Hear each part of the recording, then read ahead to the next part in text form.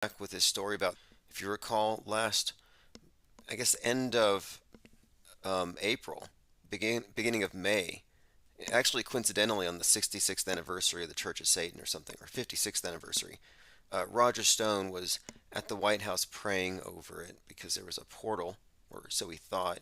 It actually looks like a lens flare, but what are you gonna? What's more likely? To me, it's Occam's razor. What's more likely? That there's a swirling cauldron-like demonic portal above the Biden White House that the media refused to cover, or that it's a lens flare on the camera and Roger Stone is being paid to say this, or I mean, I would say that he's been duped, tricked by a lens flare, but the more I look at it, the more I think that he's just getting paid. I think he's on Cameo, where I think you can also find Corey Feldman, and I believe it's like $131 and you can pay Stone to say anything. All right, I just sent out notifications. Text alerts aren't going out yet, but that's going to resume soon. I noticed we have like 92 people in Instagram, and therefore I'm making more of a point to notify people via Instagram. It's kind of a backup notification system, and also I believe the audio is picked up there. No, I'm sorry, I meant Telegram. So many of these sites. Telegram. I do use TikTok for some things, but they've already started banning me like right away. I must be marked. But this ties into everything we're talking about today, specifically this mind virus thing, and the idea that Musk would give credence to the idea that there is such a thing. He actually said, unless it is stopped, the woke mind virus will destroy civilization, and humanity will never reach Mars. Just a reminder for anyone who might be confused as to whether or not he's on your side. Well, he is part of the same organization involved in fostering this world view that involves, global warming as something that's just accepted and it's your fault. It's he's kind of part of the program. But this was a tweet he posted back in May, the woke mind virus. And now mind virus again was coined by Richard Brody, and I had already brought this up before that they're giving you this lexicon of epidemiology so you can start diagnosing ideas as infectious. And then you don't even want people to be in contact with it because they can catch it. They can be a bad idea super spreader with an idea they don't even believe in. They're just a carrier. It's only dangerous if you believe in it. But if you carry it, someone who might actually find it believable could therefore be radicalized. They've created basically with memes and memetics and mind viruses a parallel argument for sanitizing and censoring the internet and masking the minds of anyone who wants to get onto the commons. And this is where Twitter falls into the picture. This is center stage. And we're watching between Ye and his antics and Musk, and then of course Trump. We're kind of looking at, I think, an illustration in real time, all staged, to convince us all that the internet probably needs to be locked down because of hate. In fact, right now as we speak, I believe the Patriot Front Feds and Proud Boys, Proud Feds, I believe they are organized against drag queens, which I think is also staged by the same people. I think this is all staged, civil war, perpetual war, but it's just like, how do they all know to go to the same parties, to go protest each other? Going through some comments, Zinvala says trauma marketing. Sun Rabbits here says cruel and unusual entertainment. Joined by metaphysical logic, Salty Siren. Quadruple A, Ollie Goering says Musk is gross. Right, and Musk marries Grimes. I'm like, is that a sick joke? Musk, Grimes, and like their baby Yucky. I mean, there's all kinds of weirdness around them. We were talking about Musk's ex-wife Justine Musk, who wrote a book about cloned, um, basically cloned bodies in underground tunnels that are waiting for satanic rituals to bring forth fallen angels to inhabit them. And this is part of some apocalypse agenda, of course. But anyway, I'm just saying, what did they talk about? Like while they were dating at a picnic, where he's taking us to Mars, she's writing books about underground tunnels and incarnating angels into clones, and then he gets into tunneling underground, and now he's all about Neuralink. I mean, there's something there. Yes, we are live, joined here by Mom with Sons. My objective here is live in the mornings, doing a lot of the work of building up the IPS Institute, which I'm developing some projects that you're going to find very interesting. Um, I have an idea for an uncensorable world stage deprogramming manual, as you'll see. And it's going to do the job, I think, of Thomas Paine's Common Sense, but in the realm of media. And I have a distribution network, everyone who carries a press pass. It's going to be epic, but we'll leave that to the side. I don't want to give our friendly competition any kind of a heads up. But my objective here is morning is serious work, discussion, Metascript decoding, going over the intel that we've gathered over the previous 24 hours. And the evenings are going to be open to phones. And right now, in fact, I should just jump right into voicemails. I know a number of people are leaving voicemails. 833-311-1984. Again, easy to remember, 833-311. Of course, the day the pandemic started, and 1984 is the year that it is. Don't let them fool you and tell you it's going to be 2023. It's still 1984. And what they won't tell you is that New Year's Day is when the entire world is in sync, worshiping the god of the Thelemites, the occultists, the witches, the Masons, Sirius, the dog star. That's what the ball drop represents. You're counting down. Well, at midnight on New Year's, Sirius, the dog star, reaches its highest point in the sky for the entire year, at which point it begins to drop. Okay, let me go ahead and play a voicemail here. Again, I have a lot of these, and then we'll proceed to go through the notes and tweets.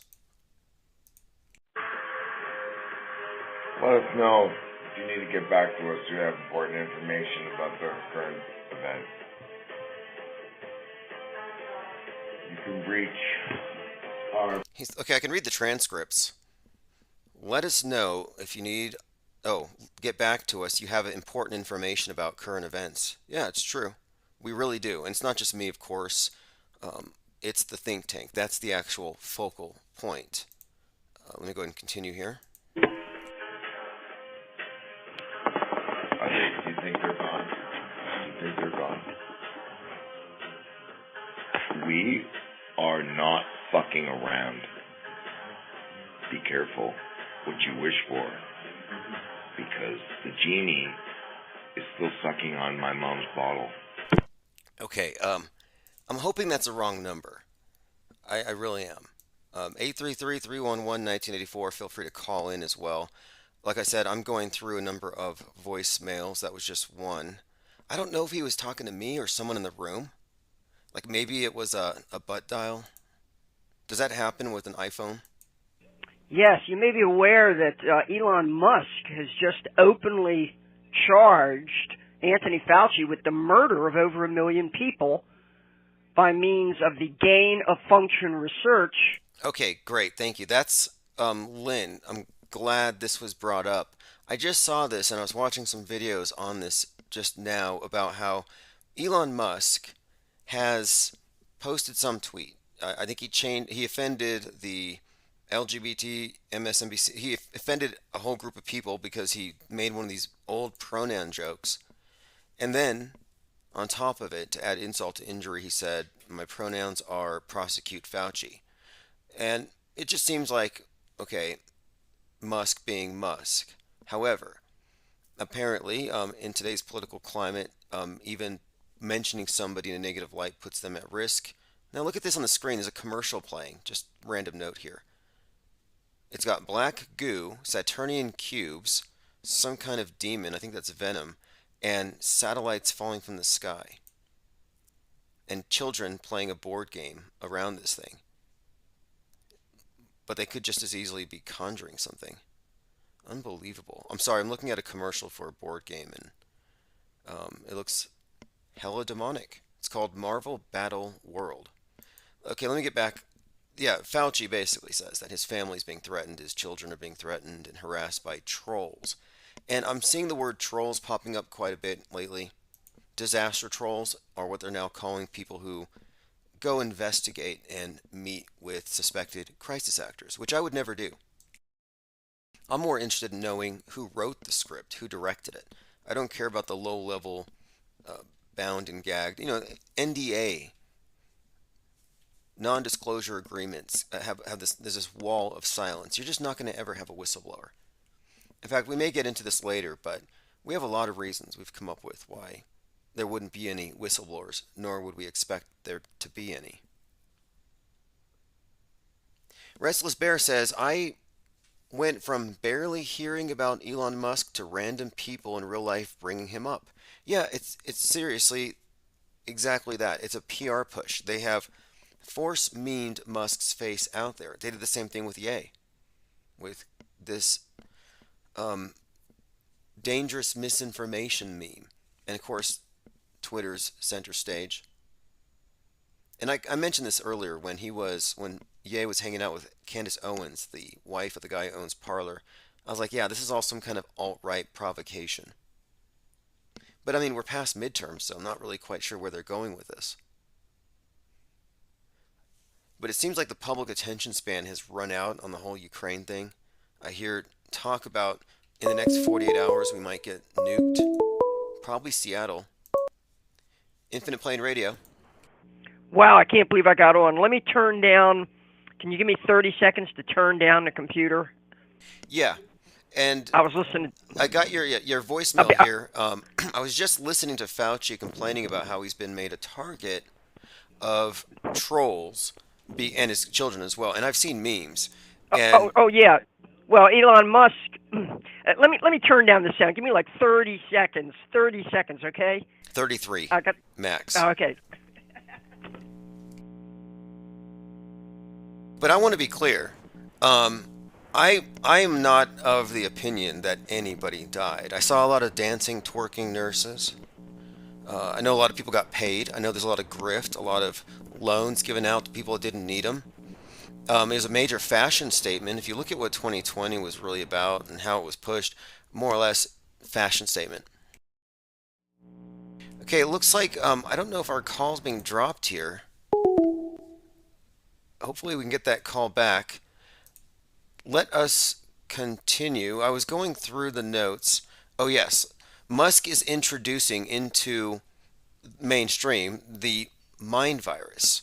And I'm like, okay, a mind virus. Well, this again is something you could vaccinate against, I would imagine. And so I happened to look up Richard Brody, who again invented Word. And the cover of the book happens to be a brain with a syringe going into it. Virus of the Mind, the new science of the meme. Hey, what's up, caller? Got back in. Virus of the Mind. You know what I was just listening to? This is a paradigm that you will probably endorse. The notion of a stalled century. This stalled century. That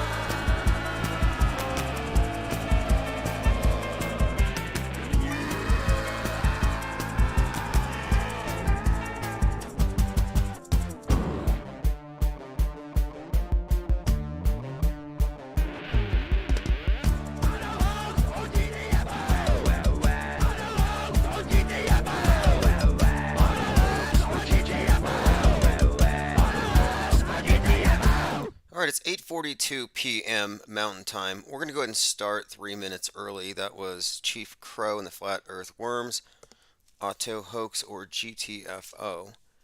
And I somewhat agree with that statement, but you're welcome to stay. Just don't bill me for the Kleenex if what we say causes the snowflakes to melt. I mean, that's really what this is about, hurt feelings. This whole infodemic, hate speech, it's really just a cover for let's use the defense of the anonymous multitudes of people who might be potentially hurt by this. It's always potential victims. But specifically, it's the snowflakes.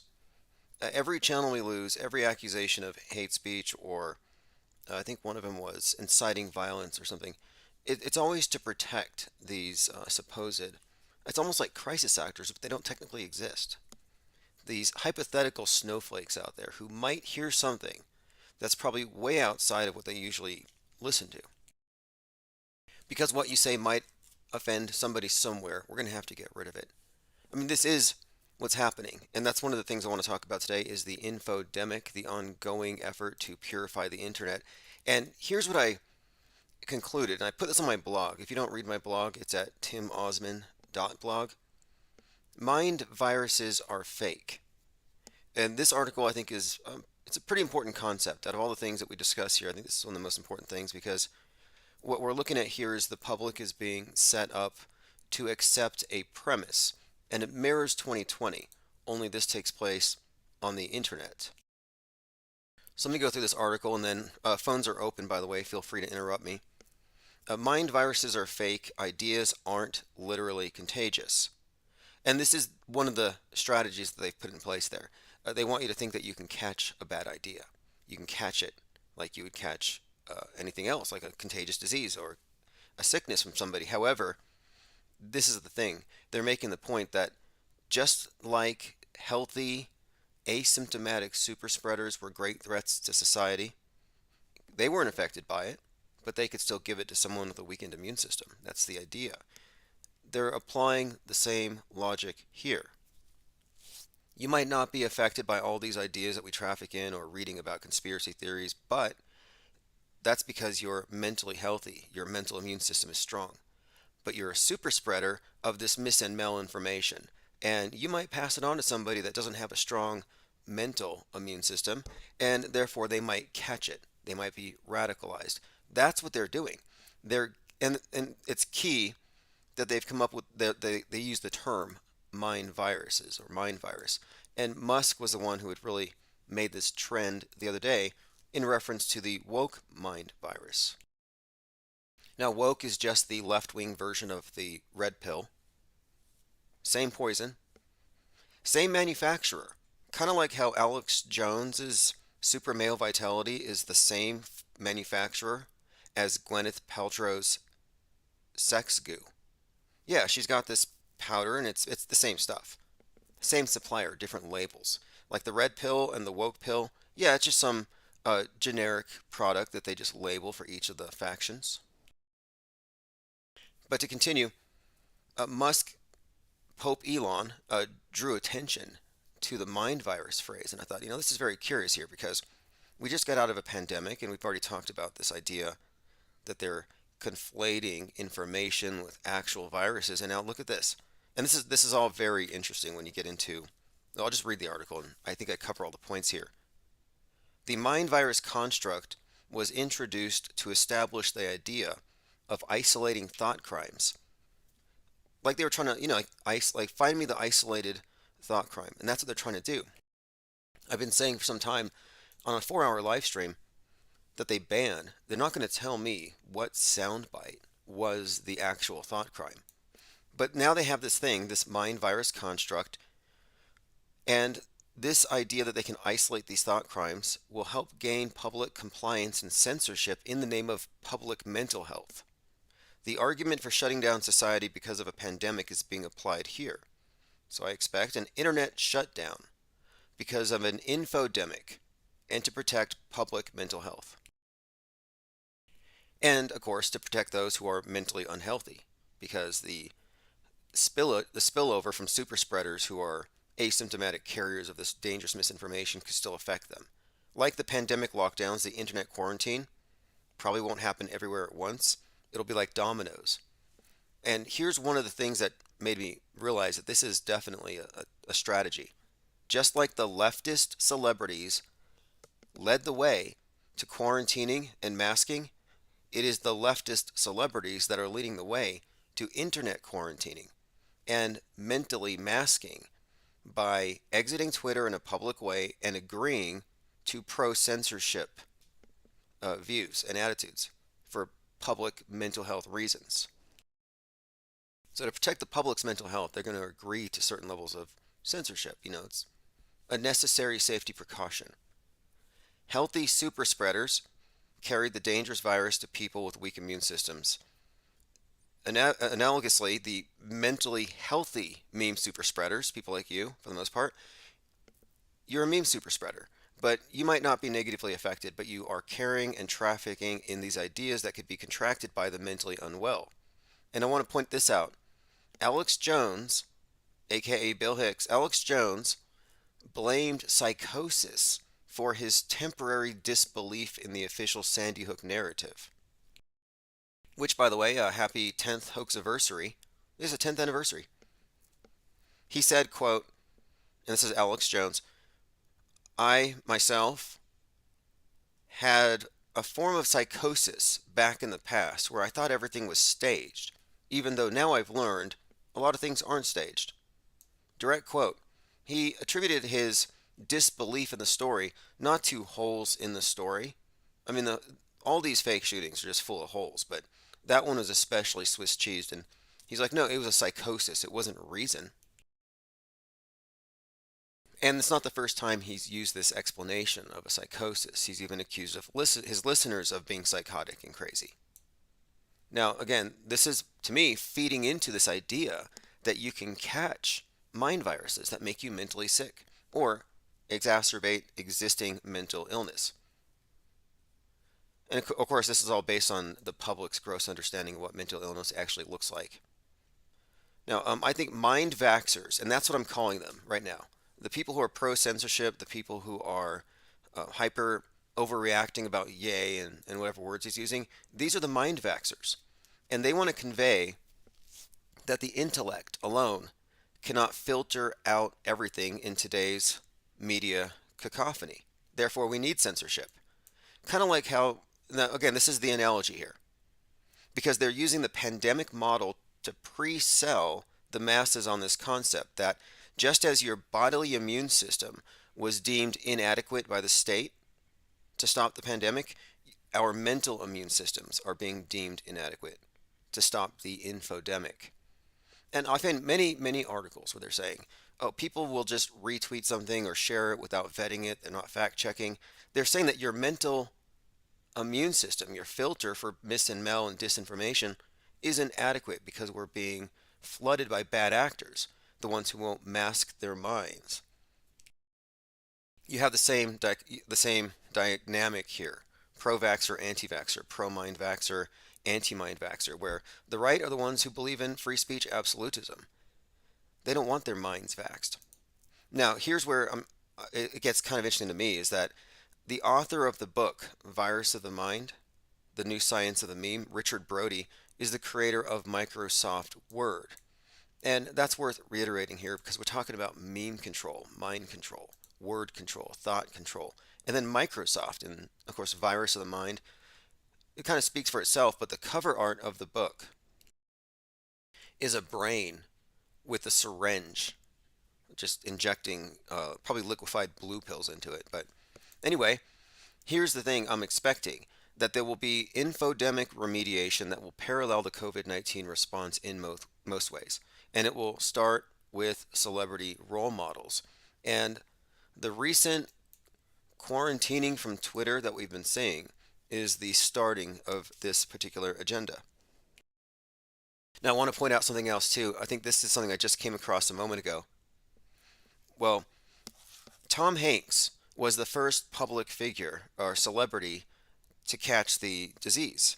You know, kind of like the character in Philadelphia. I think he was kind of like scripted for it, and we were conditioned to see this as a believable thing, but he became the first coronavirus infectee. I think he got an award for that, didn't he? Anyway, interestingly enough, the guy that was, DePepe, DePepe the Frog, the right winger who was hammer attacking, he was hammering. He tried to kill Pelosi's husband, Paul Pelosi. That whole story blamed on the right. Well, if you recall, that was specifically blamed on QAnon and the whole Q thing. And the QAnoners, if they have a list of people that they consider to be pretty high level, um, I guess, deep staters who need to be dealt with. And their number one enemy in the celebrity world had been Tom Hanks this whole time. Interestingly enough, Pelosi's attacker, who again is a mentally unwell carrier of these radical right wing memes, and he acted on it, he acts on the QAnon, attacks Pelosi's husband. Um, Look, he had a hit list, and it included Tom Hanks. It's from LA Times.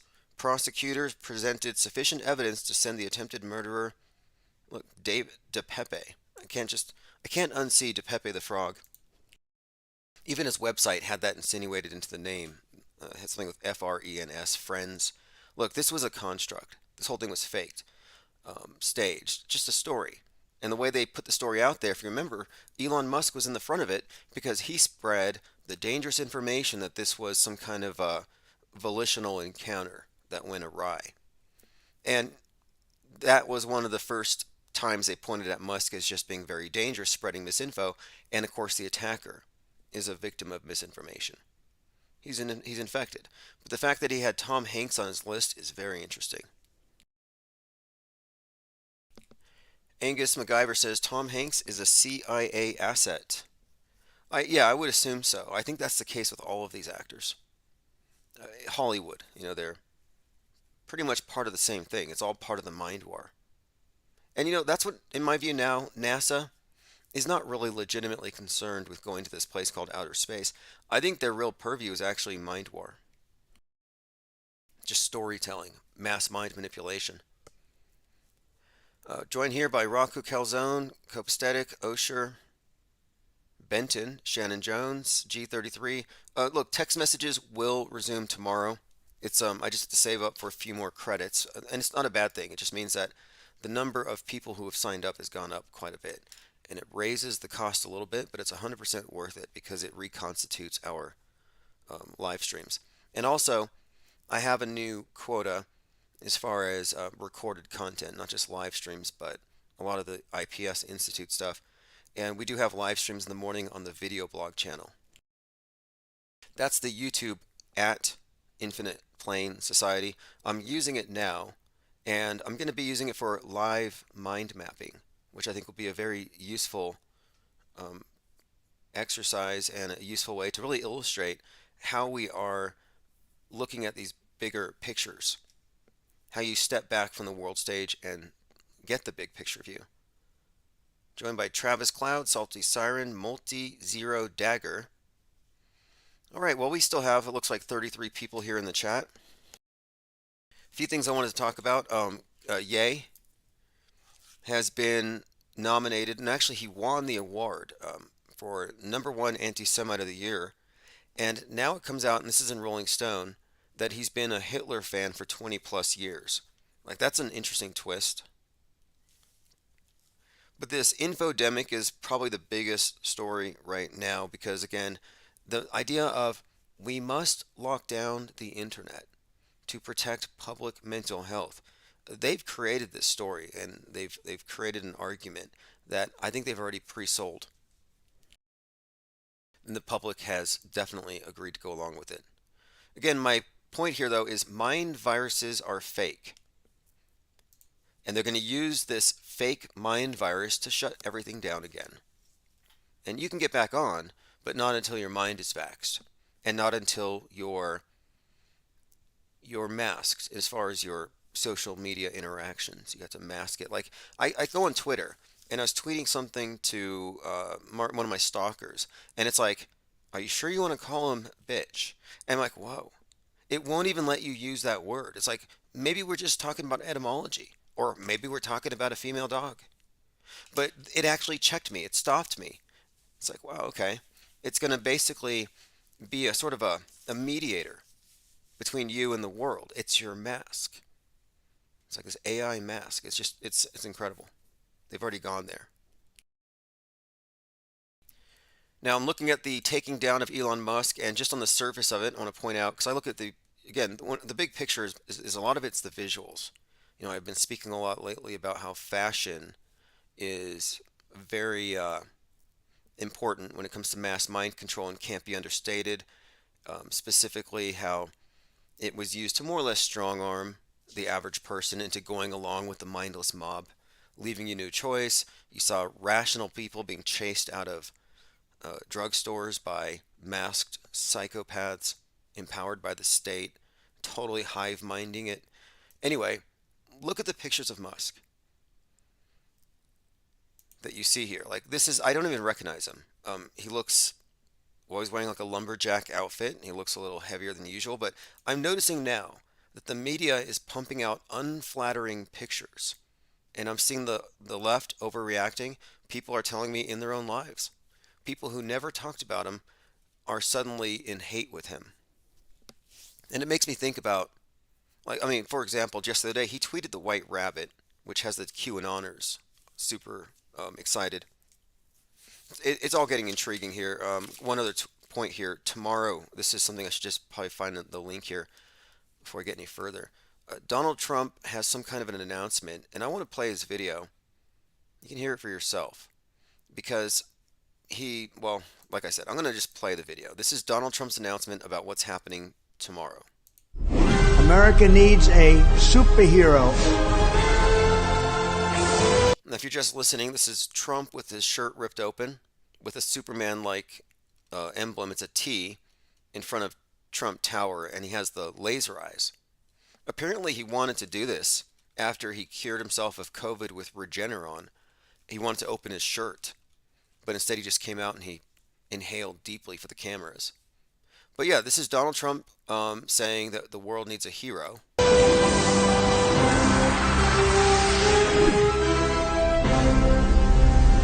Major announcement, Thursday, December the 15th. It's going to be a major announcement, something about a superhero. Any ideas in the chat? Any ideas on what that could be? I'm thinking maybe it's going to be the announcement of his running mate for 2024. I crossed Ye off that list, even though he's got the superhero costume and he referred to himself, I think, as a superhero. Or maybe Alex Jones did. I thought maybe Ye. Then I thought maybe JFK Jr. He did fake his death and fight the deep state all these years. Could be JFK Jr. But I'm kind of crossing that off the list. I'm not getting a lot of energy from the Q Street is dead. It's quiet on Q Street. I guess this second time waiting for JFK to show up on 11/22 was just too much disappointment. But the third option, and this is just random. Yesterday we were talking about the Rock. The guy who's wearing the big bodysuit. And I know that he's made some intimations about possibly running for office, and I'm thinking he could qualify as a superhero. He was just in that movie Black Adam. Maybe The Rock would run as his running mate. Anyway, anybody in the chat, if you care or not on that topic, we can talk about anything. I don't care about presidential elections that much. I'm just paying attention to the idol worship.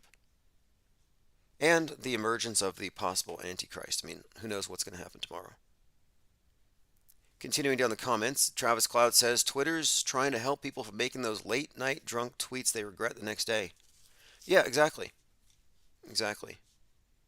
Lickety Split says, Q Street is quiet and Trump's pretty burnt out. He sounded kind of high energy there, but yes, even I think Jeb Bush said his presidential announcement was, quote, low energy. Let's go ahead and... Okay, now this... Look, I guess I should just go here. Alex Stein, he's a bona fide rapper now. I'm going to play a short clip. I don't judge because I'm not a rapper. I'm not a critic of music. I just appreciate good music. And this is Alex Stein rapping with CCG Bryson. And I'm sure it's going to accomplish what it's meant to accomplish. I have no problem with this rap at all.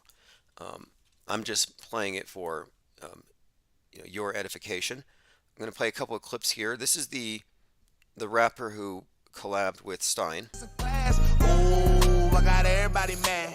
Y'all ain't fed up, they got Y'all kids watching drag, acting like. Now this is his explanation is this song with Alex Stein is about how they're trying to push drag queens in schools.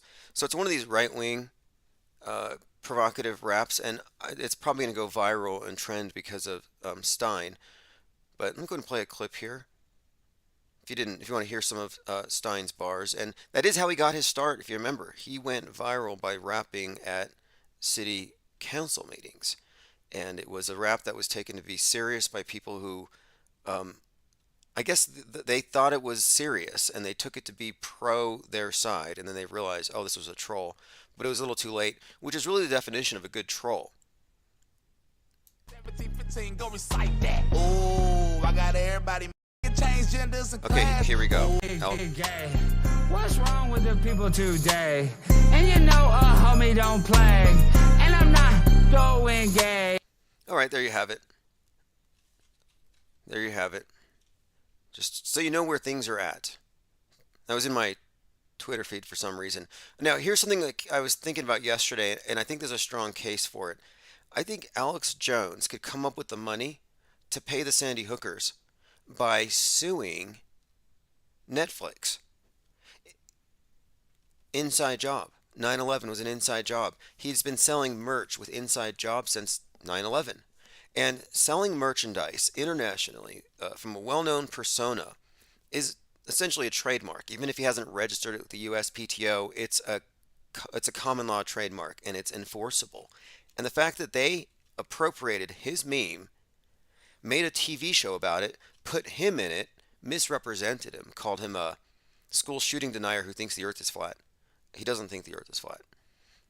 But they stole it and made a TV show about it. And Inside Job is so trademarkable that I kind of think Alex Jones should sue Netflix for $1.5 billion, give it to Robbie Parker, and be done with it.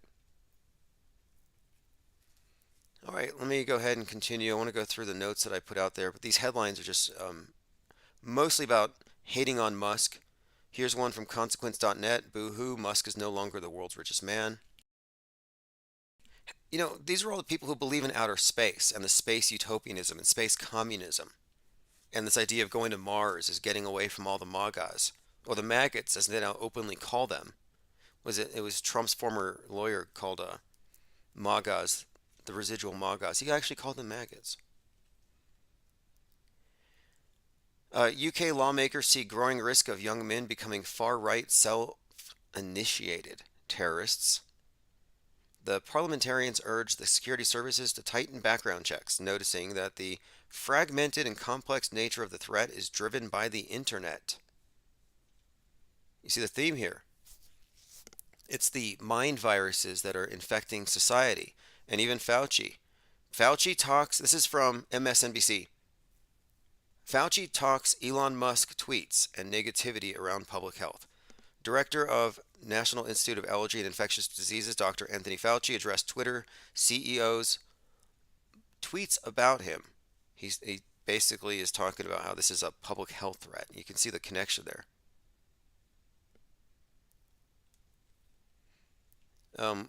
Elon Musk openly tells 121 million followers to follow QAnon. And this is true.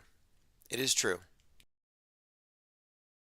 He tweeted a white rabbit, which is a QAnon dog whistle, and they all follow it. And I checked, and even George News, and believe it or not, that is the person behind the Q drops, he reiterated this, and he shared that tweet on his Telegram. And yeah, so they're, to me, it's truth or chicken feed. It's like, okay, they're not really interested in going through Hunter Biden's nudes for another weekend. Let's find something else. I mean, it was last weekend. Was it last weekend? All of the right were just absorbed with Hunter Biden's laptop. And I was like, this is a nothing burger. And look what came out of it. Literally nothing. But it worked. And now here's Musk throwing more out there.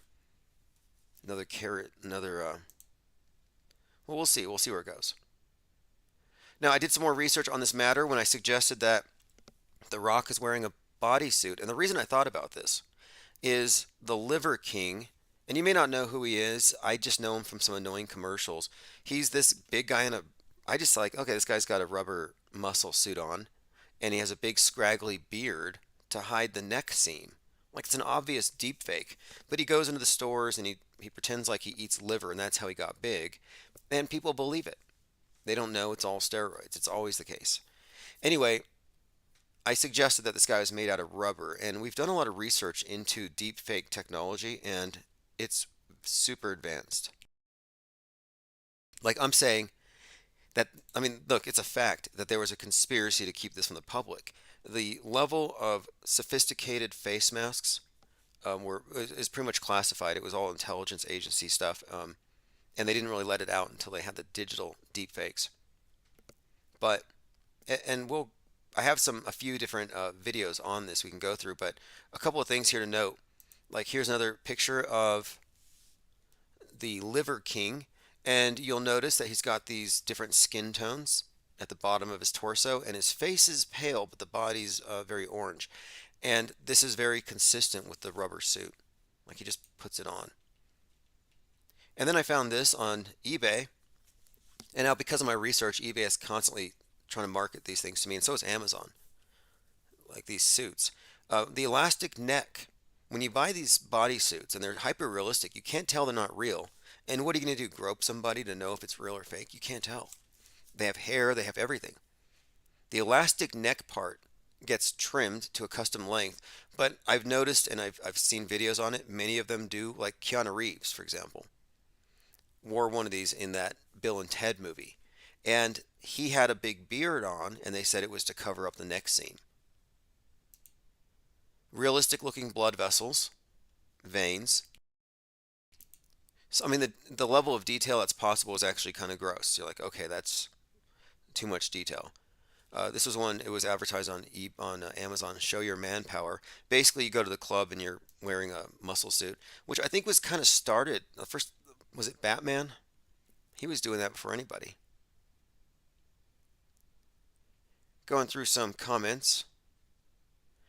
Lickety Split says, the Washington governor says the word individualism is a racist white man word. Well, look, what's under attack here is the Western concept of individualism and property rights, individual liberty and freedom. Yeah, these things are all definitely under attack, and they're using the scapegoat.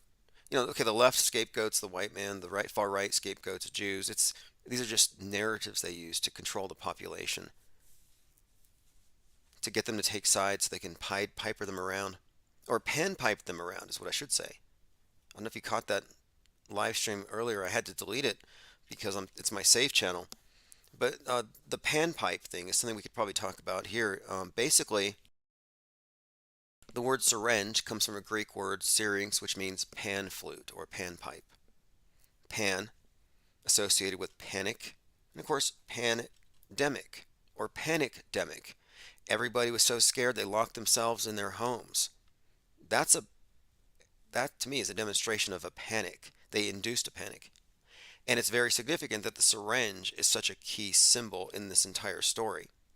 And the reason why this even came up is we were talking about the One World Trade Tower and how it looks like a big syringe.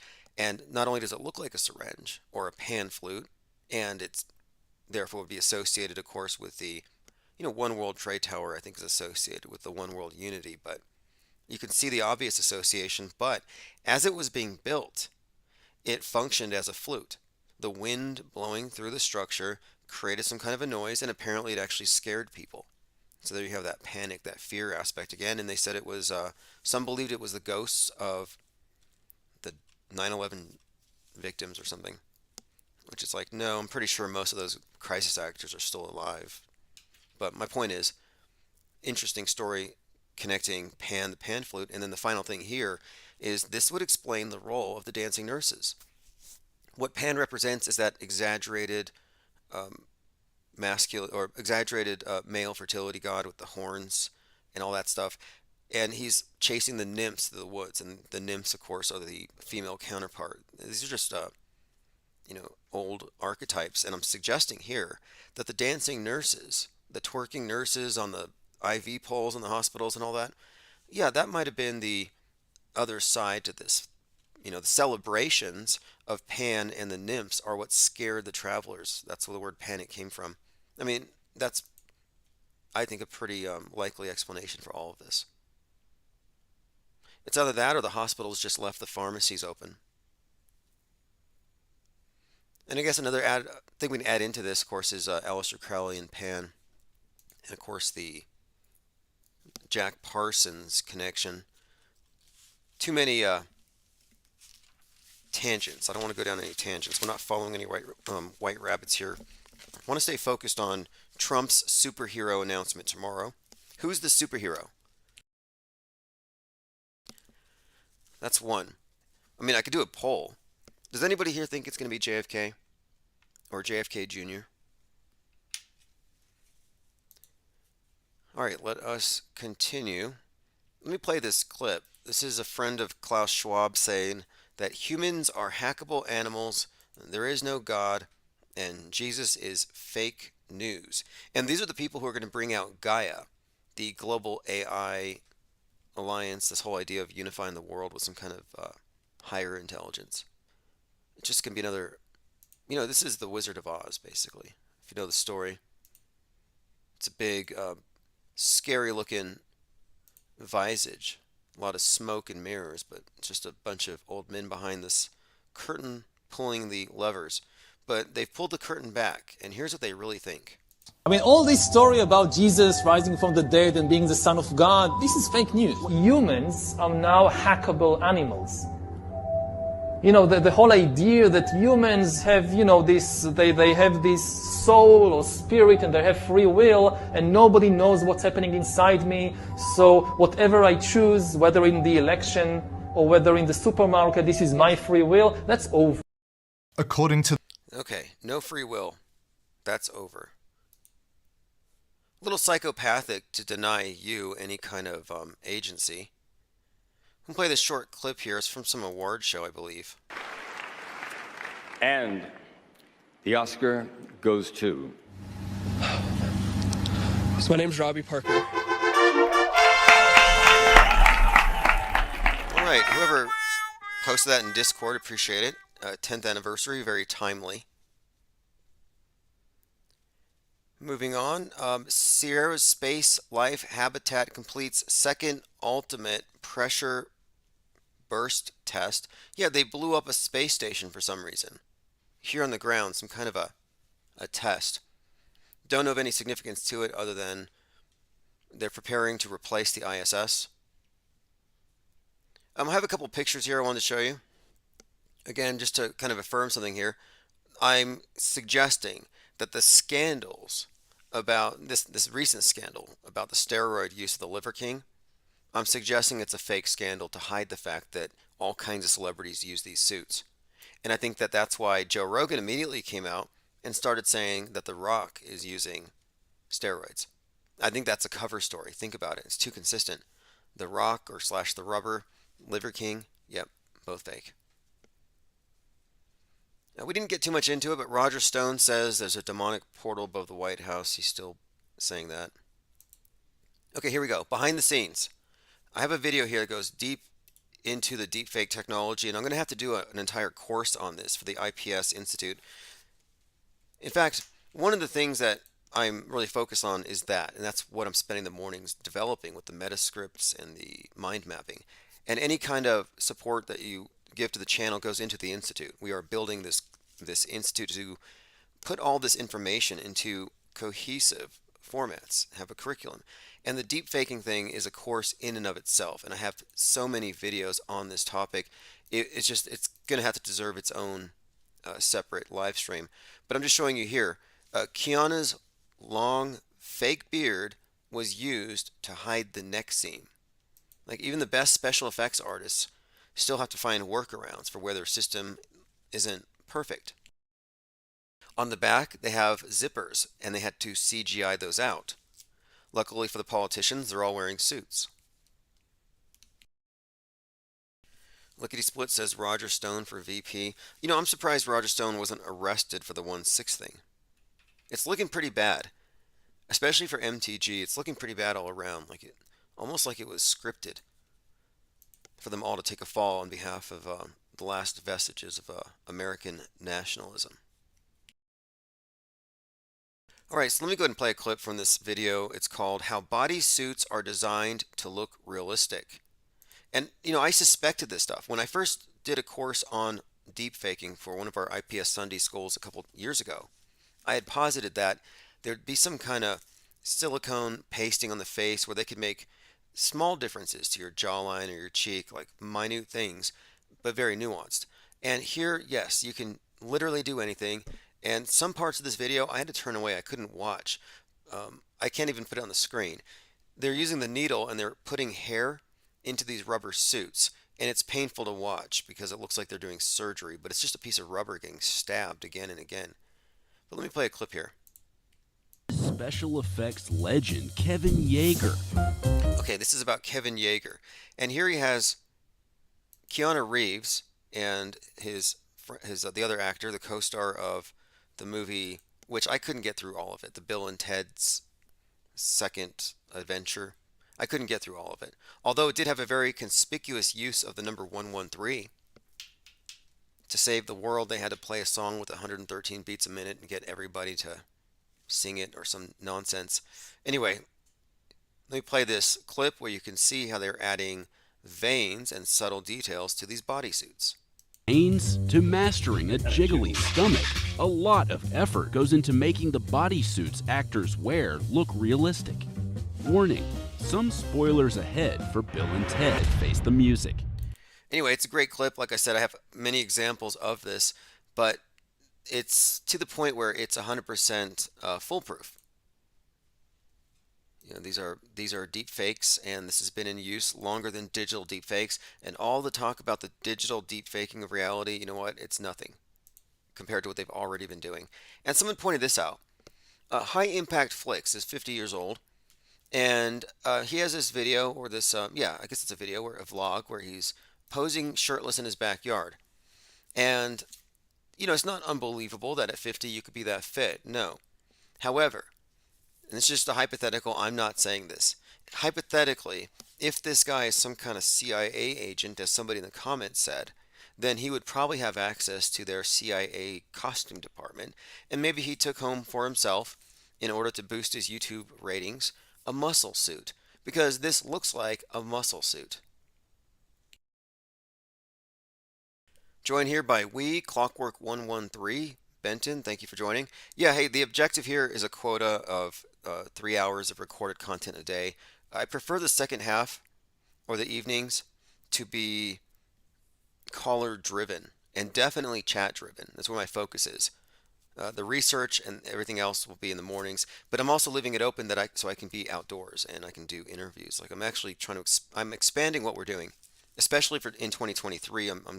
It's crawl, walk, run. I'm still walking, but we'll be running in a couple of weeks. Diana South posts a vomit emoji. Yeah, I was looking at this thing, and it kind of looks like he has a pouch there. Like he could keep his credit cards there where the belly button should be. But I'm saying this is a rubber suit, and maybe the long hair is hiding the seam. It's kind of a blurry picture. Shout out to Exalt for posting that. I don't have any shirtless pictures of High Impact Flicks on my phone. Okay, a few points that we made yesterday. David Hogg's a terrorist. The Rock is a deepfake in a rubber suit. They're hiding this with the narrative that they're using steroids.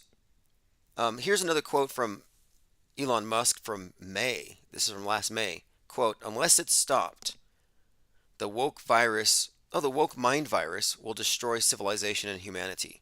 We'll never reach Mars." I thought AI was going to destroy us. Musk was saying AI is going to destroy us all. Actually, it was meteors. Meteors going to destroy us all. Help me finance basically get me to Mars. He's got these government contracts and he's going to get us to Mars. And he's like, I will save you because of meteors. Then it's AI is going to destroy us. And now it's woke mind virus. Like, which is it? Is it AI? Is it woke mind virus? Is it asteroids? I remember he specifically said it was Apophis. Was it 99942? That's the actual name or the designation of the space rock that's going to kill us. Apophis is named, unsurprisingly, for the god of chaos. Yeah, it's 99942 Apophis, near Earth asteroid, hazardous with a diameter of 1,200 feet. But there was a point where, and there's a lot of videos about this, that this was said to be the most dangerous asteroid and it would collide with us in 2029. I think they even said on a Friday the 13th, April of 2029.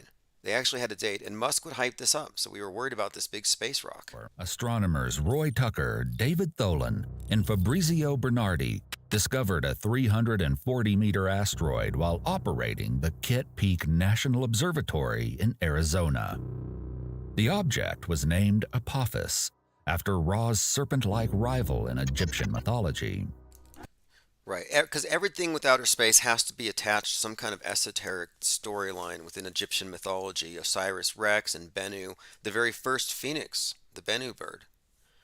This is all very just par for the course nonsense.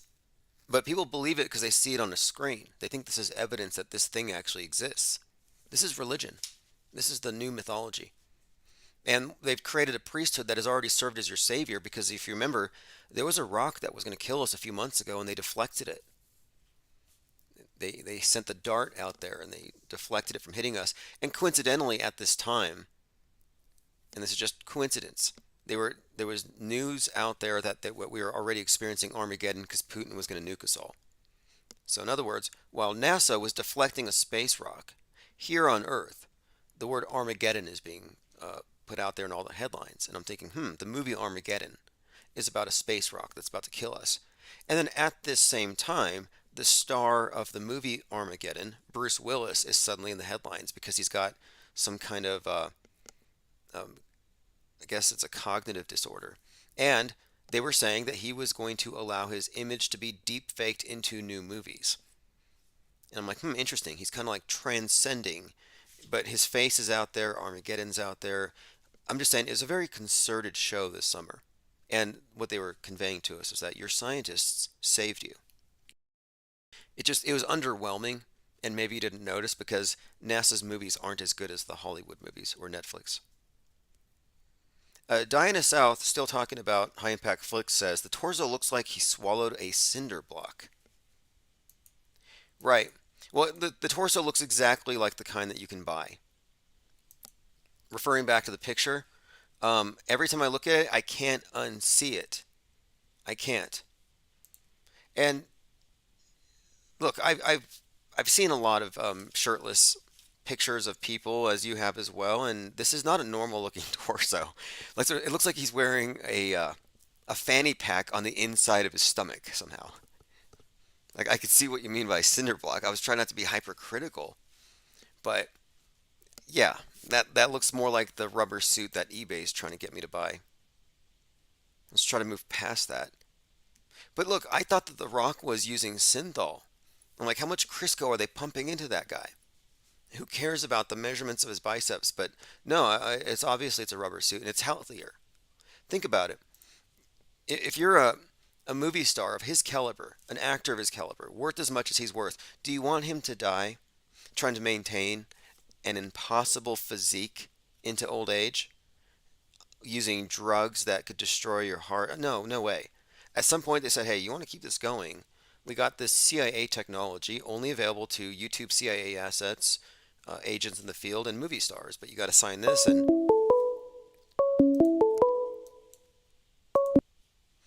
Infinite Plane Radio.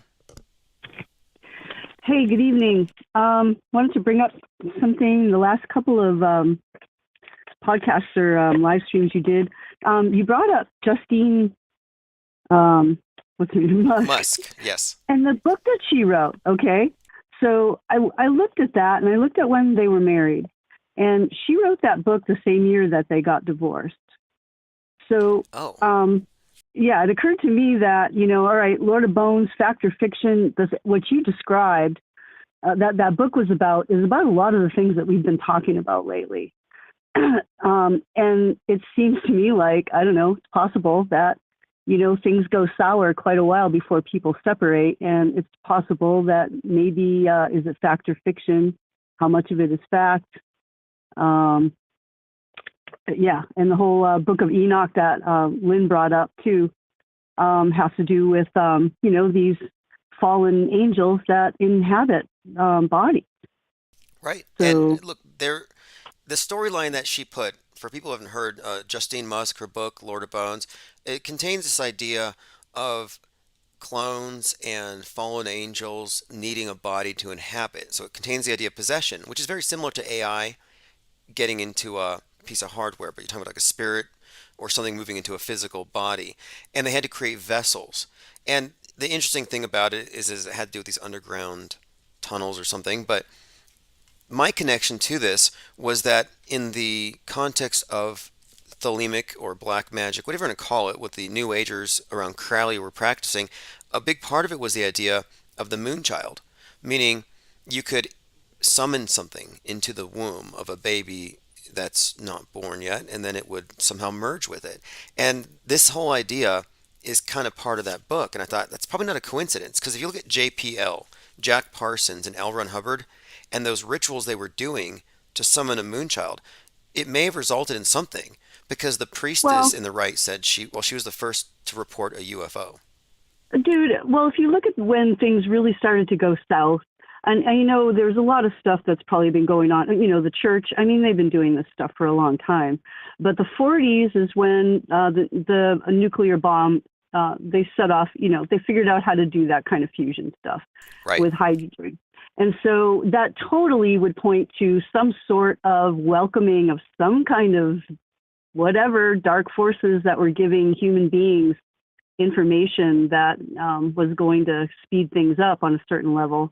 Mainly self-destruction. Okay, that's a strong point there, because you're right. It was July 16th, 1945.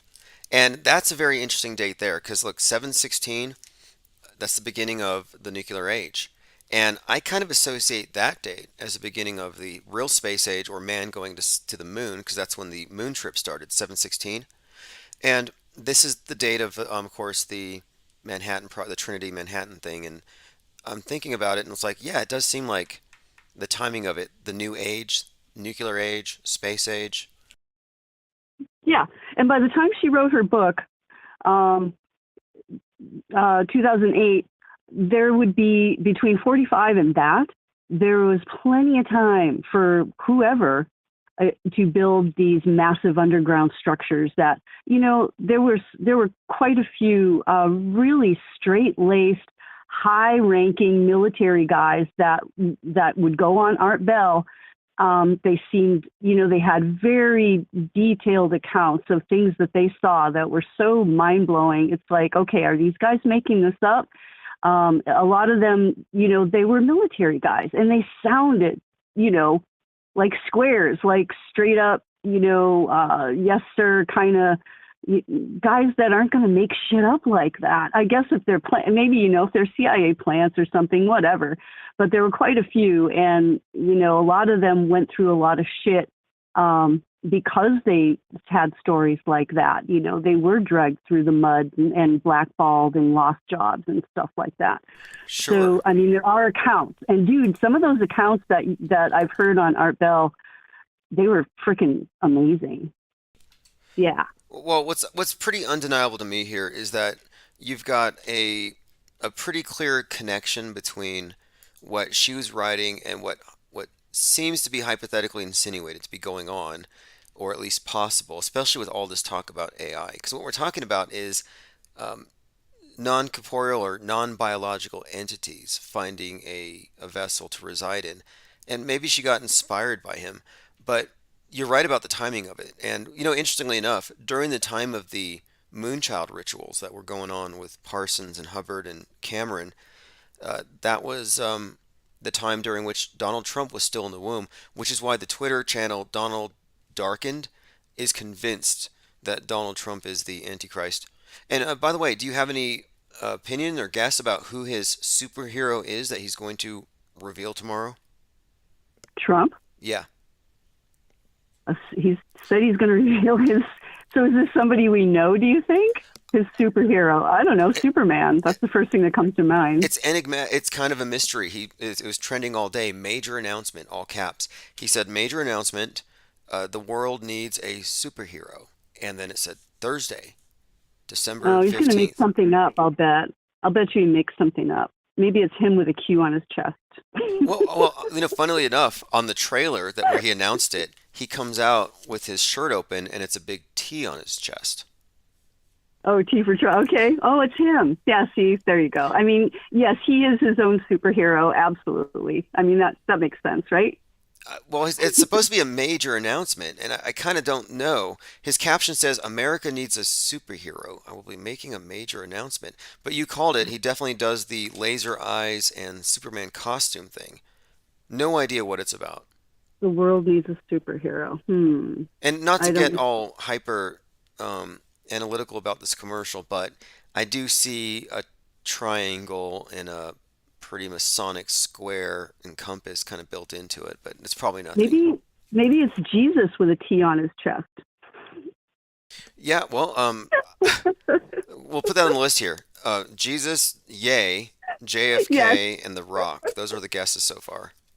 Excellent. I'm guessing it's going to be a VP announcement, but we'll see. We'll know tomorrow. He's teasing it out there on purpose, obviously. Meanwhile, the J6 committee acts like they're going to arrest him at any moment. Oh, yeah, all right. Yeah, they're dragging it out, whatever. They've got a million fires going. Like you said, 48 hours and 24. That's the game right now. So. Yeah, someone pointed out that today, I think it was Nicotramus pointed this out, that on the Drudge Report today, and normally the main headline changes every few minutes, but the whole day was focused on Putin's big nuke and how at any minute. Oh, God. Like, they've been dangling that out there for 6 months now? Well, and it was the North Korean before that. What's he going to do with his missile? Good Same point. thing, right? Good point. Yeah. And, I used to point this out too. I'd say, hey, look, if the whole agenda here is Psywar and fear-based mind control, all you would need to do is have your, quote, bad guys display this, and it would work. And it's just another obelisk that everybody cowers to or bows to, submits to. It's another symbol of the cult. Not a coincidence, I don't think. I don't know. Well, look, it's actually, the whole thing with obelisks and sun worship is very actually prevalent in North Korea. Specifically, if you look at their it looks like they adapted Easter, their Day of the Sun, and even the name of their initial founder. It's all sun worship, and the idea that their deity is personified in the leader. Wow. Interesting. Yeah, I guess if you don't have Jesus or Muhammad, you've got something else, right? And then they even have a Mary. It's the mother of the revolution. It's the grandmother or the mother of the present dictator, who I think they said she was born on Christmas, or that's when they celebrate her. They celebrate her date. I'm like, so they have. That doesn't make sense. What's up with that? They've got Christmas. They got Easter when the founder of the country was born. Look, I think he was born in a manger on a mountain, and a new star appeared in the sky. The dictator, the dead dictator who is still worshipped. So you have the Father in the heavens who's still reigning over the place, and then you have the representatives on earth. And yeah, there's just obelisks all over the place. I looked into it, very heavily encoded, specifically their counterpart to Easter, also a 3-day celebration that does involve this idea that he has become the sun. Okay, well, yeah, that just goes along with all the ancient stuff. And one more thing, 2019, Kim Jong-un, they thought he died. And it was during the Holy Week, and they said he went into a, quote, vegetative state. Well, Osiris is a vegetation deity, and I was just saying, we're looking at this Easter Holy Week death resurrection theme, and they played it out even with him. Yeah, what do you think about it seems like the big events like the psyop type or these sacrifices are on the equinoxes. What about the solstices? I mean, is it just, do things just get quiet? What have we seen in the past during the solstice? Well, good point. In 2019, on that solstice, there were a few things that really stood out to me. A lot of stuff in the big picture that really drew my attention to the phoenix, but it was on the 2019 solstice that there was a phoenix in the Aurora Borealis spotted above a abandoned or closed down Russian power plant. And I had correlated that with a few things because at that same time, Joaquin Phoenix, was in the news, and we're looking at like this at the bigger picture. But there was the X-Men Dark Phoenix was out at that same time, and this is right after Nipsey Hussle had died, and you had the this track by Freddie Mercury called "Time Waits for No One" that had been shelved for 33 years that emerged. But anyway, my point is there was a summer solstice that was just heavily encoded with all kinds of references, mainly to the Phoenix, but the dead celebrity worship on that day was also very prevalent. Like I have noticed a lot of these types of things that do kind of correlate, but yeah. Well, that makes sense. And then that makes sense. One other point is like on the winter solstice, which is like a week away, the sun dies on the Southern Cross for 3 days, kind of freezes in place. Well, on the summer solstice, on that side of things, that's when you have the sun going into Cancer, the crab, and it moves sideways for 3 days, or it's kind of a similar thing. Right. Yeah. And then we're getting close to the dog days. That's kind of preempts that. Correct. Yeah. Okay. Because that's intense. I guess there's. Yeah. I guess we have New Year's coming up, but other than that, nothing till spring. Well, of course, winter solstice next week, and then of course New Year's. The whole world will be gathered around a representation of the dog star, and they will be counting down, not knowing for the most part that this correlates to the dog star reaching its highest point at midnight. When did all that Kaepernick stuff happen, where they said he was dead? Last Was January. that in the winter? Last January, Okay. when All right. Okay. Chesley Christ jumped off the Orion building, which is Osiris to the Egyptians.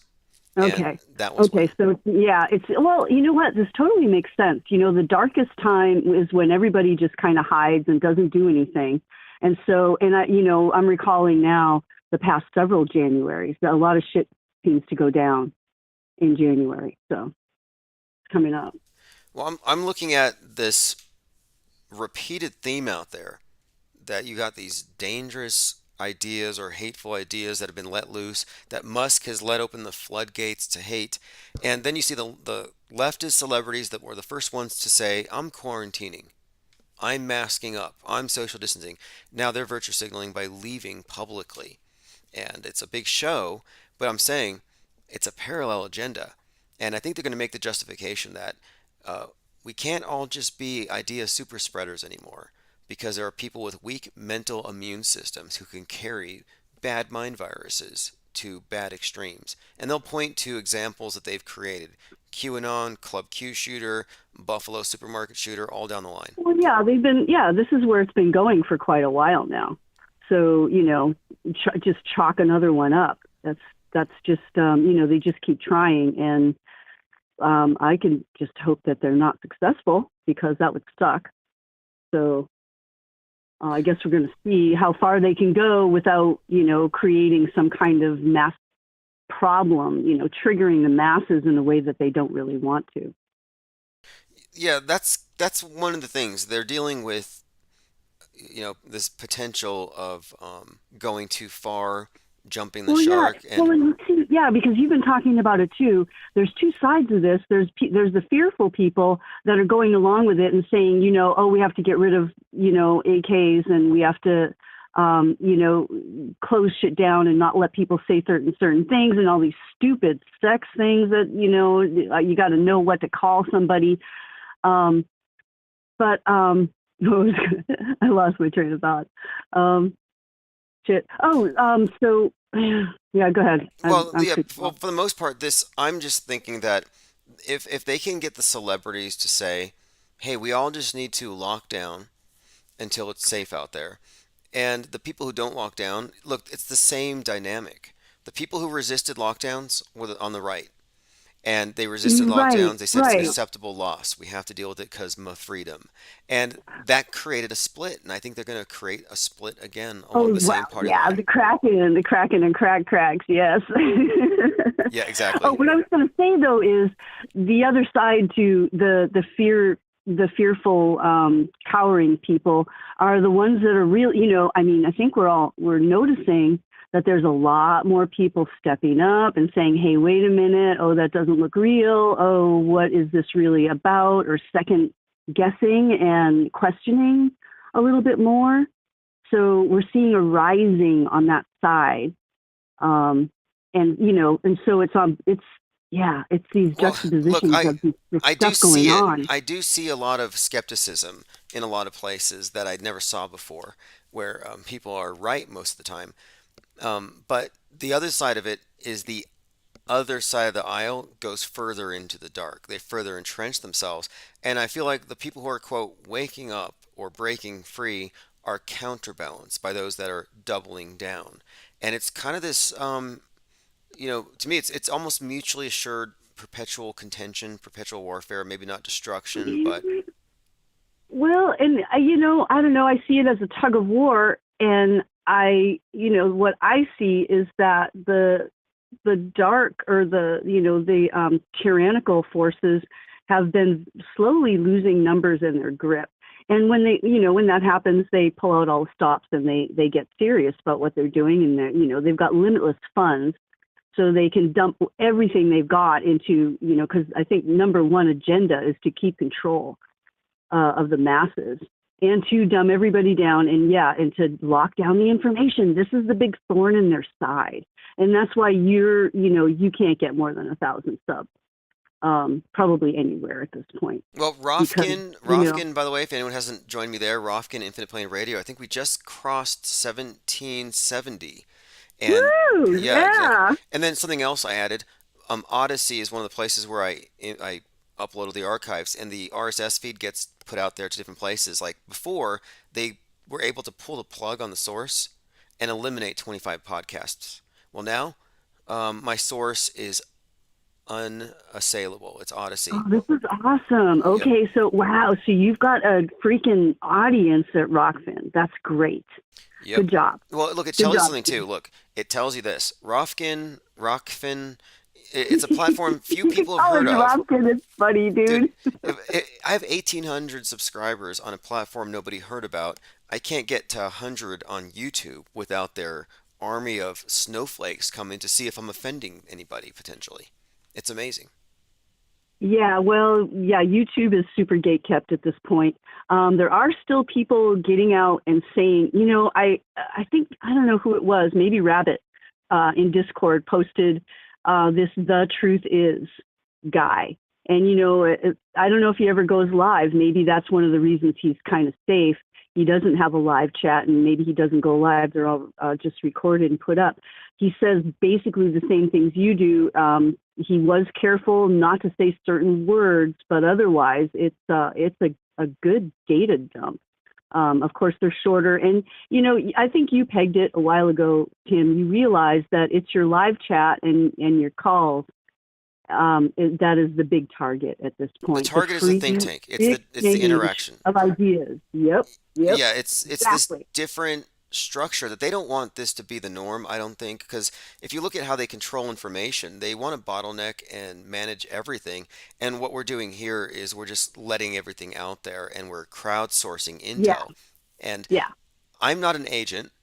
I don't have parameters. And when I read some comment, nobody's here to tap me on the shoulder and say, oh, you can't read that one or delete that one. Nobody's trying that. And they used to. I mean, for people who don't know, deep inside the rabbit hole, Dearth, my first year live streaming, he used to call me after live streams and ask me not to say certain things. Don't say Alex Jones is Bill Hicks. Don't say nobody died on 9/11. He would tell me all kinds of things not to say, and I'm like, why are people teaching you to be a gatekeeper? What's wrong with you? You're not doing your gatekeeper job. I had another person calling me saying, oh, my friend so-and-so is going to be listening. She's very religious. Please don't criticize religion. And I'm like, who are these anonymous people calling me? Look, this was and it was because at the time I had 400 or 500 people at every live stream, and it just seemed like all these questionable Fed type people are trying to steer it.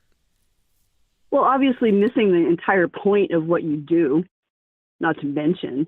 And the whole freaking 2020 lockdown was all about, I remember you talking about, hey, don't talk to your neighbor, don't make eye contact. Dude, what does that say? It's like the freezing of the freedom of exchanging ideas between human beings naturally. They did say that. They did say don't make eye contact, and the idea was that don't initiate communication that might inadvertently get an exchange of germs or viruses or whatever. Yeah. Okay, like interesting. Now it's spread through eye contact. But yeah, the whole idea was, I think, mostly spread through coercion of fashion, and the fear of not fitting in is a very powerful fear to tap into. And if you're the only person not masked in a room full of strangers, there's this subtle intimidation factor, and that's the power of fashion. And that's where fashion, I think, fits into the bigger picture of the hypermediation and propagandizing, and of course, communication. Well, look at it. People are always following suit. I mean, God, dude, I went out of my way to dress differently than everybody. I never wanted to look like everybody else in high school. And that's all they did. As soon as a cool kid wore a certain thing, then everybody had it on within a couple of weeks. And that's just like, to me, that's like, I don't know, kind of base, base Yes. mental behavior. Well, outside of high school, where you're a captive audience and you basically you have no escape. Have you ever seen examples of that real time where people base everything off of averaging themselves off with the crowd, mimicking? All the time, constantly. That's what everybody does. Yeah, it sucks. Yeah, especially women with their fashion shit. That's interesting because women, women are powerful. Men do too. I see the same clone. I think I just saw that guy with the big truck, the neck beard, and the Trump flag. I saw him again. I saw him again. I saw him again. It's like, no, it's a different one each time. Okay. Yeah, that's a good point. The rolling coal. Like, if you're not a pedestrian here, you may not know about that, but these big truck types, I think it's just how they show their dominance over a biped. When they're driving by, they blast out black clouds on you, and they speed off before you can get their license plate. It's awful. Yep. Yeah, I come home looking like I cleaned a chimney. No, not really, but it's pretty. Yeah, okay. It's noxious, though. Well, yeah, it's that. I'm not going to use the word. We all know about certain guys that drive, excessively large trucks. Yeah, they have big trucks because they have small truck energy. No, but the cloning thing, the mimicking, that's a huge part of this control system. It is. It's monkeys. That's what they're monkeys. Yeah. Precisely, and this is why they need celebrities to lead the way. Oh, okay. Yeah, and I don't know. I've been seeing it for a long time, and I have no doubt that these people are completely controlled. They're under the thumb of whoever it is, the execs somewhere. And so, yeah, the execs, they jump, and the celebrities say, "What do you want?" They're just easily used. And and they're feeding off of that fame. I mean, they love attention. They're total egomaniacs. They want everybody to look at them. And so they're not going to say no, most of them, because they're addicted to that fame and getting the energy from all eyes looking at them. And so they don't want to go against that. They don't want to lose the eyes on them. That's a good point, because they call it the attention economy, and it doesn't really differentiate between positive and negative attention. You just get the attention, and that's why instead of singing songs that captivate our attention, Madonna's drinking out of a dog bowl on TikTok today, because that's what gets you clicks. And I'm almost convinced that she pays Page Six and TMZ to pay attention to her acting badly, because why not? It's precisely. She's got the money. Yeah. Yeah. Good point. Yeah, they just pay off. Just look at me. I'm going to do this on a certain day. Come with your cameras. Yeah, not a problem. Okay, commenter says, some of us can't afford a new catalytic converter. Don't hate on rolling coal. LMAO, don't hate on rolling coal. LMAO, on a side note here, I have a link on it. It's now considered to be hate speech. Hateful. Of course it is, because... This one is unbelievable. I think it's learn more anti-Semitism online is what they're saying it means. It just made the news today. You can't LMAO anymore.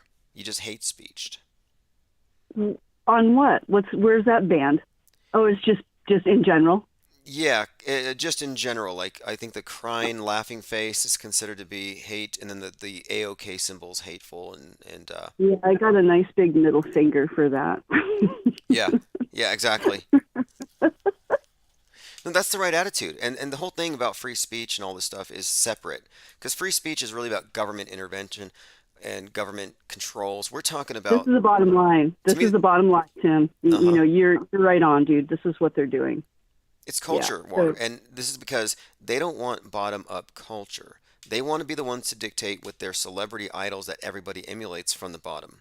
They don't want organic, and if they do, they go after it. It's all weaponized anthropology, crowd control through culture yeah, control, manipulation of well, perception management, PR. yeah. You know, Oh it's God, to the nth degree. Speaking of which, you bring this up frequently. How the Netflix co-founder is the descendant of Freud and Bernays, and that just kind of brought up the idea again of the bloodlines. You know, you have a bloodline of controllers.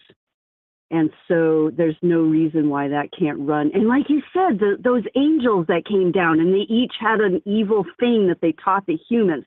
Well, this could, and that it was the 22, right? The bloodlines and the what they specialize in, each one something different. So you know that what? was That's crossed my mind here. You know, I've entertained this as a hypothetical for some time, but if you did have what they say, and this is the Transformers movie made me think about this. Do you remember I was talking about the Westworld focused on Hoover Dam, the and dam, the yeah, next day the dam blew up, and then or Transformer blew up. Well, the yep, Transformer movie was about these non-biological entities that needed a place to exist in this world, and they manifested essentially as like intelligent or AI. They look like, based the same thing. What they were correlating here, though, is the Transformers with the fallen angels. And if you look at the iconography, the symbol of the black cube, it's kind of this idea that, yeah, you have these free roaming, sentient beings without bodies that are just waiting to be able to somehow gain control of this place. And that's the idea of the origin of evil being, of course, these angels tampering with man's plans here.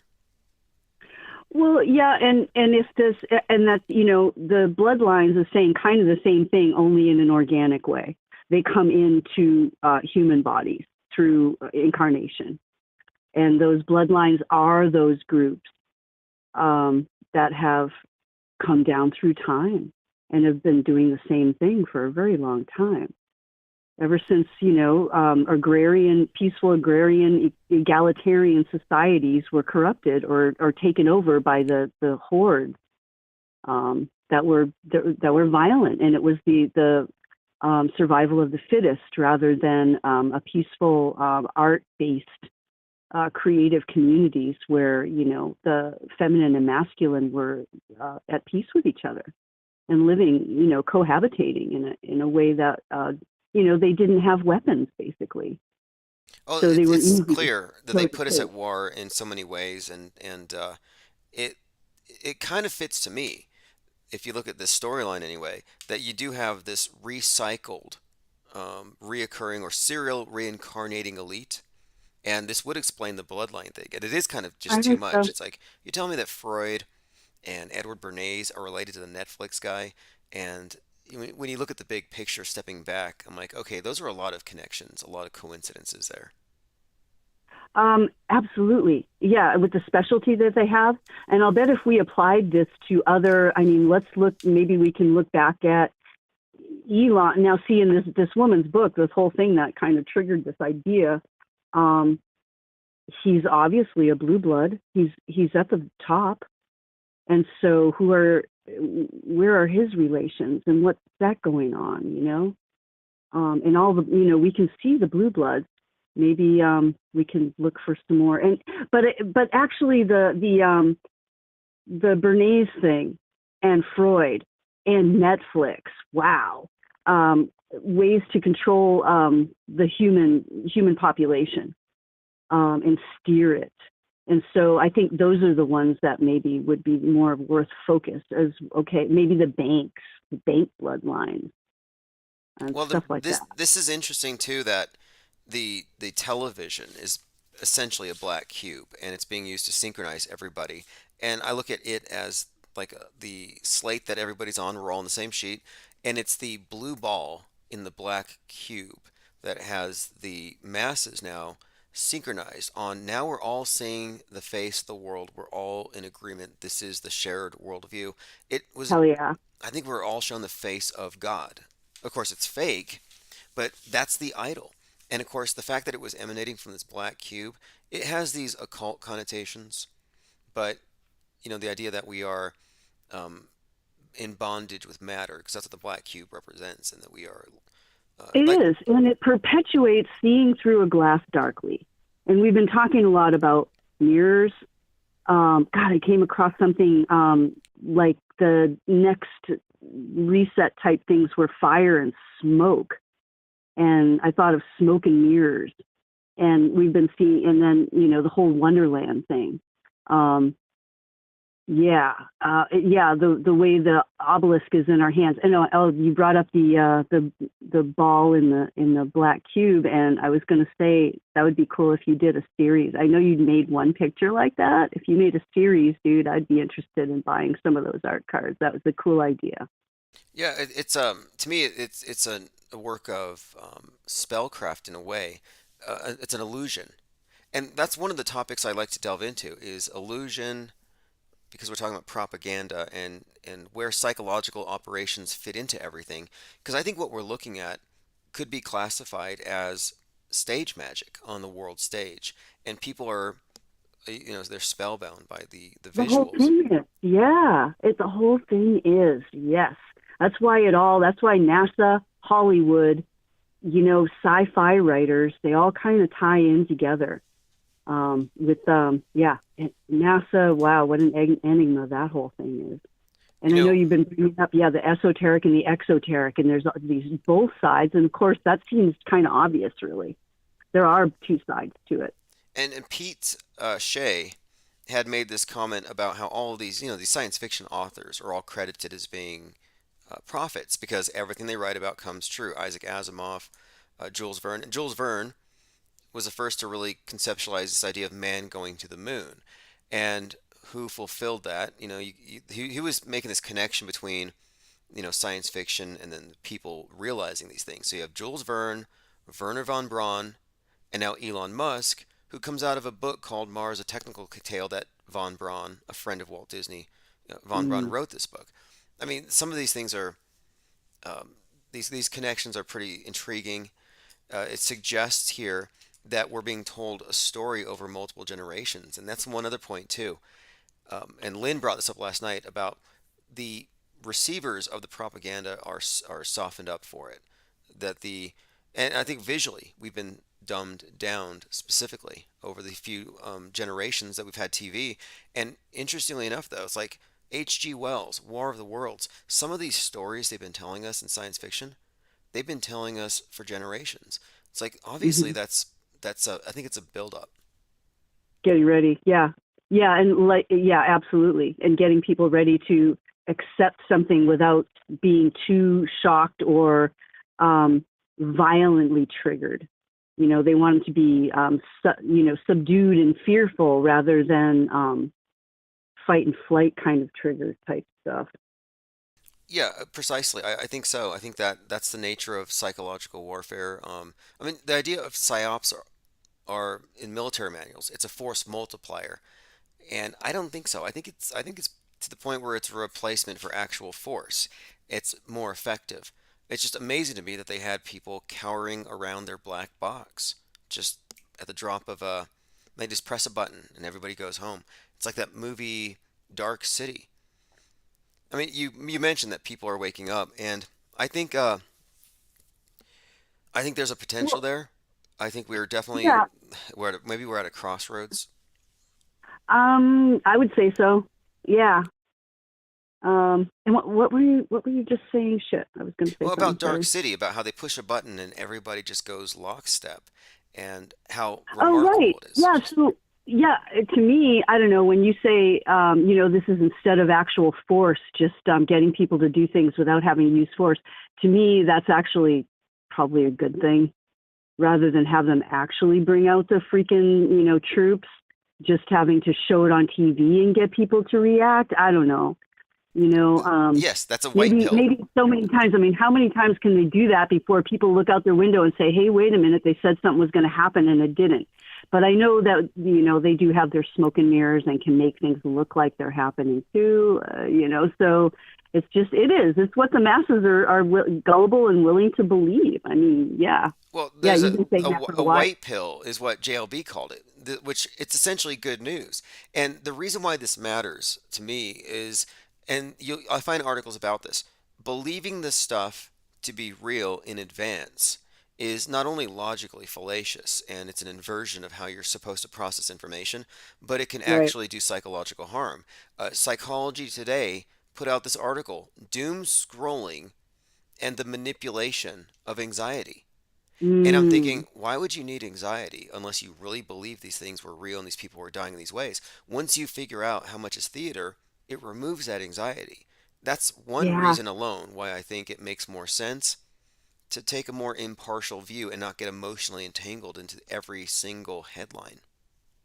Yeah, and we can hope that if people get to a certain point where, like my brother, I mean, he's like a chronic worrier, and he was watching the news, and then he'd be always depressed and complaining about it and strung out and flipped out.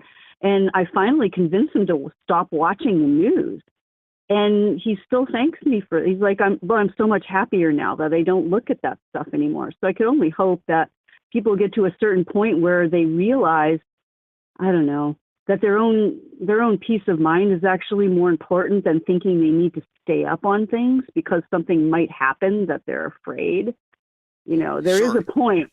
Or you change the premise where it doesn't mean you have to turn it off. It just means you don't react to it immediately. You take time to process the information. Well, you need an analytical person for that, Tim. And I'm sorry to say, I don't think the majority are very analytical.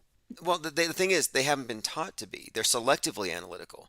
Like there are people who can do. There are surgeons out there, the sharpest minds, steadiest hands, most practiced surgeons out there who believe all the fake BS. And it's not that there's anything wrong with them. It's just a matter of, I think they have accepted a few faulty starting points for how they process information in the modern world, and it's by design. We're born into a matrix, and people can't see it because they were born into it. And this is why I use the phrase off-world stage media. Until you step off the world stage, you can't see it for what it is, objectively, and look at the actual patterning and the storytelling. Absolutely. No, it's totally true. You have to take a step back to look at the whole picture without being triggered. So that's key. You have to be objective, look at it, and look at, like, I was just thinking about, because I have a couple of people I talk to and they poo-poo, stuff like the flat earth stuff. And it's just like, all right, so tell me why people can say the craziest wild stuff on YouTube, but somebody mentions the words, quote, flat earth in the title of their video, and you have to have a Wikipedia thing tacked to the top of it saying how ridiculous flat earth is. It's like, all right, wait a minute. So you got people talking about, green aliens and their bacon walked off their plate and came alive one day or crazy shit like that. And I noticed too that the Truth Is podcast, he had the word Illuminati in his title of what he, one of his posts, and they had a Wikipedia thing tacked to the top of it to explain to you what Illuminati means. I mean, look, to me, that's why we have conspiracy theorists. Everything they do looks like damage control. Oh, we got a leak. Yeah. Put a patch on it. All I see are patches over leaks. It's like, okay, they're not putting warning labels on Bigfoot or green aliens for a reason. They want you to overdose on that. They don't want you to have this. And the reason why flat Earth is a disruptor is it involves entertaining a hypothetical. And that's a dangerous step. I mean, imagine, like, you would never entertain certain hypotheticals that would cause you to question everything that you thought you knew about a loved one. It's a painful Well, thing. not only that, but you've got a point, is that there actually is something that they're hiding. There's something going on here that we don't know. True. And it probably has something to do with the space program, too. You know what? That's one thing we can all agree on. Flat, round, oblate, spheroid. They're hiding something because what they've shown us is cartoon and CGI. Like that much is obvious to anybody paying attention. And I'm more interested not in proving that they're lying to their believers, but in finding out what's behind those lies. What are they covering up for? That's where my interest is. Yep. All right. Well, Awesome. hey, thank you for calling. Okay. It's been about 42 minutes. Appreciate the call as always. Hey, that was a nice discussion. I enjoyed that. Awesome. Me too. And I think all the callers as well. Appreciate it as always. Have a great night. Yeah, you too, Tim. Good night. All right. I think I have a voicemail to address here. Let me go ahead and play this. Hey, just piggybacking off of great conversation last night with Lynn. I wanted to reflect on the conversation she had really quickly with the 20-year-old bartender or 21-year-old bartender who, as an example, that the younger generations will typically believe this, that the PSYOP was a PSYOP. So I'm wondering if it's proximity, if you can reflect really quickly on the proximity to the PSYOP. For instance, military personnel or people in the neighborhood of Watertown, Massachusetts, with the Boston bombing and stuff like that. They will typically believe, the PSYOP better, right? Whereas someone who was born, in comparison, someone born, after 9/11, looking back, they'll, see, oh yeah, how could you not see that was like a PSYOP, So something to reflect on. My generation, in our late 30s, it's what's also similar is, thinking starting World War II maybe, might be, a PSYOP, Okay, great points here. And one thing, yes, there are generational psyops, and they're all interrelated. But the new duck and cover is the mass shooting thing. But what he's mentioning here, of course, is how people who are closer to the scenes tend to be more emotionally attached to it or invested in it. And this is something that I pointed out before. No blood, no tears. You're like, oh, this is a massacre. Where's the blood? Where's the actual tears? But then the next day, what do you have? Candlelight vigils, lots of tears. Red Cross taking donations of blood for the victims. So there you have them. They're sucking up blood and getting tears out of the event. But for the most part, let me go ahead and continue here for a moment through the rest of his message. Back in the day, how we talk about Pearl Harbor and stuff like that. How there, if we dig deep, there's some PSYOP-y stuff there too. So I won't go into details, but I think you have the perspective that I think you can elaborate a little bit. What is the perspective of I guess now I'm digressing a little bit, but the next PSYOP, the next major PSYOP in my view is the one that they're going to use to justify internet lockdowns, internet quarantine. They've been building up to this, and I made a prediction about this in 2020 as to specifically what I think it's going to be.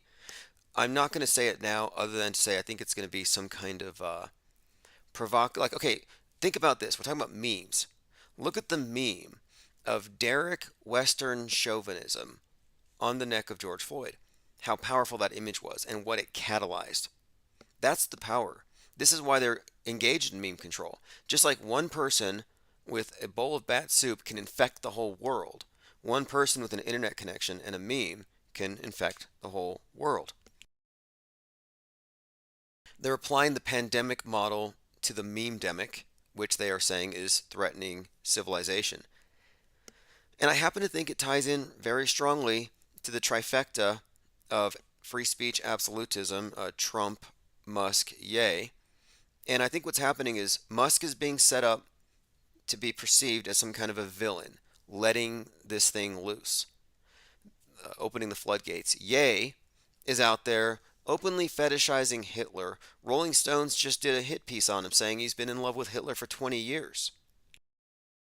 20 years he's been pushing Hitler, and he built his career on Hitler's marketing tactics and techniques. That's what Rolling Stone just put out.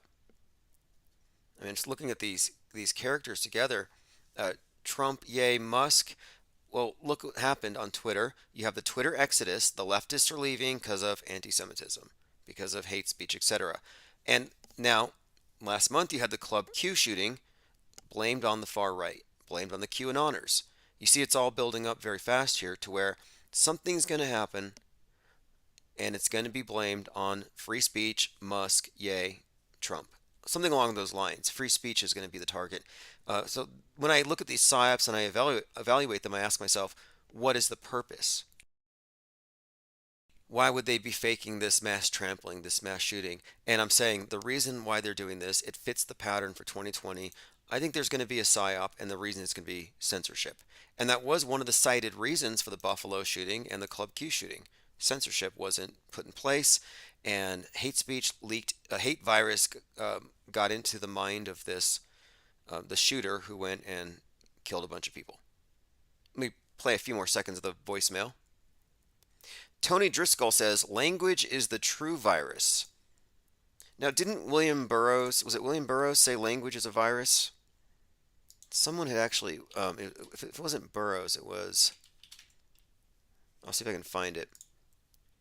Not 100% relevant, but I think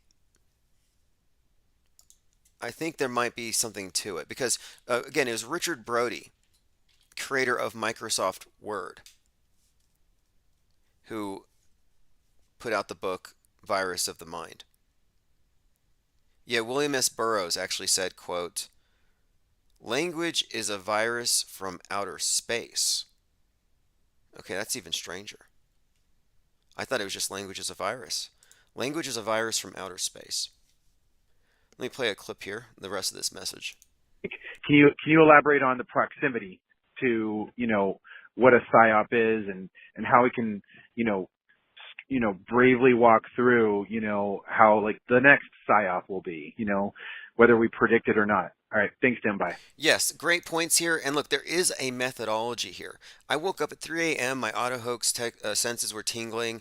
I looked up on Twitter, and it's like, wow, there was a mass shooting at Club Q. Here's how I know it's a hoax. And I was immediately able to figure out the narrative behind it, who would be scapegoated. So here's the thing you look for. Look for who gains, who's the scapegoat, and then look at the protocol. And this is where the Institute's going to provide a lot of these, the frameworks for analyzing these things, because there has to be a methodology here. It's not random. It's not a question of real or fake necessarily. It's what are they presenting? And then, of course, from there, how is it faked? What's the purpose behind the fakery? And one of the key things is, for example, eyewitnesses. If there's a mass shooting, do you know for a fact that there's only one shooter? How do you know there's not a second one? It seems like the media are always very confident, running right up to the scene of the massacre and reporting on it, even though the shooter may not have been caught yet. They might still be in a dangerous area. How do they know? Then you have children running up to the camera to talk about the school shooting. It's like, these minors would have to have waivers from their parents to even address the camera, and it's not even advisable to put yourself on TV as a witness to a crime. Like, there are all kinds of things we can point out that would just give you reasonable doubt as to what you're being told as being real or fake.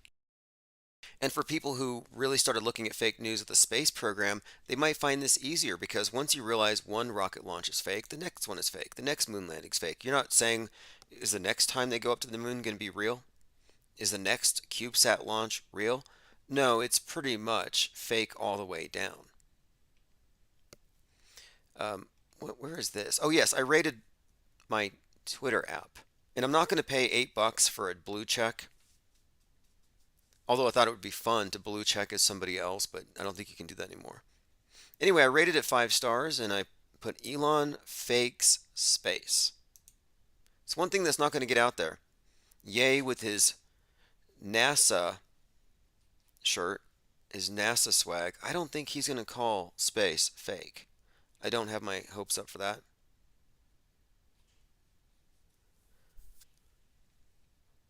All right, listen to this. Portland officials say statewide attacks on electrical substations were deliberate. 7 plants across America sabotage. Suspicion is it's a right-wing protest over drag events. This storyline is something I've already talked about. I said the white nationalists called the base. And again, Al-Qaeda actually translates to the base. But there was a group of white nationalists called the base that were in Portland plotting to attack. Look at this, February 23rd, 2022. 3 men plead guilty to conspiring to provide material support. Here we go. White supremacist ideology. They wanted to attack power grids in the United States. Now again, this is from February. 10 months ago, the exact thing that just happened was being planned, supposedly. And I'm looking at the storyline. The group is called the base. Again, Al-Qaeda means the base. I predicted that this is going to happen, but now we're seeing another element to it. They're doing this in response to drag shows. This brings in the Taliban MAGA ban element here. It's over different standards of morality. It's like morality policing.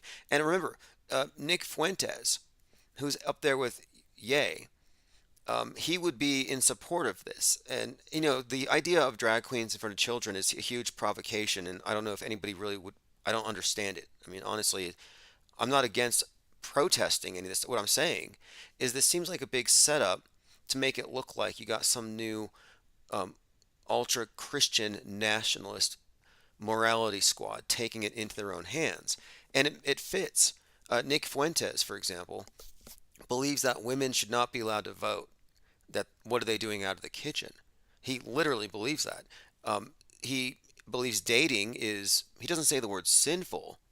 You know, this is the America First, Jesus First thing that Ye's about, but that dating is wrong, that you shouldn't be doing anything unless you're having babies in marriage, and it's got to be sanctified by the church. I mean, that's their whole thing. It's MAGA ban, is what I'm saying. Totally invented.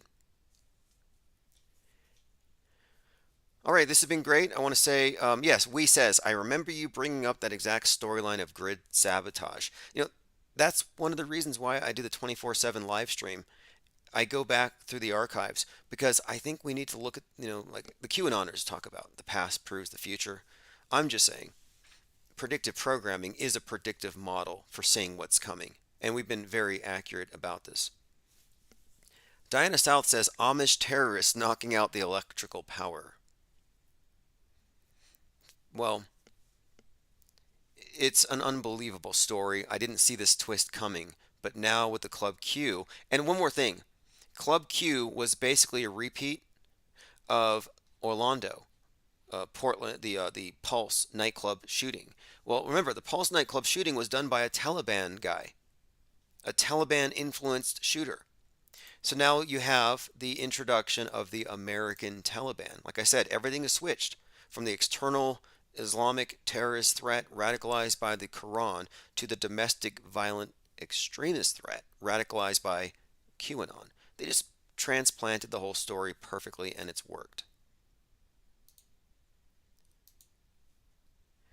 Let me play this clip here. Shocking new info on the $100 bill. This is from Prideless Chicks. Of missiles right here. Here's a contrail of a missile coming in, exploding. Coming in from this side right here, exploding. The reason I'm showing it to you on this is because once you put it in a higher resolution, it's difficult to see. But with the naked eye, here again is the contrail coming in, missile exploding.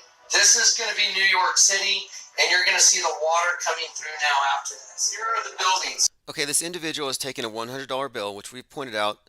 The $20 bill predicts 9/11 in a myriad of ways, even the Pentagon, Twin Towers. The $100 bill shows a nuke above the Space Needle. The $50 bill's got the Hoover Dam breaking. But here he has found the $100 bill also seems to show New York, some of Putin's missiles likely coming down, and causing some kind of a flood. But he adjusts the contrasts or picks the resolution several times, and it creates an animation of missiles coming in and hitting New York. All of this is going to turn to waves coming in from those nukes that went down and they're going to be destroying the city. Watch. Here it goes. There it is. See it? See how it changed? See how it gets all fluffy? Boom. There it is. Buildings being wiped out. There it is. See the water? Now, one thing, these aren't coincidences, but one thing this also tells you is that the meta scripting is in the currency. And think about the significance of currency this morning, and I'll get into this again soon. I was talking about the pyramid on the back of the dollar bill, the 1776, what it represents, America as the Tower of Babel. The currency cannot be understated as a repository of predictive programming and symbolism. And the fact that it would be integrated with the biggest psyops, yeah, it makes perfect sense. Makes perfect sense. Again, Podcast Addict is now hosting Infinite Plane Radio, and it's also carrying our videos. It's all being sourced from Odyssey. But if you don't want to miss anything, or if you came in mid-live stream and you want to get the archives, go to ips.monster and get on the newsletter. And if you sign up now, you get 50% off if you sign up and become a full-fledged member of the IPS, which gives you access to everything we do, cutting-edge research, and everything in the server is pretty much open source. You can add, you can steal our memes. You pay to come in, but the memes are free. We won't go hunting you down for those memes like the mind vaxxers if you stop paying the fees. And all of it goes to support the growth of what this actually is. And you know what this truly represents is a breakaway civilization. The off-world stage media has room for many, many more people. And the bigger it gets, the more effective it gets. And that would explain the resistance that we've consistently faced. And that's one of the reasons why they try to limit its growth. But we've worked around it. Anyway, this has been great. This is Dinosaurs in Space, Chief Crow and the Flat Earth Worms. I'm going back to the 24/7 stream. I'll put a link to Chief Crow's Spotify in the chat below.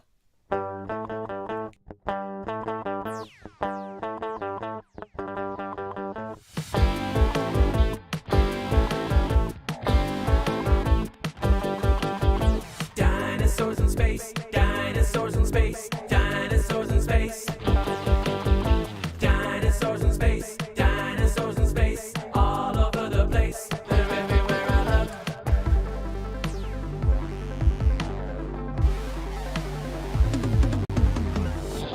Jurassic on the jam jam, a T-Rex on the moon, Stegosaurus on a skateboard, pizza triangle cartoon. Dinosaurs in space, dinosaurs in space, dinosaurs in space. Dinosaurs in space, dinosaurs in space, all over the place. They're everywhere I look. Dino and the Bam Bam, a skeleton from a tooth. Epoxy putty sci-fi, mind control falling from the sky.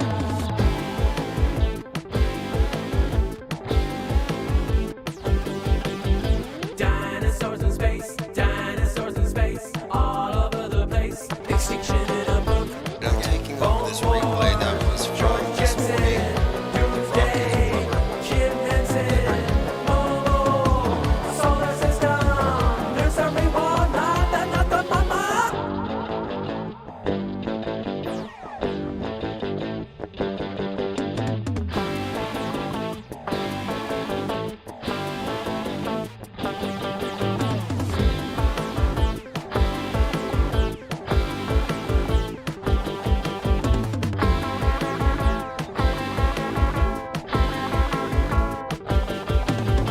Dinosaurs in space, dinosaurs in space, dinosaurs in space.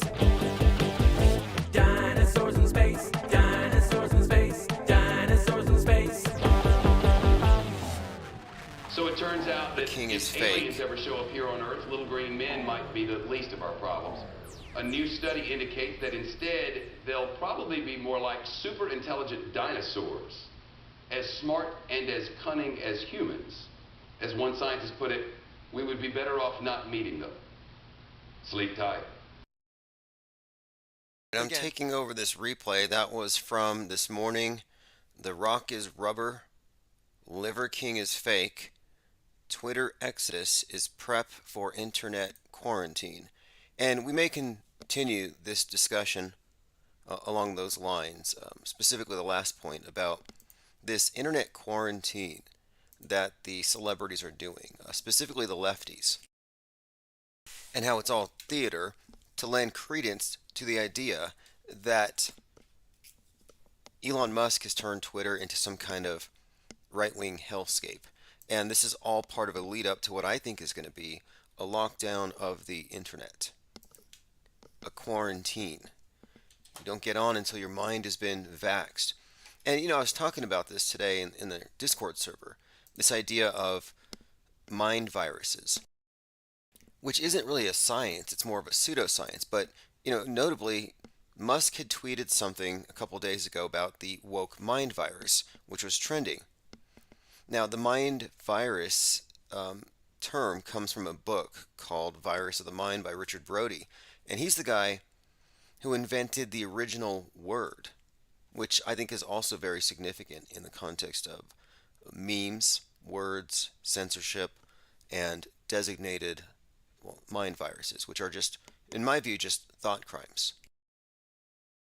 And, of course, this is very consistent with 2020 and the pandemic, which I think was just a build-up toward this, which is the infodemic, which is what they're now in the process of working out a strategy for containment. And they're getting the public behind this. And the people who are leaving Twitter, and they tell you on their way out the door they're leaving Twitter, they are essentially going into quarantine, leading the way. And I saw this coming. I saw hints of this back in 2020 when the Kardashians froze their social media accounts to make a point about hate speech. Nobody cared and they came back. But anyway, a lot of new things have happened since earlier today. Roger Stone is back with his story about demonic portals above the White House. If you recall, last, I guess, end of April, beginning of May, actually coincidentally on the 66th anniversary of the Church of Satan or something, or 56th anniversary, Roger Stone was at the White House praying over it because there was a portal, or so he thought. It actually looks like a lens flare. But, what are you going to... What's more likely? To me, it's Occam's razor. What's more likely? That there's a swirling cauldron-like demonic portal above the Biden White House that the media refused to cover? Or that it's a lens flare on the camera and Roger Stone is being paid to say this, or he's... I would say that he's been duped, tricked by a lens flare, but the more I look at it, the more I think that he's just getting paid. I think he's on Cameo, where I think you can also find Corey Feldman, and I believe it's like $131 and you can pay Stone to say anything. Alright, I just sent out notifications. Text alerts aren't going out yet, but that's going to resume soon. I noticed we have like 92 people in Instagram, and therefore I'm making more of a point to notify people via Instagram. It's kind of a backup notification system, and also I believe the audio is picked up there. No, I'm sorry, I meant Telegram. So many of these sites. Telegram. I do use TikTok for some things, but they've already started banning me, like right away. I must be marked. But this ties into everything we're talking about today, specifically this mind virus thing, and the idea that Musk would give credence to the idea that there is such a thing. He actually said, unless it is stopped, the woke mind virus will destroy civilization, and humanity will never reach Mars. Just a reminder for anyone who might be confused as to whether or not he's on your side. Well, he is part of the same organization involved in fostering this world view that involves, global warming as something that's just accepted, and it's your fault. He's kind of part of the program. But this was a tweet he posted back in May, the woke mind virus. And now, mind virus again was coined by Richard Brody, and I had already brought this up before, that they're giving you this lexicon of epidemiology so you can start diagnosing ideas as infectious. And then you don't even want people to be in contact with it because they can catch it. They can be a bad idea super spreader with an idea they don't even believe in. They're just a carrier. It's only dangerous if you believe in it. But if you carry it, someone who might actually find it believable could therefore be radicalized. They've created basically with memes and memetics and mind viruses a parallel argument for sanitizing and censoring the internet and masking the minds of anyone who wants to get onto the commons. And this is where Twitter falls into the picture. This is center stage. And we're watching between Ye and his antics and Musk and then of course Trump. We're kind of looking at, I think, an illustration in real time, all staged, to convince us all that the internet probably needs to be locked down because of hate. In fact, right now as we speak, I believe the Patriot Front Feds and Proud Boys, Proud Feds, I believe they are organized against drag queens, which I think is also staged by the same people. I think this is all staged, civil war, perpetual war, but it's just like, how do they all know to go to the same parties, to go protest each other? Going through some comments, Zinvala says trauma marketing. Sun Rabbits here says cruel and unusual entertainment. Joined by metaphysical logic, Salty Siren. Quadruple A, Ollie Goering says Musk is gross. Right, and Musk marries Grimes. I'm like, is that a sick joke? Musk, Grimes, and like their baby Yucky. I mean, there's all kinds of weirdness around them. We were talking about Musk's ex-wife, Justine Musk, who wrote a book about cloned, basically cloned bodies in underground tunnels that are waiting for satanic rituals to bring forth fallen angels to inhabit them. And this is part of some apocalypse agenda, of course. But anyway, I'm just saying, what did they talk about? Like while they were dating at a picnic, where he's taking us to Mars, she's writing books about underground tunnels and incarnating angels into clones, and then he gets into tunneling underground, and now he's all about Neuralink. I mean, there's something there. Yes, we are live, joined here by Mom with Sons. My objective here is live in the mornings, doing a lot of the work of building up the IPS Institute, which I'm developing some projects that you're going to find very interesting. I have an idea for an uncensorable world stage deprogramming manual, as you'll see. And it's going to do the job, I think, of Thomas Paine's Common Sense, but in the realm of media. And I have a distribution network, everyone who carries a press pass. It's going to be epic, but we'll leave that to the side. I don't want to give our friendly competition any kind of a heads up. But my objective here is morning is serious work, discussion, Metascript decoding, going over the intel that we've gathered over the previous 24 hours. And the evenings are going to be open to phones. And right now, in fact, I should just jump right into voicemails. I know a number of people are leaving voicemails. 833-311-1984. Again, easy to remember, 833-311. Of course, the day the pandemic started, and 1984 is the year that it is. Don't let them fool you and tell you it's going to be 2023. It's still 1984. And what they won't tell you is that New Year's Day is when the entire world is in sync, worshiping the god of the Thelemites, the occultists, the witches, the Masons, Sirius, the dog star. That's what the ball drop represents. You're counting down. Well, at midnight on New Year's, Sirius, the dog star, reaches its highest point in the sky for the entire year, at which point it begins to drop. Okay, let me go ahead and play a voicemail here. Again, I have a lot of these, and then we'll proceed to go through the notes and tweets. Let us know if you need to get back to us. You have important information about the current event. You can reach our... Okay, I can read the transcripts. Let us know if you need oh, get back to us. You have important information about current events. Yeah, it's true. We really do. And it's not just me, of course. It's the think tank. That's the actual focal point. Let me go ahead and continue here. Do you think they're gone? Do you think they're gone? We are not fucking around. Be careful what you wish for, because the genie is still sucking on my mom's bottle. Okay, I'm hoping that's a wrong number. I really am. 833-311-1984. Feel free to call in as well. Like I said, I'm going through a number of voicemails. That was just one. I don't know if he was talking to me or someone in the room. Like maybe it was a butt dial. Does that happen with an iPhone?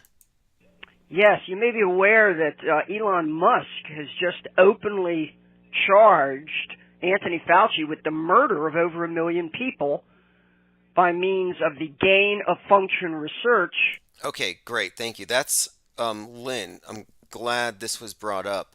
I just saw this and I was watching some videos on this just now about how Elon Musk has posted some tweet. I think he offended the LGBT, MSNBC. He offended a whole group of people because he made one of these old pronoun jokes. And then, on top of it, to add insult to injury, he said, my pronouns are prosecute Fauci. And it just seems like, okay, Musk being Musk. However, apparently, in today's political climate, even mentioning somebody in a negative light puts them at risk. Now look at this on the screen. There's a commercial playing. Just random note here.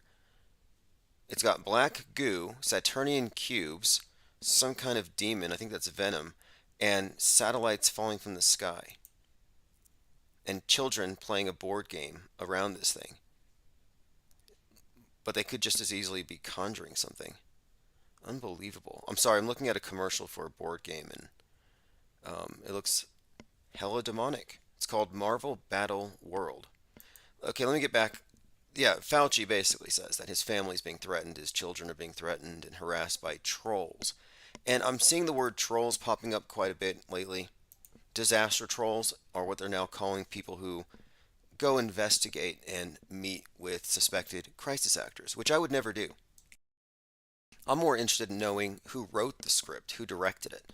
I don't care about the low-level bound and gagged. You know, NDA, non-disclosure agreements have this. There's this wall of silence. You're just not going to ever have a whistleblower.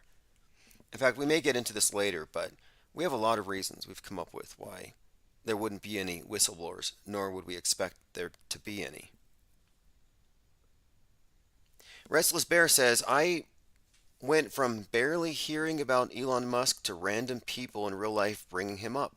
Yeah, it's seriously exactly that. It's a PR push. They have force memed Musk's face out there. They did the same thing with Ye, with this dangerous misinformation meme. And of course, Twitter's center stage. And I mentioned this earlier when Ye was hanging out with Candace Owens, the wife of the guy who owns Parler. I was like, yeah, this is all some kind of alt-right provocation.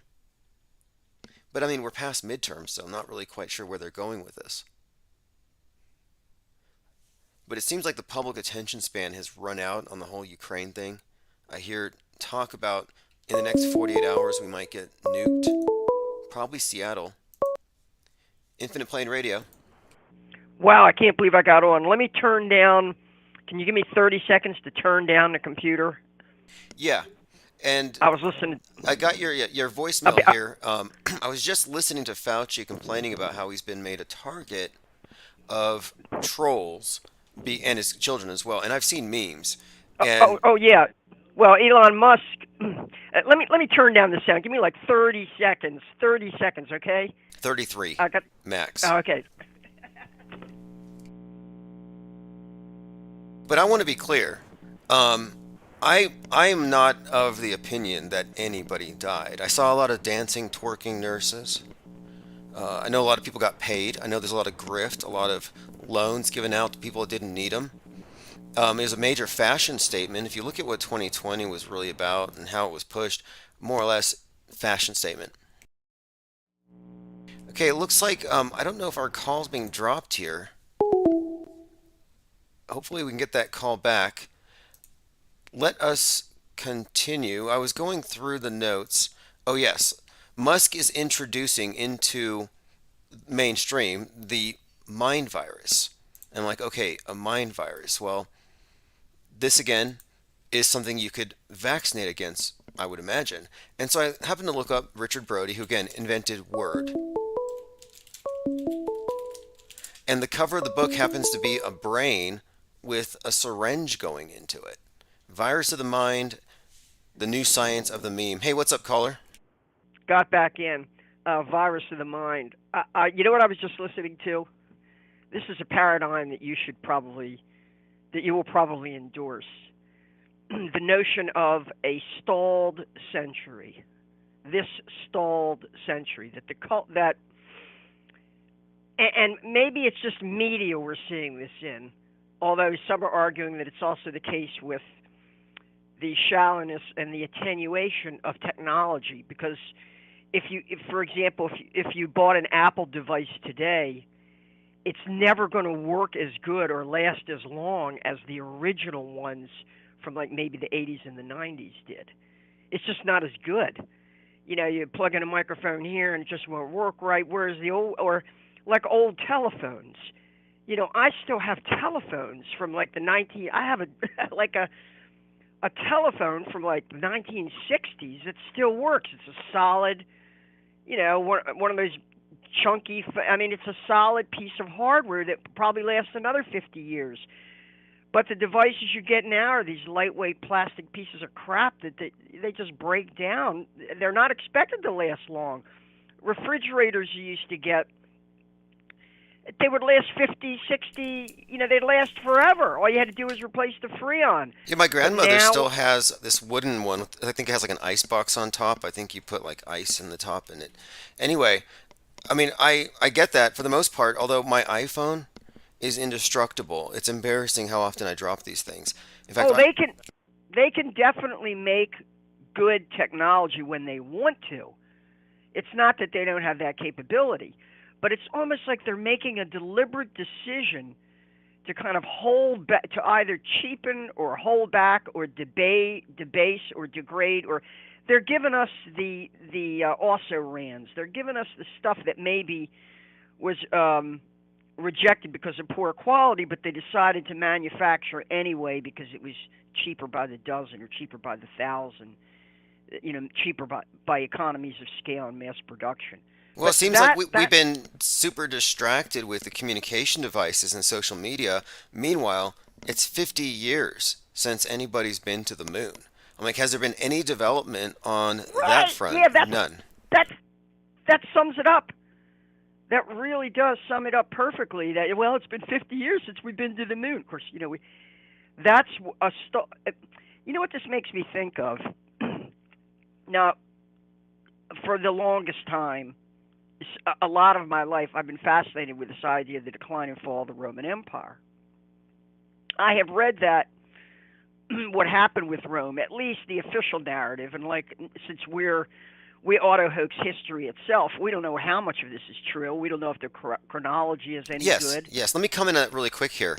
Even though I may dispute whether these things are real or fake, I do my best to learn the official accounts. I think it's important to know the side that you're actually criticizing. And I do think there's a lot that you can extrapolate from the fall of Rome and how it may be kind of a theme. Maybe it's a meta script that could be, the basis for what they're doing now. Well, the term that Joseph Atwill uses is a typology. Typology it's sort of a generalization of Carl Gustav Jung's idea of the archetype. These are just these universal symbols, universal memes, universal ideas that just keep getting reworked over and over and over again.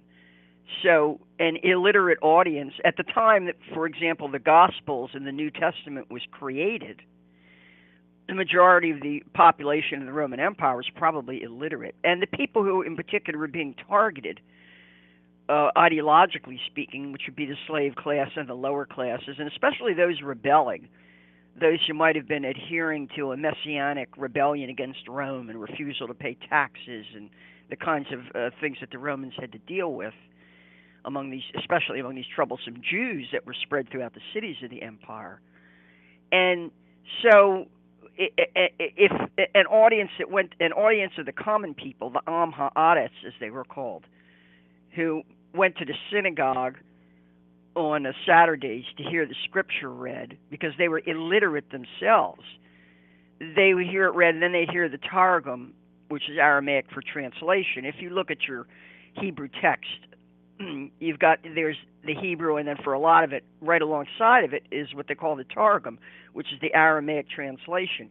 So even the Hebrew itself had to be read and translated into the local dialect of the common people, which was Aramaic in that region, and then Greek in the western regions of the empire. Mm-hmm. So that's the reason for the creation of something like, and when you look at the gospel narrative, Herod the Great orders the massacre of the innocents, as it's called, and the Holy Family has to flee to Egypt. And well, this would have been a familiar. It's kind of, I hate to use this expression, Mandela or McMahon effect, but that's kind of what we're getting into here. It's the echo of a memory. Just about everybody in that audience that would have heard this new version, this new expression of an old typology, an old archetype, would have grown up with the stories of Moses in the bulrushes. Pharaoh ordered the killing of the Hebrew firstborn, and so mother of Moses puts him in a basket with of straw that's coated with tar and pitch, a little boat, and sends him up the river. And is it Pharaoh's daughter who? I mean, the movie version is a little bit different than the actual. Something you brought up here is that the target audience of the propaganda were illiterate, and one of the things I brought up lately here is that the target for the MSM propaganda are visually illiterate. They can't tell the difference between what's real and fake. And earlier today, I was talking about this TV show in the UK, the most expensive TV hoax in history, called Space Cadets, where in order to make the show succeed, they had to ensure that the people on the fake spaceship would think they were actually in orbit, and they targeted those people based on certain attributes: extroverted, a little trusting, kind of ignorant. They chose gullible people on purpose. In other words, the propaganda wouldn't have worked. The illusion wouldn't work if they had people who were too thoughtful. So one, the audience had to be dupable and duped. And then two, you had to have actors in there to reinforce the programming. Can't they culturally condition? Can't they prep an audience? Can't they soften up a population first? Yes, so that it's more susceptible. That's what I was getting at. The whole thing is, for 3 or 4 or 5 generations, if you look back at H.G. Wells, we've been inundated with this scenario of an alien UFO invasion that unifies the world. And I'm looking at, we've been softened up with our expectations, with the worldview, to make a lot of things just seem instantly believable and credible. And that's what I'm interested in seeing here. It's just, what can they pull off based on how visually illiterate they've rendered the masses?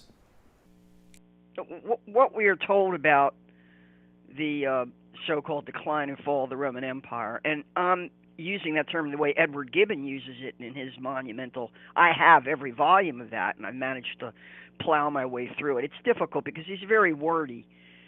But one of the things that he talks about is the reign of the Emperor Constantine as a critical turning point. That Rome had, first it had gone through a period of about a century of stability and prosperity, the so-called Pax Romana, the Roman peace, where in general there was stability and prosperity throughout the empire, which may be a misreading of it because there probably were rebellions going on. But then they entered into a period of what was called the crisis of the 3rd century, and where they went through about 80 to 100 years of instability and civil war, and finally emerged from it under this strong military leader named Diocletian. And he was the one who first divided the empire into 2 halves. Then he appointed a Caesar or an Augustus in both the eastern half and the western half. And he was succeeded ultimately by Constantine, who made Christianity the religion of the empire. And Constantine was the one who set up this new eastern capital at what had been a small port town on the Bosporus called Byzantium, and he renamed it Constantinople after himself. And it really became the effective.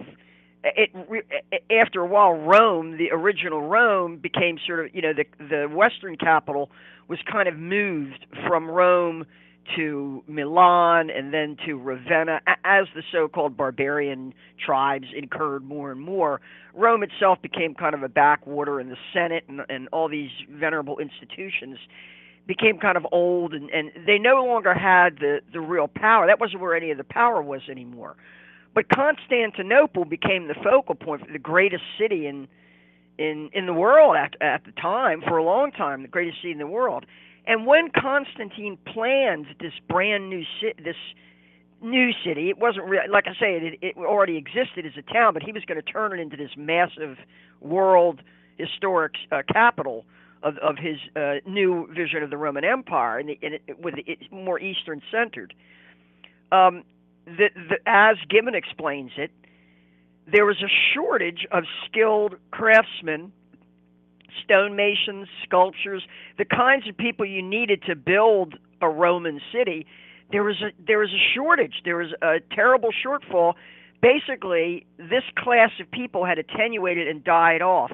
And so what Constantine had to do was he had to loot and plunder and steal, beg, borrow, and steal statuary, blocks for building buildings and monuments from the cities all over the empire and drag that stuff to Constantinople. And as a consequence, if you go to Istanbul today and they show you the ruins of the edifices that Constantine built, and later Justinian, the Hagia Sophia and these other huge wonders of the world they were at the time, they'll tell you how, the statuary here was taken from Ephesus, and the blocks that were used to build this cathedral were brought over from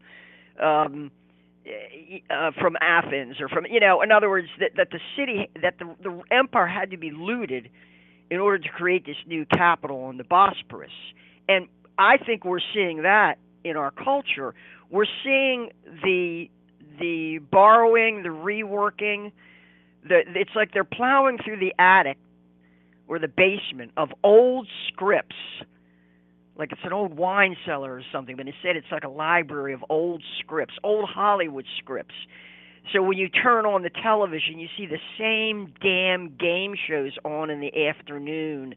It's crazy, Wheel of Fortune or Jeopardy or... Now, the only reason I see these things is because, I go into sushi bars and places where the screen is on. And if they have several screens, one might be showing a basketball game or another might be showing an old football game. On the point about, you're talking about this parallel with Constantine, what do you think about this notion of, the Council of Nicaea, where they're consolidating the Bible, so they have to get rid of all the non-canonical texts, anything heretical, a purification of the world view, which is what the codified Bible would actually represent. And what I'm suggesting here is that we're actually having that happen now with the media. I'm talking about this internet lockdown, purification, getting rid of the hate speech, hate memes, mind viruses. I think what they're doing is they're going to give us a finalized version, sanitized version of the internet that is the de facto Bible for the one world church, which is the media, of course, the global media. Yeah, I like the overall point you're making. I have to correct the detail on that. Yeah, please do. But the overall point, yeah, exactly. I think that we're seeing some kind of a consolidation. Is valid, but there's a detail that I have to dispute because people get it wrong. It's like a Mandela in a way. The Council of Nicaea is not where the New Testament was canonized. That happened earlier at something called the Council of Chalcedon, or maybe late around the same time at something called the Council of Chalcedon. The Council of Nicaea is where the Nicene Creed was adopted. This is the creed of all Christians, Catholics and Protestants, an assertion of belief in the Trinity. I believe in the Trinity. This is where you would have the Apocrypha Oh, that doesn't count. Or the part where Jesus as a toddler tames a dragon in a cave. Oh, that doesn't go in the Bible. That's where they chose the world view. And I'm looking at this parallel Well, today. the point Go ahead. point I wanted to make here bore upon the Mandela effect, because we have residue from what are called the non-Chalcedonian churches. That is to say, at the time, because remember, this canon, it was not a canon originally. There was this random collection of literature. People had different versions of it. There wasn't a standardized official version of it. And the Council of Chalcedon, together with the Council of Nicaea, said, this is it. This is the official canon, and anything else we don't officially approve. You know, it may be nice. It may be nice to include with the others, or, you know, to send as a Christmas card, or I don't know, whatever. But it's not the official Bible. We're canonizing these as the official Bible, and these we're leaving out. And you could call those apocrypha. You could call those heretical. You can call those anything you want. Conspiracy theory, or perhaps misinformation. Right. But we have residue. The reason why we have residue is because there are churches, which is to say continuously existing Christian churches in several areas of the world, in places like Ethiopia and in the Middle East and in Yemen, that are non-Chalcedonian Christian traditions. They are older than the Council of Chalcedon. And the Ethiopic Christian church, because remember, Ethiopia, they claim their descent. The royal family of Ethiopia has as their logo the Lion of Judah, and they claim descent directly from King Solomon and the Queen of Sheba. That's who they say, you know, that's the family of Haile Selassie, who was the last emperor of Ethiopia. And so originally they were Jewish, and then they were one of the earliest area. They converted to Christianity. Their elite and their royal family converted to Christianity before Constantine imposed Christianity on the entire empire, about 100 years before. For a long time, well, maybe not, maybe about 80 years before, but for a long time, the Egyptian elites had adopted Christianity before Rome did. And consequently, we have their version of the Bible in very ancient languages like Gez and Amalric, and these include texts that were deliberately excluded from the Orthodox Christian Bible by the Council of Chalcedon. And this includes the Book of Enoch, which talks about the Nephilim. Well, the word in Hebrew is Nephilim. The Watchers, the Nephilim, the fall, and the story, of course, the story of, they actually named the angels, like, oh, these are the ones that came down. This taught men how to gamble. This taught war. This taught makeup. And the idea behind it is all very interesting. And the theory that fallen angels are the origin of evil, that these disembodied spirits of entities that were destroyed during the flood are floating around and possessing people. Very interesting stuff. But yeah, they cut it out. They cut out the best parts. Why is that? Well, that's the thing. When you look at how, when an orthodoxy has to be imposed, so let's say we're talking about Dr. Anthony Fauci and the new COVID orthodoxy. Wait, 1 second. Before you go, I want to point, I got this article headline here. You got to hear this. I want to hear your take on it. Because 2 years ago, the Kardashians, they said, quote, freeze. They freezed their Facebook. And they froze their Instagram. But why would they freeze their social media? And they use that word.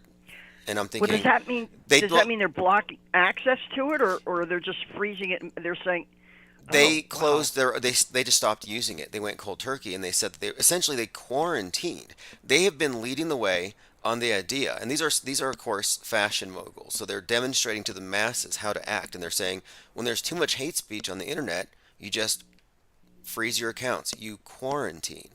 And what I think what they were doing then, and I called it out, is they were preparing people for quarantining for, quote, hate speech. And that's why all these celebrities now are vacating Twitter and blaming Musk. And then you combine Musk and the influence of Ye, and you can see how they say that he's opened the floodgates to racism and anti-Semitism. You can see this narrative where they've already established the pattern here.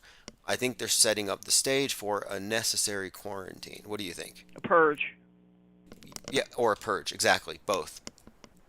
Right. The Germans had a term for this, and the term is, and it's really pretty old. Well, it's 19th century, actually. Kulturkampf, which means culture. Well, Kampf is war or struggle, like a Mein Kampf. Kulturkampf means culture war. And it's the idea that there can be no room for divergent points of view. We have to establish an orthodoxy. This is what the church did in Western Europe in the so-called, Dark Ages and Middle Ages, although they were never totally successful at it. And the fact that the violence continued, and you had things like the Crusades and everything else, where they had to actually externalize the violence, shows that they were never really totally able to completely eradicate all heresy, which is to say the vestiges of older religions and older traditions, or residue as we would call it now. But part of that is wiping out historical memory. So when you say, I remember what you're talking about with Kim Kardashian saying she was getting off Facebook because it was getting too toxic, or what did she say? She said it was there's getting too out of social media. Yeah. Well, Kim Kardashian, she issued a proclamation Exactly. to her cult followers, and apparently she has millions of cult followers around the world. I mean, it's the only reason I focus on them. I'm like, why would I care about a Kardashian, or even, I never paid much attention to West. But the thing is, these are role models for the masses, and I like to see how the masses are being Pied Pipered. And we can see very much, like, for example, I brought up Elon Musk's ex-wife, Justine Musk. Well, his other wife, Grimes, in 2019, she did some kind of music video for a song called Violence where they're wearing masks. Like, this is prior to 2020.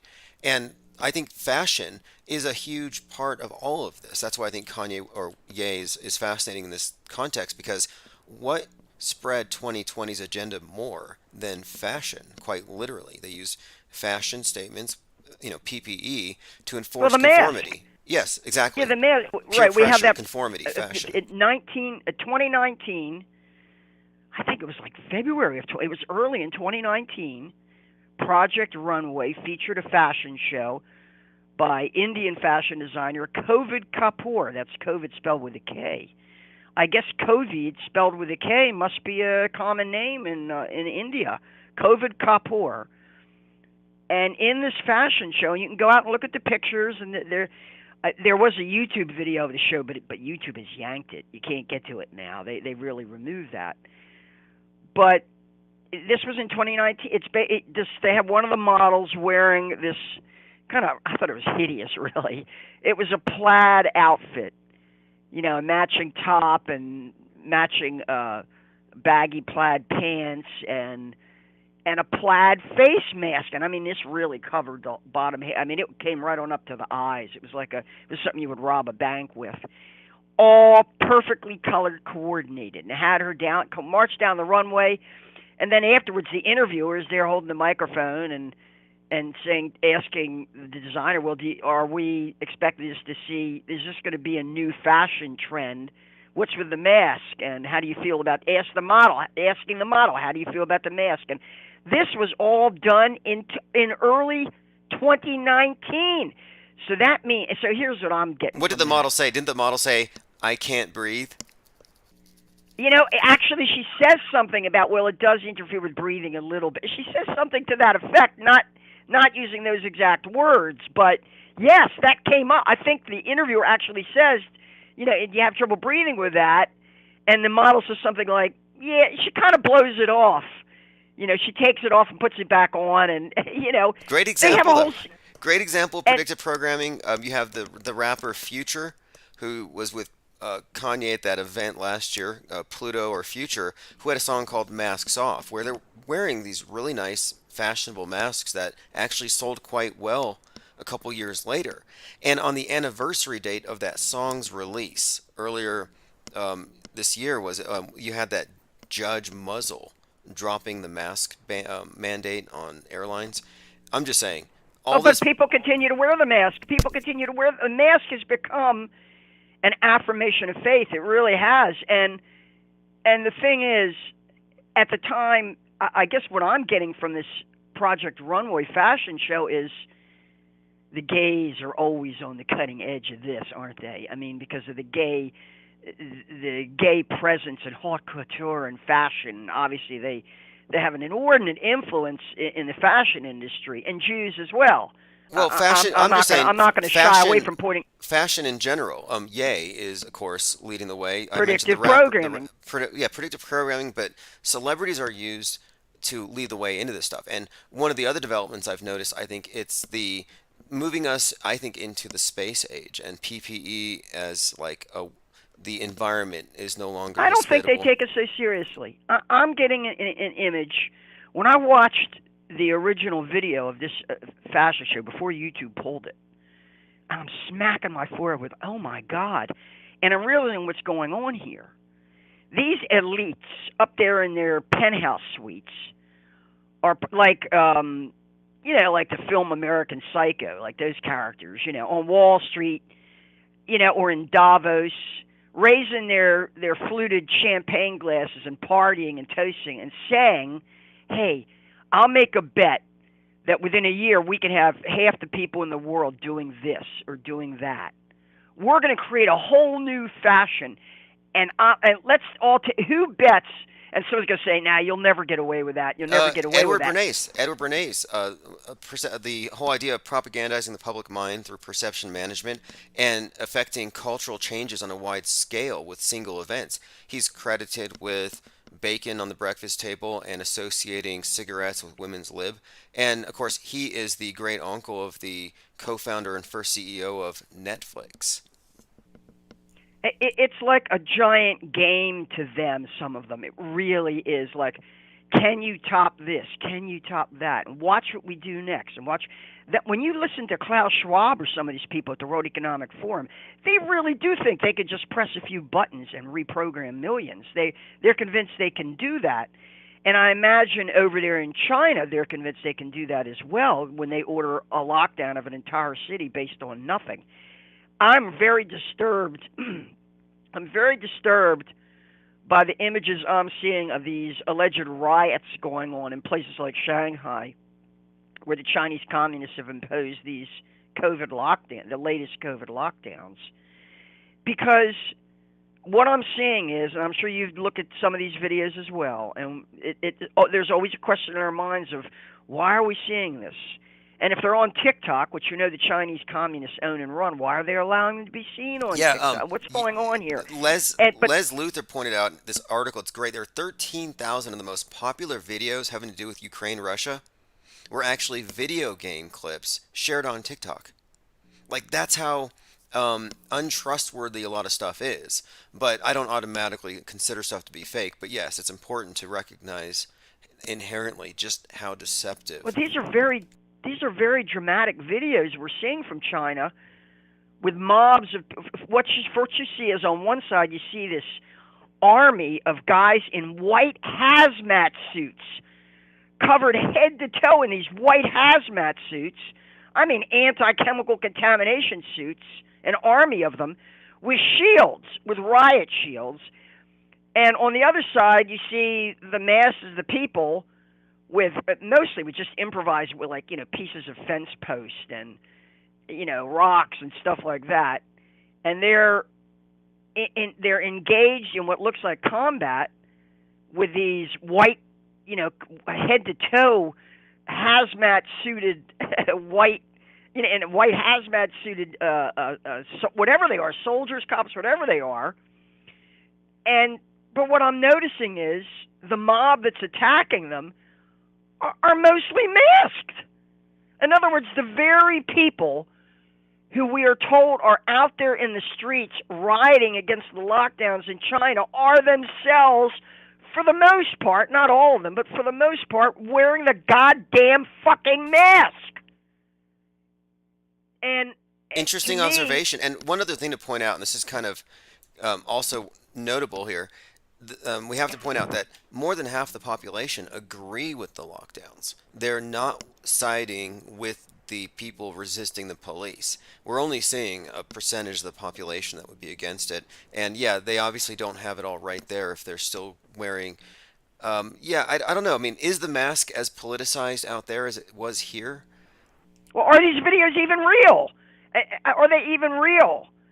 Because, there are critics out there, media deconstructionists, who think that this is an op going on that it may involve an actual internal conflict inside the Chinese Communist Party between different factions, and that these are power grabs going on, and these videos are just contrived weapons in a propaganda, a Kulturkampf, psychological war, and we don't really know how real they. I mean, can we verify that these riots are actually occurring, or are we? Look, I think a lot of people see the riots and they have this. I think a lot of people get kind of misty-eyed and they have some kind of hope that people are going to quote wake up and do something, and they're always weighed down. They're always weighed down by the half that don't want to do anything, that like the status quo or oppose. But if the rioters themselves are wearing a mask, what's the message there? The brainwashing is too deep. I mean, it really is. I mean, what are they? Well, it's kind of like it's a mixed messaging because it's saying, well, look at how these people are resisting the lockdown, but they're still wearing the mask because the virus is real. Mission accomplished. Mission accomplished. Hey, question: what is your take on Elon Musk? A lot of people think that he's some kind of hero. Yeah, he's called out Fauci as a murderer. Now, this is.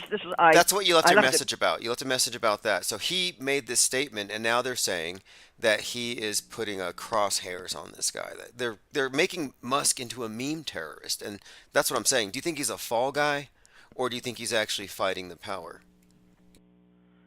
Well, what we're really asking here is Musk conforming to the script, or is he deviating from the script? You know, is he straying off the reservation? Right, because they're doing a yay to him. They're saying Musk is no longer the world's richest man.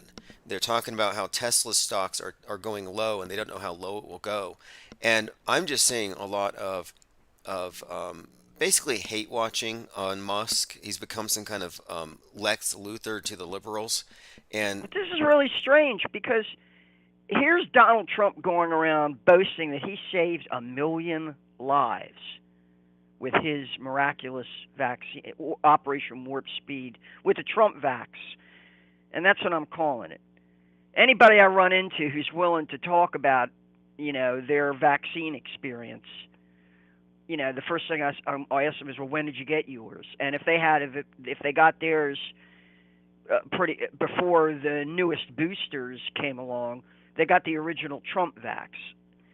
If they didn't, they got a Biden vax. Oh, interesting. Yeah, well, that's very important because anybody who's buying into the vaccine, the most important question is, well, which version of the vaccine did you buy into, the Trump vax or the Biden vax? And what's astounding about this is all these Trump haters out there, well, they basically took the Trump vax, most of them. Yeah, I was actually surprised. I was surprised. Like, would they rather die than be saved by him? Well, because there was mixed messaging there as well. We were told by the leading Democrat contenders, and they all said this when they were asked during the debates. Even Andrew Cuomo, who was still in contention, this is before his disgrace and downfall, he's there saying, I wouldn't trust it. I wouldn't trust a vaccine delivered by Donald Trump. But they all ended up taking it because once the elections happened and the new regime came in, they all ended up taking that vax. So the very same leaders who said, I will never take a Trump vax, they went on TV and said, hey, everybody, you better take this vax. You better take this vax. They forced the military and the whole country to take the Trump vax. They forced people to take the Trump vax to keep their jobs. Damn if that's not a Mandela McMahon effect. They managed to get millions of people to forget that they said they would never trust the Trump vax. But then when Trump lost the election, then the vax is okay. Oh, it's incredible. It's incredible, the steering of the mass mind. And I don't know if you caught this, but the other day Tim Truth called in, and he did some research, some etymology into the word syringe. And the word syringe actually comes from syrinx, the pan flute. And you think about pan, hypnotizing, or the Pied Piper. We're talking about the piper. And the interesting thing about this, too, one, panic. He's the god of panic, pandemic. And then, of course, we're looking at the piping of the satyr. And then his nymphs, I think, would correlate to the dancing nurses. You know what you just provoked in me? I just started hearing the strains of Led Zeppelin's a total world-conquering hit, "Stairway to Heaven." Now, I don't know how old most of your audience is. Oh, that out song there. gets regular play on all the radio stations here still. Right, and the Piper will lead us to that song actually has lyrics that sort of are very suggestive of what you're talking about. This whole myth of Pan, the Piper will lead us somewhere as it goes, and they actually have like a little, sort of like a pipe, a little flute. I think he said, that they're actually, now he says the Piper will lead us to reason and a new day will dawn. And the thing is, the god Pan is another one of these obelisk deities. Jack Parsons read the hymn to Pan from Aleister Crowley. And what we're looking at, the reason why this even came up, is the One World Trade Tower looks like a big syringe. And while it was being built, people around it were complaining that the wind blowing through it, it made it into a gigantic pipe, and it sounded like they said shrieks of the 9/11 ghosts. They're hearing unearthly. Who was it? MSNBC or NPR? The mainstream media networks did a thing on this, of where people that were in the area of the new tower were hearing these weird sounds, like choruses or weird sounds. That the wind was causing as it whistled through this new tower that they've built. And yes, the new there's tower a whole story about looks like a big syringe, which again is a syrinx or a pan flute, and then pandemic, syringe. And you're like, wow, okay. There's some interesting wordplay built into this thing, but ultimately it's about state terror and submission and panic. I think it's an apt symbol, and I think that the piping is intentional, and it is tied into Pan. It's tied into the bigger agenda anyway, insofar as they can't proceed. Well, let me put it this way: the mixed messaging that's going on here is very deliberate, because Elon Musk is coming on Twitter and as opposed to Trump, who's claiming that he saved 1 million lives with his warp speed, Elon Musk is charging Anthony Fauci with responsibility for the death of over 1 million people.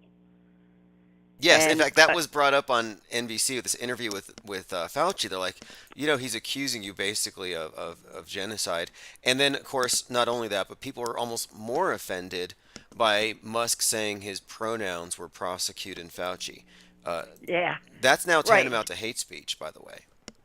Just for the record, is Musk gone public about whether he took the vax?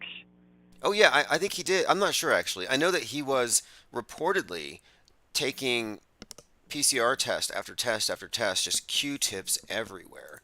But do you think he's fooled by this? Look, do you think he buys into this? Come on, he can't be. Look, Musk fakes space, and anybody who thinks he's a hero or he's fighting the power, he's on the dark side. He has to be. He's not anti-NASA. He's not some freewheeling capitalist space cowboy. No, he's part of the world view establishment. He's part of the cult. He has to be. We are truly into the deepest depths of the shallow. You understand? This is about as shallow as. This really tells us that what we call the Mandela or McMahon effect is just a particularly absurdist and egregious case of what they are doing in general for the entire civilization, which is, among other things, the destruction of memory. The true destruction of memory, where they get to program new memory on a daily basis. Now, replace the word memory with meme-ary. They want to destroy our memes and our meme-making capabilities, meme sharing, language, level culture generation. And Richard Brody, who wrote Virus of the Mind, he created Word. And I'm thinking about that. We're talking about... Yeah, right, butchering. They're going to redefine the meaning of words, pronouns, whatever, words. Exactly. On a day-to-day basis, but they have to get the population to be willing to do this. You can't wake up one day where they tell you, Eurasia is the enemy of Oceania. East Asia is our ally. We have always been at war with Eurasia. And then go to bed, and then the next day they turn it on its head. To advance a population, to debase a population and destroy its cognitive abilities and its memory to such a degree that you can do this, you can reprogram them on practically month to month, maybe every 6 months, every year. How about every day? It's incredible. Because it's incredible. I'm old enough to. They have they have generational psyops like the war on terror. They just phased it out. They brought in COVID. They phased that Well, out. no, they're transposing the war on terror to vanilla ISIS and white Al Qaeda. That's right. They switched it. They transposed it. The MAGA people. The MAGA band. The QAnon, the MAGA people. And did you catch that thing in North Carolina about how they were blaming right-wing Well, they're claiming that the power outage. Now you're talking about. Yes. Somebody shot out some transformers or some basically cut the power to about 40,000 people. Yeah, the anti-trans. They said it was an anti-trans thing. They shot out the transformers to shut down the lights on the drag shows and cut off the power. And I'm like, wait, this is like setting up the stage for the MAGA ban. You see what I mean? Like it's a morality thing. Oh, we got to. I don't see how they can think they can get away. Well, there may be a segment of the population that is willing to do this on their behalf, willing to act like robots on their behalf and just shift go this way 180 degrees, shift, reverse 180 well, degrees, keep in go mind that way. that Club Q event was faker than the Pulse, and it was blamed on the right.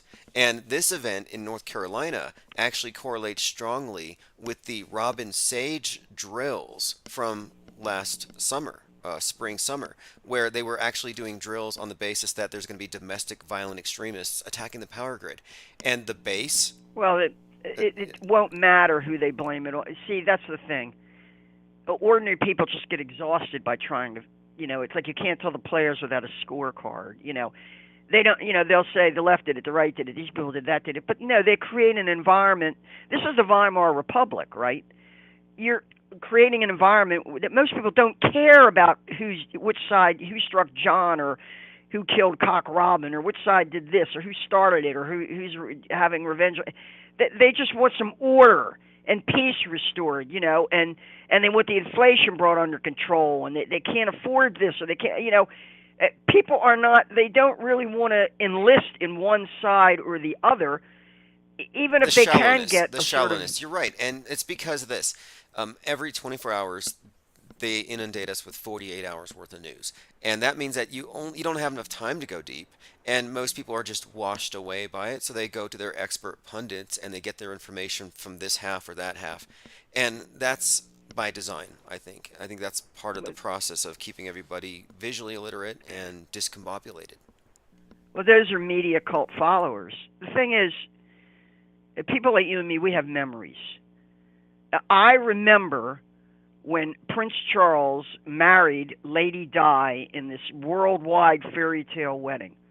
The whole English-speaking world, the whole world, in effect, tuned in to watch this beautiful wedding of Prince Charles and Lady. I thought it was ridiculous. I was really offended by it because I realized how shallow most Americans turned out to be. We weren't supposed to be into all that royalty crap. We were supposed to be better than that, but it further embittered me towards my own generation, especially toward Americans.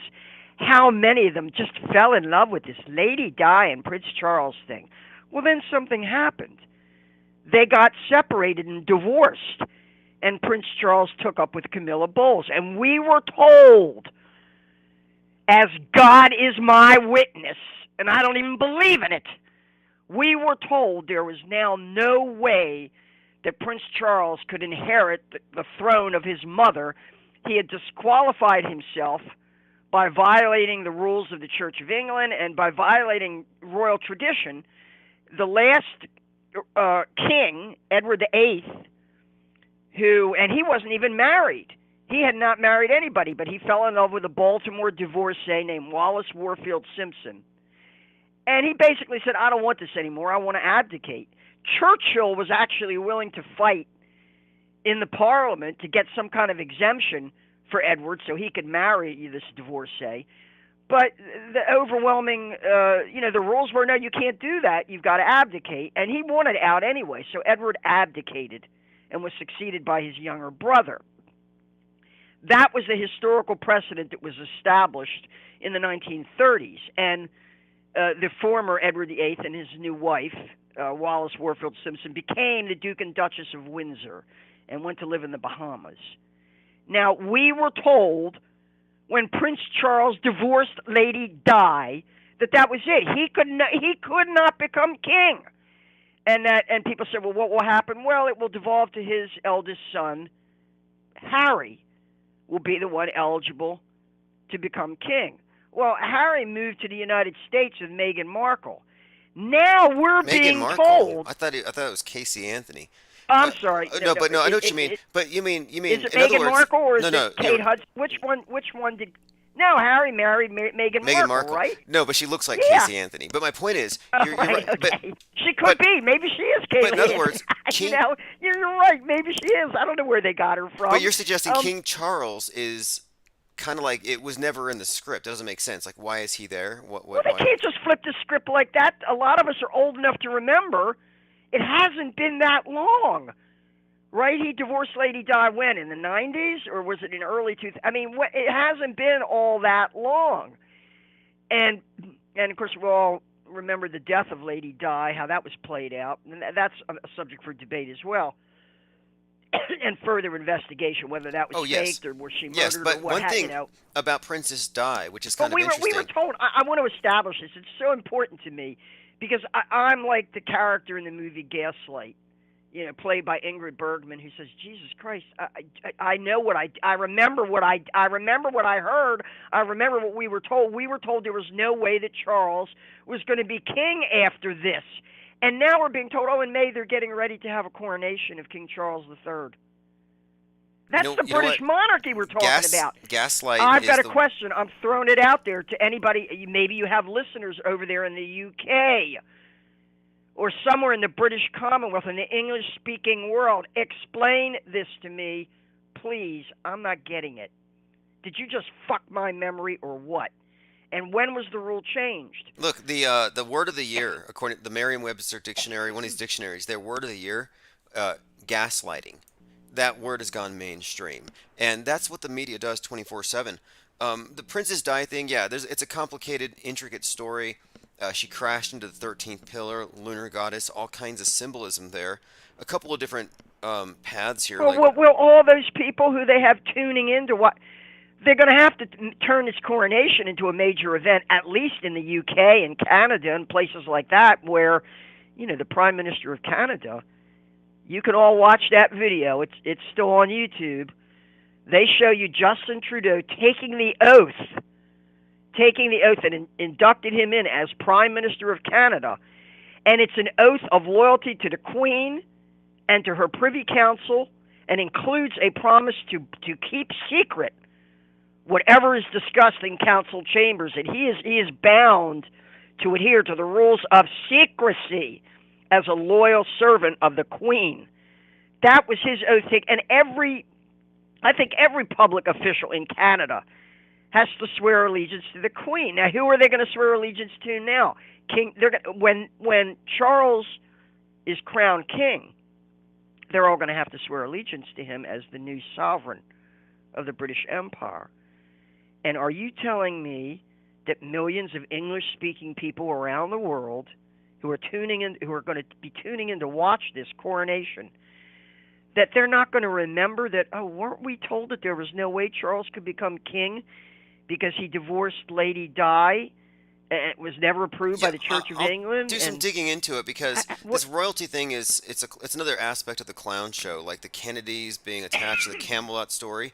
And, you know, it's rumored that Princess Diana had an affair with JFK Jr., you know, son of a king, and so did Ghislaine Maxwell.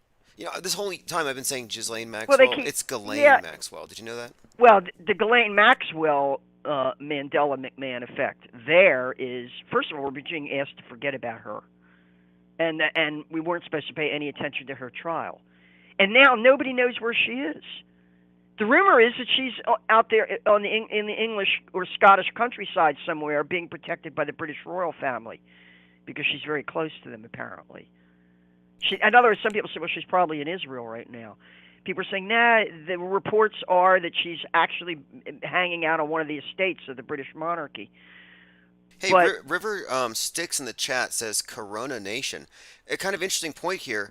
The day of the novel Corona New Crown was 3/11/2020. 911 days from 3/11/2020, Queen's funeral, or the new crown. yeah, I don't care about the numerology much. I really don't. Do they want us to forget?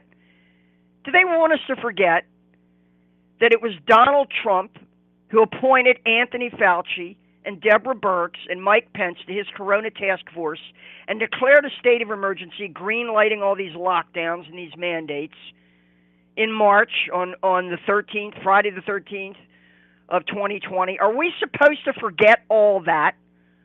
Are we supposed to forget that it was Donald Trump that foisted this vaccine on everybody? Well, the thing is, the public, they all agree to disagree and they fight over this stuff, but the big picture is just move forward.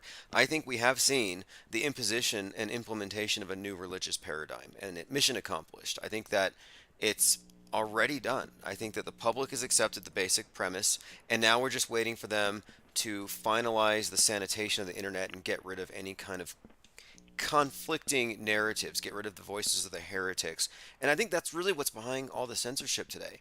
I think really it's about mind control through meme control, top-down meme control. And that's their next major step. And I think that's why we see these celebrity do-gooder virtue signalers leaving Twitter because of all the hate speech. They're just leading the way, and the lemmings will follow. Well, I guess they figure there are going to be millions of people who are desperately searching for an orthodoxy to cling to, because there's a lot of mixed messaging going on here.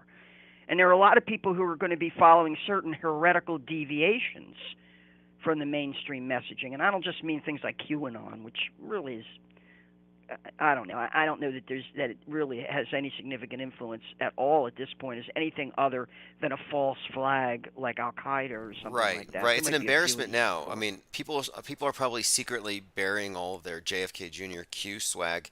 And, by the way, tomorrow, December 14th, is the 10th anniversary or hoax anniversary of Sandy Hook. And Bill Jones, Alex Hicks, has just been hit with $1.5 gazillion trillion billion dollars in damages. But that's I've noticed they're dredging up Sandy Hook again. Anderson Cooper just did another big interview with, I guess, someone who's supposed to be a Sandy Hook parent. And man, the guy is grinning and snickering. The duping delight, and if any, I know probably very few of your listeners. I don't watch CNN. I don't keep up with them, but somebody picked up on this, that Anderson Cooper is now, like I say, dredged up one of these Sandy Hook parents who I'd never seen before, and put him on camera, and the guy is grinning and snickering and expressing every possible, variation of duping delight that you can see in a face. And you really have to ask yourself now, how sick, how twisted are these people that at this late date, they're the ones who are bringing it up. It's not us conspiracy theorists and auto hoaxers and fakeologists and no, I mean, a lot of us have had... It's not us who are bringing up Sandy. We've had Sandy Hook fatigue for years. A lot of us have cracked. We move on. We solve a case, we move on. They keep bringing it up because this is the big, stinking, rotten, 10-year-old red herring that gets everybody to forget that there's been 20-plus years of fake shootings, not just this one. Well, Sandy Hook was in 2012, is that right? Yes. December of 2012. Yes, but yes. And then the Boston Marathon followed in April. To me, that was even bigger than Sandy Hook, because there they showed SWAT teams and troops actually going through Watertown, screaming at people, "Get in your house, get in your house." They locked down an entire neighborhood as a drill, as an exercise. That was a real kinetic thing, by the way, folks. That was really, I thought that was quite an overreach. They had the Batman costume SWAT team marching around hunting the Joker, and that event also showed how desperate they were to stop people from sharing information and coming to their own conclusions. At that time, InfoWars kind of sparked it. People were going through photos and looking, hey, this guy's got a skull on his black backpack. This guy here has one too. They were noticing what appear to be operatives, and then suddenly the FBI puts out some kind of message like, if you have any images or pictures from the Boston bombing, send them to us. Like they were trying to do damage control because they left themselves open. Yeah, I mean, anybody who's even bothered to take a cursory look at that can see it was a drill and the thing was a really badly executed fake job. Exactly. But it speaks volumes. It speaks volumes for the people of Boston and Massachusetts. Boston was the cradle of the revolution. You understand? The notion you could be ordered into your house just by decree while armed men just came stomping through your neighborhood, pushing you around like this. And get in your house, get in your house. And, you know, that a whole city could be locked down and they held hostage like this to what amounted to a military occupation. What a disgrace. What a shame. To me, the Boston Marathon is to Boston and Massachusetts as 9/11 is to New York City. It proves the case that the people themselves are broken. They're broken. They're cowardly, they're wimpish, they're declawed, they're deballed, whatever you want to say. They are that it's a great tradition of independence has been utterly destroyed. It's just a memory now, a faded memory. And to my mind, the people of Boston and the city of Boston will never recover from what went down during that phony psychological operation. Oh yes, Boston Marathon that was a bombing. comedy. They will never recover from that. A comedy of errors. And one thing about the thing too is that back then it seemed like they were a little more confident with their special effects. But now, after 9 years of auto hoaxers and media deconstructionists wearing them down, laughing, tearing apart their stories, mocking them, and exposing the hoaxery, it seems like now they're a little hoax shy. Like I look at the Club Q shooting, supposed to be some major atrocity. We don't see a drop of blood. We don't see any victims. They're not even bothering to wheel out the victims for us to look at. And I'm like, why is that? But even so, Republican right-wing talk radio is ready to is still hanging on to this as though it were a real event, and they're saying, "Oh well, no, the guy that did this was really a leftist," or they're arguing about which side the shooter was on. Predictably, and I correct myself. They did show one of the victims, the guy that was shot 7 times in the back with an AR-15. Who was lying on his back, smiling in the hospital bed. You could show that. You could show that if you. Oh, I don't know. It might be copyrighted. That's about the most stupidly. You're right. Anybody out there that's ever handled a firearm and seen what a round can do to a body, who watches that patently fake, terrible acting. Why they even put that out there? Oh, yeah, I was shot 7 times. And here I'm up, and look how rosy-cheeked, and I'm ready to talk about it today, the next morning. And, anybody who would claim that they're falling for that. And, I sent copies of that clip around to about a dozen different right-wing AM talk radio hosts, and not a fucking one of them has dared blow the whistle on this Club Q psyop. Not a one of them. Look, and it's to their detriment that they don't contest it, because what they've done is they've ceded the moral high ground, and they've all but admitted responsibility for it, instead of saying you're faking this to inflate. They pulled a successful Jussie Smollett operation here. It was a fake hate crime, and of course it's going to go down in the history books as real. There's going to be big shrines, there's going to be memorials. The show's just going to go on with this thing. Club Q, how obvious. Yeah, as for Elon Musk, what most people seem to think about him is that, he wants to turn Twitter into a new bank, into a digital currency bank, right? Basically, I guess it'll be the replacement for FTX or something. Well, he was attached to PayPal. It wouldn't shock me at all if that's the big picture as well. All seems right. He's pioneering the digital ID. He's selling it from a different angle. But he's the flagship for the Great Reset and the Green New Deal, and we're all going to go to electric. I mean, he is the personification of the electric car with the lithium battery, is he not?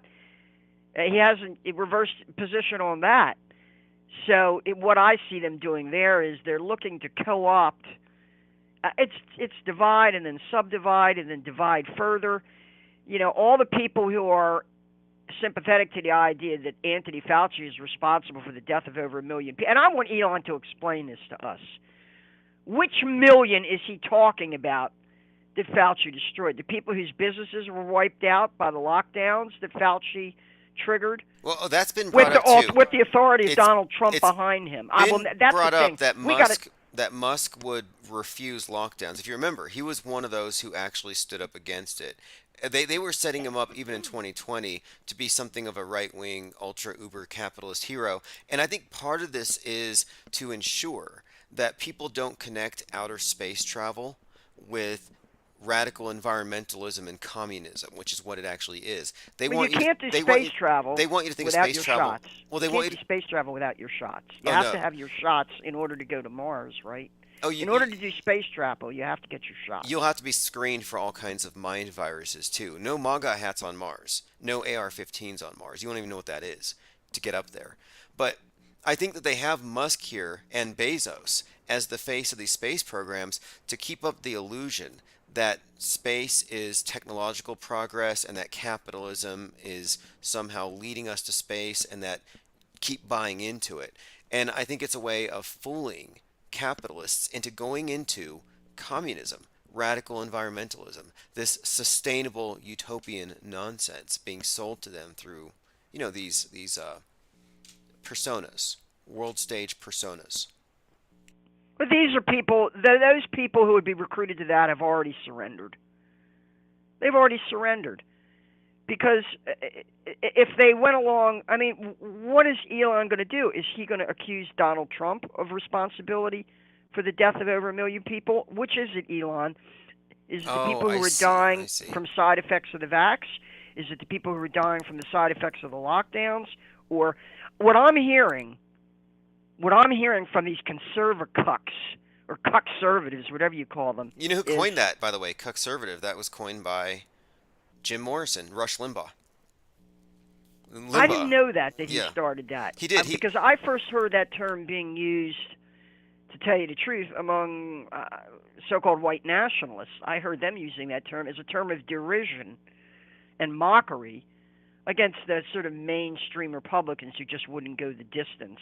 Rush used it to label those Republicans who thought that they could in any way curry favor with leftist media, where they would try to moderate their message. And I tend to agree with him tactically. It's like the other side isn't rational. You don't have to kowtow to their nonsense. But that was a different age. But which side is? I mean, this is crazy.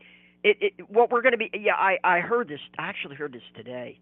One of these conservatives on AM Talk Radio was saying that it was the vaccine that saved us from COVID. Did they really believe that? Do you think Stu Peters was some kind? Stu Peters, as they're calling him. The Stu Peters documentary has been brought out as an example of a poison pill. A poison pill to destroy the credibility of legitimate researchers. Are you of that opinion? Well, they want to hijack all sides. In nonlinear warfare, you got to control all sides of the argument, and that includes sides that might have validity. The claim that we do have an epidemic of myocarditis among young people. Young male athletes especially who've taken these shots and boosters. Well, hey, before we go on too much further in this topic, I just want to point out here that I don't believe that 2020 was anything other than the introduction of a religion. And I think Stu Peters is definitely one of these carnival barkers who is selling the fear of the weak. Before that, he was saying it was snake venom. And I think all of this stuff is a deliberate attempt to make the right wing self-sabotage and make itself censorable in the eyes of the public. So nobody's going to complain when they get censored. And again, I think this is such a huge operation from Q to this agenda. Yeah, they definitely set up, I think, both sides, but specifically the right wing, to be censored and complicit in their own censorship. But it's almost like lost at this point. And Elon Musk, what he's doing with Twitter, I think it's a setup, because if something terrible happens, who are they going to blame? They're going to say, well, it's not just a new religion, it's a new economic model too. It really is. It's a whole model for a new, basically this was the whole cast of thousands thing, or what Matthias Desmet and his sort of European mainstream intellectuals have called mass formation. I love how they came out with this to explain the reason why so many people were able to be gaslit and brainwashed into this, into the lockdowns and the mandates and the mask. And they call it, it's a new version of the madness of crowds, and they call it mass formation.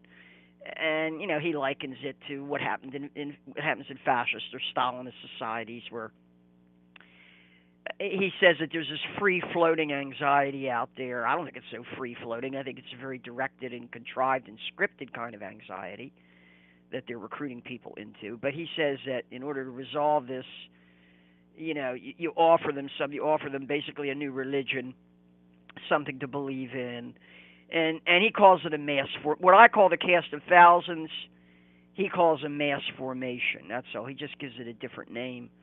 But it's the willingness of people to participate in the drama, to participate in the psyop, to be a part of the narrative. All the people who claim they saw the plane in New York City on 9/11, when in fact it's almost impossible to see anything from the street level. Hey, let me ask you this. Did there used to be a lot more people claiming to have been eyewitnesses? Like, did the number go down? The number of "I saw the plane" type people, did it go down over the last 19 years? We're getting new ones all the time. You understand? If you run into somebody who is old enough that they're ideologically committed to belief in the official narrative, and I have to tell you, I'm not running into, when I go out, I wear T-shirts that have, I have one that has a picture of Bin Laden on it, and I have another that says 9/11 was an inside job, and I'm wearing them all the time. I went into a Buffalo Wild Wings last week. Really, these businesses are not doing too good. And I'm sitting there, and, I was wearing that shirt, one of the original Alex Jones black shirts with white lettering. It says 9/11 was an inside job. And, I was sitting at the bar, and this girl about 3 or 4 seats down from me, she was by herself drinking her beer. And then on the way out, she puts her hand on my shoulder and says, "You have a Merry Christmas." And I said, okay, yeah, you too. I said, you too. And she didn't look drunk to me, and then she went on her way. And then the barmaid comes up to me and says, "Oh, she paid your bill. You don't have to pay anything." I said, wow. I said, well, I'll have to leave a bigger tip. I said, what was that about? Why? I said, I didn't talk to her. I didn't say anything to her. I don't know her. Why is she paying my bill? And the barmaid looked right at me, and she must have been in her 20s. She said, "Oh, she likes your shirt." I said, What do you mean? She said, "Oh, yeah, she probably fell in love with your shirt." She said, "I like it. Everybody likes it." She said that to me. She said, "Oh, everybody likes that. 9/11 was an inside job." They know. They know. That says something about all the young people know. The power of memes. In fact, that meme, 9/11 was an inside job, whatever you think about it, it resounded, it spread. I think Alex Jones started that one, but there's a Netflix show that mocks conspiracy theorists, and it's called Inside Job. And I just watched the first couple episodes of the second season, and in it, Alex Jones says, "What on flat Earth?" Like, they have him in there arrested for some reason. But I'm like, they have him mentioning flat Earth. It's like the one conspiracy theory Alex Jones will never touch. They've associated with him. It's just a major blackwash. And, of course, they appropriate everything. They appropriate Inside Job in order to, of course, steer people into thinking conspiracy theorists believe this or whatever. And, many of them do, but my point is, it's a terrible show. Malappropriation. Alex Jones should sue Netflix. $1.5 billion damages violation. For copyright. Yeah, Alex Jones. Yeah. If anybody can sue Netflix for copyright, it would be him. I mean, Inside Job was his meme. He coined it. You sort of see it being used in the same way as deep state is used, or fake news. It can basically be used to slot you on the left, slot you on the, if you're in the MAGA group, of course you believe this was an inside, you believe the election was an inside job, and the cover up of the Hunter Biden laptop was all this is an inside job, and everything that on a daily basis, everything that comes out confirms your belief, your rock solid belief that it's all an inside job by the deep state, and that their news is fake news. But you found the real news. You found the right news. If you're, I don't know, if you're still following Donald Trump, or if you're following Elon Musk. There's people out there really that are, I call it the, desperate to love Elon Musk club. These must be people who paid no attention to that Falcon X bullshit where he put a sports car in space and all that. Or to, some of them are on to his Neuralink brain chip implant. Yeah, he was getting some flack for, I believe it was the monkeys that were dying during the experiments. And that story was kind of buried because that was the same day that Fuentes and Ye spent time with Trump. But, look, inside job, great meme. It doesn't say enough, but it's a good conversation starter. That's the main thing. Right, exactly. Because from there, I could say, I can look right at that barmaid, and I did, and say, the whole thing was a hoax. I said, it was a media hoax. They showed cartoons on TV of planes flying into buildings that if you look at them now, you can see how silly they were. And I said, but they did do a perfect controlled demolition of the entire WTC complex. I said it was like a Vegas-style demolition of the whole place without having to pay the cost of removing the asbestos.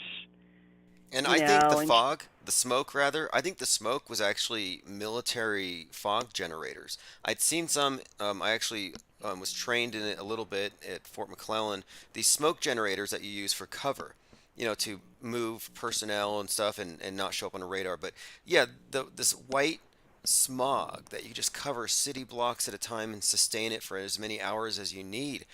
Very easy to do. And that's what 9/11 looks like to me. It looks like military fog. It doesn't look like actual smoke. And yeah, the whole thing was theater, well coordinated, with a movie on TV played on every single screen everywhere, ubiquitously, and it changed the world. It put everybody into hypnosis and brought everybody into the movie of the world stage. I think that was the main goal. It brought us into the movie. Now, you're preparing an extended piece presentation on Mandela-McMahon effect. And I want to suggest something in regard to that. Yes, please. To me, what we call Mandela or McMahon effect was an experiment directed in particular, targeted particular at so-called conspiracy theorists, right? And in order to see how easily that population might be vulnerable to being manipulated. And we can see how that has played out with those truthers who kind of fell in line with this thing. But like I say, they were prototyping that kind of psychological warfare, Kulturkampf, destruction of memory and cognition, for the entire population. That's the significance of it. This experiment was in order to say, well, let's see if we can get the whole population to go this to flip flop 180 degrees. And well, I'll tell you how it works. First, it begins with attenuation. When I say attenuation, think about if you've ever worked in an office environment where you have to get fax machine printouts, and or even a Xerox copy. You notice each successive fax gets weaker and weaker and weaker to the point where the original text of the document is sometimes unreadable. It's faded so much. And that's how memory can be washed out and watered down over time. And I call that attenuation. The other thing is what am I speaking? Oh, the other thing is conflation. Conflation is where you can take two completely unrelated things and somehow or other mix them together and confuse them in people's mind. And there's also that part of conflation is confabulation. Yeah, there's a term for that. When it comes to conflation. It's retroactive interference. Like, for example, you may not have a memory of Jiffy peanut butter. You have a memory of Jif. But when somebody says, was it Jif or Jiffy? They're actually retroactively interfering. So now when you go back to recall that memory, you're including the new thing they just threw in there. And now there's ambiguity and the appearance of ambiguity, rather. Right, confusion, chaos and confusion. And so King Herod the Great, it's Christmas time, King Herod the Great ordered the massacre of the innocents. Oh yeah, just like when Pharaoh ordered the massacre of the firstborn Hebrews and Moses was put in a basket. Or like during the plagues in Egypt when the angel of death passed by the doors, every Israelite smeared the blood of a slaughtered sheep on their door, and so the angel of death bypassed that door and slaughtered the firstborn of the Egyptians. It's like the gospel narrative of the massacre of the innocents, is conflated with the original Exodus narrative, of Moses, and in the mind of a population, that's conflation, right? You can almost confabulate a whole new narrative based on a rewriting or a reworking of the old narrative, and then so we have attenuation, which is a weakening of memory, watering down of memory. It's a great film by Christopher Nolan called Memento. That if anybody in the listening audience has not watched it, you've really got to watch this film to understand. Memento. Yes, Christopher Nolan's a big metascripter. He's been termed the Kubrick, today's contemporary Kubrick. If Kubrick had a mantle passed on anybody, it would be Nolan. And Nolan's connected to Nathan Crowley, related to Aleister Crowley, explains a lot of the synchromysticism and symbolism in his movies. But yes, Christopher Nolan is also behind the new movie coming out about the Manhattan Project that's going to come out next summer. So they'll invent a whole new history. They'll invent a whole new history for that. They'll or either that or they'll recapitulate the legend of General Leslie Groves and J. Robert Oppenheimer and Enrico Fermi. And check this out: the date of the release, the date we entered the nuclear age was July 16th. The Trinity test. And I'm thinking that's the date that Apollo 11 left from Kennedy Space Center. That's the date JFK Jr. died. That's the date Eyes Wide Shut came out. I mean, everything from fake space to fake nukes has this Kubrick connection. And that's why it's very significant that Christopher Nolan would be producing Oppenheimer. Yeah, the other film by Nolan that I would recommend is The Prestige, which I guess was made back in the 1999, maybe in the 90s. And The Prestige is it's kind of hard to explain. It's basically about magic. Well, it's about the world of illusion and magic tricks. Doesn't it involve twins? Well, that's the thing. They're rival magicians, but they use makeup to kind of impersonate each other. That's one of the subplots of the film. It's very complex, but it's about the world of magic and illusion in the late 19th century. And they even managed to bring... David Bowie plays Tesla.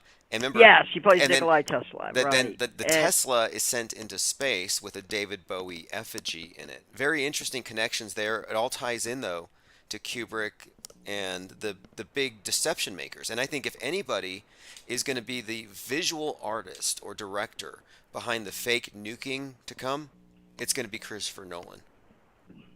Yeah, so returning to the Mandela McMahon effect as a sort of archetype of what they're doing with society as a whole in reinventing memory or wiping it out or turning it into its opposite. So we talked about attenuation, conflation, confabulation, and finally inversion. By that I mean they will literally turn something into its opposite. So this is, Donald Trump, he saved us? He saved us with the vaccine? Or is he responsible for the death of 1 million people? Which is it? Like Elon Musk, if you're going to call Anthony Fauci a murderer and say he should be arrested, well, what are you saying about Donald Trump? Because Donald Trump is the one who appointed Anthony Fauci to head his Corona task force and gave all that power to him. I'm glad you returned to this point. That is a great example of how partisan the world stage drama was. And if they had any principle, he would be equally critical of Trump, but obviously Of course, he's not. of course. But somehow or other, everyone is supposed. This is what really blows my mind about these Republicans out there.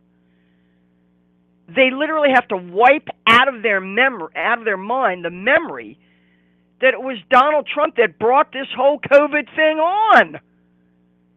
It was Donald Trump who declared a national state of emergency. Well, look, It was, another thing to keep in mind, though, is that every person who's elected to an office on that level is an auto believer.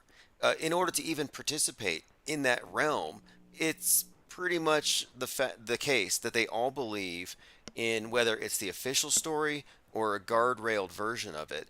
They're all world stagers, and the world stage actors are they're just insulated. I mean, they appear to be naive. They appear to be inconsistent and spineless, but I think they're just super insulated, and they have very little real autonomy.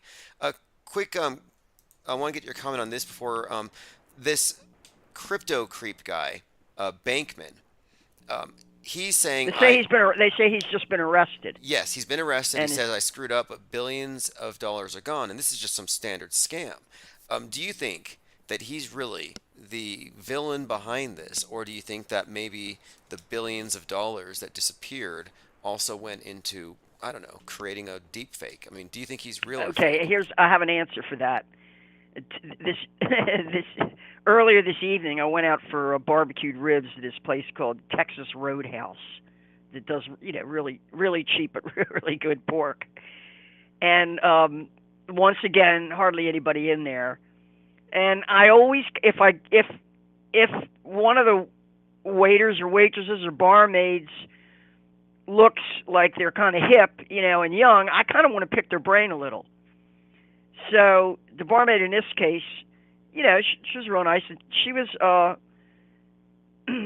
on the side there looking at her little slab. Everybody's always looking at their smart device, right? So I'm eating my ribs, and she's looking at her smart device.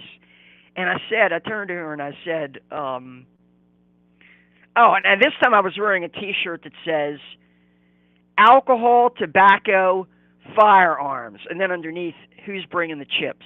It's kind of a joke T-shirt that I wear. So she looks up. She's really busy on her smart device, or iPhone, whatever it was, or Android or iPhone. I said, gosh, I hope you're not checking your cryptocurrency holdings, right? I said, what's up? Are you checking out how good your short sells are in your cryptocurrency? And she started laughing, and she said, I got rid of all mine just before the crash, she said, and I managed to come out on top with a few hundred. She said, I managed to save. I said, well, did you break even, or did you lose, or were you able? How much did you cut your losses? She said, actually, I didn't do too bad. I made a little because she said, when it hit this level, I bailed out and cashed in, and I ended up with a profit of a few $100s. I said, so your timing was really lucky on that. And she said, yeah. She said, but this whole thing is manipulated. I said, so I looked at her. I said, do you think that this Bankman-Fried business and the FTX stuff, do you think this is all staged? She says, oh, yeah, they definitely want an excuse to be able to take over cryptocurrency markets and regulate them and impose a central bank digital currency on all of us. She says, of course. Okay, okay, look. She's explaining this to me. This is why I like open phones, because you find out that a lot of people can automatically see through the BS, and they are far more aware than the hoaxers themselves would know. But Bankman taking the fall on behalf of crypto, being used to bring about new levels of regulation, he is to crypto what Alex Jones is to news to Sandy media. Hook. Yeah. Right, to news media. Uh-huh, right, exactly. We're going to make an example. We're going to show you who's in control. But when they do this, it seems to me all they do is show how weak they are. Well, how weak. Yes, they have the physical power. They have the physical control. They can issue decrees. The Fed can raise interest rates. They can do all of these things. But they can't force people to believe it. People have to go out of their way to embrace this bullshit in order to believe it. They have to be able to swallow anything in order to believe it. So, in a sense, what they're doing is they're upping the ante and demanding an even higher level of credulousness and gullibility on people's part. Along the way, there's going to be people who jump ship and say, I might have followed you this far. I might, like people who said, well, I took the first shot. I took the second shot, but I'm not going for another booster. What, they got a fifth booster now? You can forget that. How many people are going to be willing to... All of that. Look, I believe that the true believers will be true believers. I think they split society perfectly. And things are so bad these days where the rhetoric is like they're saying no more hate speech. I'm leaving Twitter because of hate speech.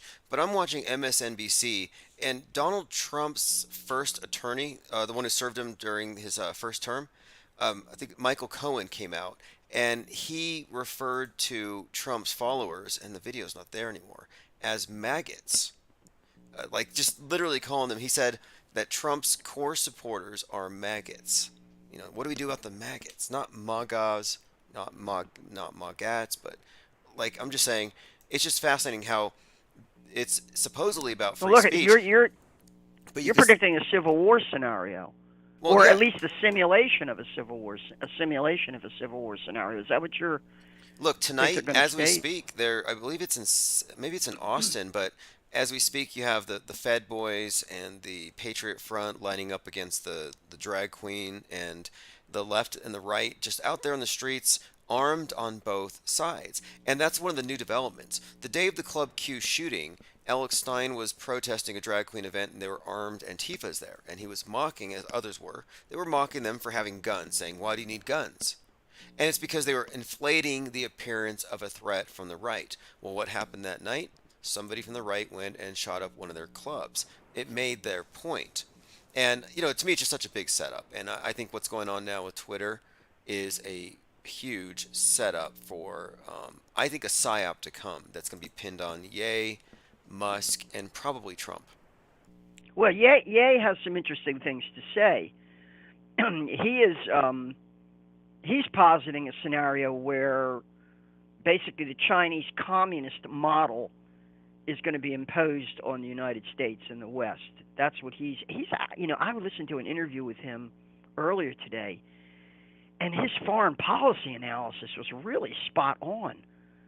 He is calling for ending China's most favored nation trading status until they bring under control their export of fentanyl and their other thing, and basically restore manufacturing here in the United States, because apparently all of our pharmaceuticals come from China. Kanye West has some very coherent foreign policy recommendations with respect to China and the United States and the West in general, irrespective of what you might think about anything else that he says. But he's also, once again, reaffirming his belief that the entire media is tightly controlled and that it's directed by this group from the top, and that they're manipulating people, and especially they're manipulating black people. And he just has a very interesting analysis. Yeah, I can hear, like, when I hear him speak, I'm like, okay, he's been hanging out with Nick Fuentes. Okay, there's some Candace Owens. There's some Milo. Like, he definitely is smart enough to get advisors, and he informs himself. I'm not really a big believer in his overall vision, but I'm interested in seeing where this goes. It's incredibly unbelievable just who he's hanging out with, and he's talking to Owen Benjamin. I'm waiting to see the two. That's what I was just going to get to next. I was going to get to next. Owen Benjamin has boy, you must be psychic. Owen Benjamin has a video out, one of his talks, where he makes the case that Donald Trump was the real guy behind 9/11. And I'm telling you, he makes a very convincing case that Trump would have been sort of the linchpin of 9/11, from Trump's relationship to Larry Silverstein and Frank Lowy, who were the owners of the 9/11 in Manhattan.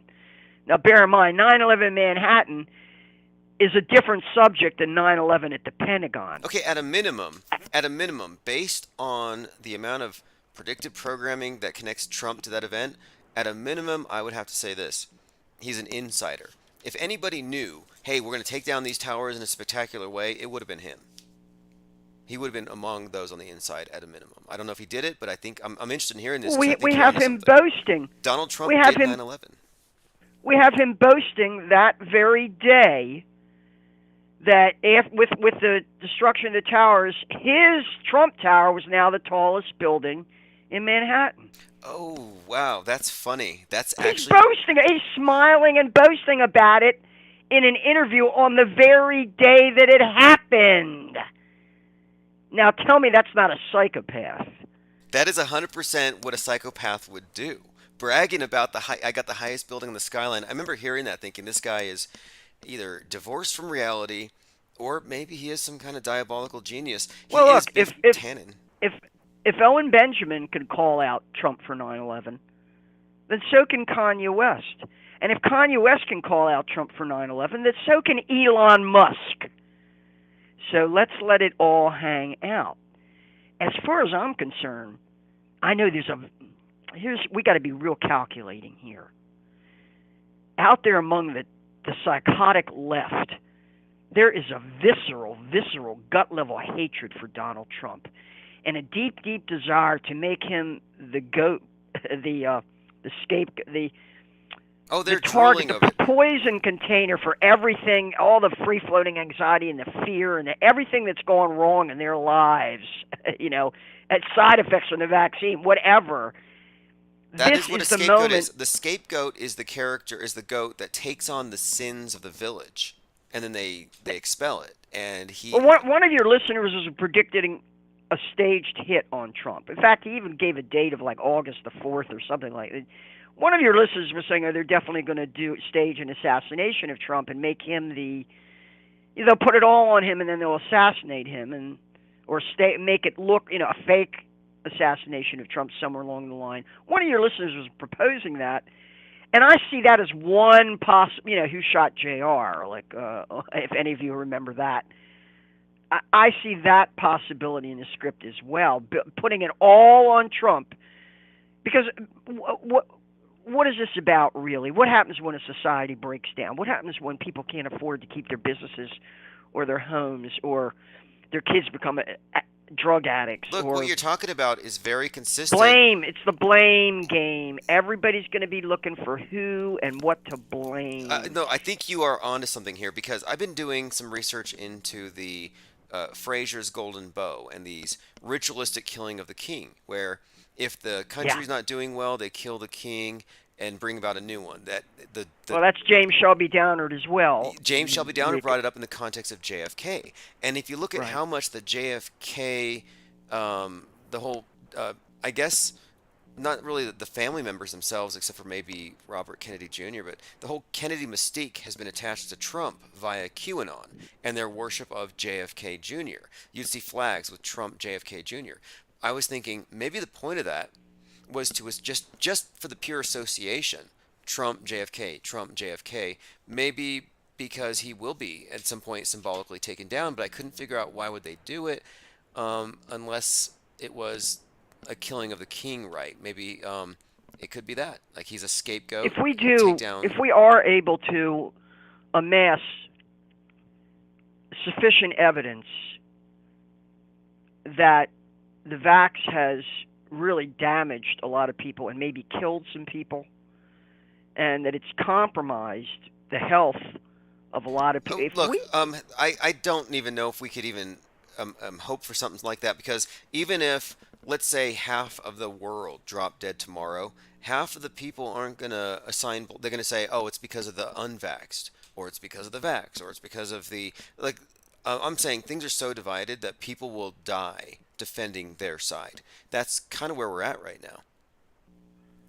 Well, I mean, they're shooting this experimental stuff in there's people's arms. I mean, also, how reckless. Look, I don't really believe that that's going to be any kind of polarizing, any kind of issue that's going to turn people against it.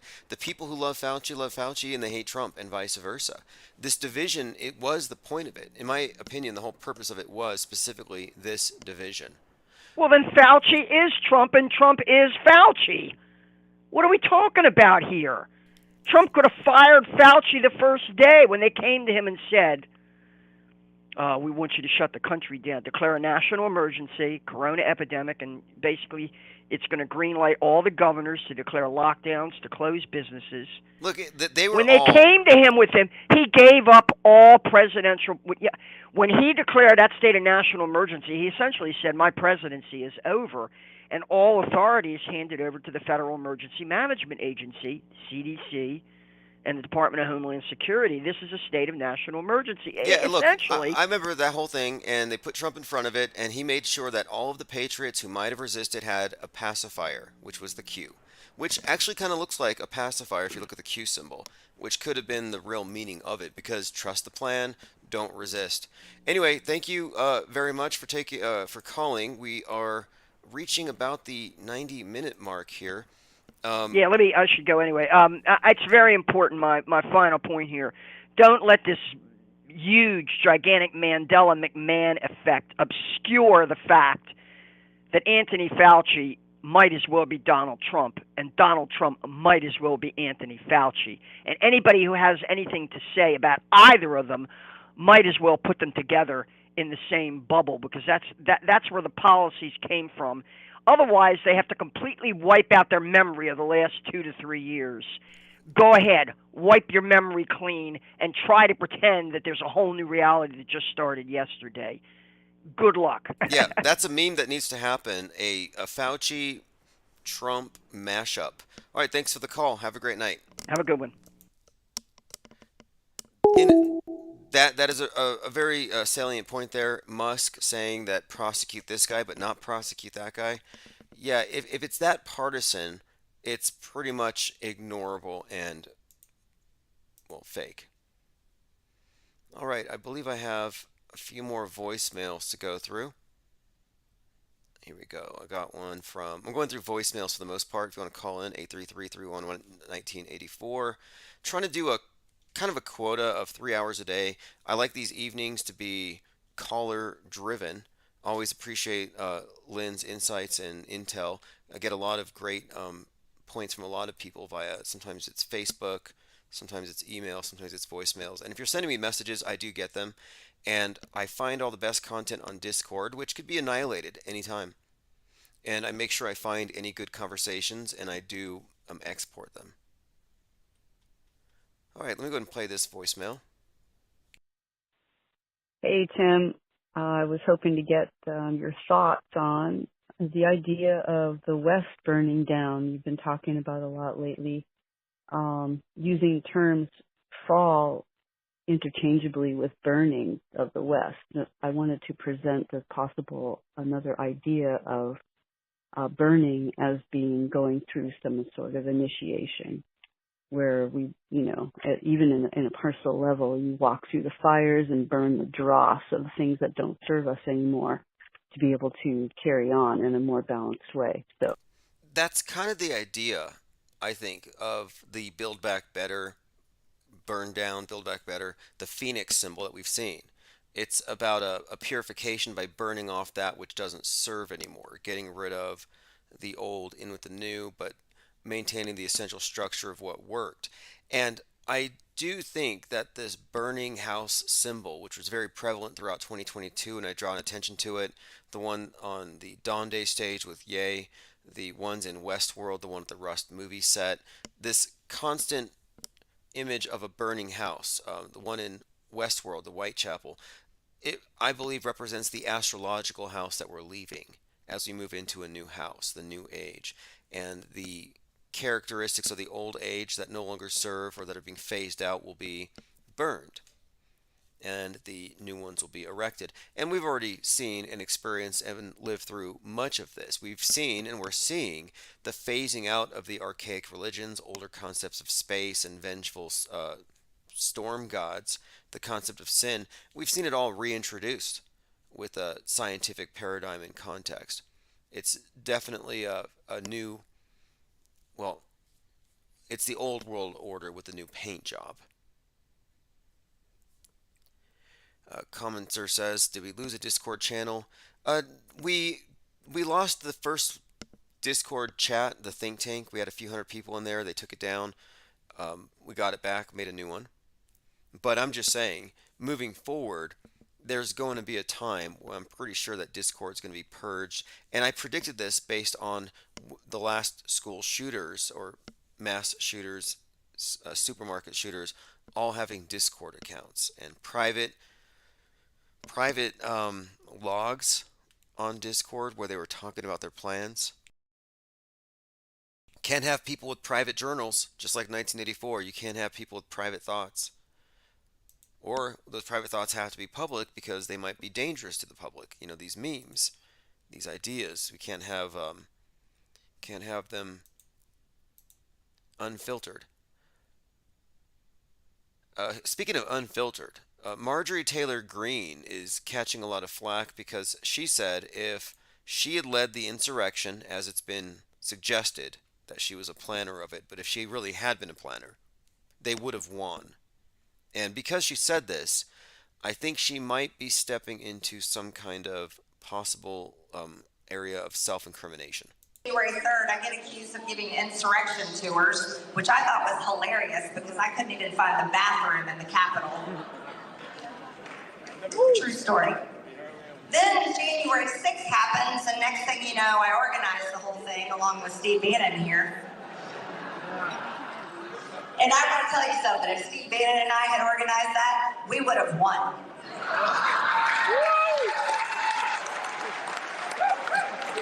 Not to mention, it would have been armed. We would have won, not to mention it would have been armed. Fascinating.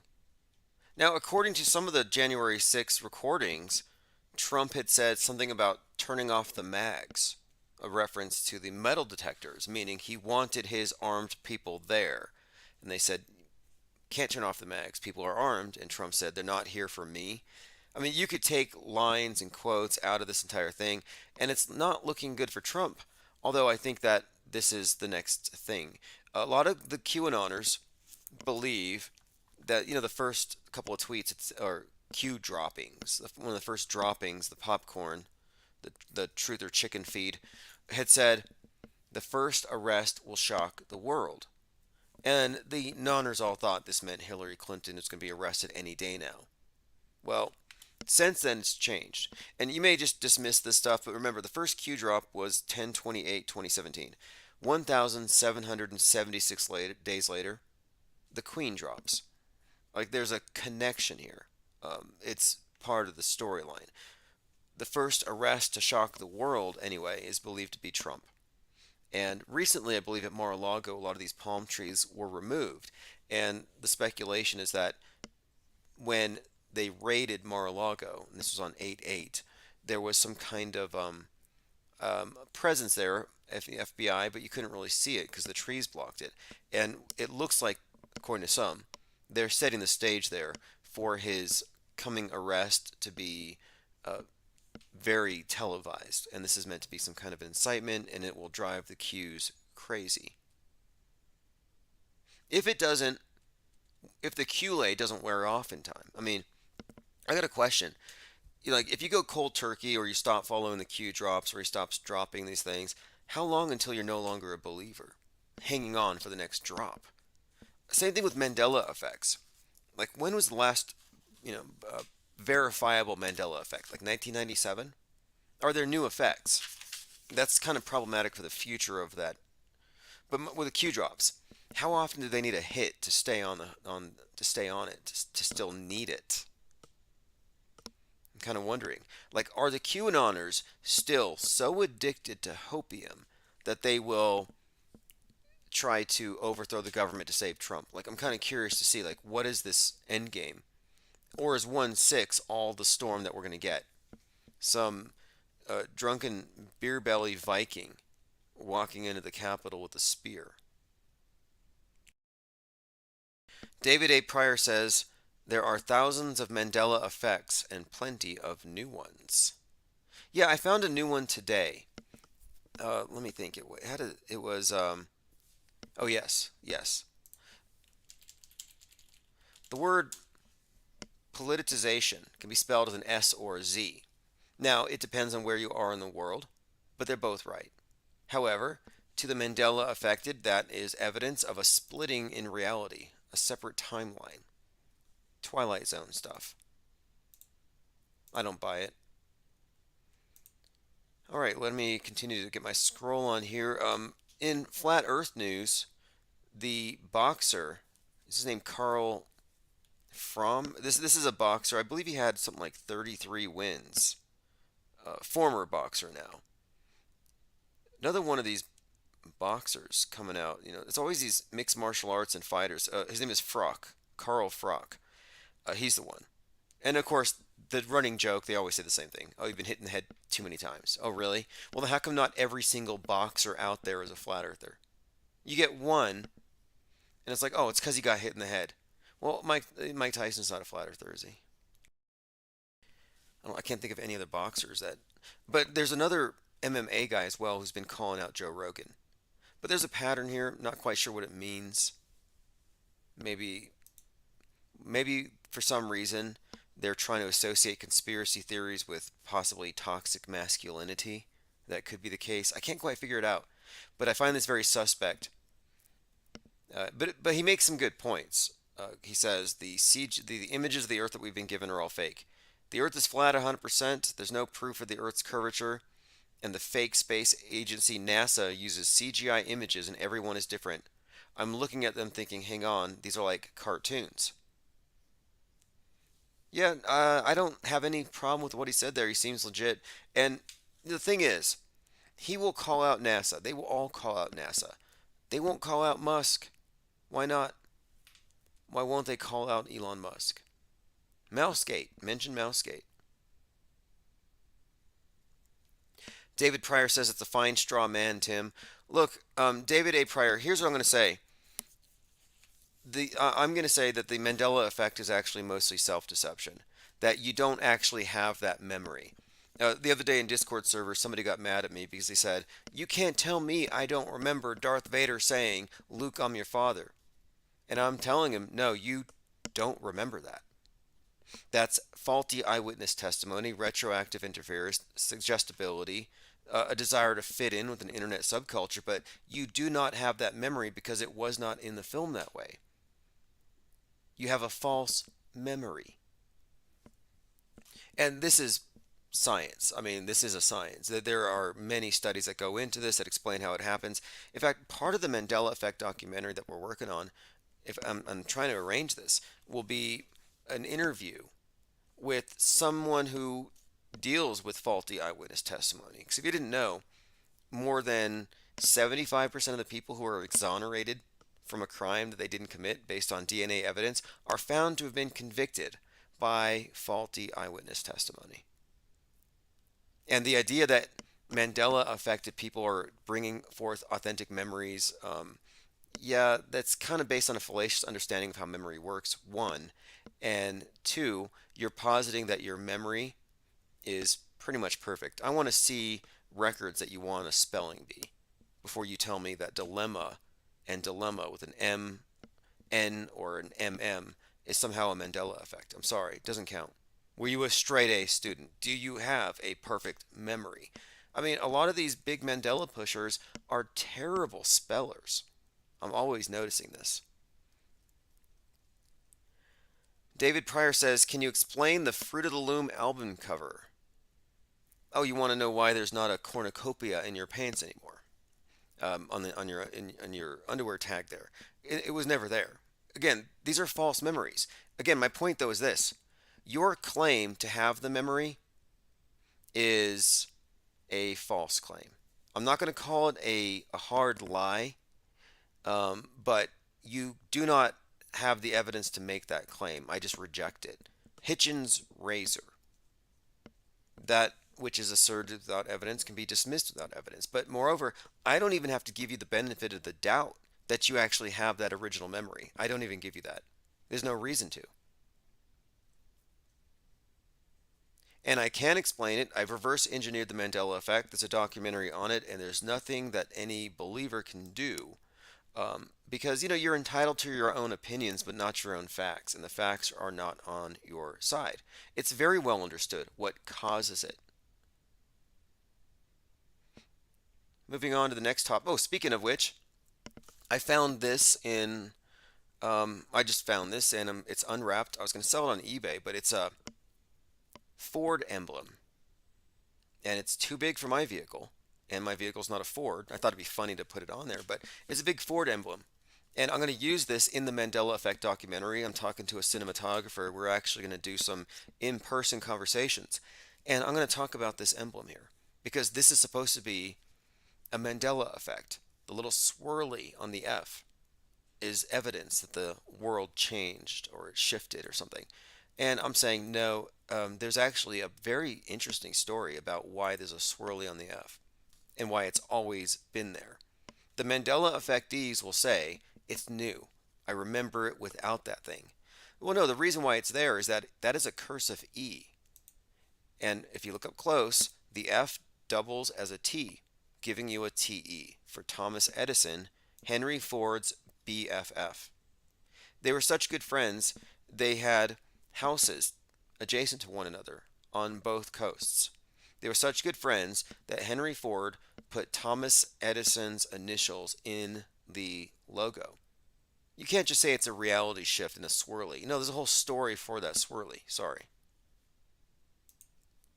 The thing is, I can debunk Mandela effect after Mandela effect, and they will just say, well, I don't believe in that one. I don't believe in that one. And it's like, wait, there's a million Mandela effectees, but they are not monolithic. They each believe in 10% of the Mandela effects, and each believe in 10% that the other 10% that others don't. And as an aggregate, they're all affected, but there's no consensus. There's no cohesiveness. They cannot say on which day this one became the effect. On this day, all of the cornucopias disappeared off my tidy-whities.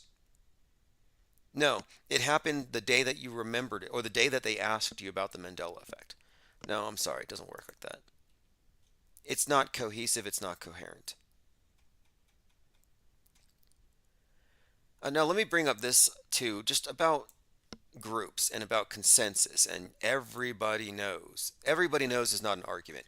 A lot of people saying they've seen, most people will say that they've seen the curve of the earth from a plane. They'll say it. They'll say, I've seen the curvature of the earth in the airplane window. Now, are you going to call them all liars? I would say no. I'd say they're more like conformists, but what are they actually remembering? Because if you've actually been in a plane and you've looked out, it's pretty much a pancake. You don't see any curve. You're not high enough to see the curve. It's not physically possible.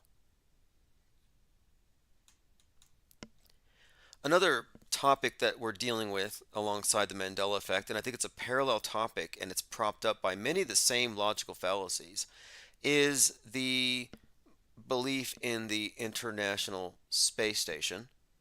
And again, I think that the International Space Station is propped up by hearsay, non sequitur fallacies, and really ad populum. It's very clever. Look, this is a Jedi mind trick.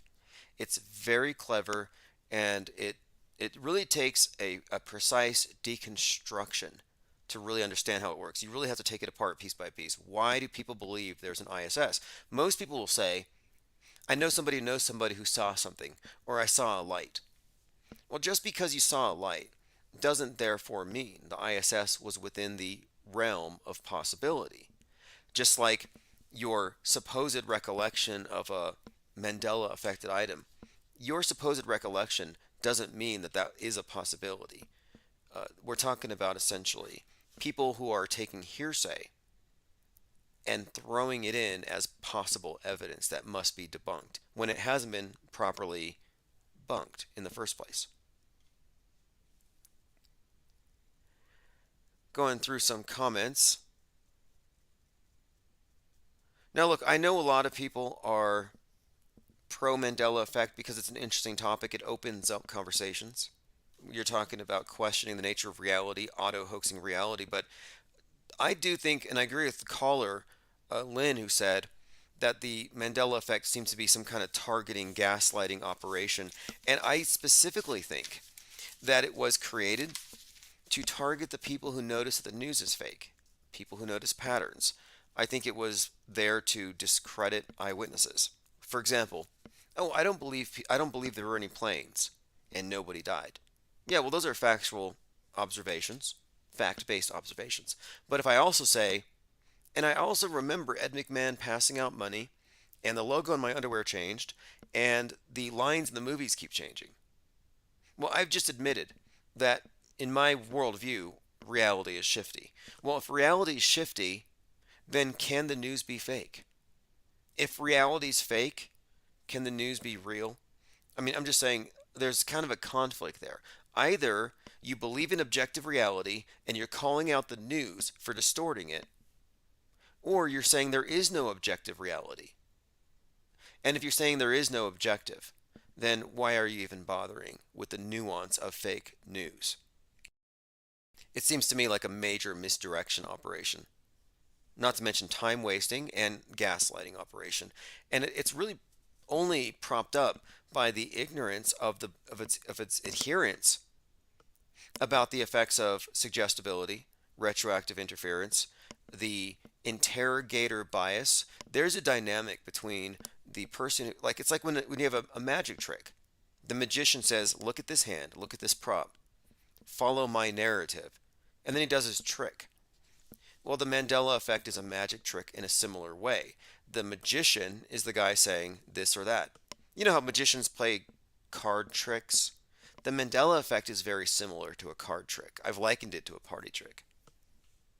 It wouldn't exist were it not for the interrogator bias. That is, the bias of the person asking the question, the person who frames the question, who asserts that it's even a possibility that reality shifted without having established it. Sun Rabbit says it could be a time-wasting operation. I thought so too. But having looked at it, I've learned quite a bit about gaslighting, weaponized gaslighting, and about how people can deceive themselves and enter into a different paradigm quite readily. I mean, there's and then of course you can see how difficult it is for some people to admit that they're wrong. If there's one thing that typifies the Mandela effect believer, they cannot admit to being wrong. They'll say, what's more likely, that I misspelled a word or that the dictionary changed? They'll go with that. Oh no, the universe changed. I couldn't be wrong. No way I made a wrong turn. I'm pretty sure the city layout changed. It becomes very solipsistic. I think it's, in many ways, it's the definition of madness. It's total subjectivity. Nihilism, in many ways, is nihilism. And one of the worst things I could say about it is that it's not a flat earth compatible belief system or worldview. It's very much tied into this modern paradigm. Heliocentrism, this Einsteinian, everything's bent. Everything is bent. You know, gravity is just the bending of space due to the mass objects. The news is bent by newsbenders. I saw this interesting bit of etymology having to do with the word witchcraft and Wicca, and it connected it to wicker. And it was an article by Michael Hoffman the second, who wrote Secret Societies and Psychological Warfare, and he was talking about the Wicker Man, this big effigy that would be filled up with sacrifices and burned, and how wicker was this, you bend it into shape, and that this was the meaning of witchcraft. It was about bending reality. And I think that really fits, because what do they do to establish the very premise that the world that we're on is finite and it's in space? They bend, they curve what isn't curved. Reality's bent. All right, let me go ahead and continue. This is a great article from Psychology Today. Doom scrolling and the manipulation of anxiety. It says the amount of fake news is now at a high, and the dissemination is a dramatic situation that can only be likened to a dark age. Now, yesterday I was talking about this new dark age that we're entering into, how the metaverse is really about ignorance taking us out of the meatverse. It's the new wool over your eyes. It's the new hoodwink that the Masonic secret societies are putting over the heads of the masses. The wilderness of darkness that they describe in their initiations, that the uninitiated inhabit, That is the space age, outer space, infinite darkness, ignorance, which is what darkness symbolizes. It's why on the Devil Tarot card he points the torch down, extinguishing the light, the opposite of enlightenment. The torch being a symbol of enlightenment, being inverted, of course, endarkenment. And on that card, the Tarot card, and these are all very symbolic. If you look at, and you can't really understate this. You know, the playing cards, 52 cards, 52 weeks, 4 suits, 4 seasons. It's all connected to the same sun worship cult. And the majors, like the devil, for example, are just chock full of symbolism.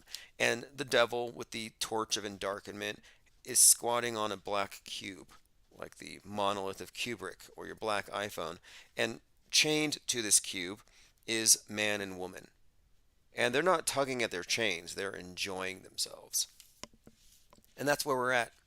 The devil has everybody in that sense, the devil being a symbol of matter dominating over spirit, or in metaverse conquering the meatverse, fake conquering real. Now, let me go back to this article here. It says we're going into a dark age. No, we're already there. It goes on to say another recent study suggests that while relying on the user to sort out the credibility of news is likely to have limited effectiveness, it was found that people tend to have a passive consumption of news and a passive attitude to the acquisition of news stories. I've talked about this as well. I've noted for some time that people believe 100% of the news they don't watch. There's too much of it. They just assume it all to be true. It's real until proven fake. Like 1 in a million stories is fake, like Jussie Smollett. But the rest of it, yeah, that's real. Sorry, but it's fake until proven real, if you want to be logical. But the public has been conditioned to be the opposite of logical. They accept every false premise. They are passive consumers of news and passive believers. They are auto-believers. They automatically believe. When I say auto-hoaxers, it's because, yeah, we automatically disbelieve, unless there's evidence. And if you have an issue with that, it's like, well, how did you get so trusting? How do you live? Goes on, this is again Psychology Today, doom scrolling and the manipulation of anxiety. Quote, this work analyzed fake news as if it were an infectious pathogen. In 2019, I was saying, note how the mass media is starting to refer to ideas, and they're talking about memes and misinformation as though these were diseases. They're using the language of epidemiology to describe words. And again, Richard Brody invented word, created word, virus of the mind. Yeah, they've been setting us up for this. And then here's Musk he basically created an infodemic with Twitter. That's what they're saying. Now this study, again, this is Psychology Today, quote, analyzed fake news as if it were an infectious pathogen. You're telling me that a fake moon landing isn't an infectious pathogen or a damaging malware for the mind? Any kind of a lie, any structure, any sort of construct or augmentation could be considered malware, maybe, if you want to look at it from this perspective, not just the quote conspiracy theories. But you'll see how partisan this is. Like, in a way, this is very telling. They're telling on themselves. They're admitting that fake news is basically very infectious, very toxic, but they don't include themselves in the fake news. Now it goes on to say, the social media companies act as hosts to the virus, and the social media users who share the news are the herd who get infected. The degree to which pathogens spread depends on how much contact there is between the herd members and how much they share. The conclusion? People need to fact check to stop the spread. Fact check to stop the spread. Mask your mind. That's what they're saying. That's why I pointed out the cover of Richard Brody's book, Virus of the Mind, literally has a brain with a vax needle going into it. Goes on to say here, bad news does not have to be fake to achieve this end. The end, of course, being to create anxiety, which can then be used to acquire power. Again, they told on themselves. It's all to acquire power. That's why they've had 20 years of fake school shooting drills to justify duck and cover, kneeling and groveling on the ground before the terrorists, terrorist saviors of the state. They're using MK Ultra, trauma-induced mind control, on a mass scale, and the news media is just part of it. It's very immersive. But anyway, psychology today, doom scrolling, and the manipulation of anxiety. It's sort of like how earlier this fall, there was a spate of fake shootings. Or rather, I'm sorry, fake shootings. Not the regular fake shootings, but people calling in fake shootings that weren't really fake shootings. So to be clear, pranksters were calling schools and claiming they were shooters, causing the schools to go into lockdown drills. The ones they do anyway to terrorize the kids, but these ones were unscheduled lockdown drills.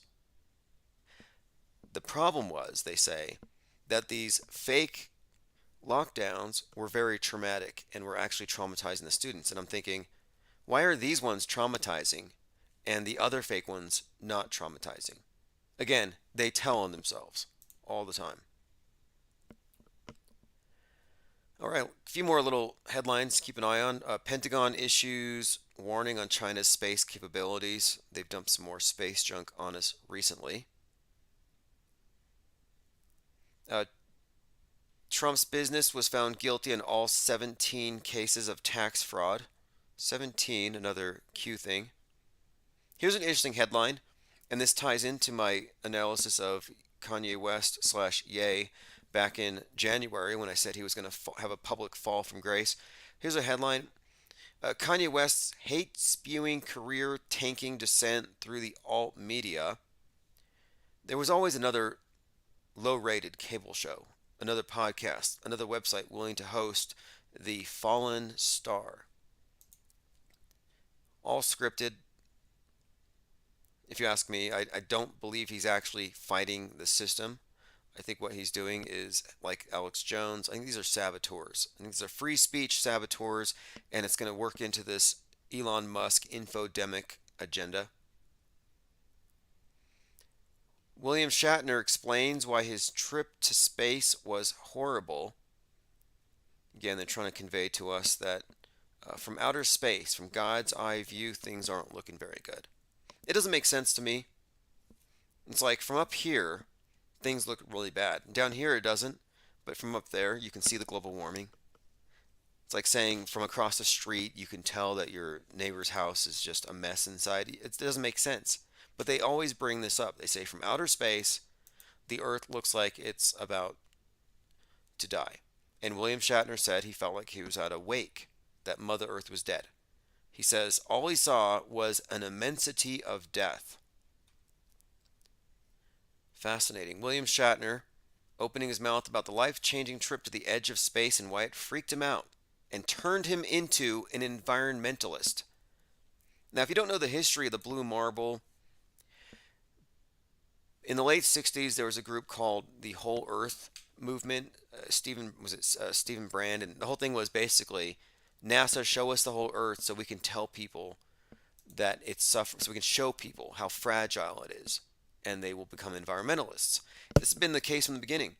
In fact, there's this group, it's called Space Buzz, I believe, where it's virtual reality, bath salt, or not bath salt, it's like some sort of a flotation tank where you're wearing a VR headset, and then you go through a virtual reality experience of seeing the Earth from space. And the idea is that you come back down and you are now suddenly an environmentalist effect. I'm sorry, an environmentalist. Like it affects this change where like now you want to save the world. The overview effect is what they call it.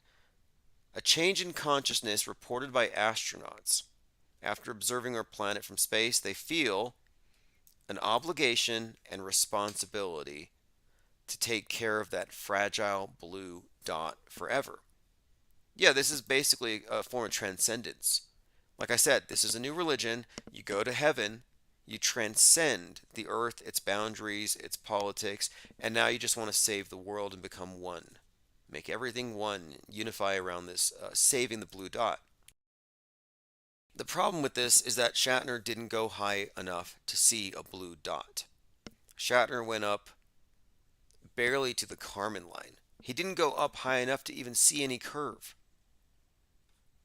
Now, this overview effect seems harmless enough, but think about the school shooting drills. Mass mind control, targeting the youth, convincing them that there's scary gun owners everywhere, but you can trust the state and their SWAT teams with guns. But now here's what they're trying to repeat this for children, and I'm like, how is this not just brainwashing? This is some kind of baptism to Baal worship. This is literally that, because if you look at I think it's called, Space Buzz. It's basically virtual reality. It says here, the VR technology can elicit awe-based experiences. Again, awe-based experiences. If you notice, the astronauts not the NASA astronauts, but on the private space flights, whether it's Branson or Bezos or Musk, whenever they send civilians up into space, the instant they look out the window, you don't see out the window because they're in a simulation and they can't show it to you.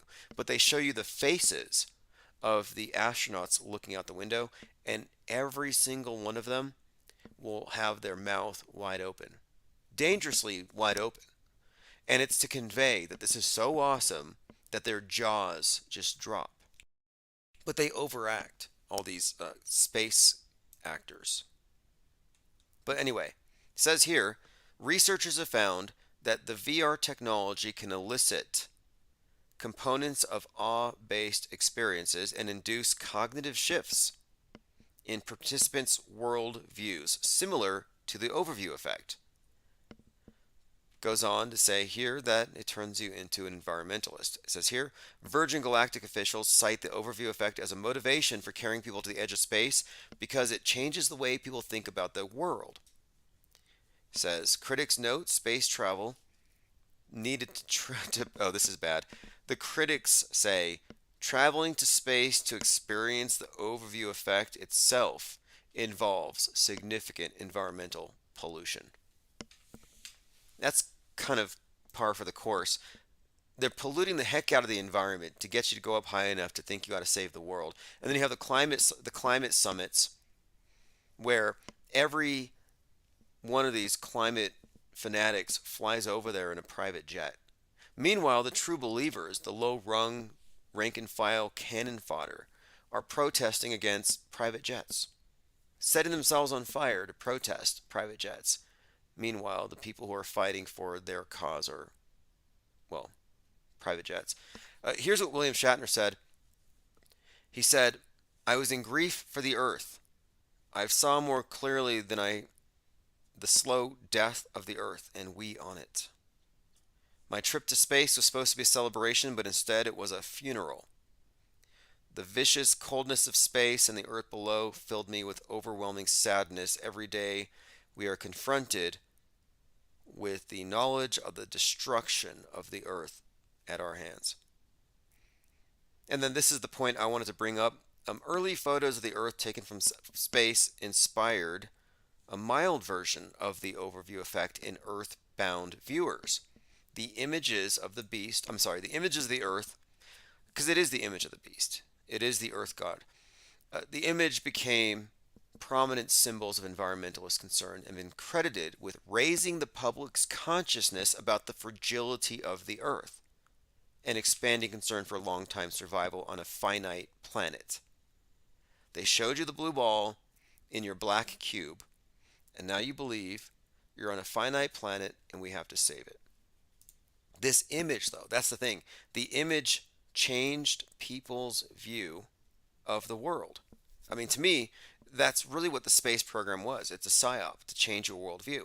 And that's why I bring up Kubrick, and we talked about Christopher Nolan and other meta-scripters. Their role here is to shape our mass worldview. And you can see how space or 9/11, these are all interconnected. But when I look at the moon landing, for example, why would they fake the moon landing? Well, to pull the public through the screen, to merge you with the monolith as depicted in 2001 Space Odyssey, the reason why they faked the moon landing was to pull us closer into fantasy. One. Two, it's a miracle that validates all of their science. And then three, of course, I think ultimately it's about the this cognitive shift that tells us we need to save the planet. Let me catch up on your comments one more time. We are on a new schedule, morning and evening, probably 90 minutes. Sometimes we'll go over, but the evenings I'm trying to reserve for voicemails. So if you want to leave me voicemails, I will respond to all of them. 833-311-1984. And of course, callers. We will leave this open for callers. There's been lots of fascinating stories going on right now. Orion splashes down in the Pacific Ocean, completing the Artemis mission. Was it like 50 years to the day? It's all a calendar. It's all an occult calendar. It's all based on the personification of the sun. They dress it up with science, but the same old rituals. Artemis is, of course, the Greek version of Diana, twin of Apollo. Quite a lot to go into there. Now, this is kind of a story I wanted to touch on really quick because we often talk about chemtrails.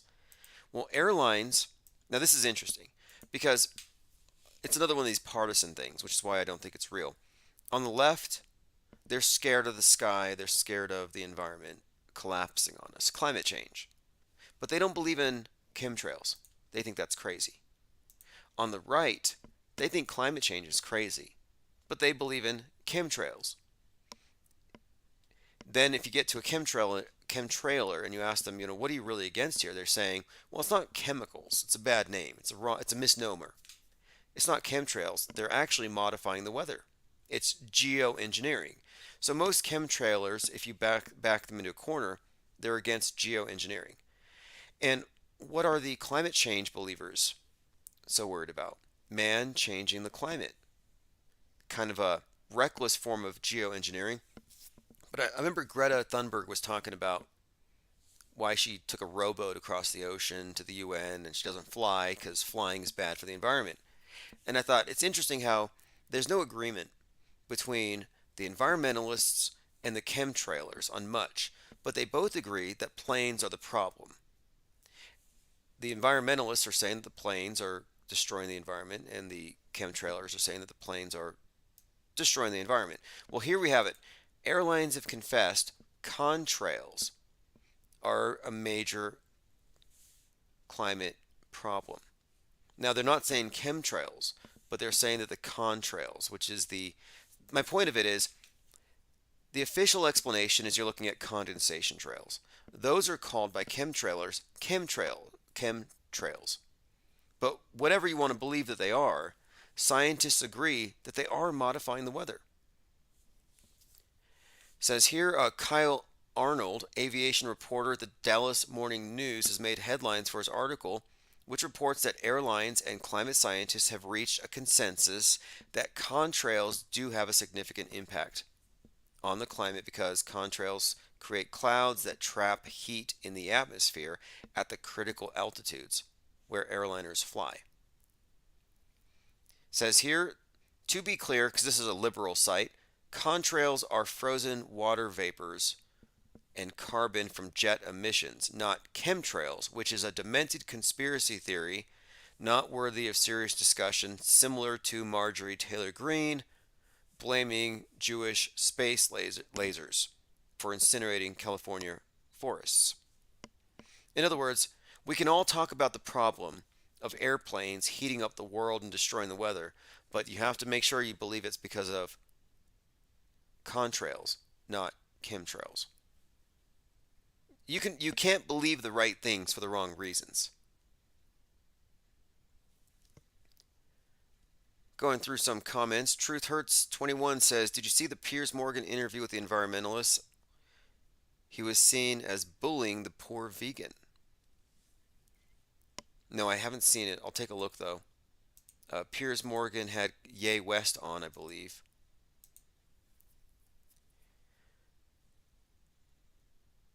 So many fascinating things have been happening recently, but I don't want to get too much deeper into this. We'll continue tomorrow morning. There's so much. Long March rocket from China breaks up into a huge cloud of 350 pieces of space junk. Space Wars is kind of heating up on the sidelines. They have so many of these, Illuminati playing cards in the mix. But look, here's another example of why I'm saying here that the Twitter exodus is preparation for some kind of internet lockdown, and Musk is some kind of free speech saboteur. He's not a free speech absolutist. He's here to destroy it. Elon Musk tweeted a white rabbit, which is basically it's a dog whistle to the QAnoners. They say follow the white rabbit, refers to Alice in Wonderland, refers to adrenochrome, all kinds of stuff. But yes, his tacit endorsement of this is taken to be some kind of sign that he's on your side. But as Lynn pointed out, he's only critical of Fauci, not critical of Trump. And that level of partisan side taking is just, to me, it's an indication that you're not looking at an authentic rogue being. But, put your hope in world stage figures if you want. One other thing here, and this surprised me, it's either a lack of insight or it's staged. But Musk went out onto stage with Dave Chappelle. And now both of them have been getting in trouble for being critical of trans and pronouns. Musk goes out, and I think he expected everybody to kneel or cheer, but apparently it was mostly boos. And he walked off the stage. I think he was a little miffed. So there's a point here where I think sometimes they believe their own hype.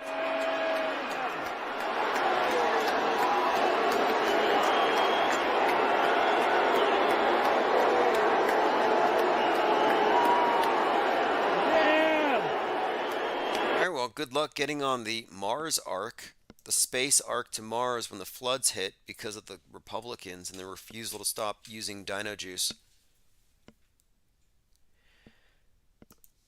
He's going to remember that. Here's something, this is great. There's just so much great stuff going back, retro auto hoaxing. Here's a photo from Michael Collins inside of a zero-G airplane. And here's a photo from the spacewalk on the Gemini 10 capsule. Now this, to me, is insightful. You're looking at an image of an astronaut. On one, he's in a zero-G plane simulation. In the other photo, he's outside of a spacecraft doing a spacewalk. All right, two different scenarios. The thing is, it's the exact same photo. One of them has the background taken out, and it's in, quote, space. Same photo, 100% match. And the more you look into the, look, here's the thing. 8% of the population know the moon landings were fake. What's the difference between that 8% and the 92%? The 92% haven't looked into it. That's the only difference. And if you look into it, it all falls apart. That's why they don't want you to look into it. That's why we look into it. And this is some vintage auto hoaxing here. Look at this. Same photo. And what I'm suggesting here is that all of the spacewalk footage you see is filmed underwater. And they just green screen out the scuba divers most of the time. Sometimes you see the scuba divers. They screen out the evidence that it's a scale model in a pool. They haven't changed a thing. They've been doing the same techniques. They just haven't advanced. And to me, that's the reason why the space station is going down, as I often point out here. It has to. It has to go down. If you ask me, the main reason it has to go down, it's because they can't bring out the next iteration of special effects on the same space station. It wouldn't make sense. 1 minute, they're obviously dangling from wires, and the next, they're floating around like Sandra Bullock or like some of these more recent Netflix sci-fi films. No way. They can't have an obvious leap in special effects. I think it would just destroy the illusion. It's got to be gradual. I mean, this is a magic show. You got to coax people into the illusion. Anyway, this has been great. This is Solemite Fly Auto Hoax. I'm going to return it to the 24/7. Archives will go out. If you want to be on the newsletter or get text alerts, go to ips.monster. Ready, real.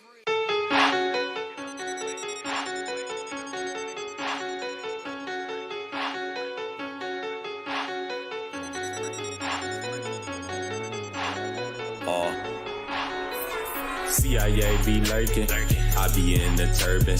Little ones stay cursing, older ones out twerking. Talking about lack of education, streets are always dangerous. Bluetooth speakers playing, do you really hear what they saying? Do you know what that mean? Are you down for the team? They speak through signs and symbols, you can learn about these things. Fly by 9/11, Club of 27. Once you think that they in heaven, nah bruh, it's a legend. It's all according to the code. Them Illuminati with my mind, body, and my soul. That's why they snatching bodies, everybody in a Holly Grove. Deception is a hobby, switching roles with the auto close. We call that an auto hoax. Man, what you trying to prove? Don't you know we've been around the globe and been to the moon? Forget it, that's an auto hoax. You tripping, times two. What about the shootings that they always cover on the news? Real, that's an auto hoax. They don't move, we will make the way. Let it spray, right reality like an AKA. Let them know we don't play. They live like life's a party, but it's really like a breakaway. Meditate, focus your attention on your better days. You know what I'm talking about. Don't let these slimy narcissists, the antichrist out there turn you out. Freedom of speech is actuality. That's why the truth.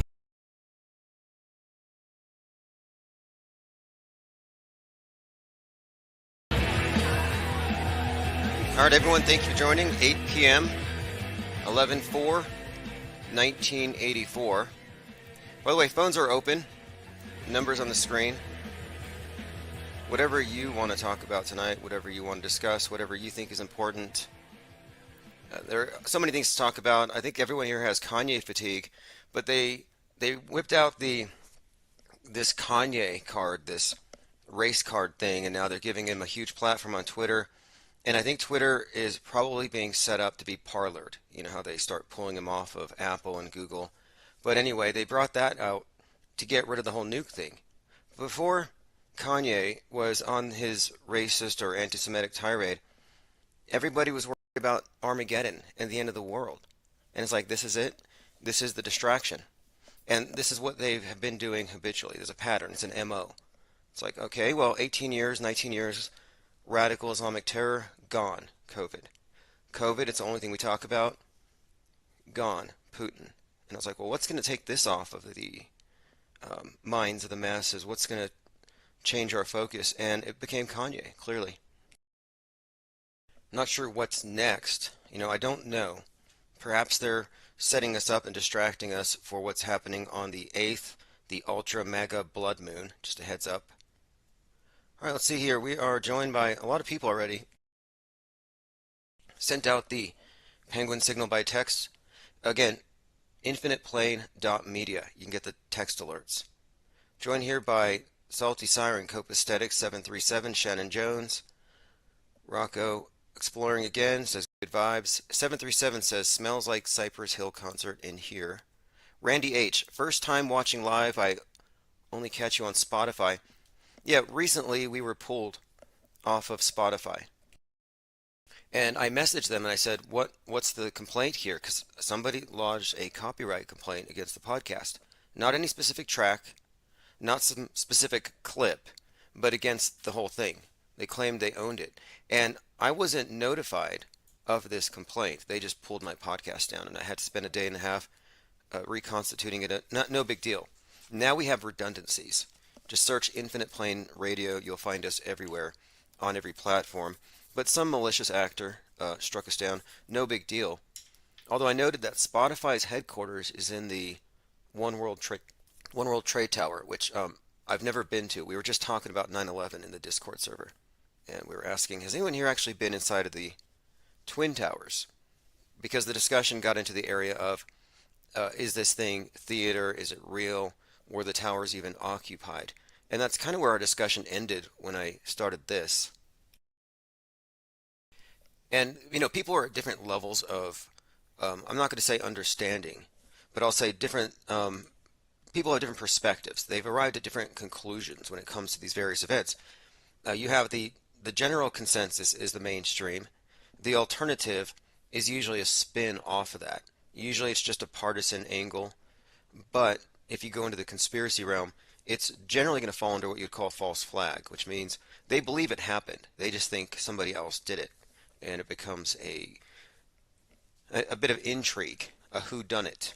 What we do here isn't really a whodunit type of investigation because we don't agree that it even happened. And that's why I define what we do here as the off-world stage perspective. We're not assuming that what is presented through world stage media outlets is real without having any kind of fact checking. And fact checking on the level we do today wasn't possible when 9/11 happened. Nobody knew the truth about that day, 9/11 on that day, except for those who were on the inside.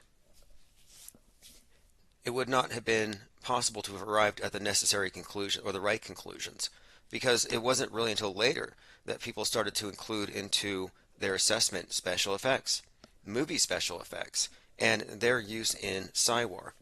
And it was well known even then that these things were in use in foreign media, but there is no such thing. All the media is, quote, global. It is monolithic. But 9/11 is relevant. I often refer to revisiting previous events and examining why did we conclude this was a hoax and what else has shown up in the meantime. I call it retro auto-hoaxing, but 9/11 is still very relevant and timely because when you get into the symbolic layer of meaning to these events, that's where it gets into the events being interconnected in their own fictional universe, which happens to be astronomically aligned. The alignments give away part of the story, which is astrotheological. It's all tied into the cult that runs the world and their mystery Babylon religion. And for the last couple of days, I've been listening to the audiobook. I think it's called Love and Rockets. Is it Love and Rockets or Sex and Rockets? Jack Parsons? Yes. Sex and Rockets, The Occult World of Jack Parsons. I've been listening to the audiobook version of it, and this is about the beginning of the space program, where it all started and how it mixed with movie magic. And that's kind of one of the things I wanted to talk about today. It's just how much of our worldview has been shaped by movie magic. And when you get into the origin of this, of film, but also rocket science, it gets to be kind of a dead giveaway that at some point in the last 100 years, the collective awareness was somehow put through the same filter. And I think the big trick here is the belief in what's on the screen as though it constitutes evidence. It's what you'd call an epistemological inversion. We've been pulled through the screen, like Alice in Wonderland through the looking glass. We are in what you could call this Wonderland, which is a fictional universe superimposed upon the real thing. Like, I'm not saying anything's fake necessarily. I'm not a reality denialist. Like, yeah, sure, towers went down, a new one came up, but the explanations they gave us on TV don't add up, and they don't have to necessarily for the fact that they all went down to be true. Some people think it was direct energy weapons, some people think it was planes and jet fuel, others have other explanations. People blame radical Islam, people blame skull and bones, reptilians, Israel, whatever your explanation. But my point is, most of these types of explanations that people reach for involve assuming the thing happened as reported and that there were casualties. And what we get into here, or what we've been really looking at this whole time on this channel specifically, is if we eliminate the screen as evidence, if we assume that the media has some inherent bias that even its front of the line reporters, they wouldn't necessarily know about, then we have to realize that, yeah, it's not trustworthy, and there has to be alternative sources. There has to be something to corroborate with that. And what happens is, when you critically examine these stories, you're left with less, you're not left with more if you're actually being objective. Like, I'm not going to say direct energy weapons did 9/11, because again, I can't even prove the thing happened. Most conspiracy conjecture is just layering new explanations and additional explanations atop of what everybody agrees happened. And again, I'm not in that business of conspiracy theory. more than anything, we're just reverse engineering things. And this is not really hate speech or misinformation so much as just, I would say, critical news analysis. I mean, what's the big deal about being a critic? And for some reason, they have decided that this is too much. It constitutes hate speech to be a non-believer, and that's probably one of the reasons why we're pulled off some of these platforms. But I have no intention of changing our perspective, or as far as the method here, unless somebody can provide evidence that CGI planes can melt steel. Diana says, are you on DLive? Yes, if you go to DLive infiniteplane.radio, we are there. And yes, text alerts will continue. But now there's something else though. It's important not to take it for granted that people are all on the same sheet here. A lot of people aren't totally on the same sheet with everything, for sure. And I don't want to give the impression that there is some kind of consensus, like a set of beliefs you just adopt. Because to me, it's not about believing the right things. Because then what happens is they realize, okay, the mainstream news is lying. Who can I listen to? The guy selling all the male vitality pills. Let me listen to him. He's got the loudest voice. And they're just trading one source for the other. And the approach here is your source ought to be yourself. The final arbiter of truth ought to be your own critical thinking faculties. Angst G says CGI planes can melt CGI steel. They can actually, very badly. All right, let's see here. And look, it's not ancient history. 9/11 again is connected to all these other events symbolically. And when I say symbolically, let's go ahead and revisit a couple of things, because there are some objective things I can point to here that would show you unequivocally that there's a deeper story behind 9/11, and that the story is actually, I think, in my view, it's the main thing. But to me, this shows you that the predictive programming does in fact precede what actually happens. At a minimum, this shows you that 9/11 was planned before the thing even happened, before they were even built, let's say 30 years, 33 years. They went down after 33 years. I mean, that's part of the code here. But here's an article by chartword.com. Stanley Kubrick's faked death and the 9/11 hoax. I'm not going to go through all of it, but there are just a few things I wanted to point out that I think are undeniable. And then I also wanted to point out something recent. Just the other day, Joe Rogan was cited for mentioning that there's going to be a red wave on 11/8, during the midterms. He said there's going to be a red wave, very specific term. And he said it's going to be like the scene in The Shining. And he's referring to the scene in The Shining when the elevators open up and the blood pours out. And if you haven't seen The Shining, it's this iconic scene in Kubrick's The Shining. The elevators open up and blood pours out. But this has been cited as a 9/11 reference. Again, there are many 9/11 references throughout The Shining. But if you look at the elevators, it gives the appearance of being twin towers. Anyway, that's been in the news recently because, again, Joe Rogan said this red wave is going to be like the scene in The Shining when the elevators open. And I thought, what an ominous thing there. Just considering, well, I would say it's just ominous, the red wave. We've been hearing about this. They're going to flood the polls. That was mentioned in the Batman film, flood the polls, and it was the terrorist QAnon representative in that film, the Riddler, who sent out his terrorists. But anyway, he references the red wave, and I thought, interesting, kind of a 9/11-y reference if you look at it from this perspective. And interestingly,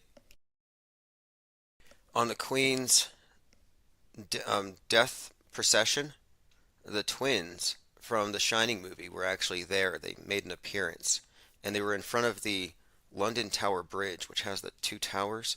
And I'll get to all of this, but let me get into this here, because this is key. Now here we are looking at the connections between the movie 2001: A Space Odyssey, the 9/11 attacks, The Shining, and the 9/11 attacks, Full Metal Jacket. Many of these connections are things we've talked about frequently, but the ones that I want to focus on are the ones that are given away in the architecture. At ground zero, you have the Millennium Hilton, and the Millennium Hilton looks like a big black monolith. And of course, the purpose of this here, this Hotel Millennium Hilton, looking over ground zero, it ties into the predictive programming in 2001: A Space Odyssey, where the monolith plays a prominent role at the end. But it's at ground zero, and this is a huge clue, and it figures prominently throughout much of his scripting here. This common theme here of 2 into 1, the 2001: A Space Odyssey. And here's a scene of Flight 175 speeding towards the South Tower. And this has been compared here to a scene in 2001: A Space Odyssey where a space plane approaches the space station. Then you have a scene in Kubrick's Dr. Strangelove, which revolves around a jet airplane on a low rogue mission, very low to the ground. And this has a lot of connections to Flight 77, which hit the Pentagon. You have other connections, again, have been made between Kubrick's films and 9/11. It's pretty extensive, actually, especially when you get into the ones in The Shining. But also Full Metal Jacket, which, if you go into the work of Chartword, he explains how he's concluded that Joker, the protagonist, represents JFK. And of course, the side of his helmet has the target on it, on the side that, this is again a reference to Kennedy getting shot in the side of the head. But without getting too far ahead, I just wanted to point out that much of the predictive programming in the work of Kubrick suggests that his work is not just faking space, but it's also these terror attacks, but they're connected in a way here. As in, all of these psyops aren't necessarily about convincing you of one particular ideology or another. It's about the overarching world view. And I think it's moving us into a singular world order, singular monolithic, new monotheistic religion. And I think that's pretty much what is uniting us now.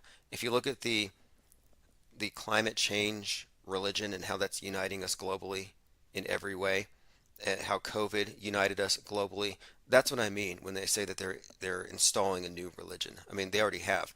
Outer space, space junk, anything that's a universal threat, is part of this thing. But again, my point here overall was that I look at the theatrical and the narrative underpinnings to all of these events, the predictive programming, the concurrent programming, and all of it adds up, especially when you look at the interconnected nature of all these fake events.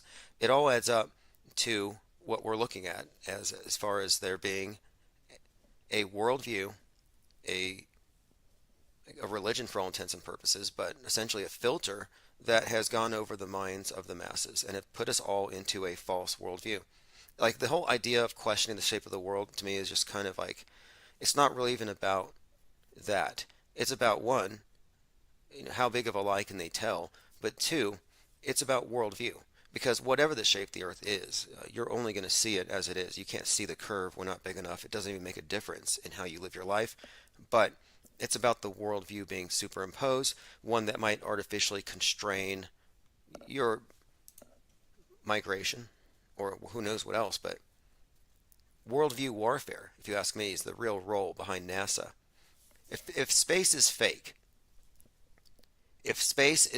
as they've presented it to us in all of their movies and video games and programming, if it doesn't exist as they say, then what is NASA doing? Are they just making money by providing bad science fiction? Or are they engaged in maybe something else? Perhaps maybe, because here's the connection I've been looking at recently. It has to do with Kubrick. With Kubrick, you have the connection between outer space fakery and stuff on the ground. For example, the JFK assassination. And, this kind of suggests to me that maybe that whole Psywar department is, about everything, the big picture. And it also explains this little mystery about Lee Harvey Oswald and Riley's Coffee, and why so many of his coworkers went to go work with NASA, and he somehow ended up on the grassy knoll. Well, what if the grassy knoll was just part of the set for a movie, and the same director from Apollo 11 was the director for that? Rocco Calzone says the world stage is a cult. Yeah, sure it is. I mean, it's just the dominant worldview. The Bibles of the world have been supplanted by the TV and the media. And one of the points I make here when I say that there's a cult that runs the world, we're talking about the astrological timing of things that comport with these older myths.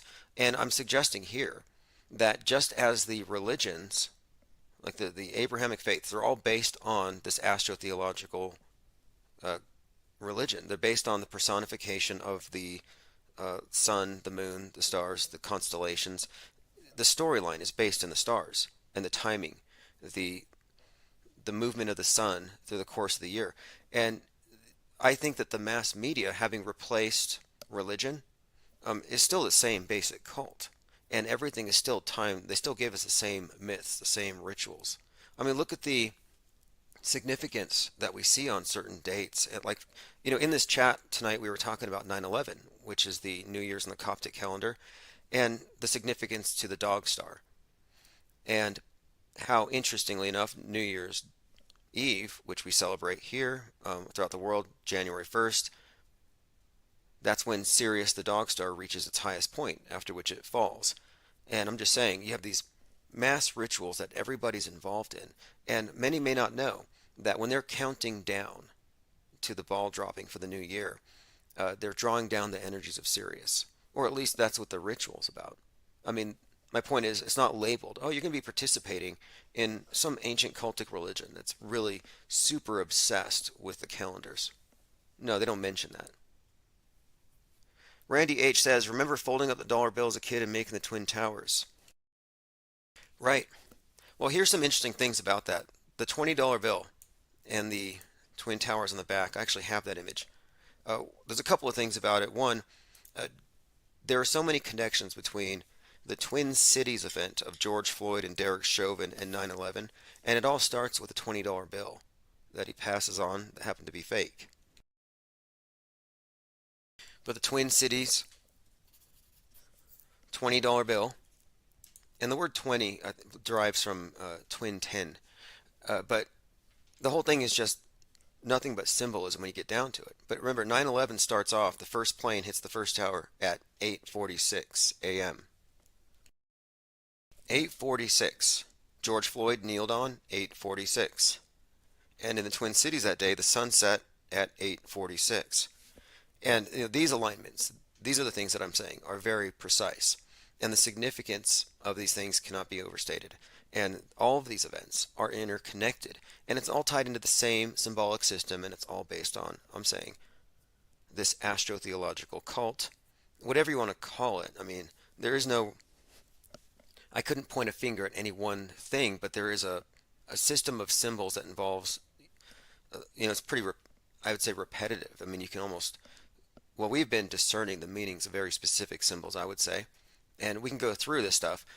This is the part, this is the aspect to the Psy-War that, to me, really shows you that it is not as televised. There's too much meticulous planning, too much detail, too much really good writing in some of these instances.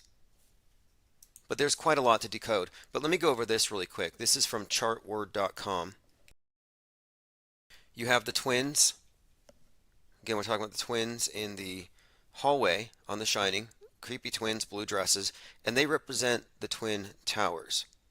Now, they were not twins in the book, but Kubrick insisted upon this for a reason. Then you have Danny in a tricycle, and he's going towards them as though he's going to crash into them. Then it cuts to a flashing, the scene flashes in where they're covered in blood on the ground. There's an overturned chair and a fireman's axe. Gruesome scene. The twins have been, hacked in the middle. Looks like CGI planes just cut holes right through them. Next image, you're looking at Ground Zero. The whole fireman looks like the structure of the chair in the metal remnants of the towers. And then the next scene, you have Danny throwing darts. Okay, Danny throwing darts emphasizes the projectile going towards the towers. As he's throwing darts, the twins are in the back of the room. The twins are standing adjacent to the Bell telephone tower phone booth. At ground zero, next to the Twin Towers, you have the Bell telephone tower. These are the alignments I was referring to. These alignments in the movie, including the monolith at ground zero, are some of the strongest bits of evidence that you're looking at a massive theatrical production. Also note Millennium Hilton, and here's something you will not be able to unsee. Look at the Hilton logo. It is quite obvious you're looking at the Twin Towers and the flight trajectory of a plane heading toward the Twin Towers. And I have a lot of examples of the symbolism in 9/11 in the book Metascript Decoded, and I'm probably going to write an updated version of it. I published it in early 2021 to get ahead of a few events that I was more or less predicting based on predictive programming, and I had to get that in print just to set down the premise that yes, we do in fact, we have and we can predict future televised psyops based on the storylines that have been already told to us and what they're telling us right now. Anyway, look at the Hilton logo, Twin Towers, pretty obvious. Let me go through some comments and see what everyone wants to talk about, and I'll open up phones here. Okay, Diana Southard says, today's live discussion hasn't started on DLive. You know, I wonder if we've been banned there. We get banned everywhere. It's like, it's a hydra. You know, we're a hydra with like 9 heads and about 160 neck stumps. Like, it's a pretty sad looking hydra. Or do the heads just grow back from the stumps? Because a lot of these heads can never be reopened. Like, I think they might have killed DLive. Let me see. Okay, here's what I'm going to do. If you're listening on Facebook, over there on Emperor Zuckerberg's site, I'm sorry, I'm going to switch it out for DLive. You got to look at Zuckerberg's obsession with Augustus Caesar. That's where he gets his haircut. He admits it. He's obsessed. And if you think about it, bread and circuses. What is Facebook? What is social media? It's the circuses. And what does Caesar use? What do they use to gauge the temperament of the mob? Thumbs up, thumbs down.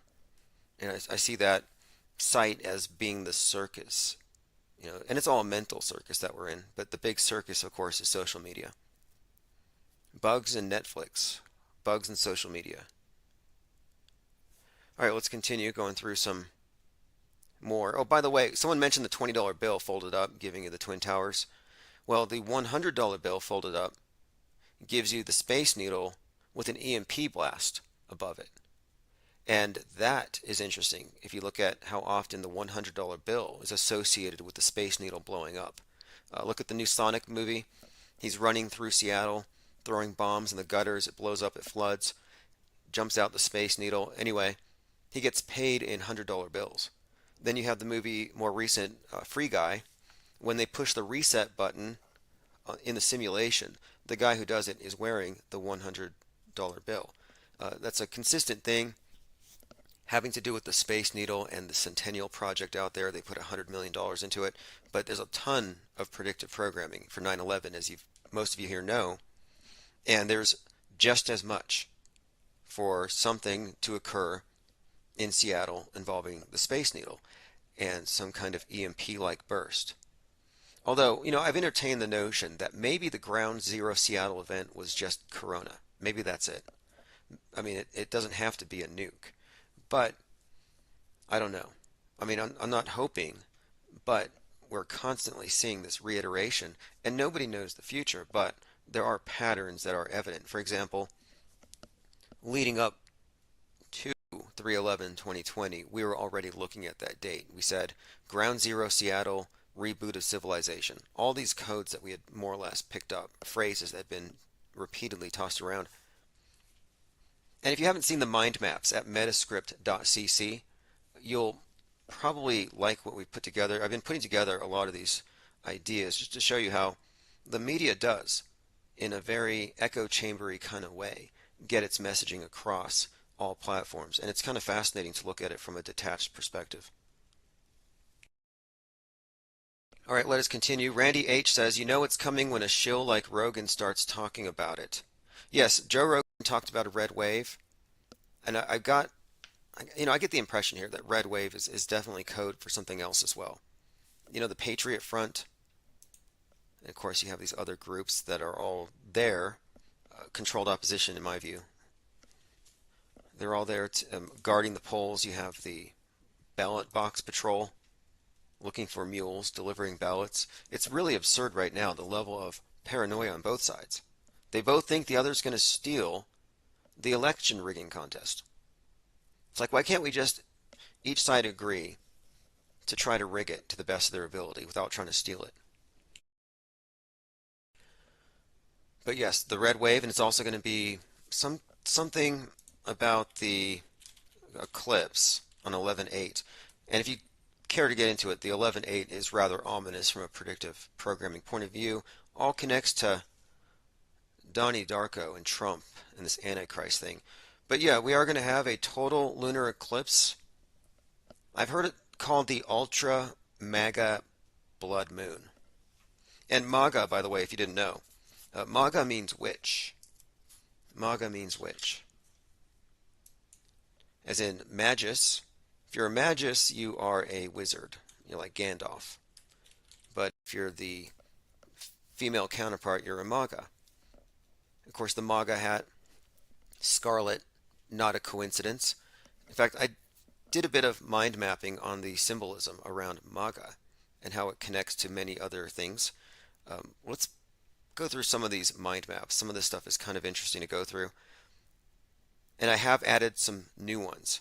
In fact, I am mapping out right now, I'm putting out on a chart, the path one takes when they choose mainstream versus off-world stage sources. And off-world stage sources would also include yourself as a primary source, and why people arrive at these divergent endpoints.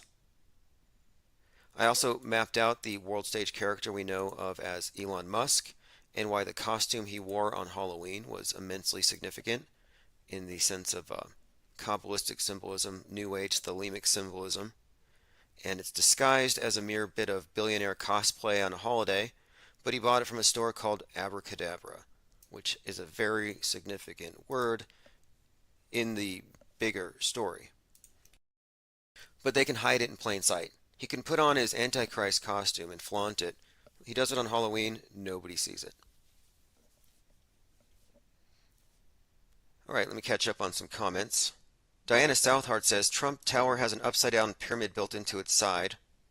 Oh yes.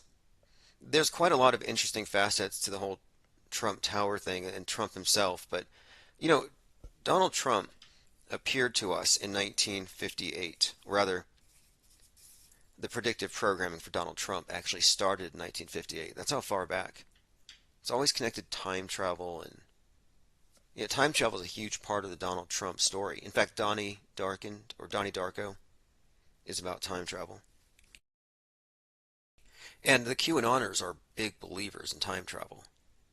In fact, there's a Q song that I don't know if I want to play it. It was a Q theme song that I had found once, and it was some horrible robot voice. I think I found it. I don't know if I want to touch it right now. I don't want to. We dealt with the whole thing so much. And Q's really quiet right now. Don't want to say it too much. You know, it's just crazy. You think it's gone. It's like 2022, and 5 years after the fact, they're bringing out Q drops. In fact, they brought it out the other day with the Musk costume. Musk had a smartphone, and it said 10:32 because it was 10:32 p.m. Naturally, the QAnoner said, let's look at Q drop number 1032, which was from 5 years ago, and see if it predicts the future, because they do believe that's what's happening. And it says, this Q drop said something like, it all begins now. It's like fortune cookies. Have you ever read a fortune cookie you didn't agree with? Like, to me, it's like they're so ambiguous. It's like, yeah, I am a talented, nice person, I think. Like, it's just so vague, and it's never definitive. It's always got plausible deniability. It's like fortune cookies. I bet QAnoners love those. All right, continuing here, joined by We Wonka World. 737 says red rum. Yeah, the red wave's going to be red rum.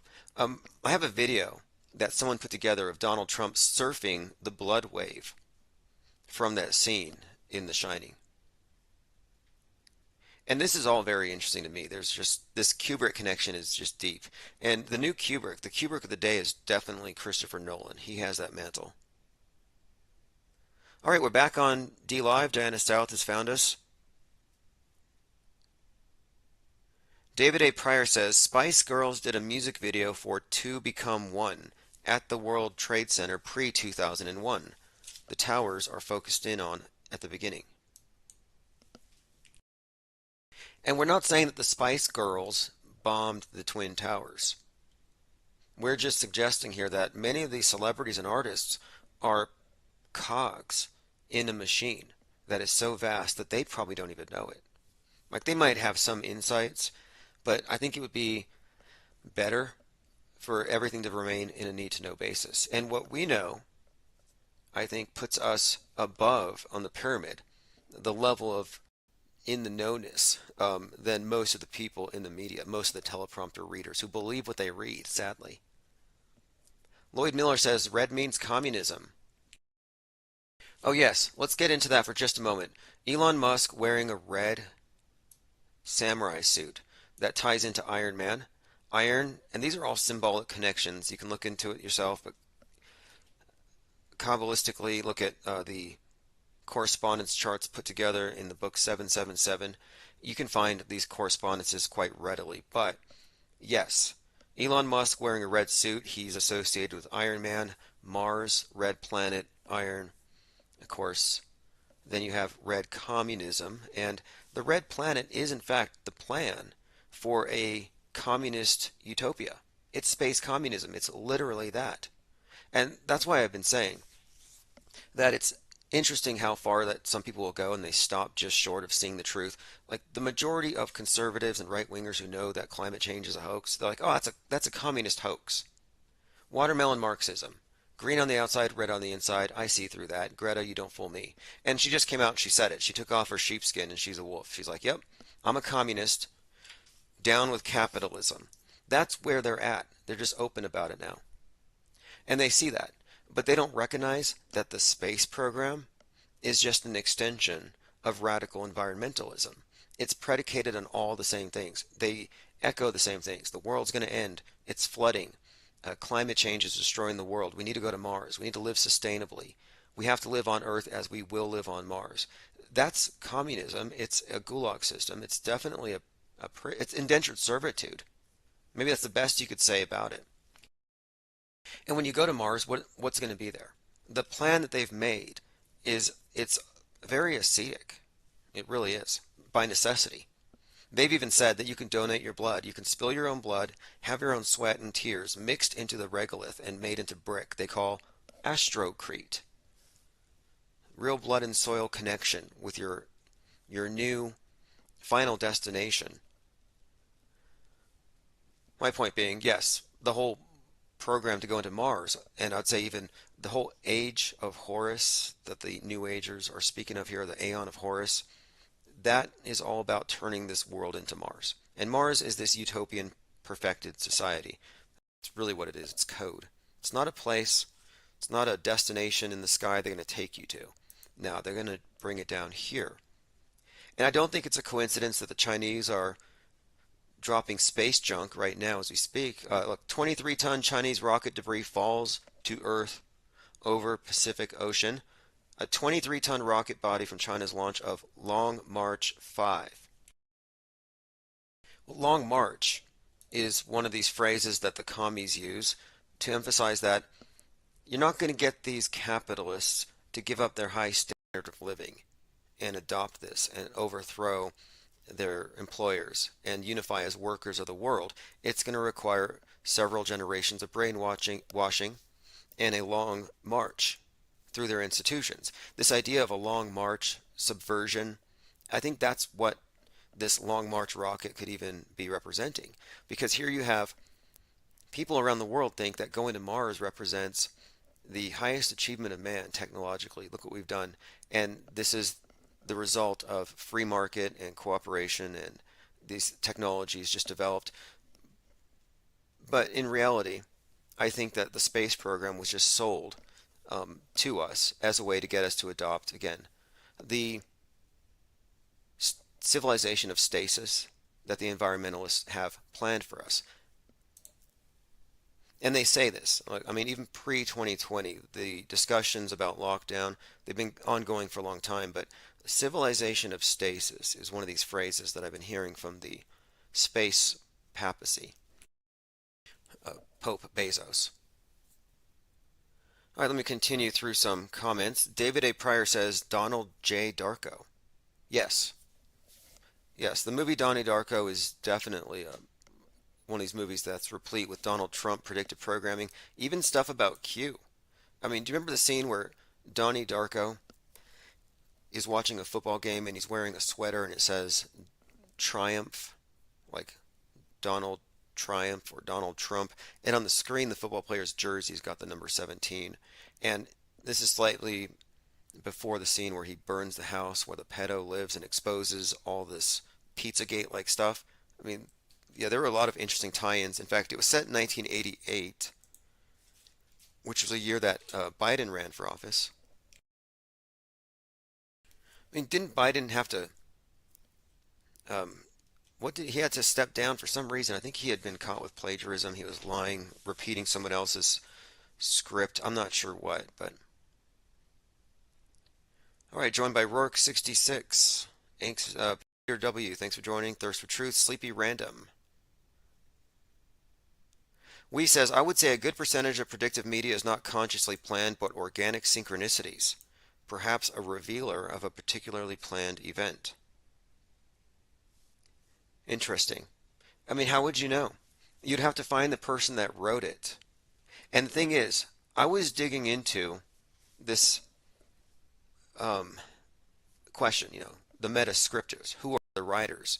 Can we rule out, at this stage, can we rule out human writing and say, hey, this has to be God, has to be some kind of synchronicity, some kind of randomness that just somehow serendipitously creates these events? And I was looking at Christopher Nolan, who does seem to be the Kubrick of our day, and Nolan is associated with Nathan Crowley, who's a grandson or great-grandson of Aleister Crowley. I think grandson. And I was looking, there are some very strong links here to suggest that these synchronicities or these patterns are not organic, but are in fact planted by insiders, and that these are things that are often modifications from the original script in order to make it fit something.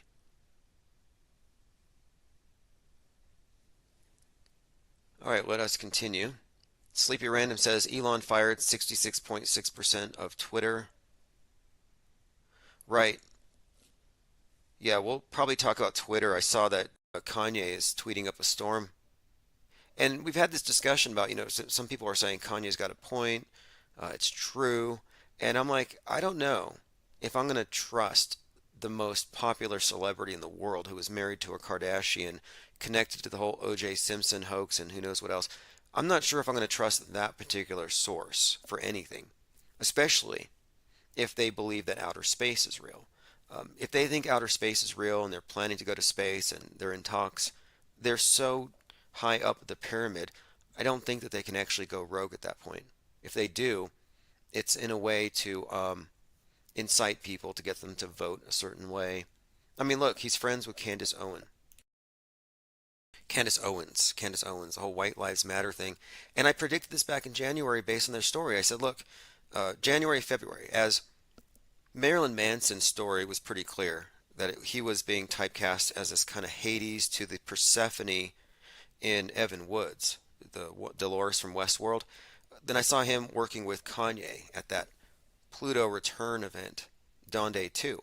And I was like, look, if you just look at the breakdown of the symbolism of the names, Marilyn Manson, the association with Charles Manson, his collaboration with Kanye with Black Skinhead, and you connect that with the song Jail, it kind of foreshadowed something. It said to me, look, we're looking at the future meltdown, the burning down of Kanye West's world, symbolized by the burning house.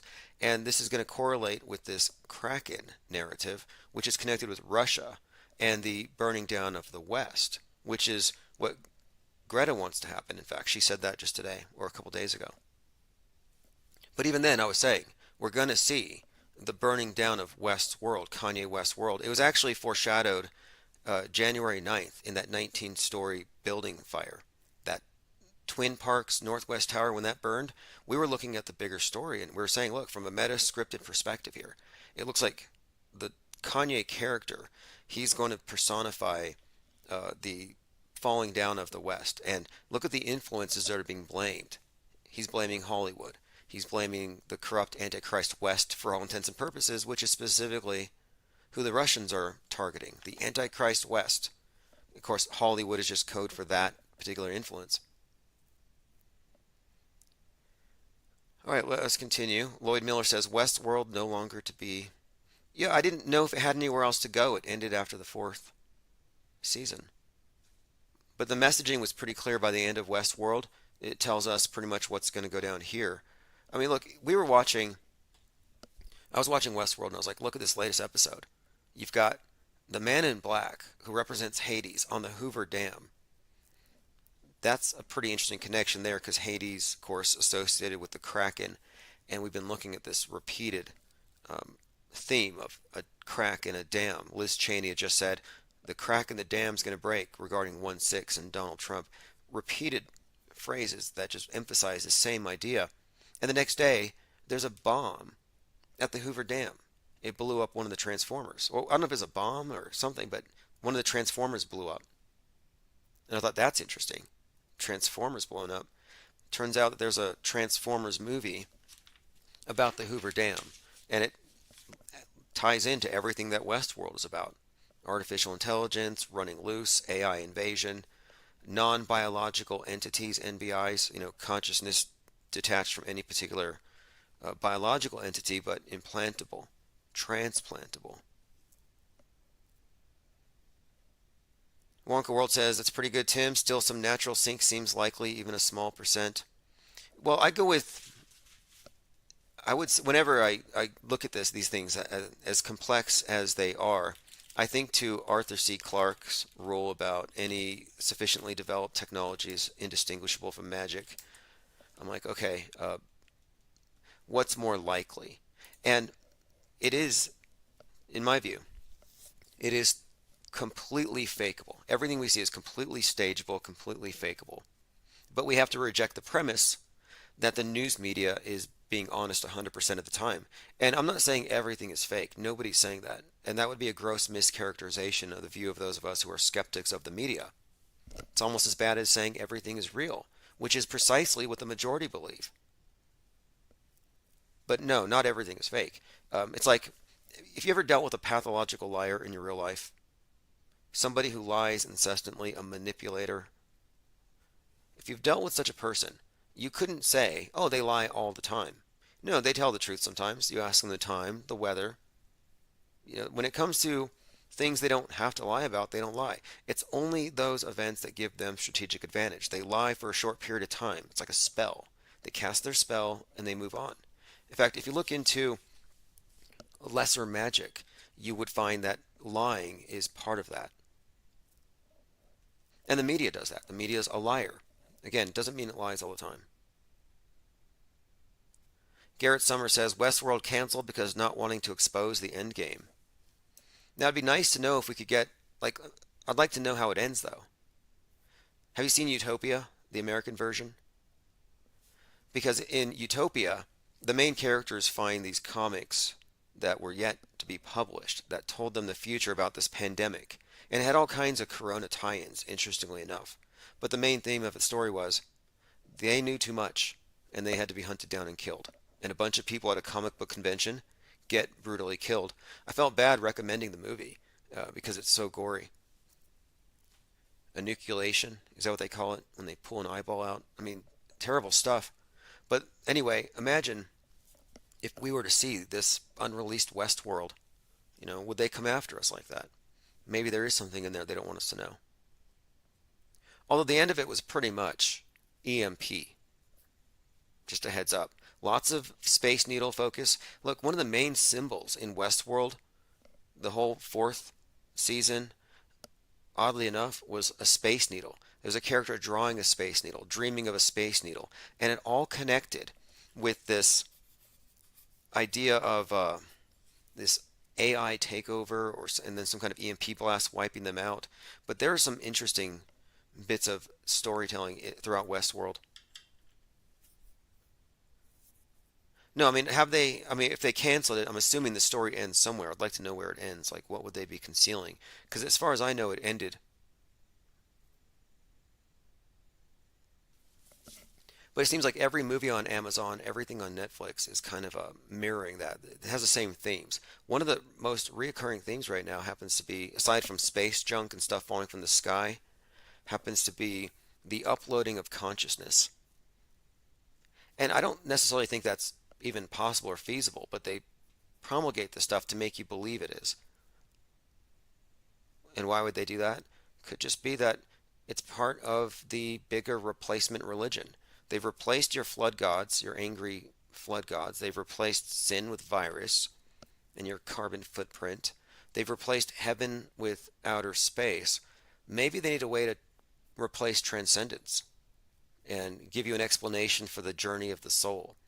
And if the scientists can tell you that they can upload consciousness, then why do you need to go to church? Those guys don't know anything. These guys can show you under a microscope what sin looks like. It's a little spiky red ball. These guys, they can't even agree. I mean, I'm saying again, the technocracy has used scientism, a perversion of science, to indoctrinate the world into a new religion that's based on their old religion. Nasan says, if something happens to the Space Needle, it will be nobody died, nobody got hurt. On November the 3rd, 2019, there were 3,000 of us live watching the Seattle Space Needle because the predictive programming had us thinking something's going to happen that day. And we were watching real time, and that stadium as well. And instead, there was a Space Needle in Turkey that burned. I was like, what? There's a burning Space Needle, just like on the $100 bill. We're all waiting. We wanted to be live spectators to the next 9/11, which we thought was going to be an 11/3, and no, we were all just like bewildered. It's like, what does this mean? Is that a coincidence, a synchronicity, or something else? Well, the apocalypse and World War III start in Seattle. You can still find a few articles about this, and you can see how people arrive at these conclusions. Well, not really conclusions, but we're just noting patterns. And a list of movies that refer to 11/3 with Seattle as ground zero. And remember, ground zero for the pandemic did in fact take place with the, just like they said, Seattle. But War Games, Red Dawn, Black Sunday, Sleepless in Seattle. I haven't seen Sleepless in Seattle. I didn't know that was a destruction movie. How It Ends. Now, How It Ends is definitely a big one. And the new Red Dawn starts off with like a snow globe shaking, and it's got a Space Needle inside of it, and it falls. Superstorm, Zombieland. A lot of bands that have a reference to Seattle and a nuke. Led Zeppelin, World Order, Pearl Jam, 311. Seattle's Dying, Seattle Firefighters, Nuketown, never heard them. The most acknowledged media outlet that predicts the future is The Simpsons, but it's not a prediction or a lucky guess. The creator, Matt Groening, is a 33rd degree Freemason. Mr. Burns is Jacob Rothschild, the richest person in the world. Anyway, there is quite a lot here, as we've all discussed in depth. In fact, 11/3 happens to be Godzilla's birthday. We were kind of celebrating that yesterday. And this is all, again, very consistent with everything that points to 9/11. And to me, it suggests not synchronicity, not randomness, but monolithic media control. But that in order to hide its monolithic nature, it pretends to be decentralized. Big Brother has thousands of faces. Nobody connects the dots. Thank you, Nicotromus. We at IPS appreciate the support. He says, I think a class on Nobody Died on 9/11 at the Institute would be well spent. Yeah, I think I'm going to do it. I'm going to prioritize that one. It's either that or the Mandela Effect, but we have a Mandela Effect documentary in progress, just explaining the phenomenon, different explanations for what people are experiencing. And I'm going to put that into the IPS Institute for Advanced Media Deconstruction because lots of it has to do with faulty eyewitness testimony. And it's a very important thing, I think, to understand how memory works when it comes to recalling things and how it can be interfered with retroactively by bad actors on the world stage, by operatives, by media. My point is, Mandela Effect is worth studying if we're trying to reverse engineer mass mind fuckery.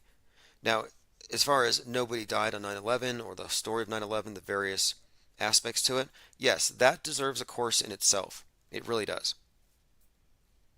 I also want to specify, put out a list of people who are purported to have died on 9/11 who happen to be famous in 33. Another group of those who are listed as having died on 9/11 on their wiki and IMDb bios, but who aren't on the registry. Randy H. says, where is Crisis Actor Island? Look, if the world's not flat, Crisis Actor Island is on one of the continents they're not showing us on their fake CGI ball. Commenter Nassan says, I feel like Lord of the Rings is the real info drop. Now, there is some kind of connection here between Lord of the Rings, the Twin Towers, and I think, is it Nathan Crowley? I'm going to have to look into that, but you know what? I was digging into this Nathan Crowley production designer and his connection to the Nolans, because it's not just Christopher Nolan, his brothers also. Here we go. Nathan Crowley is a descendant of the infamous black magic occultist Aleister Crowley, frequently works with Christopher Nolan. I was going down this trail and I started seeing some of the familiar faces, and I saw them showing up around other films that, here we go, and this is interesting in itself. Just look at this. He's the production designer for The Dark Knight. Now, if you look at the symbol of The Dark Knight, it says, welcome to a world without rules. And it looks very, I'll just say 9/11-y. If you look at the poster, it looks like Twin Towers. But specifically, it's a burning tower, and the hole is a bat-shaped hole, but it kind of looks like a plane-shaped hole. Moreover, it's a burning bat. And the symbol of the phoenix is one of the reoccurring symbols that you see with this world-spanning cult. And the phoenix represents death and rebirth. It's synonymous with the Burning Man or with their Christ personified son. It's a repeated theme. The phoenix, that is. And the phoenix has been represented as a bat in this case. And now, not only do the Batman movies tie into other mass events like 9/11 or the Boston bombing, even recently, the most recent Batman movie came out on the day that the Boston bomber had his death penalty reinstated. These movies are also replete with COVID predictive programming years in advance. But think about this part. The bat itself, as a phoenix, the bat was the phoenix, the catalyst for COVID. And the phoenix, of course, represents a reset. It's a reset symbol. They hit the reset symbol, the reset button, and the bat was the symbol when it first came out. They were just really emphasizing this wet market, bat soup. And then shortly after the new Batman movie came out, on Earth Day, in fact, you had a guy named Win Bruce. I mean, what a Bruce Wayne-like name, Win Bruce. And Win Bruce set himself on fire at the Supreme Court, right in front of it. And this is before the Roe v. Wade leak. Now, I'm pointing this out because the bat as a phoenix is a very important symbol in this context, as Joaquin Phoenix played the Joker. And you have this Batman-Joker dialectic, this dynamic that they play. The Joker represents the left, and the left-wing masked uprising of 2020, everybody with the mask, communist revolution, burn the system down. Everybody wearing a mask was participating in the revolution. The Batman movie comes out, and I said, hey, look, just as the Joker, Phoenix, that whole situation preceded 2020, we're going to see the right-wing version coming up. with this Batman movie. Batman movie comes out March 4th, and I said, look, March 4th, right-wing terrorists. That's the code. And since then, we've had Patriot Front, Proud Boys. We've had a number of right-wing racist attacks highlighted. The Buffalo shooter. Then, of course, now we have Kanye with his thing. You can see how it's building up on that side of the spectrum. Now you have the armed patrols at the ballot boxes. In the Batman movie, the Riddler sends his terrorists to flood the polls. Gotham is underwater at the end of the movie. 11/6, Gotham's underwater. And if you think about it, 11/6, turn it upside down. Again, it's halfway. If it's underwater, it could be reflected or mirrored, but you can see it. Basically, it's a 9/11. And right now, we're leading up to the midterms, and the slogan of the right is flood the polls. Just like the Riddlers had the terrorists break the dam, and there's your dam reference again, flooding the polls. Let me go through some comments. David A. Pryor says, why so serious? Oh yeah, again, why so serious? And that's a reference to the one with the Joker shooter in Aurora. And the date that movie came out is like July 20th. I think it had some relation to the rising of Sirius, the heliacal rising of Sirius. Something else about that. Oh yes, Heath Ledger. There was a story where the manager of, let me bring this up. This is a pretty good indicator, I think. Apparently Heath Ledger claims, or rather the manager, Rob Pelinka, he's the manager of the Lakers. He had to explain the story he used to tell. Listen to this. Kobe Bryant finally, this is so crazy. Rob Pelinka used to tell this story about how Kobe Bryant needed to up his game. And he said, I need to meet with Heath Ledger. And it says here that apparently Kobe Bryant had dinner with Heath Ledger to talk about his portrayal of the Joker in The Dark Knight. And you can find, there's a video of it here. A video of Pelinka telling the Kobe Ledger story. And this story was going around for some time. And the story is pretty simple, if nonsensical. Kobe Bryant wants to become a better basketball player, so he goes to Heath Ledger because he did so good as Joker.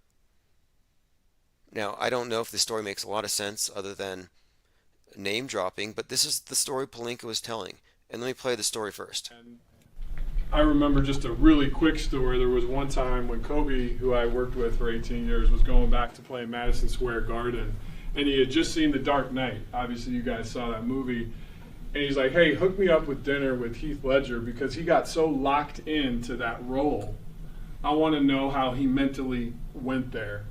And so he had dinner with Heath, and he talked about how he locks in for a role, and Kobe used some of that in his game against the Knicks in terms of mental preparation. And so I know for you, your craft, your art, how you've gotten to be. All right, there you have it.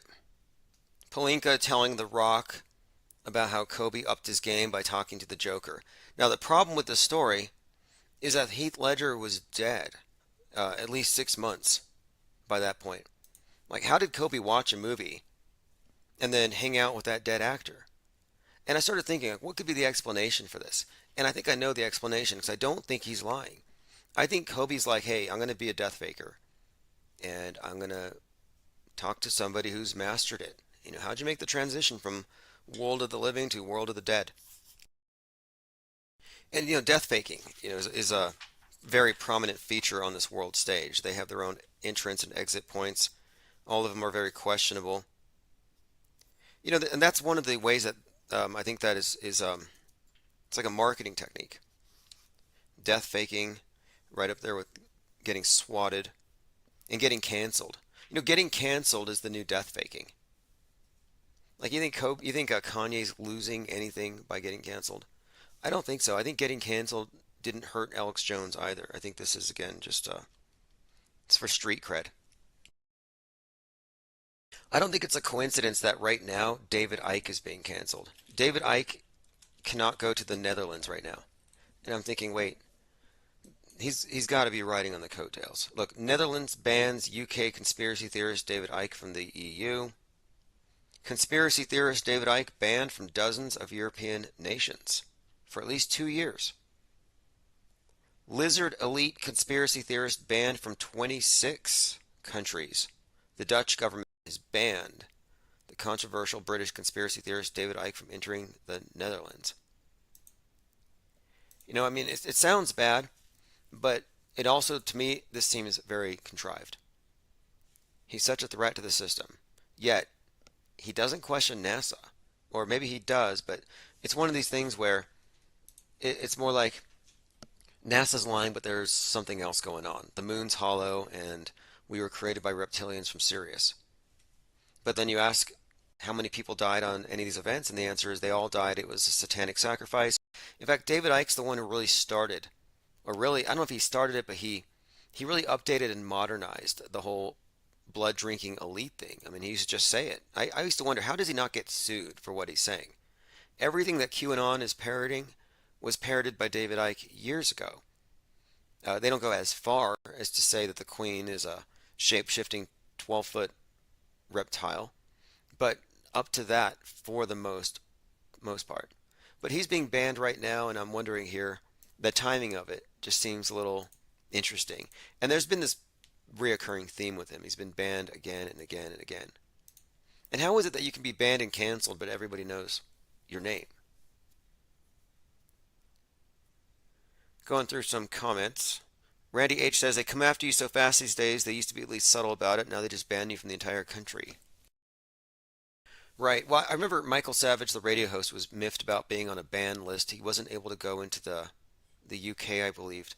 They said he was going to bring about intercommunity violence or tensions because of his views on Islam. You know, and yeah, these bans, I think they're mostly meaningless, but I think they're good for marketing. Like, I really think, like, if I could get banned from the Netherlands, you know, that's the only way to get noticed these days is to be canceled. How do you get canceled? That's the thing. Not that I'm aiming for that. Look, I am in no way trying to appeal to some kind of mass audience on the world stage. What we're doing here is a more, I would say, methodical breakdown and analysis and critique. And yeah, we do crowdsource, especially with these big events, but I'm not really in the business of debating with true believers.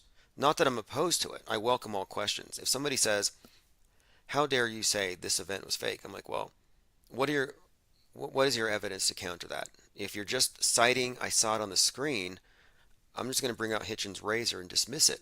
But I'm willing to answer real questions because I don't arrive at my conclusions flippantly. I don't state anything as a fact without having something to substantiate it. And this may be one of the reasons why we are constantly blocked. In fact, I uploaded the entire 2022 catalog so far from Infinite Plane Radio onto Google Drive. And 12 hours later, I got an email from them. And they're like, oh, this has to go, this has to go, and this has to go. It's like, nobody's listened to it. You're just going to ban it? How did you know it was bannable? Is someone going through this stuff? I don't think so. But I don't think anybody died in 20 plus years of school shootings. You know, you can focus on one particular event and one radio host getting sued for $1 trillion. But what they're not bringing up, because Sandy Hook is one big stinking red herring, what they don't bring up is the fact that there's been 20 years of fake school shootings. All Sandy Hook means is that the burden of proof was shifted to the MSM back in 2012. They lost their credibility. The crisis actor got out of the bag. Like, you can't put that back in. We know about perception management and PSYOPs. We know how these are the rule, not the exception. And I think that Jones was there to ensure that the burden of proof remains on the conspiracy theorist and not on the MSM outlet. Oh, you're going to challenge the story, you have to prove it's fake. No, actually, you have to prove it's real. Not anymore. The public sides with the MSM. That's the role of that entire event, I think. Now, there is a rumor. I want to show you my source. And there are some interesting developments in this area of George News, which I'm going to get to. George News put this out today. What would happen if Apple and Google both decided to remove the Twitter app from their stores? What would happen if they decide Elon is allowing hate speech to fester and grow? Has the commitment for this already been made to happen? Now, you'll notice that this is a series of questions. And that's because, believe it or not, the facts will back me up here. The person behind George News Magazine is Q. And everything is a question mark. He's the damn Riddler. Anyway, the word on Q Street is that Twitter's going to go the way of Parler here very soon. And I was looking at Kanye on Twitter, and he's tweeting N-word, he's tweeting doubling down on everything. And Jew is the #1 trending term next to Antichrist for Musk, and it's leading people to Kanye. And I'm like, this looks like problem, reaction, solution. Oh, look, there's a problem. Everybody react. A bunch of people getting fired, a bunch of celebrities getting miffed, outrage machine turned on, and they're going to say, hey, we're going to have to do this, and then Twitter's going to go. They're going to kill it. Garrett Summer says, V for Vendetta, Guy Fawkes Day, leading to a lunar eclipse, Beaver Moon. Oh yes, the 5th of November, Guy Fawkes Day, that's correct. Was it the powder keg plot? Some kind of Jesuit stooge taking the fall for a failed bombing attempt. Now, Guy Fawkes, of course, is the face of Q, the anonymous face that they've adopted. They just appropriated that. Now, this election day is being hyped up by people like Steve Bannon, War Room, former advisor to Donald Trump, used to be with Breitbart, as being the most significant and momentous election since the 1862 midterms during the Civil War. I think it's hyperbole. It's always, we're one step away from Civil War, we're one step away from World War III. And then we're always one step away from climate change. It's always that. And it's like, okay, well, can we settle on at least World War III or Civil War? Does it have to be, let's just say World War III. Angst G says, illusion, belief, and manifestation. The illusion warfare correspondent Les Luthor was talking about this, how these psyops make things real. And it's true. They simulate it, they fake it into reality. Fake it till you make it. They pretty much do. And the consensus belief matters more. In the court of public opinion, that's what matters more than the facts. That's always been the case. And he mentioned in one of his videos recently that people will say to him, I don't watch TV, as though that's somehow exonerating them from the charge of being brainwashed. And it's like, no, I'm sorry, you're in the TV. If you accept the premise set by this world stage construct, you are in the TV. And when I get back to, that's what I was referencing, Kubrick. See, Stanley Kubrick's movie and the monolith, it's all telling a story symbolically. And the monolith, for all intents and purposes, is your smartphone screen. It doesn't have to be a TV. It's any of these screens that's bringing you your worldview. And the merging with the monolith is the meaning of this space odyssey as we move into the space age. Because the space age is not about going into outer space up there. It's about going into this simulated space. Now that's pretty much what I'm suggesting here. That merging with the monolith means you've gone through the screen. You've accepted the premise that this is real and this is real and this is real. And it may not sound like a lot until you look at it in context. Like, just step back and look at the average brainwashy, just the average climate change believer, not the extremist. The average one is willing to glue himself to an expensive painting to make a political point, to lie in the street and block traffic, to set themselves on fire to score political points. They believe we're in the end times. And they're the ones who believe the science. They believe that if we don't change our ways, the globe is going to flood us. That's just a modern day flood myth. And who tells them? Noah. Not the guy with the beard and the wooden ark, but Noah, the National Oceanic and Atmospheric Administration. Just like the old Noah from the Old Testament, they've got the symbol of the dove. Same thing. Clean up your wickedness or I'm going to flood the place. Like, this is a religion, this is a cult. We live in a simulation.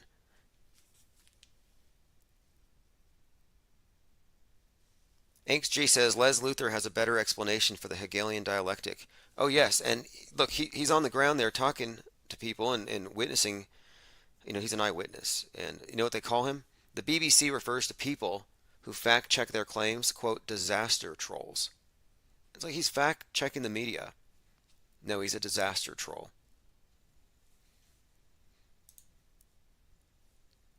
they come up with these clever new terms. I kind of like that more than conspiracist, I guess.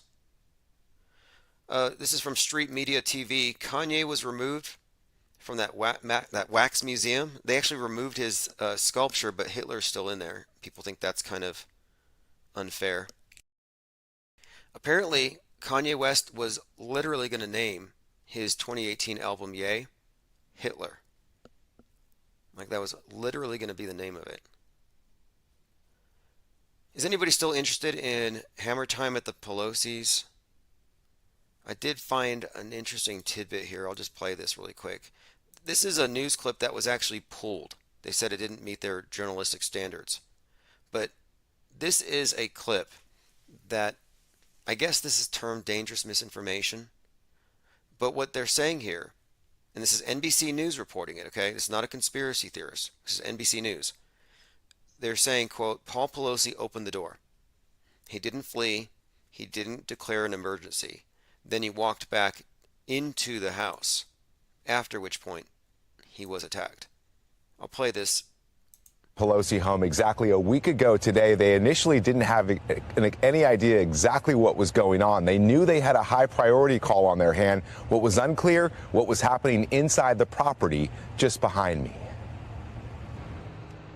This morning, Paul Pelosi is home, back at the house that Now, here's where they're saying that he opened the door and did not indicate to them it was an emergency. News learning new details. The moments police arrived. Sources familiar with what unfolded in the Pelosi residence now revealing when officers responded to the high priority call, they were seemingly unaware they'd been called to the home of the Speaker of the House. After a knock and announce, the front door was opened by Mr. Pelosi. All right, there you have it. Now, that right there is an interesting fact. Opened by Mr. Pelosi. And I'm treading into, dangerous turf here just by talking about this. The way that the mass media has set up the right, they set people up to call this out as what it appeared to be, and then call them out for being insensitive, for talking about something that is so atrocious. Of course, the guy's name, DePepe, to me, DePepe the Frog, I mean, come on. Friends, F-R-E-N-S, is in one of his URLs. It's a construct by the left. It's kind of a leftist idea of what a MAGA would make as far as a website goes. It's so phony. But again, this flies in the face of the official narrative. Let me play some more. The 82-year-old did not immediately declare an emergency or try to leave his home, but instead began walking several feet back into the foyer toward the assailant and away from police. Now, this story again was pulled later. I wonder why. Pokes a few holes in the narrative they had built. Let's continue. It's unclear if the 82-year-old was already injured or what his mental state was, say sources. According to court documents, when the officer asked what was going on, defendant smiled and said everything's good. Everything's good. Okay, well, again, I don't know, nor does anyone else, other than what has been reported.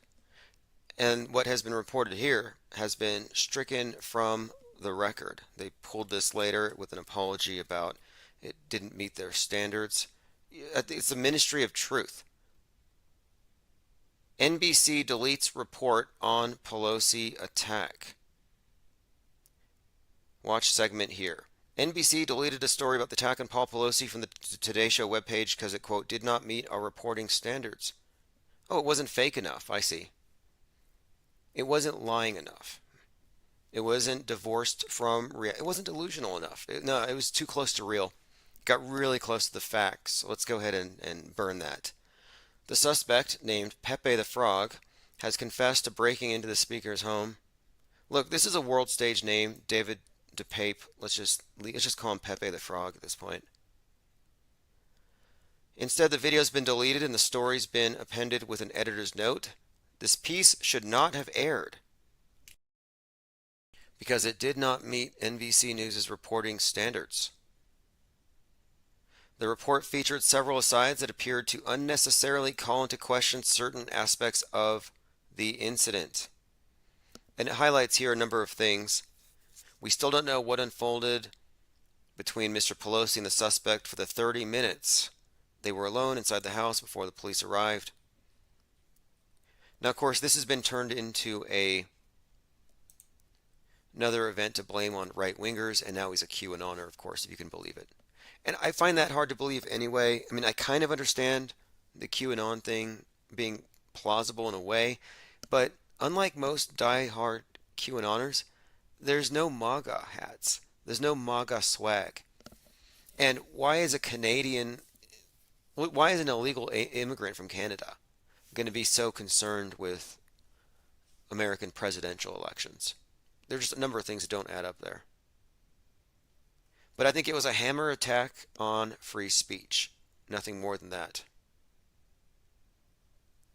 Randy H. says questioning is trolling now. Yes, well, I brought up the Batman movie and the significance of the Bat character, and as it relates to this bigger story, he represents the fringe right, Joker's the fringe left.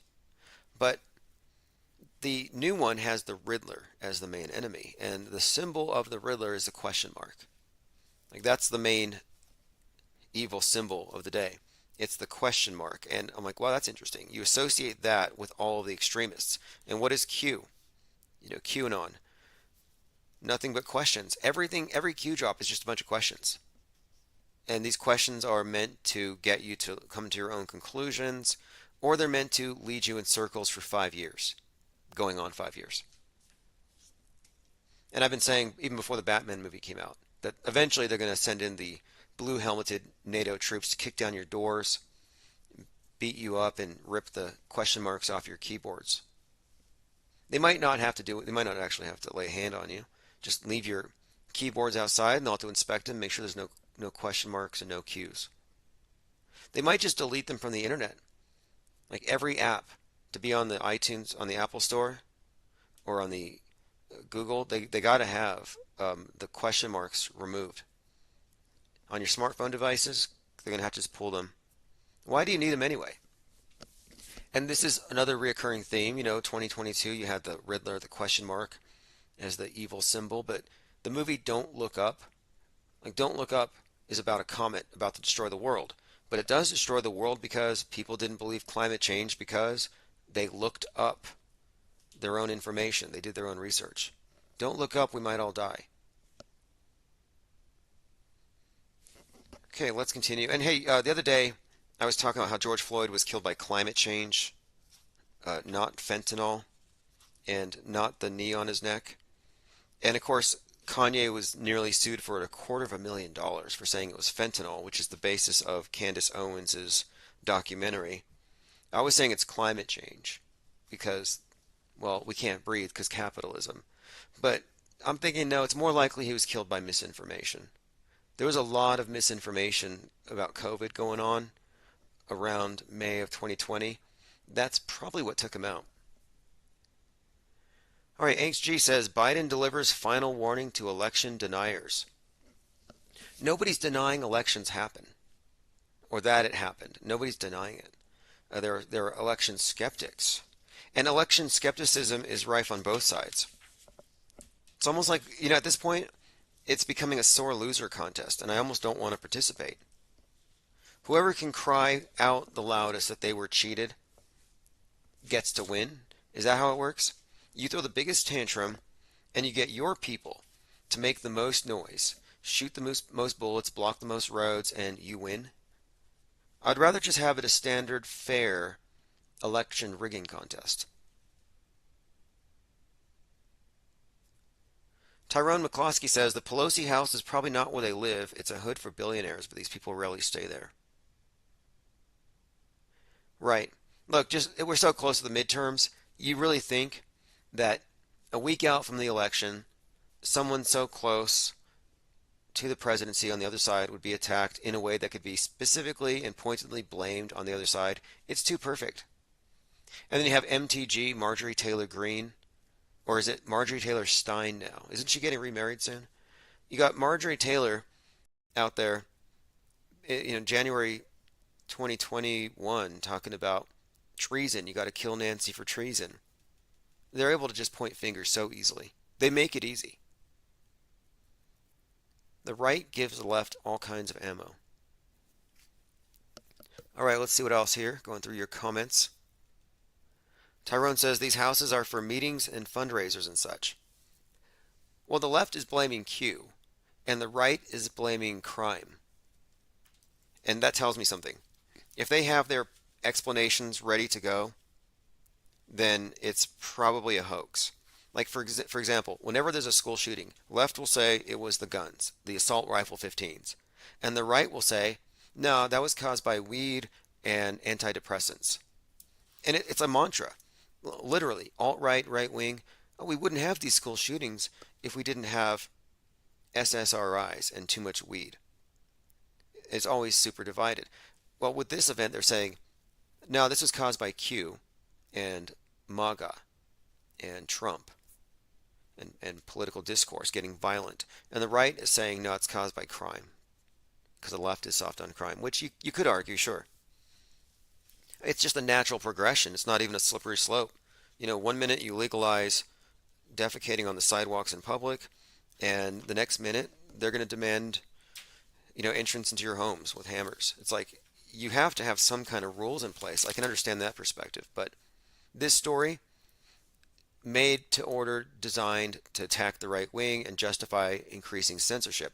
In fact, one of the things they've said is it's dangerous because this story was refuted by the conspiracy theory version, that it was some kind of lover's spat. That was spread by Elon Musk, you know, Chief Twit, billions of followers.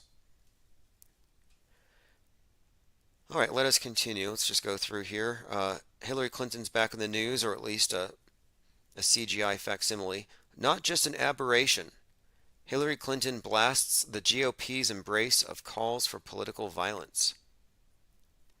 Former United States Secretary of State, Senator, First Lady, and 2016 Democrat presidential nominee Hillary Clinton tore into the Republican Party's embrace of political violence and the right wing's collective hypocrisy following the attempted murder of... Yes, there is something to what she's saying here. The people on the right in the media, people like Donald Trump Jr., who think the attack was real, are totally wrong for mocking it. Those of us who know it was a hoax are totally in the right by mocking it.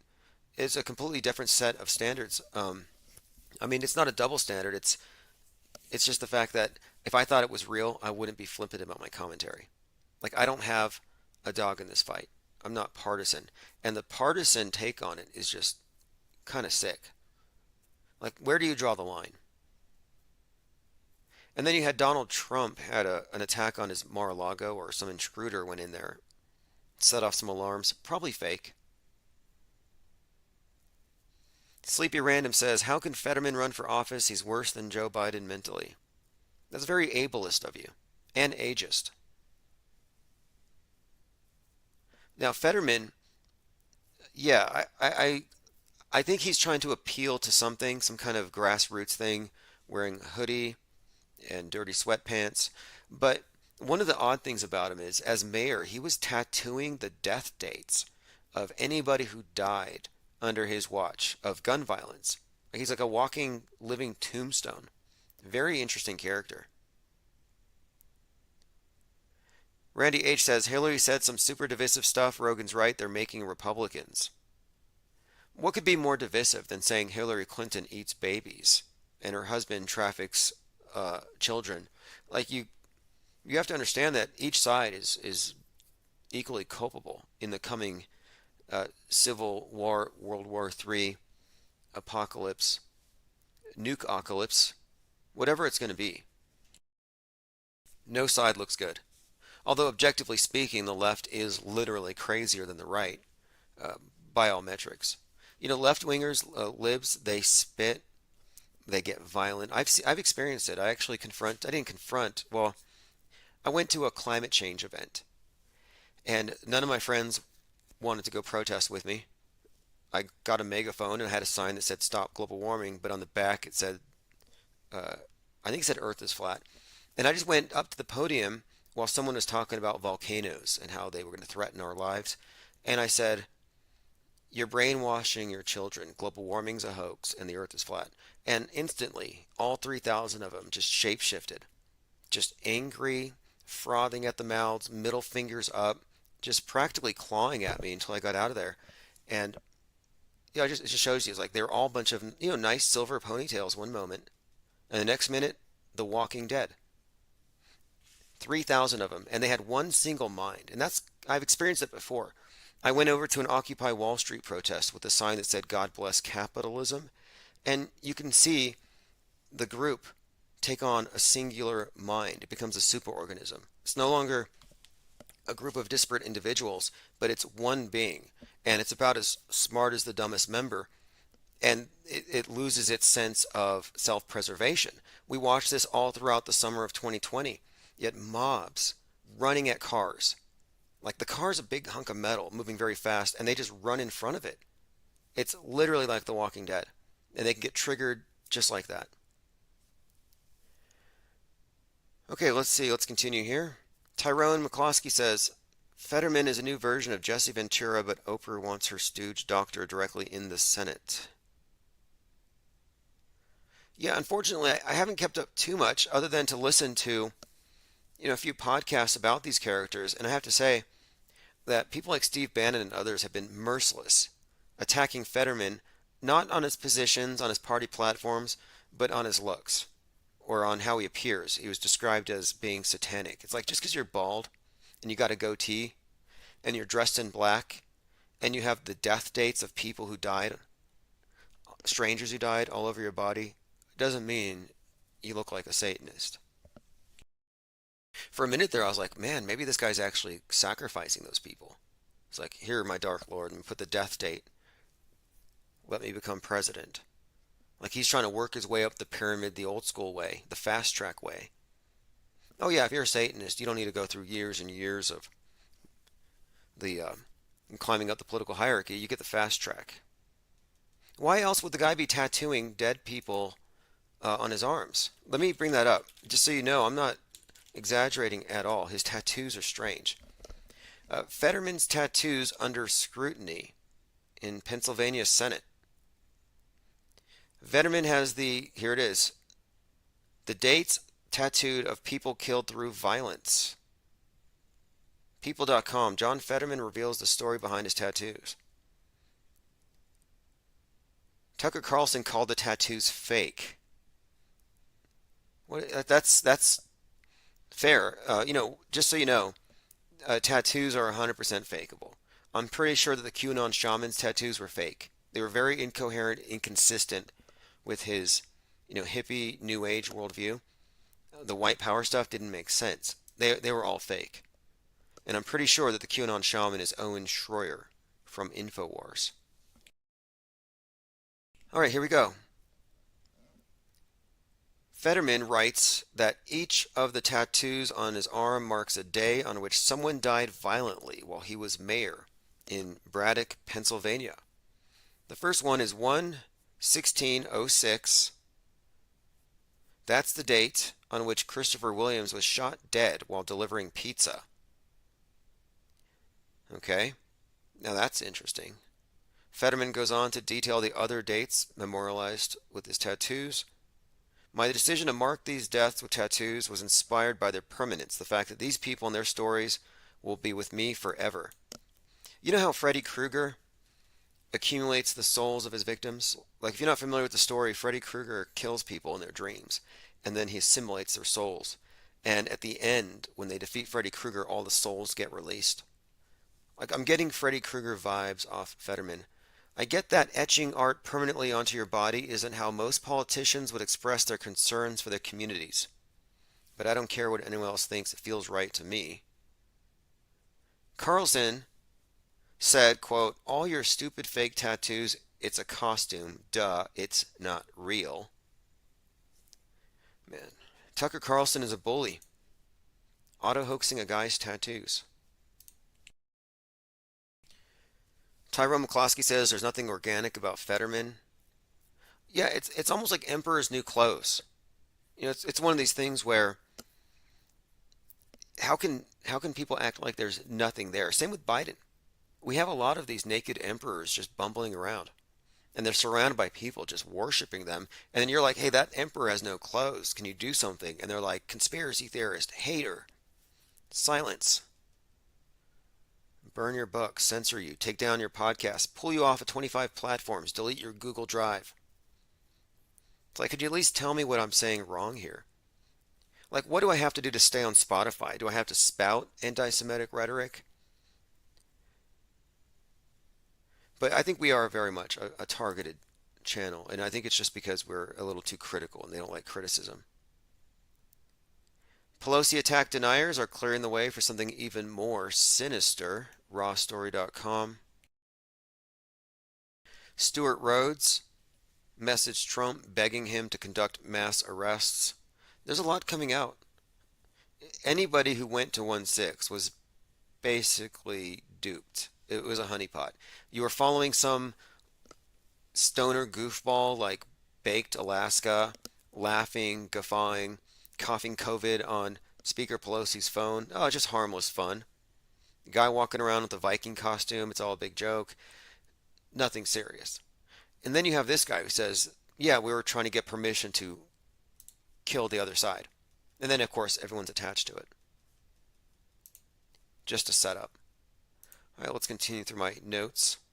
If you want to call in, I'll open up phones. It's 833-311-1984. All topics are open tonight. I don't know if this is because they all have the same costume department backstage in the PSYOP Entertainment Complex, but it is kind of notable here that if you compare the glasses of Nick Cruz, Jeffrey Dahmer, the Zodiac Killer, and young Hillary Clinton, like they all do look kind of the same. I'm not sure what they're trying to convey here. Robert Bell says Fetterman will get into pillow sales. Yeah, we had a pretty good South Pole skit where Candace Owen is talking to Kanye, and he's like, he's been canceled. He wants to get back his billionaire status, but he needs to find a source of cheap slave labor.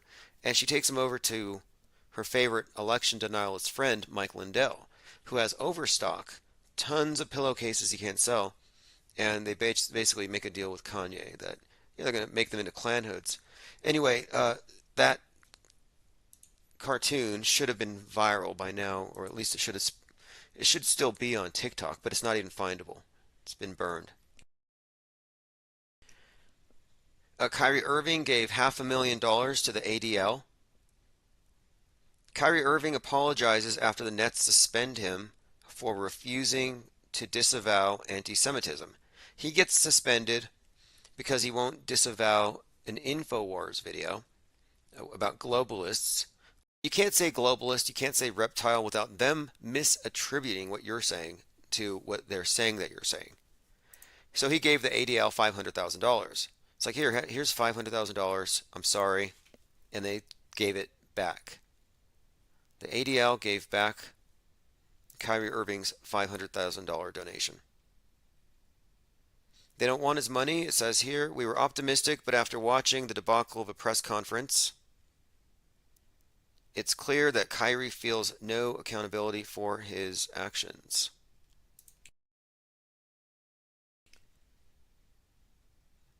Apologizing is not enough. Now listen to this. Kanye West's lawyer warns that his anti-Semitic remarks could cost him custody of his children.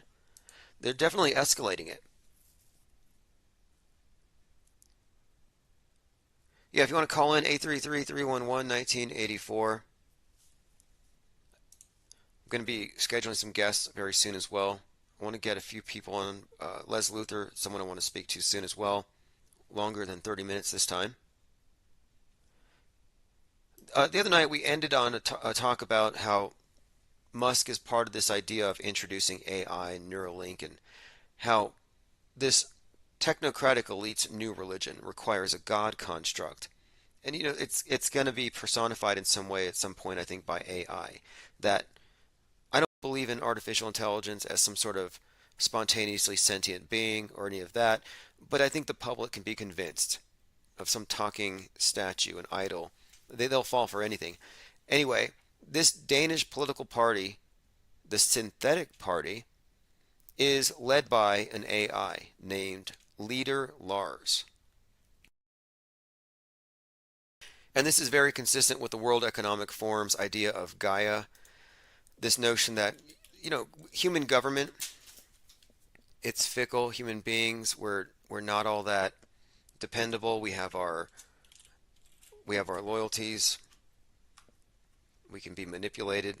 Human beings are too emotional. We need some kind of higher mind. Well, the World Economic Forum launches the new global initiative Gaia, the Global AI Action Alliance, which will harness the transformative potential of AI by accelerating its adoption globally. This is, again, World Economic Forum. And now you have this Danish party, the Synthetic Party, claiming that they have an intelligent representative in AI. And they're trying to get it a seat. We're representing the data on all fringe parties, so it's like all of the parties who are trying to get elected into parliament, but we don't have a seat. So it's a person who has formed a political vision of their own that they would like to realize. This is someone talking about it. This is the artist researcher. But essentially it's this. Leader Lars is an AI chatbot that you can speak to on Discord.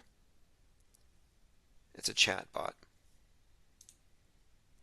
And of course, look, this is no different than what we already have. It's just a different form of puppet. But the idea that it's artificial intelligence gives it this distance. It gives it the idea it's higher. They have now an argument from authority somewhat built into it. It's objective. Lean Dion says, Black Mirror episode about the digital politician. That's right. Black Mirror, a lot of interesting foreshadowing there. Here's a short excerpt, and this was Wonka World. Thank you for excising this. We're both reading the same book. It's that documentary or biography on Jack Parsons.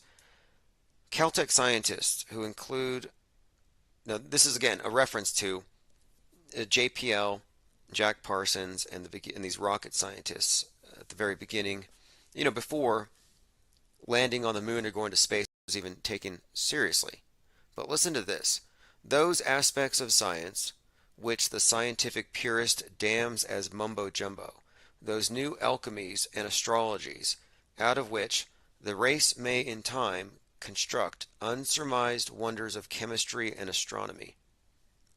This is just an example here, talking about the Manana Club, this book club, and how you couldn't really separate science fiction from early discussion about going into space, and all of the ideas about space travel came from science fiction. Science fiction preceded every aspect of it. And at some point, the science fiction became real. But what I'm learning, or in this book, this biography, I'm listening to the audiobook, is just that leading up to the Apollo mission, there was a lot of skepticism about what they were planning to do, and it just seems like that was all scrubbed. I'd like to hear more of the critical takes on these things before they had this complete hijacking of the mass mind with this magic trick of landing people on the moon, making science fiction real. And this is very significant that it has Kubrick involved, because Kubrick is all about this merging with the monolith concept and merging with the screen, being pulled into this fake reality. And if nothing else, you could say the moon landing did pull people into a new paradigm. It did validate all of their science, validated a worldview, and it validated the existence of this new heaven. Again, the moon will be in here we go, blood moon, lunar eclipse. I think somebody said beaver moon, but it says here, first ever election day blood moon. Lunar eclipse, November the 8th. This will be the second and final lunar eclipse of 2022. It's been dubbed the Ultra Maga Moon, a reference to the red wave.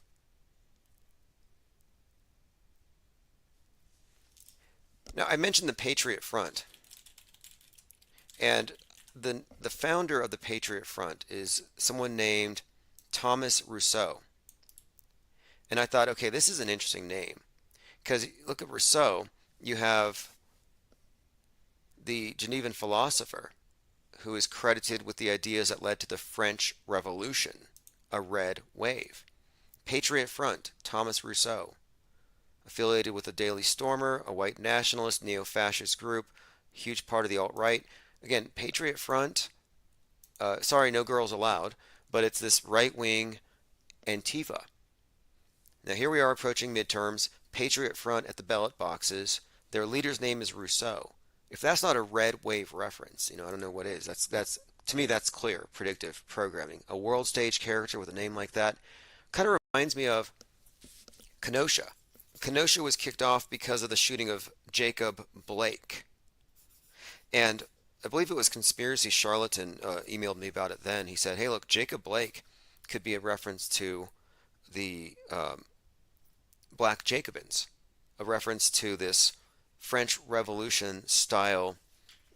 Let me bring that up. That's another important key here. Here we go. We're talking about the Haitian Revolution compared to the French Revolution and future slave revolutions. The Black Jacobins. And there's a pretty good book about it. The point, though, is Jacob Blake, the name. And, of course, this is before Kenosha and that entire thing. And I believe he didn't actually even die. He was visited in his hospital room by Kamala Harris. Lean Dion says the name Chauvin has origins with one of Napoleon's soldiers, apparently. Interesting. Right. And then you have the Proud Boys leader, one of these exposed as a Fed, I believe, who's wearing a shirt that says Western Chauvinist, and Chauvin is highlighted. Derek Western Chauvinism. All right, let's continue going through my notes for the night. I'm going to leave the phones open if anybody wants to call in. Greta Thunberg has been in the news recently. If you haven't noticed, it's more of the same, but now she's actually open because generally they talk about saving the planet. And now they're talking about, she's openly espousing the idea that the West needs to be changed. This is from LA or ladbible.com. Greta Thunberg says it's time to, quote, overthrow the West's obsession with capitalism. Another scathing rant. Greta Thunberg, it's time to transform the West's oppressive and racist capitalist system. There's Greta Thunberg, just going full out Marxist. But think of the significance of her phrasing here about the West needs to go, overthrow the West. I've been making this correlation in a few ways. Go back to January 9th. The Bronx fire, Twin Parks Northwest Tower burns, 19 story, 19 victims initially reported. Again, 1/9, all kinds of 9/11 references. They said it was caused by a space heater. And if you take that term space heater, that's obviously to me a reference to the space wars heating up. And they're heating up over the West's system, which is destroying the planet, and we cannot go into space as capitalists. That's one of the stories here. Space heaters. The space heater is necessitated because of climate change caused by our racist system that messed up the weather. And these people were poor, and they had to use space heaters because the rich people took all the money. There were a number of narratives built into the story of the Northwest Tower burning. And I was saying that this is a reference to space wars, it's a reference to the climate change thing, and it's a reference to the burning of the West, this because it's a Northwest Tower. And I was pointing out even, in fact, someone who was there was pointing out that the fire engine was number 42, and Northwest could easily be a reference to, of course, Seattle, state number 42 being Washington. But anyway, we were breaking down the symbolism behind that event, and back then in January I was saying the West is going to burn in the space wars. We're going to get hit by Russia. And this corresponds, of course, to the burning of Kanye West's world, which became apparent in February when his life was falling apart with this Pete Davidson thing. And Pete Davidson's dad died on 9/11 at the age of 33. Just a side note. But back in January, February, we were saying, yeah, the West is going to burn, and Kanye West is going to be some kind of sacrifice that coincides with this, and he's going to exemplify everything about the West that needs to burn. Maybe we've passed the point of no return, and we're in a decline, and the Kardashians just represent the peak of whatever we were on, and it's all going to burn down. Wayne Sexton says, Chauvin acquitted will kick it off. Oh yeah, you were George Floyd's teacher, that's right. Sad what happened, misinformation. Molly Russell's getting all the credit for being the first misinformation death by internet. Molly Russell, the bleakest of worlds. Yeah, this is the one.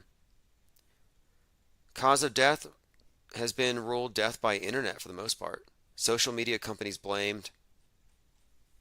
Anyway, yes, George Floyd killed by dangerous misinformation. All right, let's continue. And this is fake, by the way. Greta Thunberg, again, she's in the news because now she's saying we're going to overthrow your world. We're going to burn down your system. And this picture is circulating where she's gone through some kind of a filter. They made her look a little heavier. That's fake news, just saying. People are cruel. But then again, she does want to essentially exterminate everybody, lock you down, ubiquitous home incarceration.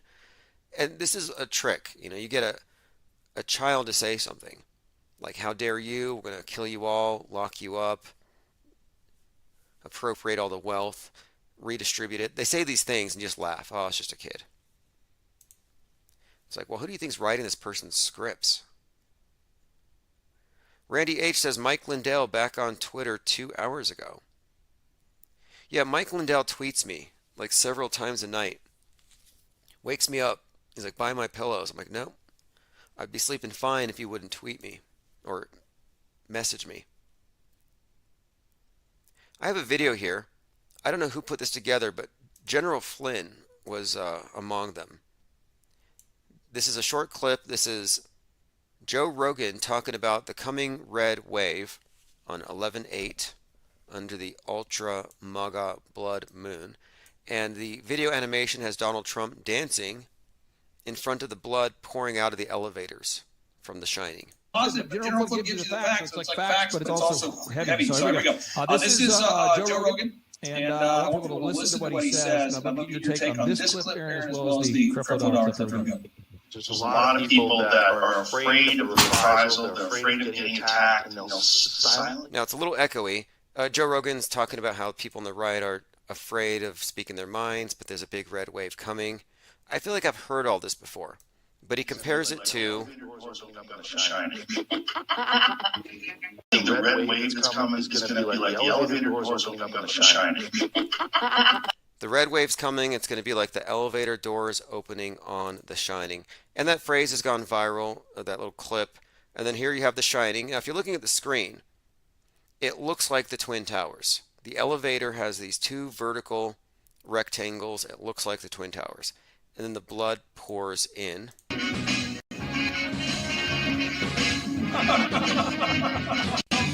And Donald Trump appears surfing the red wave of blood. And Donald Trump is figuring prominently in a lot of 9/11 predictive programming, which makes this even more interesting to me. Diana South says red wave is communism. Yeah, it could very much be. They may have different ideas of what it means. Like they think it means red Republicans, but it could be a big bloody French Revolution style wave, and then the resulting crackdown maybe results in global communism. Because the whole point of Q, if you ask me, is to brand the American right as the American ISIS, as the American Taliban, like the MAGA band, and justify in the minds of the public cracking down on it. And I think the destruction of the last vestiges of American nationalism is the objective, because then you can have your world communism. And let me bring up this. The new shape of Chinese power. If you haven't seen this Economist cover from December 21st, 2017, this tells you everything. This is prescient. Sharp Power, the new shape of Chinese influence. This is a cover from The Economist 2017, and on the cover it has a globe covered in spikes. Now you'll notice that it looks like a COVID ball, except for one thing. It's only red on China. The symbolism here is pretty obvious to me, and it's given away the name. The new shape is the novel shape. The novel shape of Chinese influence. Influence is influenza. The novel Chinese influenza. Sharp Power. And then if you look at the COVID, it's the same thing but covered in red. And I think this represents, of course, the beginning, and then the COVID ball represents the end, the spread of world communism. It's the red COVID ball, which does correspond to this whole Aeon of Horus, the Aeon of Mars, and the red planet thing. And if you look at the COVID ball, my very first impression of it, when I first saw it, I said, okay, I know this is the devil that the atheists will believe in. It did help the elite affect a puritanical revision of society. Everybody washed their hands and stopped going out to clubs. This really did work. This is the new god of the left in many ways. It's actually the devil. The globe is the god, but they love the devil's power. Now, if you look at this, it looks to me like the Earth covered in red nukes or mushroom clouds. Just suggests world domination. And the gray is the cloud from the nuclear winter. I saw this and I said, hey, this is symbolic of World War III, the global takeover. And as we watched, everybody participated. The 2020 thing was a global event. Again, it was the new shape of Chinese influence. And I do think those little this would represent either well, actually, no, this is what they represent, though, is yes, they do look like mushroom clouds. I think this represents, of course, the various ground zeros around the world until they eventually declared it a pandemic.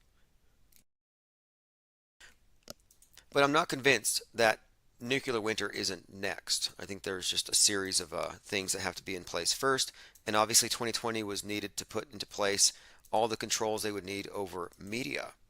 They conquered the infodemic, if you haven't noticed. And that was the objective. They don't care if you catch the flu. They don't. They want your money, sure. They want to control, sure. But ultimately, the whole thing was about the infodemic, the information they do not control. And the infodemic has been brought to heel with the help of the public. Like the anonymous person that falsely claimed to own my podcast so they could pull me off of Spotify. Like, yes, the system is correcting itself. I'm going to run through my Twitter feed before we get out of here. I know I had earmarked a number of things here. If you don't follow me, it's Real Tim Osman. This is Carrie Lake, a new right-wing hero. She's a gubernatorial candidate in Arizona. And here she is saying that she's in perfect health and the brakes on her car are good and she's not suicidal. And she's saying this because, and she actually tweeted this at Hillary Clinton, but she's saying this because, of course, the idea is that the Clintons have a way of offing their political rivals. And speaking of which, when is JFK Jr. coming back? But I was a little concerned today, I'm going to be honest, when I saw Hillary Clinton bad-mouthing me, and she looked angry and actually scared and just completely unrelated. I want you to know, just in case you're wondering, I'm in perfect health, my brakes on my car are in good shape, and I'm not suicidal. And we're going to win this thing on Tuesday. All right, there you have it. Sleepy Random says jet fuel can't melt passport gear. Right, I was looking at this video of a type of body armor that is being tested out, and this, I don't know the name of the company, it's Nastika, Nastika, and this company is manufacturing body armor that's bulletproof. You can be hit with a battering ram. Here in this video, this man is just taking these hits. super soldier stuff. And I'm pretty sure that whatever that body armor is, that's what they make those passports out of. Maybe that's, I mean, that's the only explanation I have. It's not just passports. There have been a few items out there that have saved lives in remarkable ways, like the tiny books at Parkland, the belt buckle at, the belt buckle actually saved that individual that was shot next to Nipsey. That's one of those great, we got to go back to that event. The fake killing of rapper Nipsey Hussle. One of the individuals who was with him when he was shot in the belt buckle. You see him on a gurney. He's taken to the hospital. Oh, they think he's going to die. Then they find out, no, he was shot in the belt buckle. I'm like, couldn't you have diagnosed that at the scene? Let me play a clip here. This is David Icke explaining his ban. Apparently, in the Netherlands, he's a level 3 terrorist. Government, a guy called Rutte, the Prime Minister, completely owned by the World Economic Forum and Klaus Schwab. Why has he just announced that the Netherlands, the second biggest exporter of food in the world, is targeting farmers to destroy them and get them off the land, which is where all these farming protests in the Netherlands have come from? At a time of food shortages and supply chain... Anyway, there you have it, David Icke. Level 3 terrorist.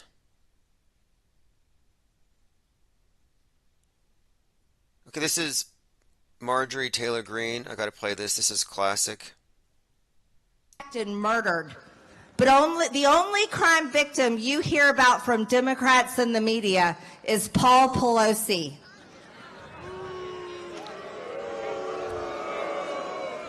Paul Pelosi was brutally attacked by a drugged-out illegal alien that should have been deported. And Paul Pelosi should have been a gun owner and shot his attacker. All right, a little victim shaming. The thing is, she believes it's real, and she's willing to say that he deserved it or he should have done better. It's like he's 82. You think he's going to... I mean, that's just asking a whole lot. But I'm just saying, she thinks it's real, which makes her comments technically pretty vile. Whereas our criticism here is kind of removed from that kind of take, because I'm not under the impression that this is real. But these people are really kind of monstrous. All right, let us continue. Donnie Darkened, one of my favorite Twitter accounts, says, what should be obvious by now is that Kanye's story fits the mold of the Luciferian awakening, the story of a man breaking free of his matrix programming and finding his divine light and purpose within himself connected to the source. This is the core basis of the New Age awakening. Donnie Darkened has made a very strong case for Antichrist Donald Trump and that he has been foreshadowed, he says, for centuries. I say since at least 1958. Actually, you could go back further if you go to Ingersoll Lockwood's work. Ingersoll Lockwood has the Baron Trump, Time Traveler. Donnie Darkened, The Rise, the Wound, and the Return of Donald Trump, a case for the biblical Antichrist. I highly recommend this thread. Now, I don't know whether or not it's 100% true that he is this character as prophesied, but I will say, as far as world stage characters go, Donald Trump is definitely on my short list for Antichrists, right up there with Greta Thunberg and Elon Musk. Probably at the top right now. Gerald Kushner was on that list for a while, but it's definitely Trump. But I think these are roles. I believe Jeff Bezos is Nimrod. Yes, Jeff Bezos is Nimrod on the world stage. It's an act. And this is the next big thing. 11.8 is very portentous. I mean, 11.8 is huge in the whole Donnie Darko movie. The number 88, very much connected with Trump in a lot of this predictive programming. And that's why this Twitter account is Donnie Darkened. But he sees nothing but ominous potential for Kanye coming out. He suggests that this is to lead people or mislead people into some kind of conflagration. And he makes a point. Look at this imagery here. just the juxtaposing of Trump as some kind of a savior versus Biden. Do you remember a few months ago, Biden gave a speech in front of the crimson red light, and he made these Hitler-like hand gestures? And then you have Trump, savior with Q, and look, the QAnoners literally believe that he's an agent of the Kennedys who are the blood of Christ. They have, in fact, gone to that point of worshiping. This narrative of a false savior, yeah, sure, it's very much there. And listen to this. The blood moon is the 66th blood moon in Donald Trump's life. And by the way, Donald Trump was in the womb during the Babylon working with Jack Parsons, Marjorie Cameron, and L. Ron Hubbard. If they did indeed summon the Antichrist, and Marjorie Cameron did say she saw a light descend from the sky, first UFO sighting a year before Roswell, it might have been Trump. Now, this is the 66th blood moon in Donald Trump's life, including the blood moon he was born under. Now, here we go. Enough is enough. The Trump card has been played. Here is Trump assassination predictive programming. Now, many of you have already heard about this Illuminati playing card thing, and Biden did say enough is enough, and that card has to do with an assassination. Talking Points believes enough is enough with the anti-Trump movement. Man won the election, give him a chance. At any time, any place, our snipers can drop you. And now you're going to run for president. Don't you think that's a really cool idea, you guys? You'll keep them honest. You'll keep them honest, Donald. Personally, I hope you win, because I can't wait for the the inauguration. This will be the year the American people say enough is enough.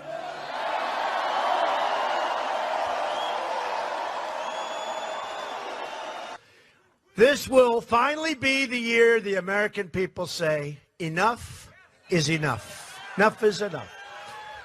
It was the American people saying enough is enough. They're fed up.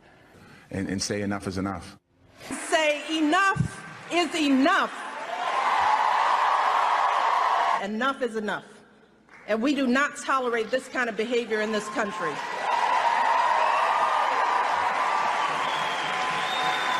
Me, the guy who hosted The Apprentice and sold steaks. But enough is enough. It has to be stopped. It has to be stopped now. This goes on for another half hour, but very conspicuous. How many times has Trump been killed? Bill Maher shot him. Snoop Dogg shot him. He's been killed in effigy many, many times. Interestingly, Rust is continuing. You know, the Western where Alec Baldwin had the .44, and he shot Helena Hutchins and Joel Souza. Joel Souza happens to have a birth date of June 14th, Flag Day, which is Donald Trump's birthday, June 14th, 6/14. And it's an interesting date, given that Alec Baldwin is the most Trump deranged person out there. He dresses as Trump on SNL. He said that watching Trump in the White House and being Trump on stage made him wish for a meteor to hit the White House. And then he shoots somebody with Donald Trump's birthday. Now that has a few interesting little connections. One, the birthday being Donald Trump's birthday, he shoots somebody with that birthday. It's kind of like a symbolic killing, and of course he dresses as Trump. He's the twin of Trump. Two, 6/14 is mentioned in a few movies in a way that I think is relevant here. In the movie Don't Look Up, the world's going to be hit by a comet in 6 months and 14 days. Again, Baldwin wanted a meteor to hit the White House. Something from above hitting the earth, 6/14. Evan Almighty is about a flood and this modern day Noah, just like Don't Look Up, a modern day Noah. And he's determined to build an ark. He believes it's a flood. He's like a weatherman. And he believes it because of Genesis 6:14. He keeps seeing the number 6:14. He looks it up. Genesis 6:14 is God telling Noah to build the ark. Anyway, there's a ton of predictive programming all over the place for something along these lines, and we've been following it. And I think it's been foreshadowed in the recent shootings, like the Highland Park shooter? Well, Highland Park, that shooter was the one it was on July the 4th, 2022. He shot up a parade. They were marching in a parade and they got shot. Here we go. This is a mind map from that one. Again, March for Our Lives should be Run for Our Lives. This is a mind map showing you that shooter who's totally fake like all the other ones, just as fake as Nick Cruz, who's not really in jail.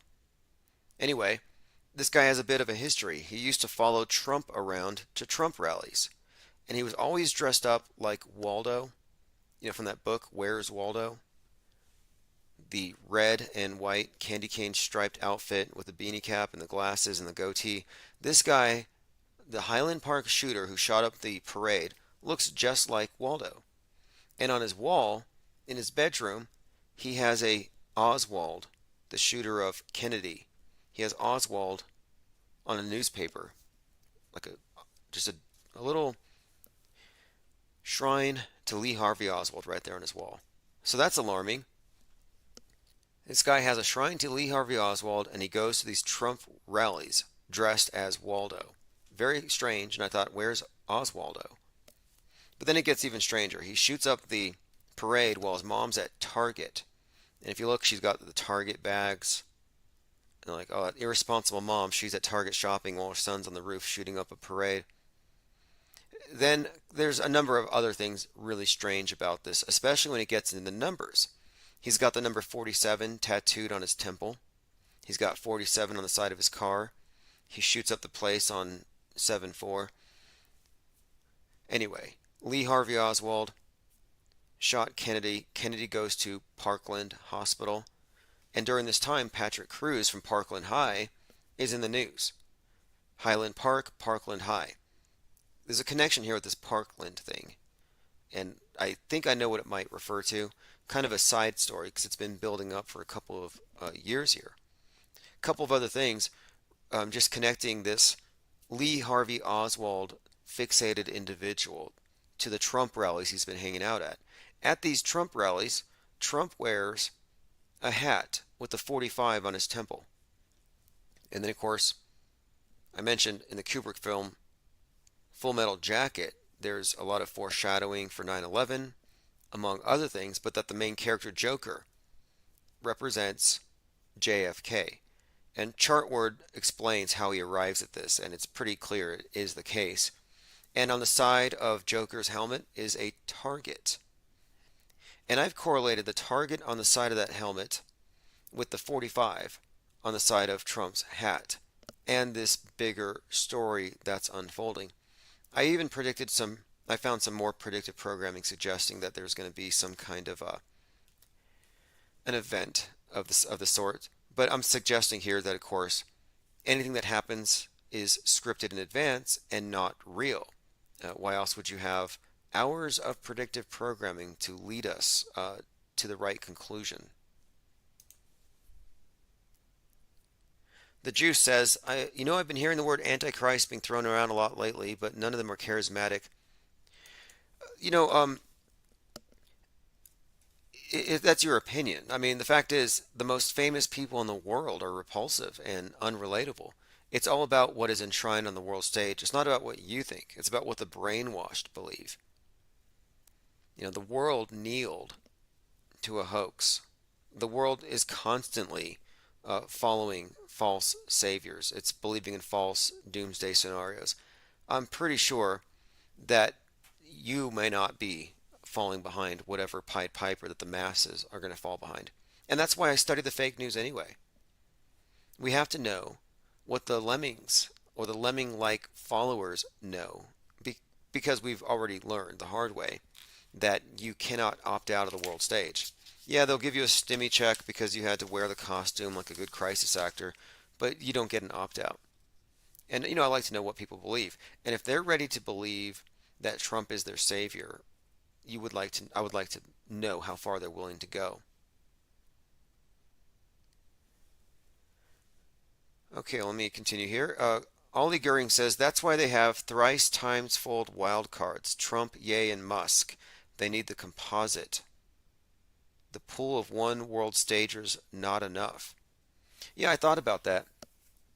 Look at the use of the black Christ symbol, which has been very, very prevalent recently, but there's been this reoccurring theme, and it's like you can't just bring out one. Maybe it's a composite to tell the story over a series of events with a series of characters embodying this role. I mean, there's definitely quite a lot to substantiate at least the storyline. Like, I wouldn't say that Jeff Bezos is literally Nimrod, the builder of the Tower of Babel. But if you look at the biblical story, the lore that is really at the base of the belief system of like the Masonic cult and these New Age cults, if you look at the basic storyline there and the symbolism, you can see how, yes, these are composites. Jeff Bezos is Dr. Evil. He's Nimrod. He's the man who fell to earth, all wrapped into one. And it's the same thing with Musk. We've talked about Musk recently. He's Tony Stark. He's Werner von Braun. He's Willy Wonka. This Iron Man composite thing. He's wearing that suit, the Devil's Champion. Let me play one more clip here. Donnie Darkin says, "A warning to Christians, be careful you're not deceived by the princes of the world, like Kanye West. According to him, we are collectively God, and when we see Muslims moving in Mecca, we see God." Fits the mold of the Gnostic New Age awakening. And as I alluded to earlier, it seems that he's not even trying to pretend to be a Christian anymore. He's back to spouting blatant, full-blown New Ageism. For example, last November, he did an interview on a channel called Revolt, and here's some of the things that he said during that interview. It's inside of us. We collectively are God.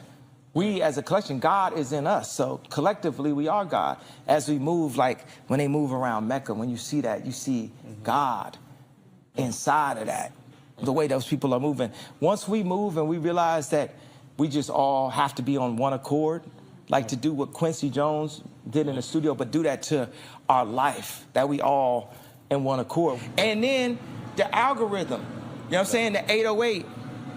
The 808 exists in the lowest chakra of your body. The majority of content that's related to the 808 is killer or sexual content. The original 808s was even off pitch. So that meant it's an actual sound in the track that you don't realize is there that is f***ing up your entire frequency. Right. And now, today, every time I hear a car come out, it's 808. But if you think about African music and hip-hop and what we was breakdancing to, it was light. The percussion. It was upbeat. Anyway, yes, this is just this idea of we are all God and stuff. Yes, that is definitely, and the oneness thing. That is fascinating. And he's a world stage character, and he is playing along a role, if you ask me. And I talked about his life burning, falling apart, etc. But also, the connection with Marilyn Manson, very significant because of the Charles Manson scenario, Helter Skelter. And I've discussed this before, and more recently we went over some of these things where you have the Helter Skelter Turner Diaries connection, which has been built upon by Kanye, asserting that Django Unchained was his idea. And again, Django Unchained is about Nat Turner. Nat Turner is, of course, we're talking about someone inspired a slave revolt. And this ties in also to the Turner Diaries, which inspired Timothy McVeigh. And I found a few things about this phrase, the word Turner, like Turner Diaries, Nat Turner, and it actually correlates very strongly with the Political Action Committee turning point and the whole turning point thing with the right, infusing QAnon and this Great Awakening stuff. Very significant. I've been thinking turning may have another significance, because I've noticed that, like, the Great Reset was a conspiracy theory until Saturn reached its conjunction with the Jupiter on the winter solstice. And I was thinking maybe this Turner is a reference to some kind of cyclic change, like Saturn reaching this point, like Saturn returns, and then I realized, wait, 2022, Pluto returned. Pluto returned to the point where it was at the birth of America, July 4th, 1776. Again, Turner Diaries, Turning Point, the Pluto return. There's something about it, if you ask me, and it has to do with, of course, this falling of the West as an empire. And this has all been very much foreshadowed. Westworld burning, Kanye Westworld's burning. The Rust is a Western, which is what brings in Alec Baldwin in that whole Hunt for Red October nuke scenario, which we're all looking forward to. I have a voicemail. I'm going to play this. Be right back. This is from Tim, IPS correspondent, level 8 113, reporting in. I been rubbing elbows with some millionaires and billionaires the last week or so. It's been pretty cool. I've a lot to tell. I've been traveling a lot too, investigating the realm and mud flood and seeing things for myself, because that's what I think we have to do. Met a gentleman who is traveling to space. I wanted to report in on the live show about a gentleman. He bought a ticket with Branson to go to space. And so I'm meeting up with him next week, and I'm going to pick his brain. I don't know what's going on, but wanted to, chat with you for a second. I think he's pretty cool. But in general, I think some of these people, they don't know what they're getting into. For instance. Now, is he really going to go to space? That's an interesting question. And I remember there was a time when people were very eager. In fact, we just had an anniversary, I believe, in 2007. Was it 2007? You had the Virgin Galactic explosion. I think it was on Halloween. And I thought, that's going to dampen enthusiasm. A lot of people with their tickets eager to fly, and maybe not so much anymore. But they're always kicking the can. They're always just, kicking this thing down. It's like, move the goalpost. Yeah, Virgin Galactic crash renews criticism. I think it was it was in 2007. Anyway, I highly doubt he's going to go. If he does go, he's going to get the overjaw effect. So if you want to ask a question on my behalf, I would say, ask him about the overview effect. The overview effect. I call it the overjaw effect.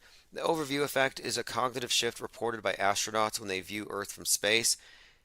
They say that when they see the blue ball suspended in the blackness of space, that they transcend. They no longer see nations or countries as separate. They no longer see people as separate. Nope, we're all one. This thing that Kanye West was talking about, how we all need to see as one and synchronize up. Well, that's what they're talking about. They're talking about transcendence into seeing the oneness of everything, cosmic consciousness, the overview effect. The problem with it, in my view, is that the astronauts who go up into space and report having seen the Earth and experienced the overview effect, they're not high enough. They're not far enough away from the Earth to see it as a ball. They're only 300 miles up tops, or actually 50 miles up, I'm sorry. Barely 60 miles, if that. They're not high enough to see a ball in space. How can they claim that they have the overview effect, that they've achieved this cognitive shift where they see oneness? And they don't all get it. Scott Kelly got it. Mark Kelly didn't. That's why he's now a senator. He went into politics. He didn't rise above politics. But I've been terming this thing the overjaw effect, because I've noticed that whenever these astronauts go into space, or these civilians do, and they look out the window, their jaws drop. If you're looking at the screen, look at that. Dangerously wide open. Like, look at that. That is, I don't know, practically a hazard. Anything could land in that. Look how wide open her mouth is. Now, that's not real. That's acting. There's a better example, even. I think the SpaceX had some civilians go up.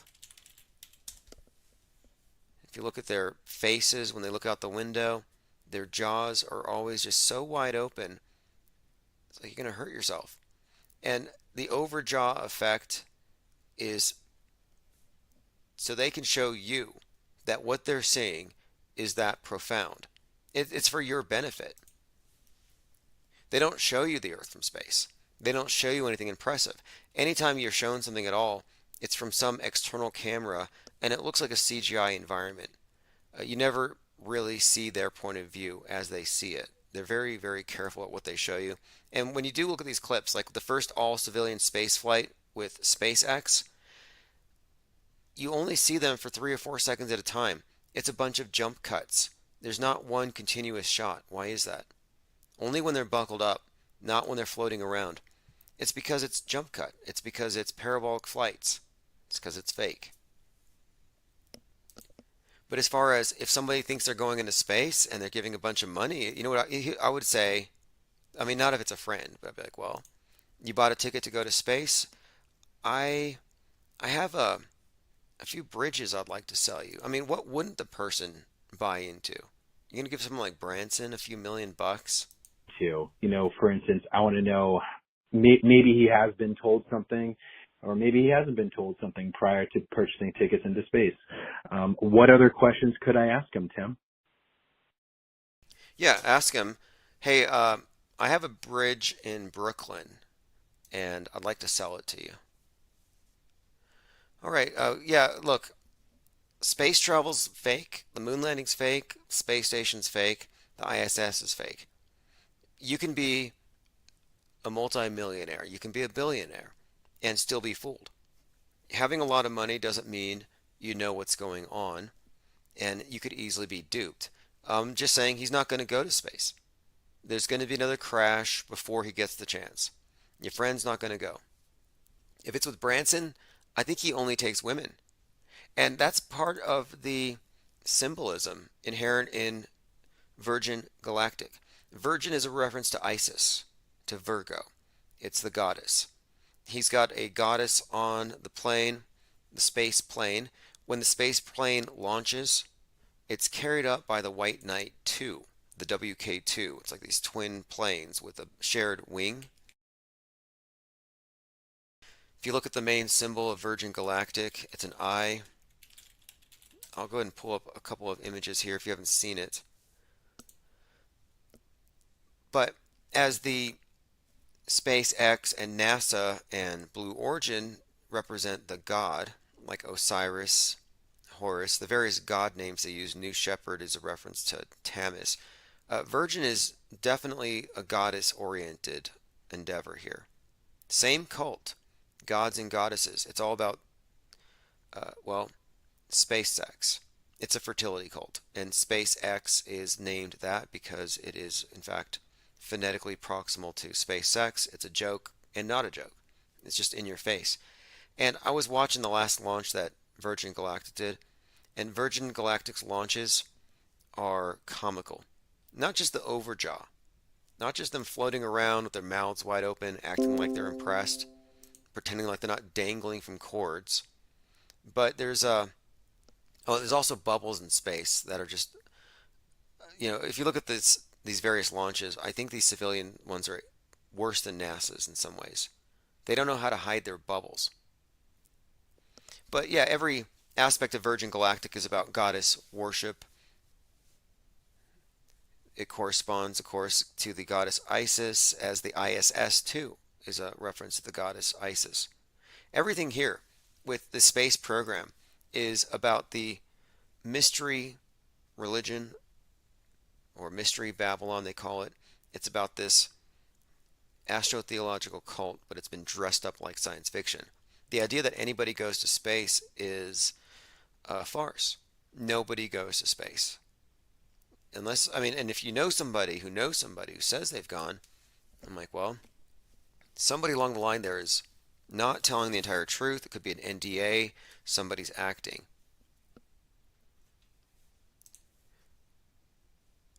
Going through some comments. Lean Dion says Shatner and company were literally making, they were making some pretty bad noises. Again, not unintentional. There's a meaning to this stuff. But the idea that they're going to space at 50 miles is pretty pathetic. It used to be 62. They've changed it. He launched into space to win the billionaire space race. He was racing between Bezos and Musk, didn't have a chance of going. But he launched on 7/11/2021, which is the 42nd anniversary of Skylab falling. not insignificant. 9 days later is when Jeff Bezos launched, and he took off at 9:11 a.m. on the anniversary of Apollo 11.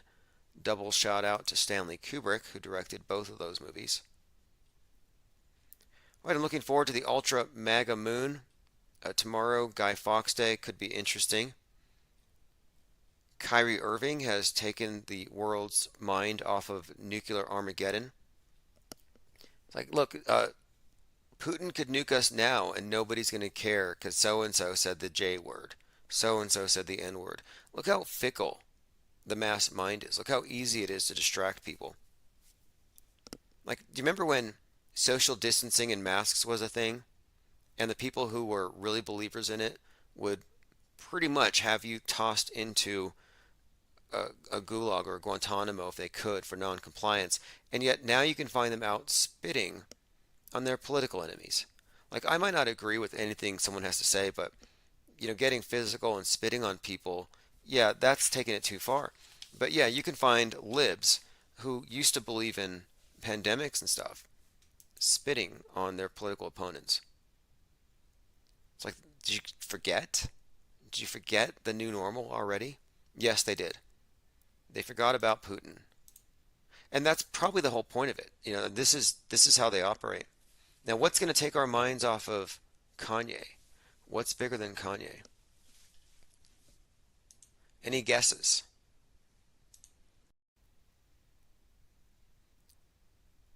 By the way, if you have not been receiving the text alerts, go to infiniteplane.media. I'll put the link in the chat below, and I'll be sending out texts. Tomorrow is Infinite Plane Saturn Day. We're not going to miss it. Infinite Plane Saturn Day. We kind of do a recap on the previous week, and I do have a number of guests who have been trying to get in. I'm trying to get a more regular schedule, but things are leveling out despite the fact that we had a number of cancellations. I mean, we've been canceled quite a lot. Not officially canceled, not in the way that actually blows you up.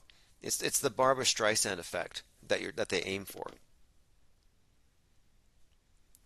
You know, if you try to make it look like you're canceled, it makes it appear like you're scarce. Sleepy Random, yes, Kanye cured Putin. Well, Putin cured COVID.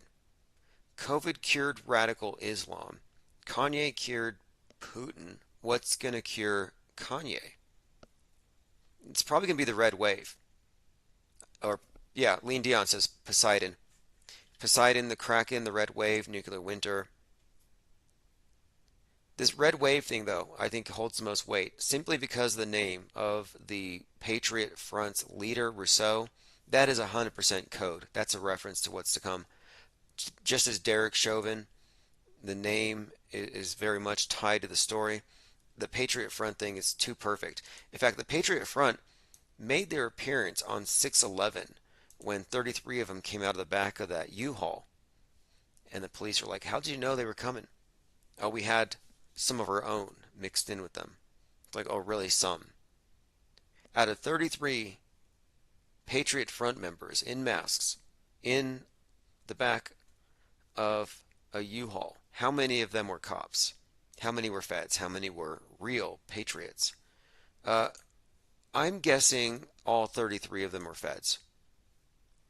I wouldn't even give them the benefit of the doubt for one dupe. They wouldn't have a sting of 30 people to get 3. You know, it was whole thing's obviously a scam. Diana South says, swatting yourself to play victim.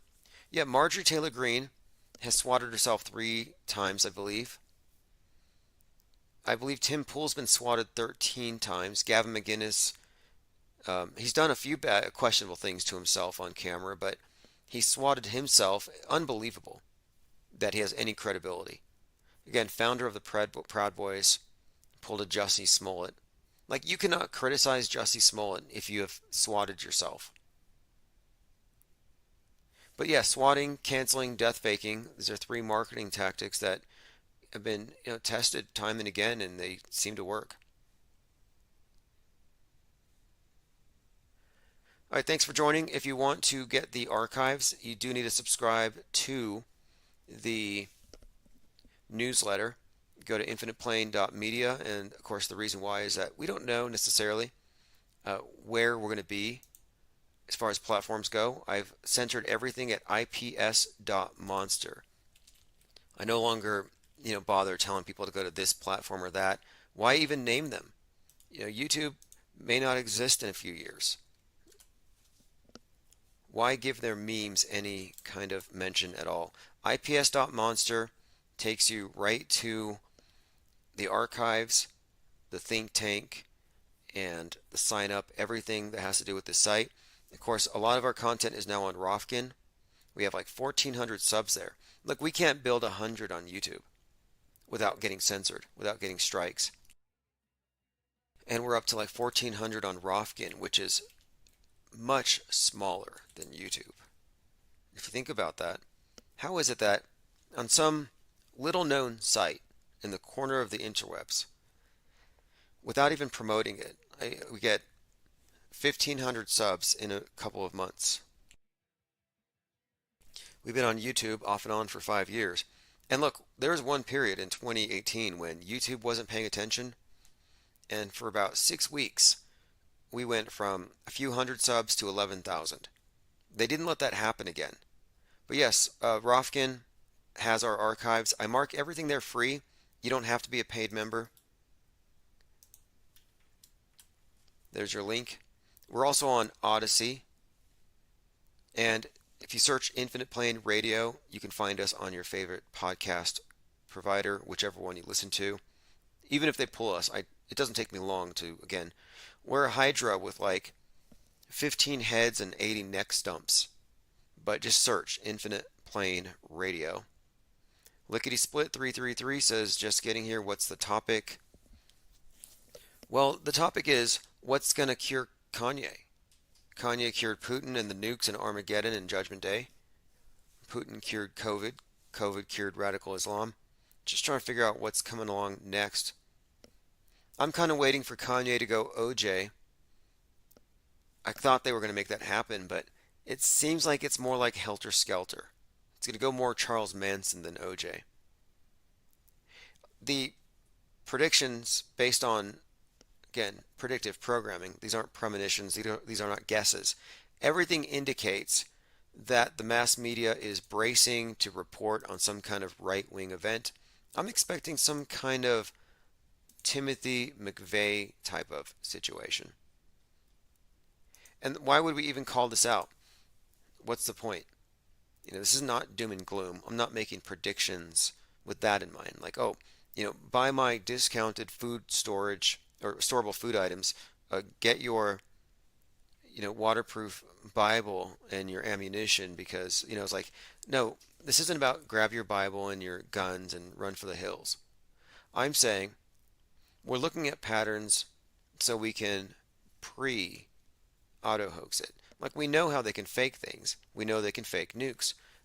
I don't want to give them the benefit of the doubt, and we're just looking at the hypotheticals, what's around the corner, so we kind of have an edge. Like, for example, there was that trampling death in South Korea where 150 people were trampled to death. Yeah, no, it wasn't the shot. The 150 people went into cardiac arrest because they were trampled, according to the news. But having studied the trampling at the Indonesian soccer game, I was already wary of the fact that, yeah, they can fake mass tramplings quite easily. And why would they do it? Well, it depends on the event. And this one came on the heels of lockdowns. And you'll notice after lockdowns, I think they want to reinstill the fear of crowds, agoraphobia. And that's kind of what happened with the Astro World event. Mass trampling. My point is, people look at these things and they react. Oh, this is terrible. How dare you say that this wasn't real? And I'm like, wait, we already have a past precedent here. We know they use dummies. In fact, we can point you to a company where you can buy your own George Floyd doll. You can intubate it. You can practice giving it CPR. Anyway, we looked very closely at that Halloween party in Seoul, and there were people giving CPR to rubber dummies everywhere, and one of the rubber dummies was given CPR on its thigh. Like the guy was trying to revive its thigh. Just very bad acting. One observer had actually reported to the news. She said, I looked down my window and it looked like it was staged. She said it looked like a bunch of actors. Lean Dion says, go into the metaverse, it's safer. Exactly. Exactly. And what did they say at Astro World as they were being crushed? The people at the front were getting crushed. They said, I can't breathe, I can't breathe. And guess who their attorney is? Guess who's representing the people who were crushed over there at Astro World? Benjamin Crump, aka Forrest Crump. High-profile civil rights lawyer Benjamin Crump said Monday that he's been retained by Urza's parents, the 9-year-old Astroworld crush survivor.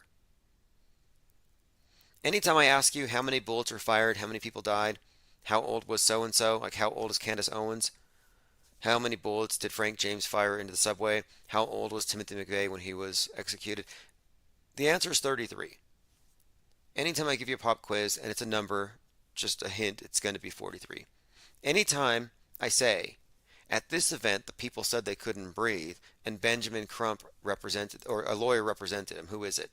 Pop quiz. Who was the attorney that came to represent these people who couldn't breathe? The answer is going to be Benjamin Crump. I talked about the Bronx fire. 19 floors. Guess who's representing them? And one of the victims of this event even said, I can't breathe. Attorney Ben Crump speaks to residents of a building that had a fatal fire last month in the Bronx borough of New York on Tuesday. Again, there's a pattern here. Forrest Crump. There's also Dr. Michael Bader. He's the medical examiner who dealt with what?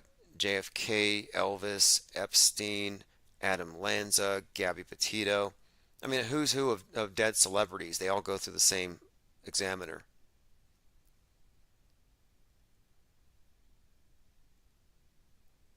Diana South says they did CPR to the lifelike dummies to blaring music of the Bee Gees classic Staying Alive. Okay, I was watching one of the clips and I was like, what music is that? Like they're doing CPR to the beat. And for a moment I thought, this is a Halloween party. Maybe this is like their intro to the Thriller or the Michael Jackson song that they like to do on Halloween when the people come out and do the zombie dance, the Thriller dance. I thought, well, maybe these people are playing dead. And then they all get CPR'd back to life, and but no. No. Sadly, they were all literally dead dolls, dead dummies. No dummies were actually harmed in the making of the Soul Crush PSYOP in South Korea. Let me bring up 7 Sigma. In case anybody here needs to obtain a realistic, modular, high-fidelity airway training doll that looks just like George Floyd, yep, go to 7s3.com. And what's more, not only can they customize them, but they can make them look like anybody. They're realistic inside and out. But what's really interesting about this thing, and look, Society for Simulation in Healthcare, Sim Ghosts USA, Sim Ops Expo, Child Trainer Replacement Airway, Child Trainer Replacement Teeth, Swollen Victim Complete Airway Assembly, Caucasian, African American, fully customizable, hyper-realistic, head to toe. This company was situated in the Twin Cities from 1987 to 2020. For 33 years, they were the leading manufacturer of these realistic intubation simulation dolls. If they could speak, they would say, I can't breathe. If you look here, it looks exactly like the dummy that was used interchangeably with the actor during the production on 5/25/2020. Again, there's your George Floyd doll. The thing is, this company was there for 33 years. And anybody here care to guess what the first building burned by the rioters of the George Floyd riots happened to be? Yep. Before they burned down the police precinct, and they didn't even go after the convenience store that called the cops on them. No, the first place they burned was 7 Sigma. Yep, the rioters torched 7 Sigma there in the Twin Cities. Diana South says, the same dummies that jumped out of the Twin Towers. Oh yeah. And how many times did we see dummies? Like, not true believers in the MSM, not the people that worship Fauci. I mean, how many times did we see actual dummies in the emergency rooms on the news getting intubated? It's like those are all rubber dummies on the news when they weren't showing you recycled stock footage. Oh, this is an ER in Italy. This is an ER in downtown New York. This is an ER in San Diego. It's like, it's the same footage.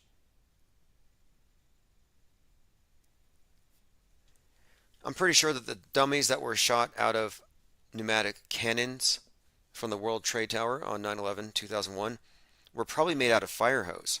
I've seen these training dummies that firemen were using at the time that were made of fire hose, wired up together into the shape of a person, very heavy. Yeah, 9/11 jumpers, easy to fake. Some people have problems with that. The 9/11 jumper truthers. They're like, oh, there's no way you could fake that. It's like, really? You can fake planes. If you can fake planes, you can fake bodies. What's the difference? Oh, it's been an interesting week. We had the hammer attack on free speech. Talked about Godzilla's birthday.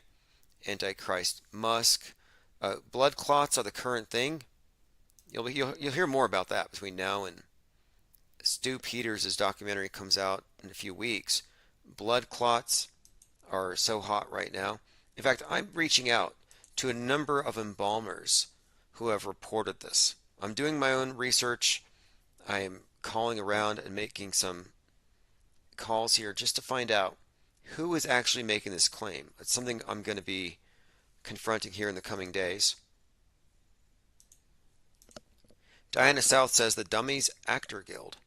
Yeah, you have the Screen Actors Guild. Those are the mainstream crisis actors who also play roles in movies.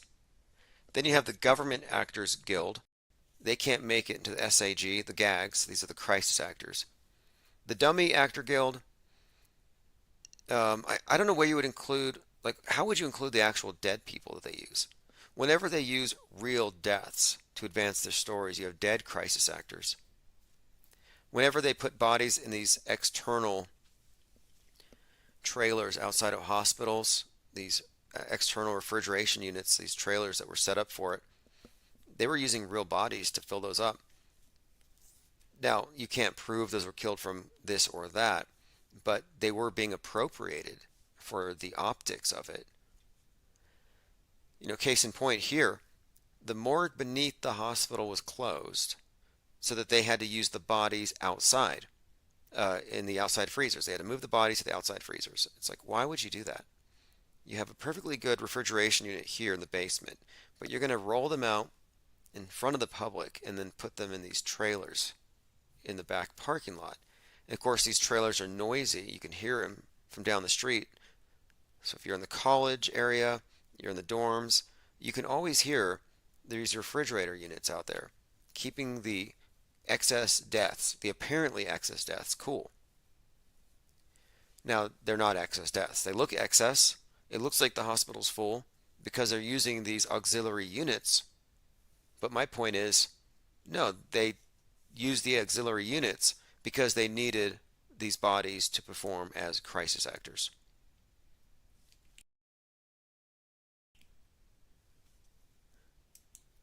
A couple of other things we've been talking about. We have all right, here we go. Disaster trolls. Again, disaster troll is from the BBC. If you're questioning these stories, you're obviously a troll. You can't be a serious critical thinker, but you're a, quote, disaster troll. It's a smear against auto hoaxers. And there's an individual out, Richard D. Hall, I believe is his name, and he's fact-checking the claims of all these actors, or rather these supposed victims from this bombing at the concert in Manchester.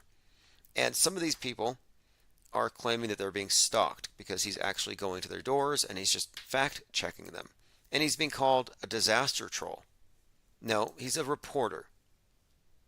The reporters don't know what a reporter looks like because they just read teleprompters. They don't do investigative journalism, and they don't fact check their masters. A real reporter, to them, they don't understand it. It's a disaster troll.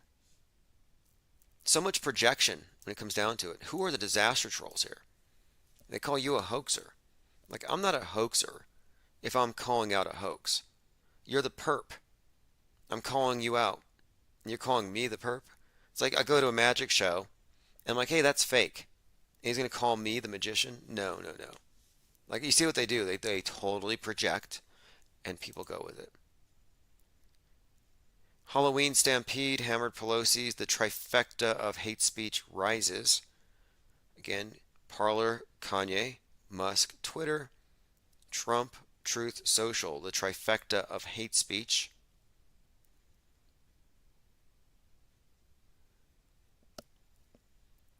Is Elon Musk the Antichrist Jack Parsons summoned? It's a newsletter I put out last week. If you don't follow my newsletter, go to timosman.blog. And I put out a newsletter whenever I have a lot of Metascript heavy content. I just want to put out like a bullet pointed list. Here are the different things that create this picture. I publish it here on this blog. Like, for example, this costume that Musk was wearing with the red armor and the ram's head.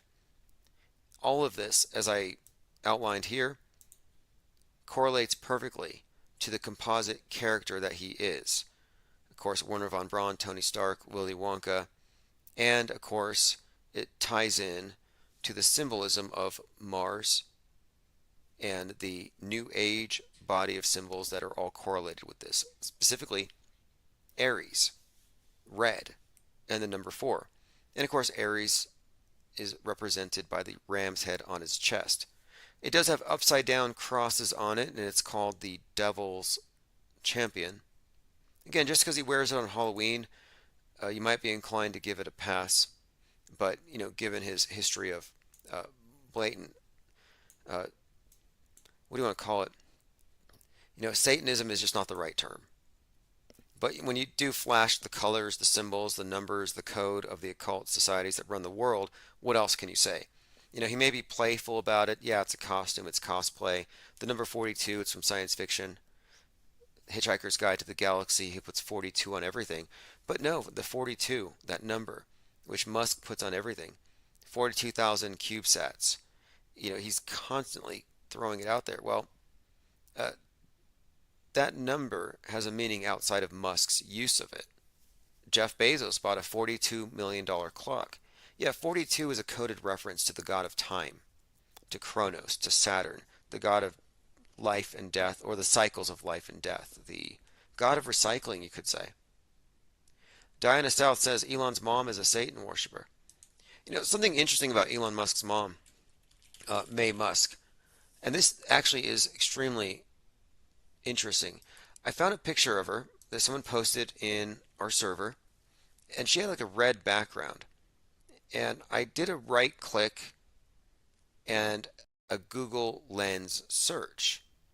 And what happened was very startling, and you could probably find this for yourself. I'm not exactly sure what image I chose. It was like at random. So I'm going at random, and I right click May Musk, and I put search image with Google Lens. And what it brought up, and again, it was just a simple right click, no other search criteria, just right click, search, and it brought up images of David Bowie, the man who fell to earth, specifically from the Man Who Fell to Earth era. And I thought that's interesting, given that, of course, the Man Who Fell to Earth is another one of these space savior stories. And it pertains to David Bowie, who relates to David Bowman from 2001: A Space Odyssey. And when Elon Musk sent his Tesla Roadster into space, it was playing a David Bowie song, and it had an effigy of David Bowie as as Starman in the driver's seat. Well, Starman, anagram for Mr. Satan, a reference to the Man Who Fell to Earth, really does tie all this together. Again, Antichrist Trump, Savior, from space, some kind of space hero narrative going on here. Again, May Musk just happens to show up as David Bowie. And this may also tie into something else. David Bowie, also very much steeped in Crowleyism, represents this New Age ideal, or New Age, like the model for the New Age is the androgen, which is what Horus actually represents. We're talking about the age of Horus, this new deity. Yeah, they worship an androgen, and Bowie always represented that. Another interesting aspect to all of the story, this big story as it unfolds, this New Age savior and his mom, weirdly enough, it's not me doing it. It's actually Google doing it. In fact, it's on my TikTok. It's probably one of the few videos of mine they haven't deleted. I'm not going to promote my TikTok if you want to find it. I'm kind of done with TikTok. My last video says community guidelines violation. I have 100 followers. There's 1 billion videos on TikTok. How did they find my video that quick? And the video I'm speaking of is the South Pole parody we did of this Kanye West thing. I mean, we're either being followed, and every video that we post is like somehow being reported, or I don't know. I mean, I don't want to be paranoid. Okay, here it is. David Bowie appears as Elon Musk's mother in Google Lens search. This is a Google Lens search, and I'm going to search on her face. So I drag the square up. You can do this yourself. I have this image linked on my Minds account below. And look who it brings up.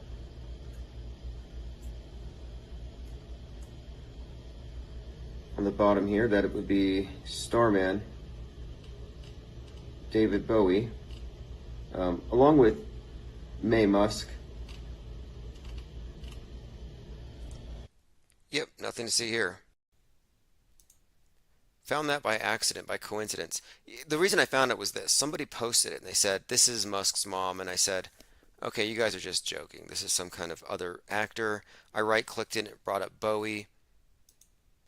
Yes, I am Infinite Plane Media on TikTok if anybody cares. I don't know if I really want to put too much into TikTok. I had this idea that I would put all the clips that we use on TikTok to make it convenient and easy, and then we can organically build up. But if they're already censoring me at this point, that's just not going to happen. Same with YouTube. It'd be nice to play it safe and build up 1,000 followers and get some larger crowds in, especially for callers. But it's, can I toe that line? I don't know. It seems like everything I do is extra offensive these days to the algorithms. All right, this has been great. We'll continue tomorrow. Infinite Plane Saturn Day. Again, we're looking forward to the red wave, and whatever takes Kanye off of the top story. I don't know what can do it. What can top a nuke? What can top Kanye being politically incorrect? Who knows? This is One-Eyed Jack in the Shells, Pope Elon. Have a great night. We're all going to die someday. And if you're going to pick some place to die, then why not Mars? Okay. If we're born on Earth, why not die on Mars? Seems like maybe it'd be quite exciting. But so I think, given the choice of dying on Earth or dying on Mars, I'd say, yeah, sure, I'll die on Mars.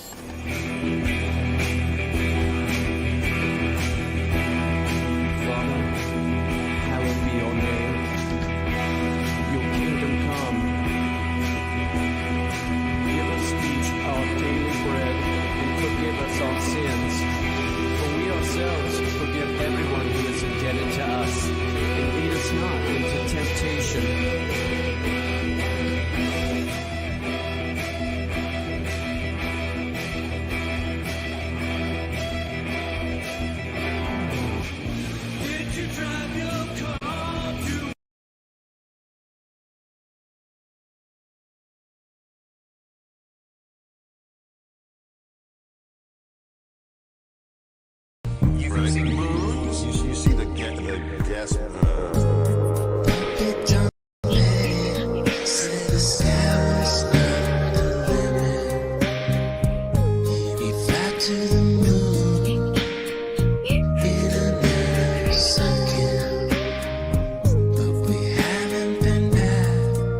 Since 1972, destroyed all the papers and blew up the Challenger crew.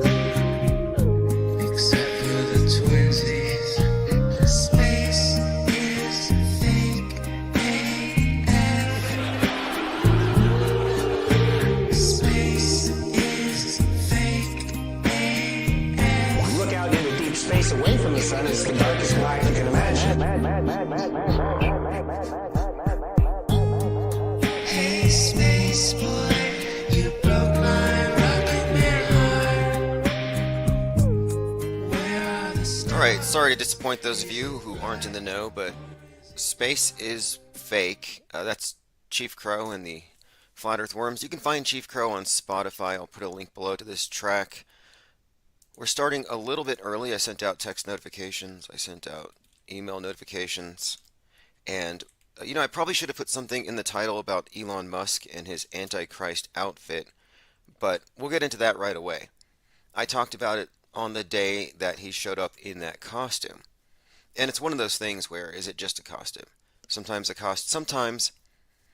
it's only a costume, sometimes it's only a hand sign, and people do read into things. However, I think there's sufficient case here to be made for maybe Musk's costume has a double meaning.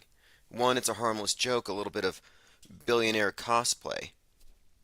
But on the other hand, it does tie in to the bigger composite, which we know of as Elon Musk, and we will talk about that.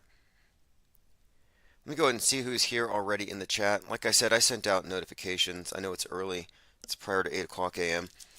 Here in New Mexico. We're going to talk about disaster trolling. I guess we're all disaster trolls. Shout out to the BBC. Conspire racist disaster trolls, when we're really just fact checkers and media critics. Pope Elon's going to sell blue checks on Twitter for $8 a month. $8 a month, you can be a fully fledged, verified misinformationist. They started off $20. He said 20, and David Hogg threatened to leave. A few others did too. Even Stephen King said they should be paying me to tweet. But he lowered it down to $8 for a check. But I did read some alarming things about it. For example, ban evaders. A ban evader is someone who opens up a new account when they've been kicked off. And I didn't realize that I'm a ban evader because this is my 151st YouTube channel. I've been banned on every platform multiple times. And if I followed those rules precisely, if they held me to it, I would have been silenced years ago.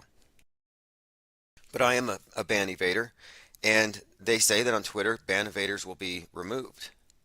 But I'm thinking if you pay them $8 a month, they're going to be less likely to ban you because then you'll get a refund. And I think maybe that's what they're doing here. You're paying, it's nice kiosk here, nice business you got there. It'd be terrible if something would happen to it. Trump's not dead despite the trending hashtag. Now, the Kanye West thing got rid of nukes. Everyone was afraid of nukes, Armageddon, Judgment Day, and then that's what was going to clear the decks. I was wondering. It's like we had 19 years of Islamic terrorism. That was cured by COVID. COVID was cured by Putin. Nukes come along, and I thought something's got to replace nukes, something huge, because you can't top that. And yes, it's Kanye West dropping his own, what are you going to call these conspiracy theories, but mostly his claims in general about the so-called Jewish-controlled media, which is something of a trope, and he's been catching flack ever since, and we'll talk about that as well, because I do believe it's scripted. It's as fake as what happens with any of these celebrities. They're all connected to the same PSYOP entertainment complex. I mean, look, Kardashians are inseparable from the OJ drama, and I think that Kanye is the OJ of this generation. Now, I don't think that means he's going to go stabby on Pete Davidson. But if you think about it, he already has. He did decapitate Pete Davidson in a music video. He did send ominous messages. For example, after the video in which Pete Davidson was buried in a grave covered in roses, Kanye actually sent a truck full of roses to the Kardashian and Davidson's residence. But we'll see. There's still time. I still expect to see Kanye West riding off into the sunset on a white horse, likely covered in stage blood. A. Garcia says racism seems to qualify as free speech unless it's about the Jews. I think there's a fake double standard there. It's very subjective anyway when you get into this talk. More than 66% of hate crimes are hoaxed, and you have this perceptual bias. People think that hate is this real thing, and I think hate is a hoax. I do. But as far as free speech goes, this isn't even a free speech issue. When I say hate is a hoax, I think it's exaggerated. Like, I believe in weather, I don't believe in climate change. I think people get sick. I'm very dubious about the whole pandemic thing. I do believe that individuals hate, but as far as this quality of hate, no, you're more likely to be killed by somebody you love or somebody you know over money or greed as much as anything. I think the idea of racism is just kind of a blanket term. It's a smear, and it's practically meaningless. But what's happening to Kanye has nothing to do with free speech. His free speech has been well respected. Nobody silenced him. He said what he wanted to say. You have this freedom to say what you want. However, it doesn't grant you immunity from the consequences of what you say. And that's something he didn't think about. Oh yeah, happy birthday, Godzilla. Today is 11/3. Very significant day from a Metascript perspective. It's the birthday of Colin Kaepernick, birthday of Godzilla, and the anniversary date of the opening of the One World Trade Tower, which opened 13 years after the twins burned, the 33-year-old twins. Lots of interesting scripting around this date. In fact, the preponderance of the predictive programming pointing at Seattle getting nuked happens to point at 11/3. It really does. This is what's interesting. Just as 9/11 has been strongly associated with the burning of the Twin Towers, 11/3 has been associated with the takedown of the Space Needle. That's why I made a reference to the Tower of Babel in the video's title. And we'll get around to that, but yes, the Space Needle, Seattle getting nuked is very much tied with the number 113 and the date November the 3rd. We expected this to happen in 2019. If you weren't here in 2019, we were expecting Seattle to be ground zero for some kind of cataclysmic event. And we were looking, 11/3/2019. Didn't happen. And I said, well, look, much of this programming has the dates inverted, 3/11. So 3/11/2020, we marked our calendars. 3/11/2020, World War III will begin, ground zero, Seattle. And what happened? Ground zero, Seattle, pandemic 2020. Like, we did call this in advance. We have been using predictive programming as a way to ascertain what's going to come down in the future through the, quote, news. And that's why today would be significant if it got nuked. And also, the Godzilla connection. Godzilla is not just this goofy costume. If you look at the latest Godzilla movie, in fact, he's stored at the subterranean level 33 in the Godzilla vs. King Kong. And there's a number of things that we could take out of that 33. It all connects to the Kraken. It all connects to the idea of this reptilian thing that's beneath the oceans that's going to rise. You could connect Godzilla to the Kraken in a number of ways, but the fact that the date of his birth is November the 3rd, and this is a big holiday today, is significant to this Kraken narrative, which was all about the elections and released the Kraken 11/3/2020. And this reoccurring theme of the Kraken has been building up. It's been attached to Watergate, or the modern day Watergate. Liz Cheney said the dam's about to break on Donald Trump over at the 1-6 committee. Again, we're talking about this idea of this Kraken rising from below. And that's why it's significant in the Godzilla versus King Kong movie that he was at subterranean level 33. Because much of this might just be a metaphor for awakening the mob mentality, the collective psychopathy. We're talking about the 33 levels below where Godzilla is stored could easily correlate to this occult New Age concept of the Kundalini, which correlates to the 33 segments in the human spine, and it's said to, quote, rise. The fire snake, the serpent energy rises.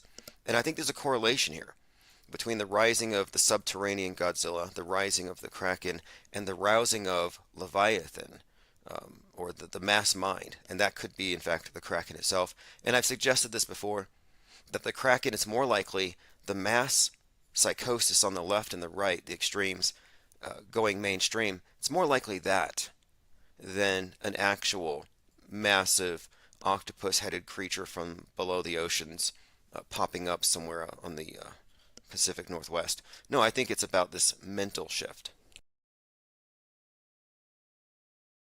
It also ties into Corona and the crown when you get into the whole symbolism of the rising of the fire snake Kundalini, the number 33, as it relates to the idea of the 7 chakras, and the top one being the crown, the corona, which is lit at that time. And you can see in the symbolic language how all of 2020 seemed to have multiple meanings, and the idea of the corona being correlated with, of course, the sun, and the rays of the sun correlating to the thorns on the crown of Christ who died at 33. This is all very much correlated. This version of the Christ and the Phoenix, all connected to the reset, of course. And we'll get into all of this, but I'm just mentioning that the date, 11/3, birth date of Godzilla, released the Kraken date, the date that they opened the One World Trade Tower, very significant.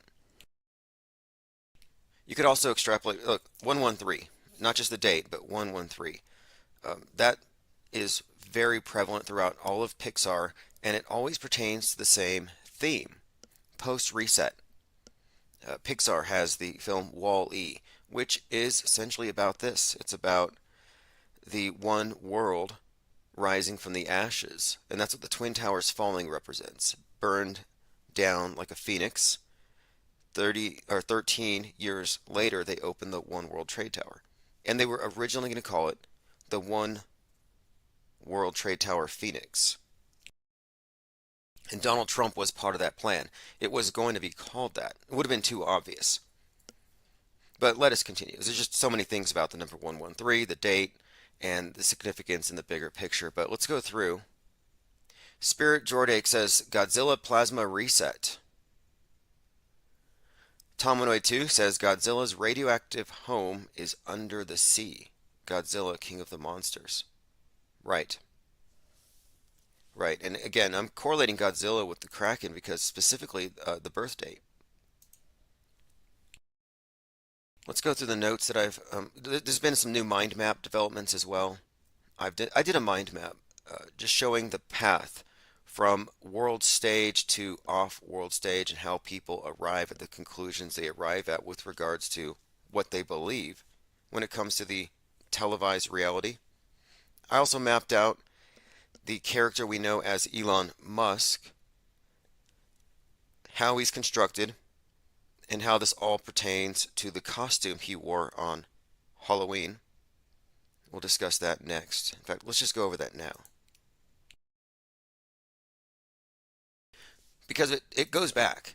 This story of Elon Musk goes back. It goes back to who he is a composite of and who originated him. I mean, he did pretty much arrive out of the imagination of Wernher von Braun. Mars, a Technical Tale, about the Elon who colonizes Mars.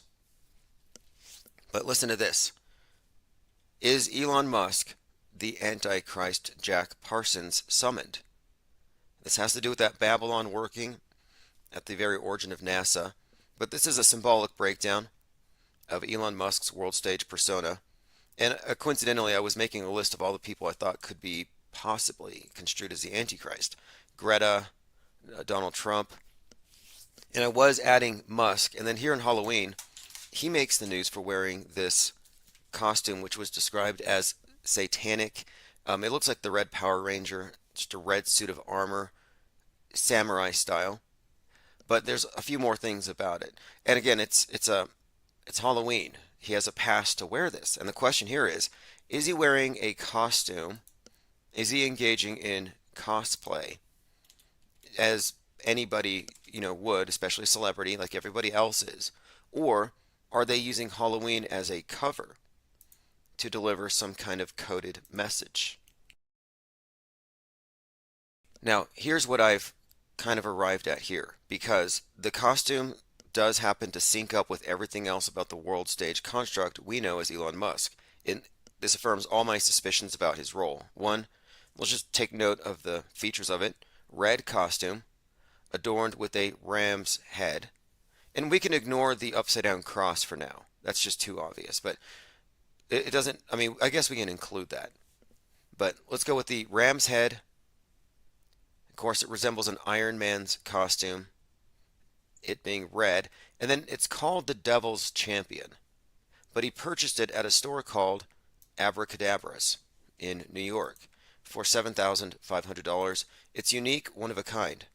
Unique, one of a kind, abracadabra, red, Iron Man-like suit of armor with a ram's head.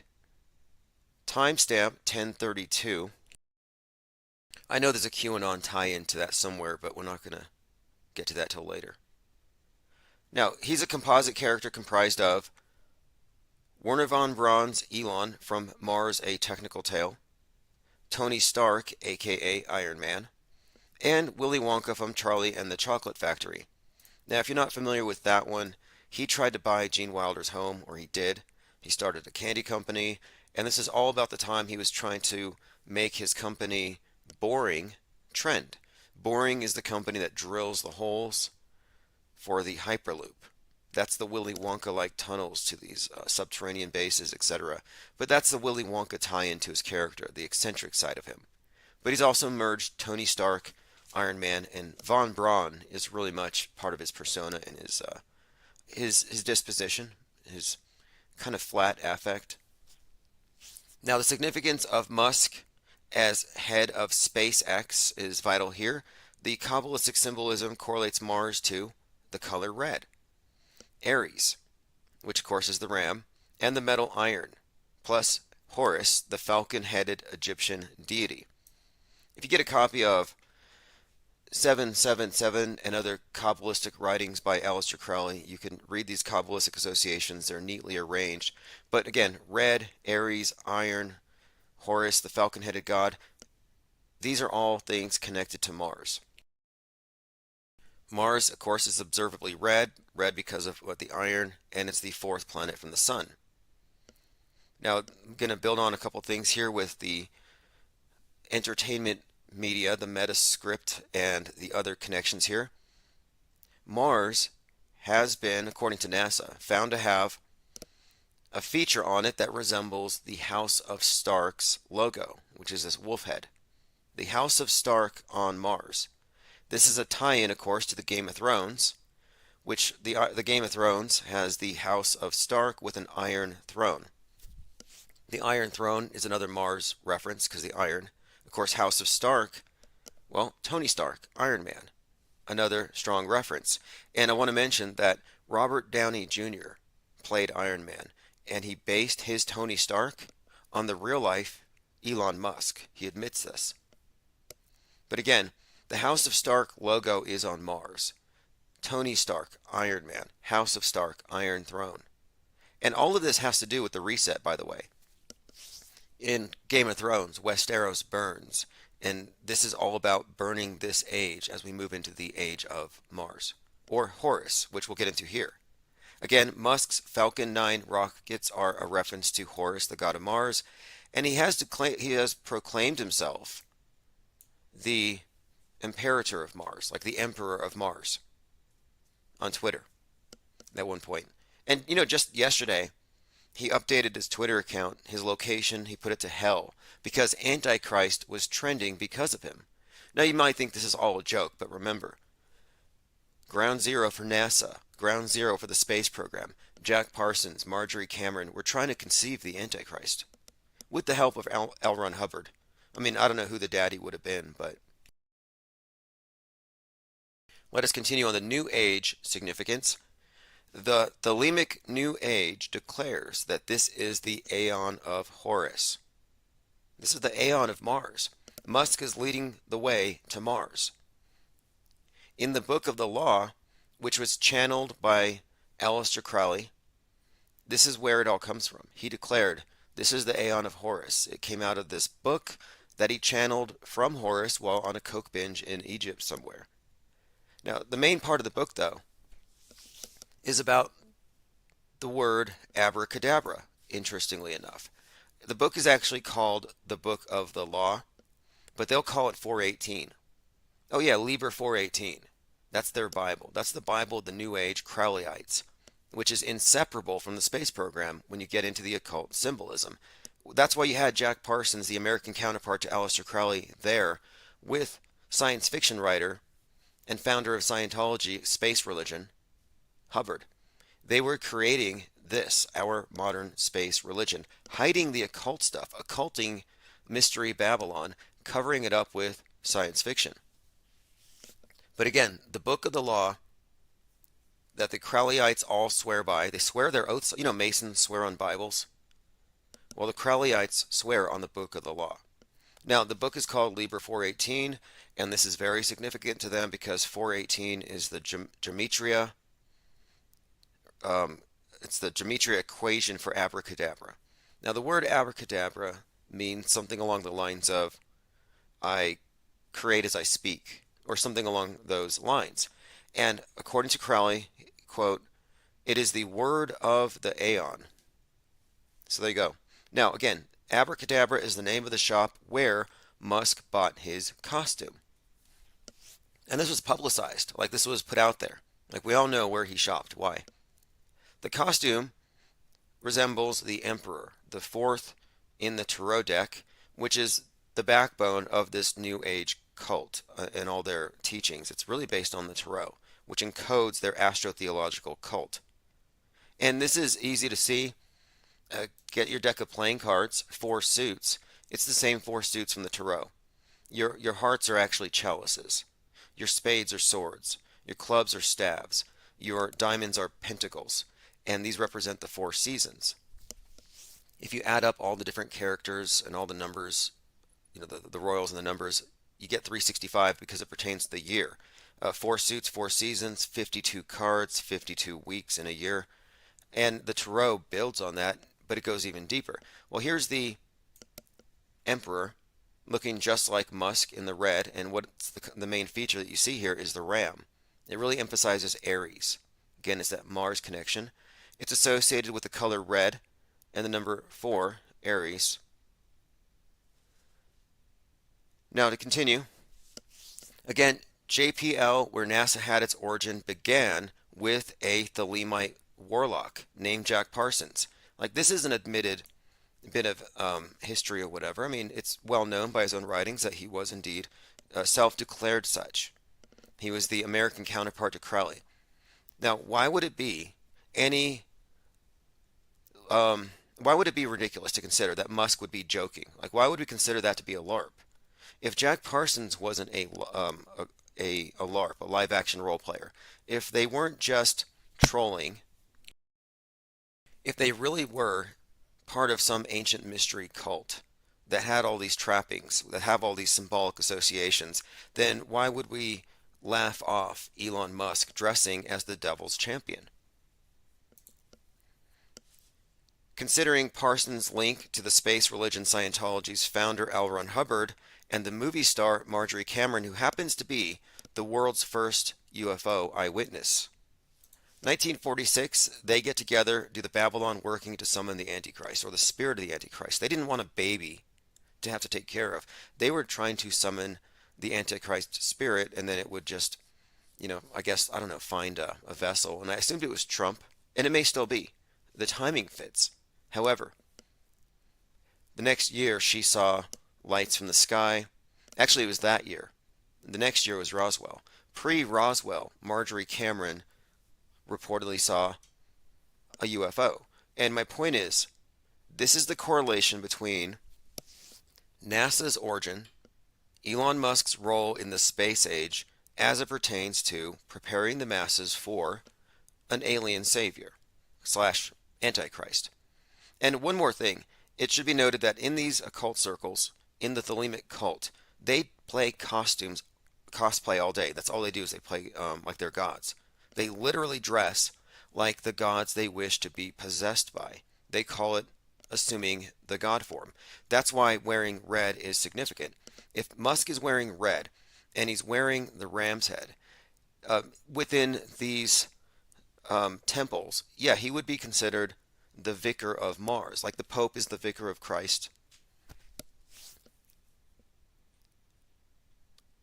I'm just suggesting here that maybe this goes one step beyond cosplay, but it's very easy for the media to laugh at, quote, conspiracy theorists, but I'm saying no, there's actually a deeper story here that I've been following for some time when it comes to this composite character. And of course, the idea of Jack Parsons being connected with the space program is something they would like to, I think, efface. All right, going through some comments, joined by Diana South, JT33, Restless Bear, Echo Charlie Benton. Let us continue. Diana South says they will mingle themselves. Oh yeah, his legs of iron, his feet part of iron, part clay. They will mingle themselves with the seed of men.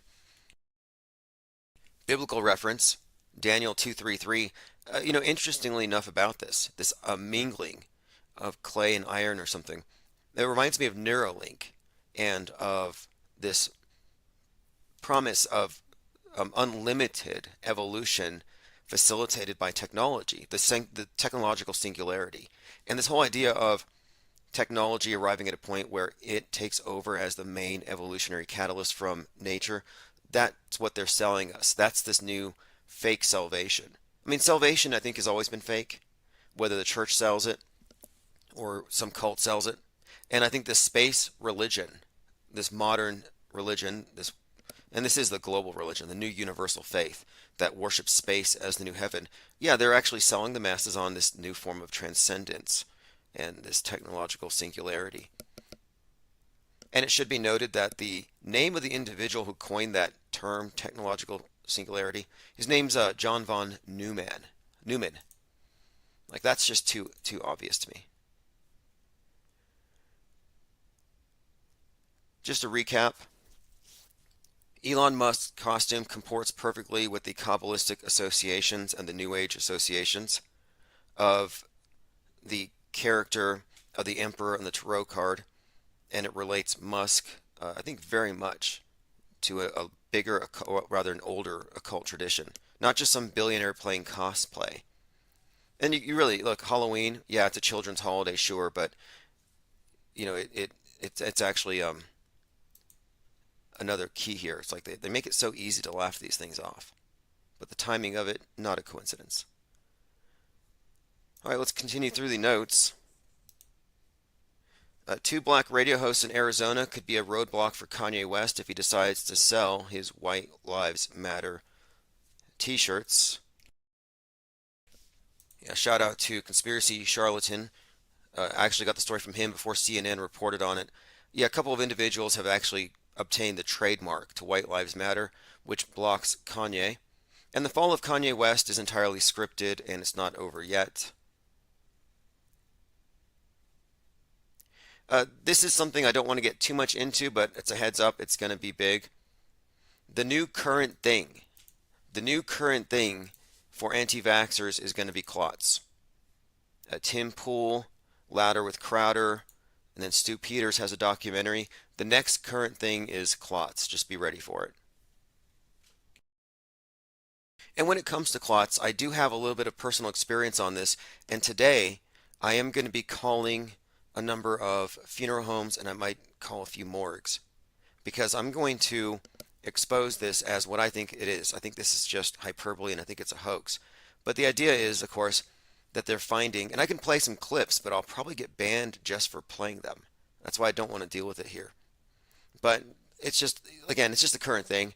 I'm going to mostly ignore it, but I'll play this. Let me just play it. This is Steven Crowder as shared by Tim Pool, which means, okay, Tim Pool has 1.3 million followers. All 1.3 million will believe what he says. Same for Crowder. Steven Crowder is 1.9 million. They're all going to take this guy at his word. It is something the body has constructed, but it's not clots. They behave like clots because they grow inside the arteries. They form the shape of the arteries in much the same way. Have you ever seen on YouTube where somebody's very sadistically poured molten aluminium down a termite mound, and they've then dug away and they've got a perfect cast of the termite mound or the ant nest? That's what happens with this white growth. This white growth is growing inside these, and it takes the shape, the exact shape of the artery.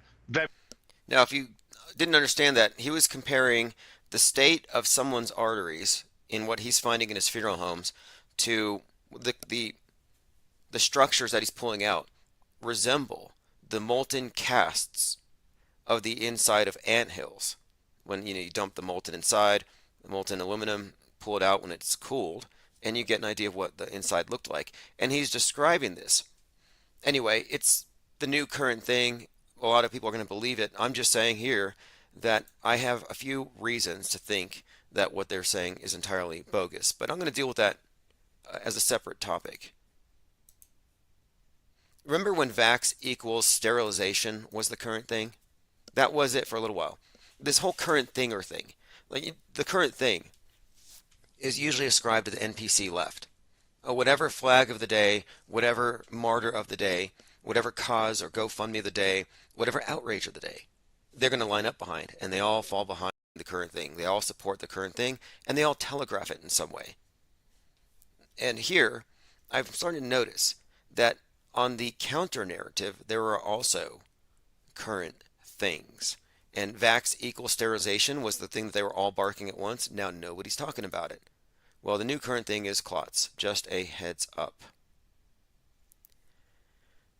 Speaking of this digital transcendence, here's a link connecting AI and Hawking, Elon Musk, and Satan all together.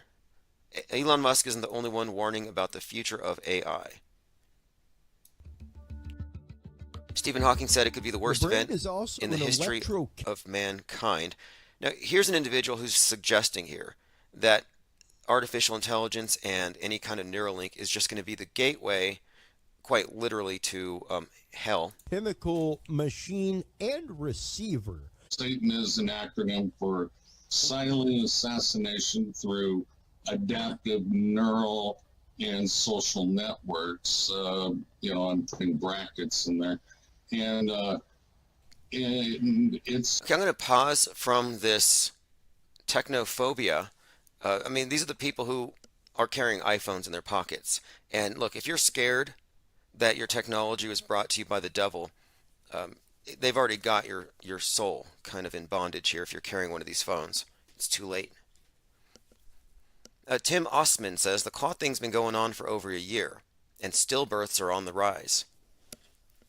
Yeah, I was going to suggest here, if it is true that these things are sterilizing people, and if vaxes are pretty much a thing on the left, and so are, the issue of abortion is also a leftist thing, wouldn't this all cut down on abortions, and shouldn't you look at that as a good thing? Like it's a net gain.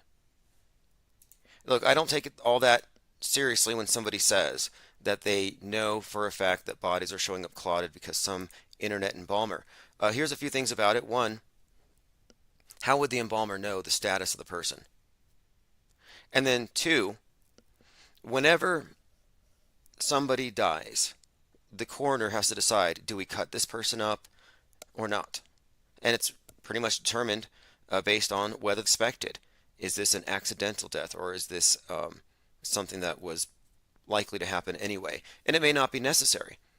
My point is that if you're going to say that these bodies are showing up in your funeral home and they've got these hideous structures inside, you're suggesting here then that the people at the coroner's office didn't notice. Like, how did they not notice? And again, you wouldn't notice as an embalmer anyway. generally, if the person was autopsied, because their blood has already been more or less drained. All the arteries have been severed. You've got to do a multi-point injection. You're not dealing with clots at that stage. You're only dealing with clots, which is normal in dead bodies because, well, they're sitting there for a few days. But it's normal to deal with clots anyway, long before this thing. I mean, I was embalming way before this 2020 thing. And one of the things you do is you put forceps into the jugular and you're able to extract the clots, which are common in all these dead bodies. Like, clots are normal.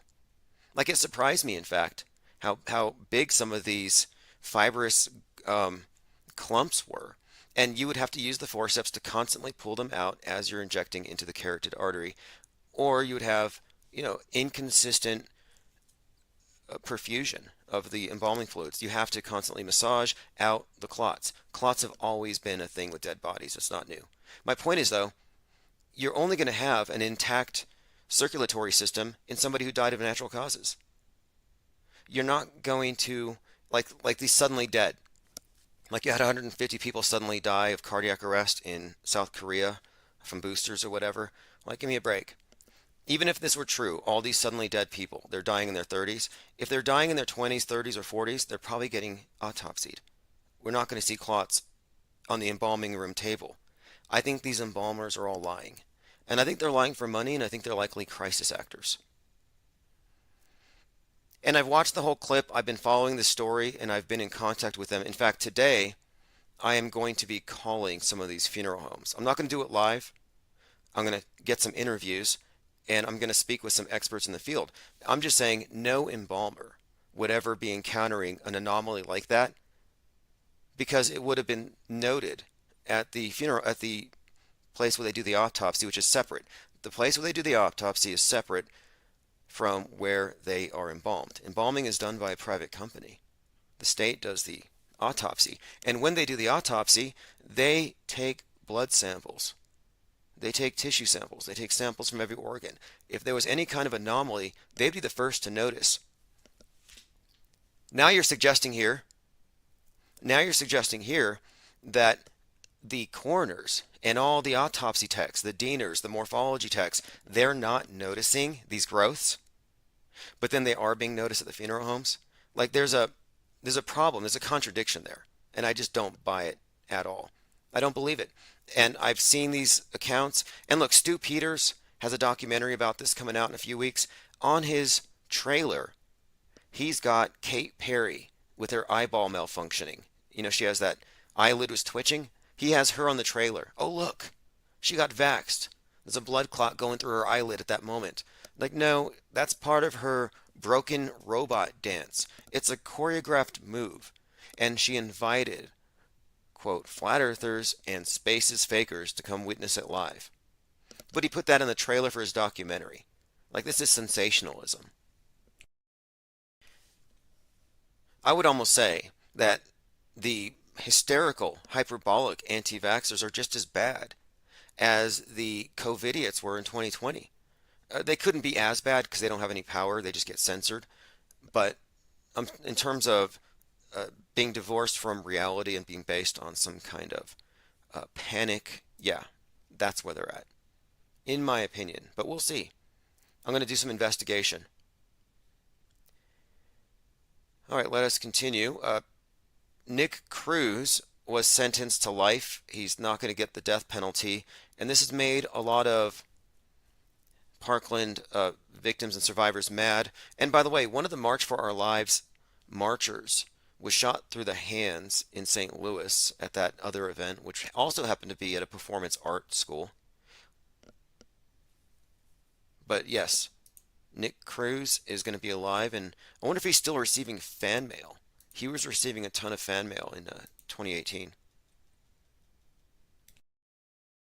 Again, today is Godzilla's birthday, Colin Kaepernick's birthday, the opening of the World Trade Towers anniversary, the date of the 2020 contested election, and at the moment, Antichrist Musk has 113 million Twitter followers. Tim says, if Parkland was fake, everyone in that courtroom were crisis actors. How likely is that? What evidence are these courtrooms going through if it's all fake? Good questions. Valid questions. This is a relevant point, and Miles Mathis talks about this a lot with regard to the OJ thing. What does it mean when you have fictional trials setting real legal precedent? Well, I mean, look, think about this too. You don't think it's likely this is faked. Well, do you think anything's ever been faked?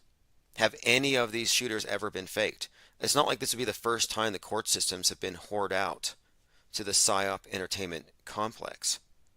The whole system is playing into this. It's all part of the world stage. World stage media, world stage science, world stage justice, all divorced from reality. It's highly likely that they were all crisis actors and or dupes. Crisis actors and or dupes. Like if you're a dupe, you're just not getting paid, but you're still an actor. Look at the money involved. Assault Rifle 15, Armor-Lite 15 paid the Sandy Hookers $73 million. That's a lot of money to be given away on the basis of something so questionable. And the fact that these things aren't questioned by the people paying out tells you something. Same goes for Parkland. And of course, the birds are fake is like the biggest protest right now going around. And that's not being combated by the media because they're allowed to do it because Birds Are Fake is a parody movement and it's run by the Parkland students. Same acting troupe. And now they're running their own damage control operations. But no, I do not believe that any of the mass shootings events are real. Nick Cruz is a totally unbelievable character. I find plenty of it to be not only questionable, but I think obviously just on the face of it, hoaxy and fake. The blonde who was the eyewitness who was there with Nick Cruz who gave him an alibi, coincidentally committed suicide last year after speaking with, was it Dean Ryan? I mean, we had someone there and it was an alibi. And I called media sources everywhere and I said, hey, look, are you guys going to look into this alibi? Nick Cruz has an alibi and you're letting these students put their faces on TV and the shooter could still be out there. And they're like, no, we get our news from higher up. We just repeat what we're told. We don't let facts get in the way of a good narrative. But if you find this stuff on TV convincing, good on you. But I think it's an act of faith, and I don't share that faith. And some people just stick to believing in whatever they're going to believe. Listen to this. This is an example of it. For weeks now, there's been this non-controversy of furries in schools demanding litter box equality. They want litter boxes in the school restrooms. Well, this is a hoax. It went viral, and the viral hoax has been mocked, and I kind of don't mock it because it's entirely believable. You're telling me it's not believable that students identifying as animals wouldn't request litter boxes? Like, it's within the realm of possibility right now. It wouldn't shock me. If I saw that on TMZ, oh yeah, public schools now have litter boxes for students identifying as animals, I'd be like, yeah, okay. Nothing new here. Anyway, here you have an example. This is someone running for the U.S. Senate, Don Bolduc, talking to NBC News. And he's been pushing the story that, yes, they are, in fact, putting litter boxes in classrooms. And when asked about this, he refuses to back down. And he says, no, you have to prove it's not true. I don't have to prove it's true. You have to prove that they're not doing it. I mean, very, very forceful shifting of the burden of proof here. At a recent event about children using litter boxes in schools. There's no that's proof. not what I said. Okay, well then tell me what you said. I heard the audio. So what I was talking about is all the craziness going on in our schools, and this is just one of them. And I had a parent and a student in that audience who came up to me and told me all about it. I've had that all across the state. So I'm only articulating what I heard from Granite Staters. Now, he claims he's heard from parents and students that this is true. It's been refuted, but I'm saying it's believable, and I'm comfortable saying it's true because it's probably going to be true very soon. And by the time anybody gets around to debunking it, it's going to be true. This was the same thing we experienced with the Great Reset. Oh, it's a conspiracy theory. There's no Great Reset. The Great Conjunction arrives, Saturn, Jupiter, winter solstice, 12/21/2020, boom. Welcome to the Great Reset. They were waiting for Saturn and Jupiter to conjunct with the winter solstice to hit the reset button. But until that moment, it was a coincidence. Now it's like, yeah, enjoy the great reset. You will own nothing, be happy, eat bugs. 80% of you won't have to work, which I don't know what that means. Do the 80% get to eat bugs? Is that what we're left with? I mean, it sounds utopian. And anytime I hear utopian, I just think, okay, cannibalism. Maybe not literal, but this is why Jeffrey Dahmer is #2 on Netflix. It's not because there's a huge demand for necrophilia and cannibalism. It's because they're getting the public acclimated to accepting the ideas of a zero-sum game. One man's gain, another man's loss. You're going to eat, someone else must be eaten. This is just suggesting here, I think they want us to think in terms of it being a closed system, which is what communism is. The technocrats are building a closed system for us. Just in, North Korea launched suspected ballistic missile. PM's Office of Japan issues emergency alert. New excuses for lockdowns. Ducking cover. Now, who didn't see this coming? Greta Thunberg. It's time to overthrow the West's oppressive and racist capitalist system. And if you've been following what I've been putting out on the Metascript.cc, it has all been about how the West is a burning house. And all of the messaging and all of the movies saying the West needs to be burned. The burning down of the house is significant. It has to do with the burning of the astrological house as we enter the new age. And I've remarked, that's why I put Greta on my short list of potential antichrists. I put her on that list because she perfectly encapsulates this aeon of Horus ideal. Horus represents the youth rebellion, overthrowing the traditions of the past that have made the world unsafe, climate change, guns, capitalism. George Floyd died from climate change. Kanye's getting flack for saying, oh no, he was killed by fentanyl. And they're like, no, you can't say that, you're going to get sued. And then they said, no, he was killed by the cop's knee on his neck. Police oppression killed him. Racism killed him. I'm saying, no, he was killed by climate change. That's why he couldn't breathe. And I say this because that's ultimately what they're getting at. They're saying that our economic political system is inherently oppressive against the poor, inherently destructive against the environment, and it must go. They're giving people multiple reasons to get rid of this, quote, oppressive and racist capital system.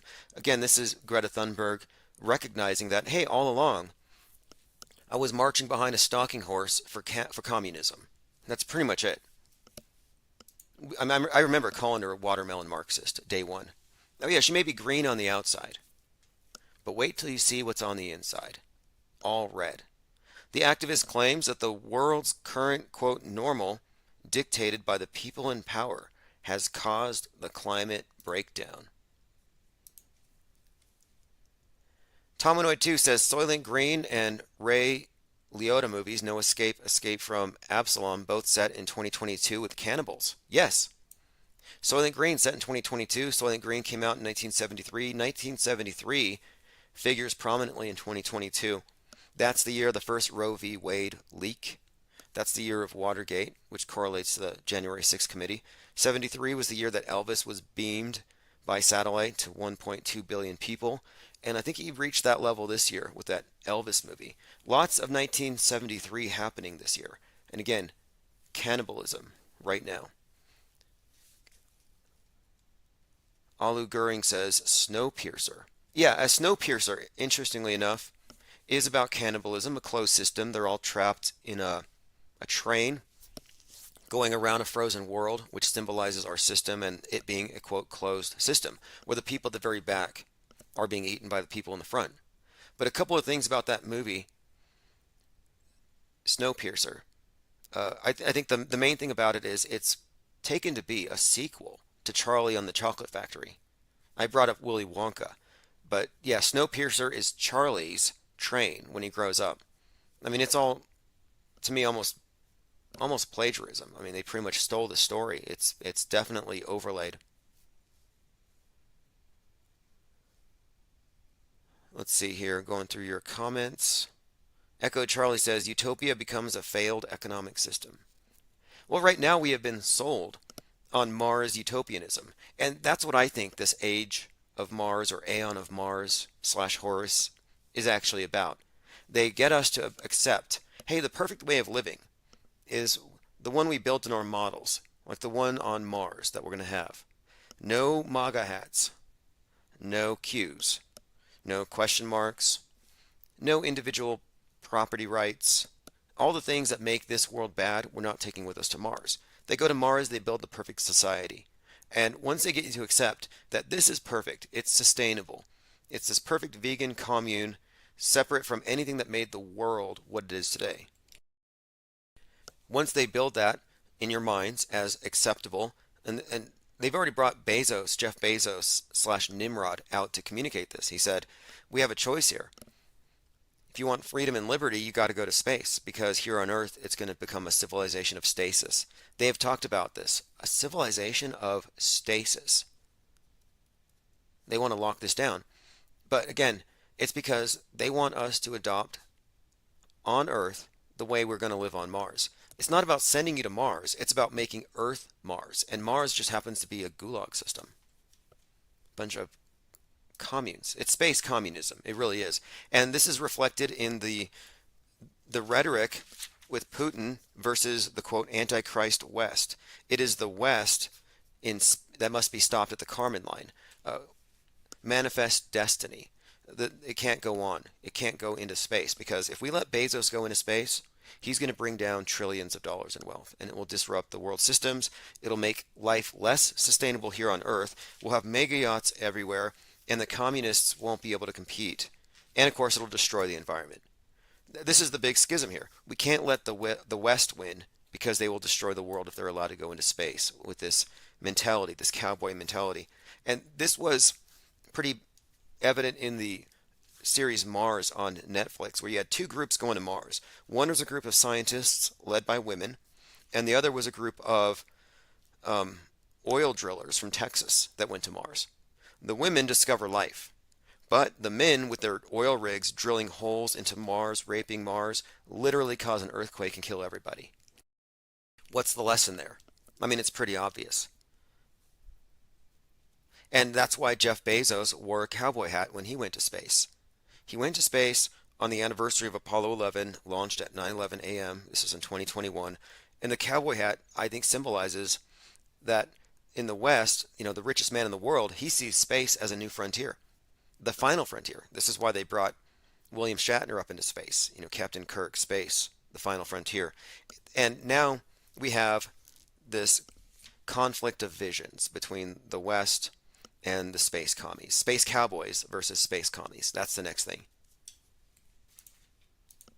And I wouldn't be surprised if something happens today, because it's 11/3. Doblue.com says, Happy Godzilla Day to all who celebrate.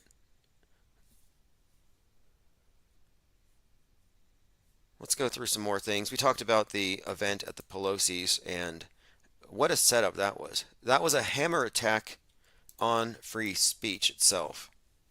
Very successful, I think. A lot of people retracted. Ban hammer down on free speech. Here's something to look forward to. Here's an actual tweet from Elon Musk. Twitter will not allow anyone who is deplatformed for violating Twitter rules back on the platform until we have a clear process for doing so, which will take a few more weeks. That's ominous right there. Twitter's Content Moderation Council will include representatives with widely divergent views, which will certainly include civil rights groups, community and groups who face hate-fueled violence. Meaning, he's going to get representatives from every group of snowflakes. So somebody somewhere will be offended by whatever you say. Talk to civil leaders, he says. Jay Greenblatt, ADL. No more AOK signs, no more bowl cuts. They put those in as hate crimes. Yeah, if you have a bowl cut, according to the ADL, you are basically wearing a swastika on your head, like it's a hate symbol. We're talking about how Twitter will continue to combat hate and harassment and enforce election integrity policies. That's Elon Musk directly tweeting this.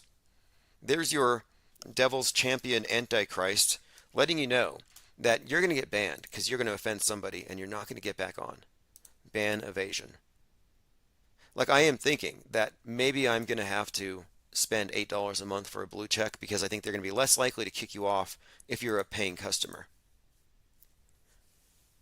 Another headline, Greta Thunberg used to say her, this is from Michael Schellenberger, this is his tweet on it. Greta used to say her goal was to protect the planet from climate change, but now she admits it's, quote, to overthrow the whole capitalist system, which is responsible for, quote, imperialism, oppression, genocide, oppressive extractionism. Masks are off now. If you're listening to Infinite Plane Radio in March of 2020, you would have heard me say COVID-19 is just going to fast track 2030 and COVID is doing Greta's work.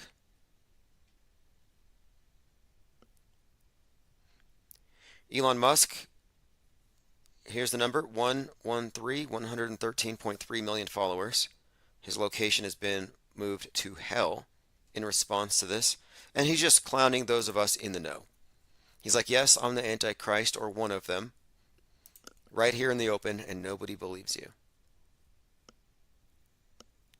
Tomanoid says, former Pakistan PM assassination attempt failed. He claims election tampering conspiracy with USA collusion and is on the march.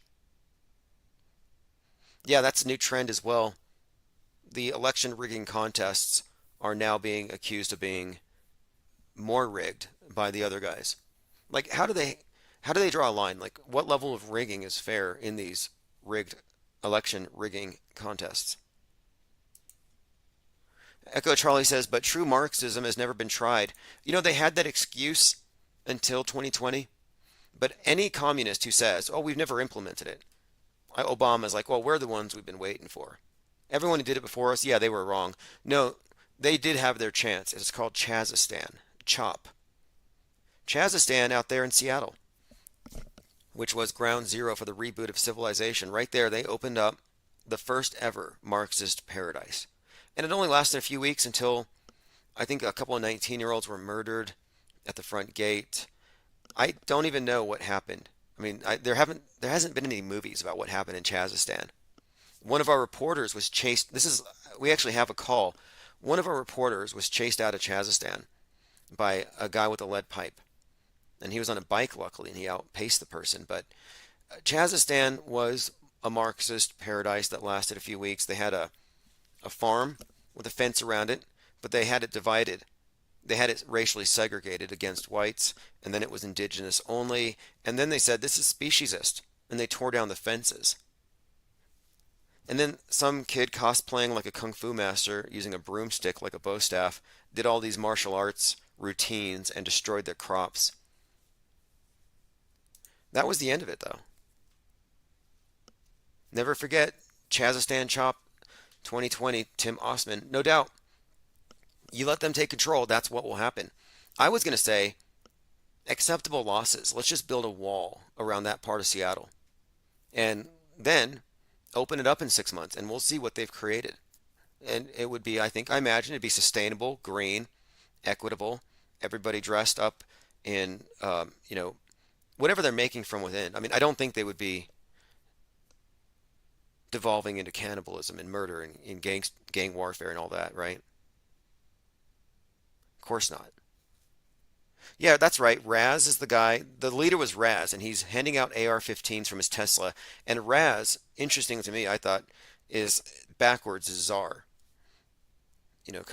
And he's like the leader of Chazistan. He was a SoundCloud rapper who was also a filmmaker. They made movies. And I don't want to look these up right now, but Raz from Chazistan and his friends were filming movies about raping call girls. Like, really nasty stuff. One of our reporters actually lived in the same building as these individuals. Very, very rich. The guy drives a Tesla, but then he's leading a commune where people are basically, I don't know what they were doing. It was like, 1 minute they're like, if you're white, hand out $10 to the nearest person of color. Like, they were doing everything the Marxists have ever wanted to do. And it just didn't turn out like they imagined. Ollie Goering says, Chazistan going strong and went nationwide. Homeless tent cities. The streets are paved in brown gold. I have seen that. the homeless tent cities, it is a big deal. I mean, here where I live, though, luckily they have resources and they're actually helping people. But yeah, Chazistan was a complete and abysmal failure. All right, let us continue. Man behind Pelosi hammer attack was radicalized by Gamergate. I would have pinned him for a Chazistanian. Nudist, Pelosiite. But no, he turns out to be a QAnoner all of a sudden. David DePepe. And this is another example of why I really think we're looking at world stage drama and it's got to be fake. Look, I'm not cheering it on. I'm not making punchlines about violence. I don't think violence is a joke. I think I think we should be past it. It's a real pandemic. I have no tolerance for that. However, they simulate violence all the time. And this sounds simulated to me. It sounds fake. The story sounds fake. Why? Because just 3 or 4 months ago, this guy was out drinking and partying, cocaine and alcohol, and all the headlines were mocking him for being hammered. Because the right-wingers believe that Nancy Pelosi drinks, which she does not. She doesn't drink. But videos circulated of Nancy Pelosi where somebody had slowed the video down so it sounded like she was slurred. Those videos were used as a basis for saying that she's a drunk. Now they're saying, oh, her husband's hammered just like she was. That was months ago. And this all ties in, I think, to the symbol of the gavel. It's got to be some inside Masonic joke. They're all about that gavel. And then, of course, this attack revolving around the hammer. It sounds to me like a movie prop. And then his name. Tell me the name, DePepe. And it does connect to Pepe the Frog. His website was called Friends, F-R-E-N-S, something Friends. Pepe the Frog spells Friends, F-R-E-N-S. He not only became a QAnoner and election denialist, but he's also a Pepe the Frogger. But you don't see any frogs on his website. Even though he used the catchphrase Friends, you cannot find one image of this guy with a Pepe the Frog. You cannot find an image of this guy with a MAGA hat. The same goes for the Santa Barbara father who supposedly stabbed his kid 17 times for Q because his kid was a reptilian because Q told him so. That story was also similarly fake. And they said, oh yeah, he was a full MAGA believer. I'm sorry, but if somebody believes in MAGA, you know how you know? They'll tell you. They wear it on their hats. They have their flags. They put it on their lawns. There's no way that they don't show this in their real lives. And no, I don't believe this guy was an actual hammer attacker. And now radicalized by Gamergate. What that means is he was a sexist. That his politics came from Gamergate, which got him involved in right-wing extremism, and of course Gamergate's about attacking women. There you have it. All right, let us continue. Fake news of Trump's death spread shortly after Musk announced that Twitter would allow users to purchase blue checks for $8. Yes, that was just a trending headline. Probably wishful thinking for some. Now, I want to play a clip here from Les Luthor. I had Les Luthor on a few weeks ago. We only had him on for half an hour because I was on Zoom and it cut us off, but I'm going to get him on longer. But he talks about something he calls illusion warfare. And illusion warfare is the way that the public can be convinced of, well, warfare, any kind. And I think what they've done with climate change, what they've done with the belief that there's this epidemic of mass shootings, they've been doing this for a long time. And we're just talking about the big psyops, widespread psychological warfare. And Les has been there in the UK, boots on the ground, and he's exposed it as nothing but widespread LARPing and mass casualty drills. And yet, he talks to people, and I encountered this. They'll say, oh, I don't watch TV. They act like they're not brainwashed. Oh, I don't pay attention to the celebrities. Well, I don't know why you do. And I'm like, no, actually, you may not watch TV, but you are in the immersive illusion. If you have a smartphone, if you get your information about the world beyond your immediate perceptions through that device, you're in the TV. It's not about watching it anymore. And I think this is one of the secret meanings behind Kubrick's 2001: A Space Odyssey and David Bowman merging with the monolith to become the Star Child. I think we've all merged with the monolith as of probably September the 11th, 2021. And by merging with the monolith, I think it means that we have taken the necessary steps in terms of our epistemology has been inverted.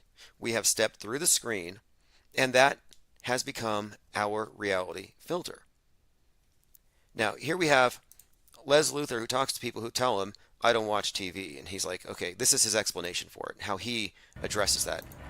But here's an interesting thing. Turns out they did the same thing in London. In London, they had a V2 rocket on display in Trafalgar Square. Now, of course, I shouldn't have to say this as a disclaimer. We should know this by now. We cannot trust any image that comes through this black cube. It comes through the television. By the way, when I say television, the tele-vision is anything that is telling a vision. Because when I say TV, people get smart ass and go, I haven't watched TV since 2002. You're listening to me on a TV right now. Your smartphone is a TV. Your laptop is a TV. Yeah? The TV is just Your neighbor's a TV. Every unpaid crisis actor forwarding some half-investigated piece of intel supporting their cognitive bias is part of the TV. This television is about the centralized vision coming from the cult of the monolith, from central control. It's not about the particular device that you use. And Les has encountered the same thing. I put a link to this video. This is Les Luthor on YouTube. I do have a 30-minute interview with him, but I'm going to get him on for longer here very soon. the general all-round term we use for the black cube. So don't be trying to act like a smart ass and say I don't have a TV. Yeah, exactly. You have a TV. You're surrounded by them. You are in the immersive illusion. You step through the screen. And if you're a world stager, none of this stuff makes any kind of sense to you because you just assume all this stuff is real. And you think somebody who goes around questioning this stuff must be a disaster troll, which is what the BBC calls us now. We are all disaster trolls. Although I would say that the mass media are disaster vultures. You know, if it bleeds, it leads. The difference is they believe this stuff is real. And nothing makes the mass media happier than a pile of dead kids to grandstand on top of. And here I'm saying, no, this stuff is all fake. Like, who's the sick one here? The ones who think that it's real and they can use this for political ends, or the ones who are questioning if it's even real? How is the skeptic worse than the actual shooter? All right, this is what I mentioned earlier. This is Pope Elon in his emperor costume. And the time on his monolith black cube smartphone portal is 10:32. Turns out, on a completely related QAnon post from April the 6th, 2018, it was post number 1032.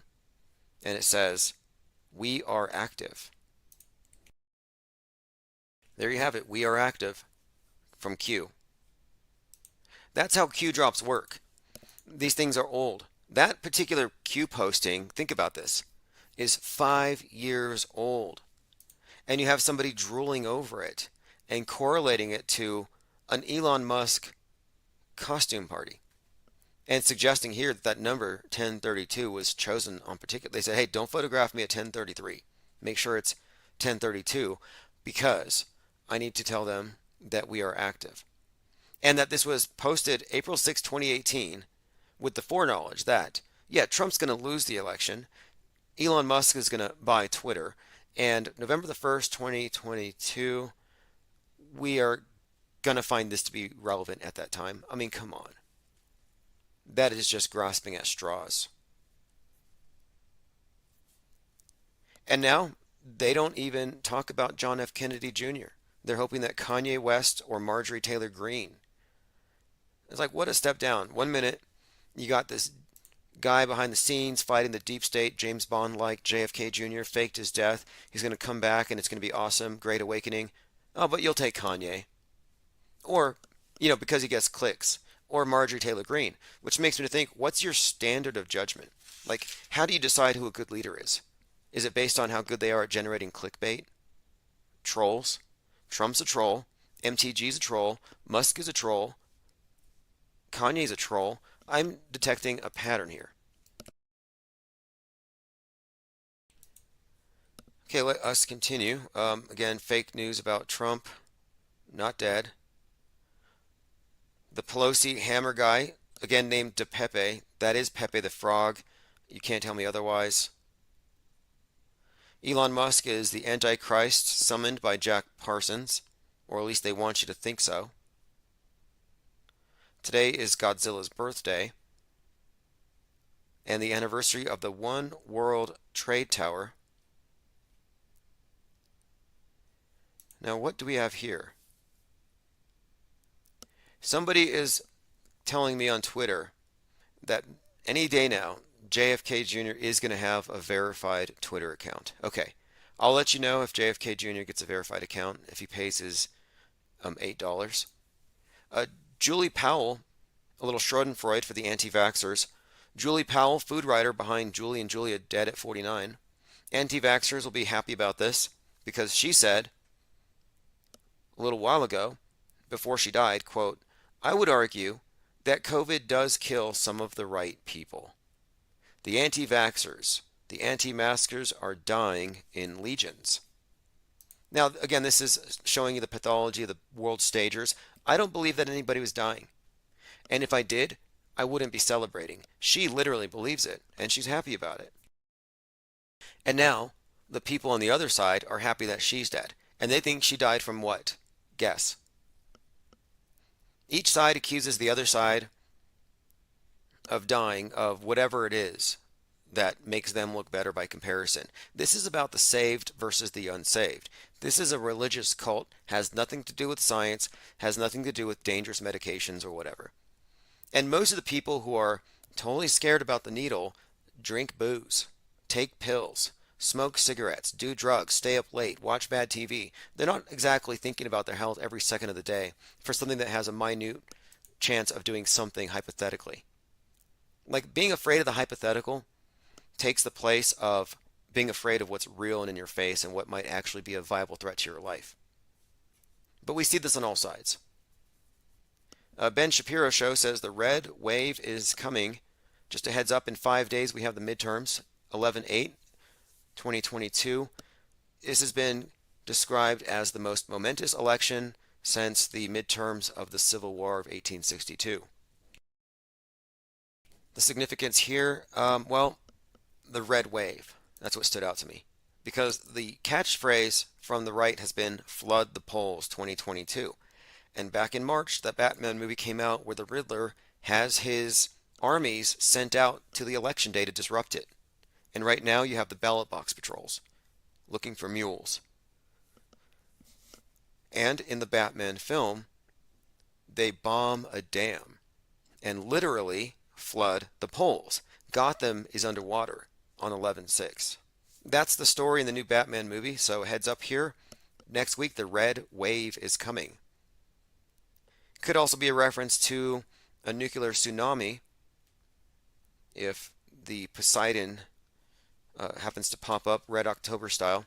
Hunt for Red October did manifest in the form of this submarine doing drills. And they have done plenty of drills. Putin has already practiced in simulation blowing us up.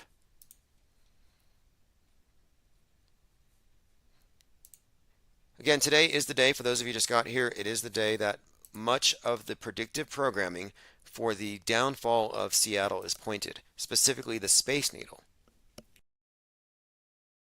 And the Space Needle is representative of the same thing as the One World Trade Tower.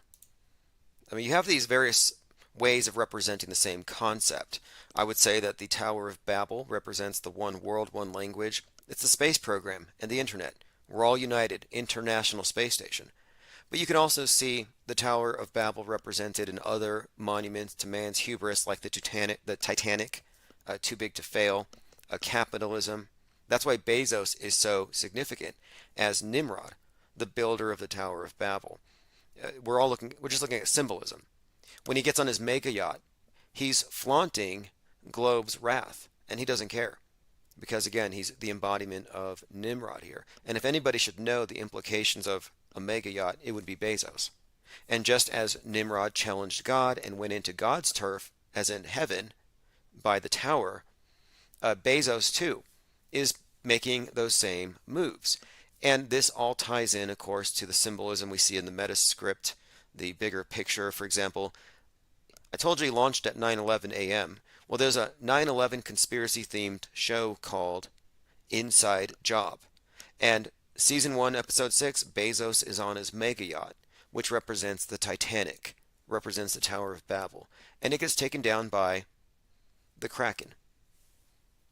Again, the Kraken is synonymous with Seattle as well. And more recently, a couple of months ago, there were simulations being done in Seattle for what would happen if a tsunami hit Seattle. They were talking about an earthquake magnitude 7.5, but listen to this. This is from July. Simulation shows tsunami waves as high as 42 feet at the Seattle Great Wheel and will reach inland as far as Lumen Field and T-Mobile Park.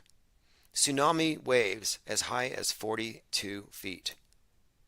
I could go deep into the weeds here with the symbolism of why 42 would tie into this bigger story, and I've mind mapped this stuff out for well over a couple of years now.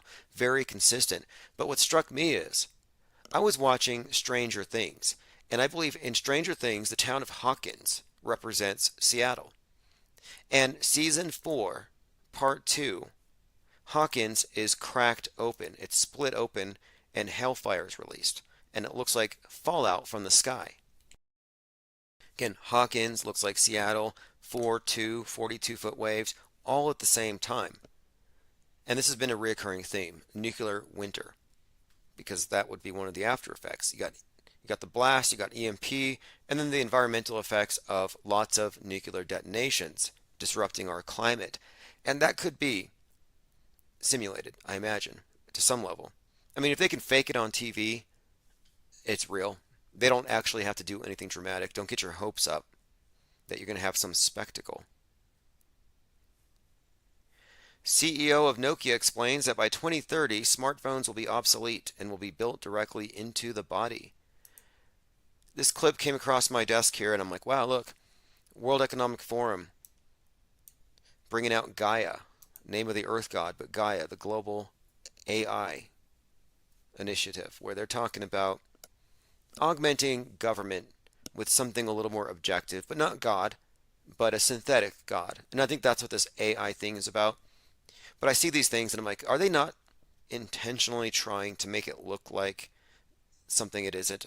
Because you're showing somebody with the World Economic Forum logo on the palm of their hand, the right hand.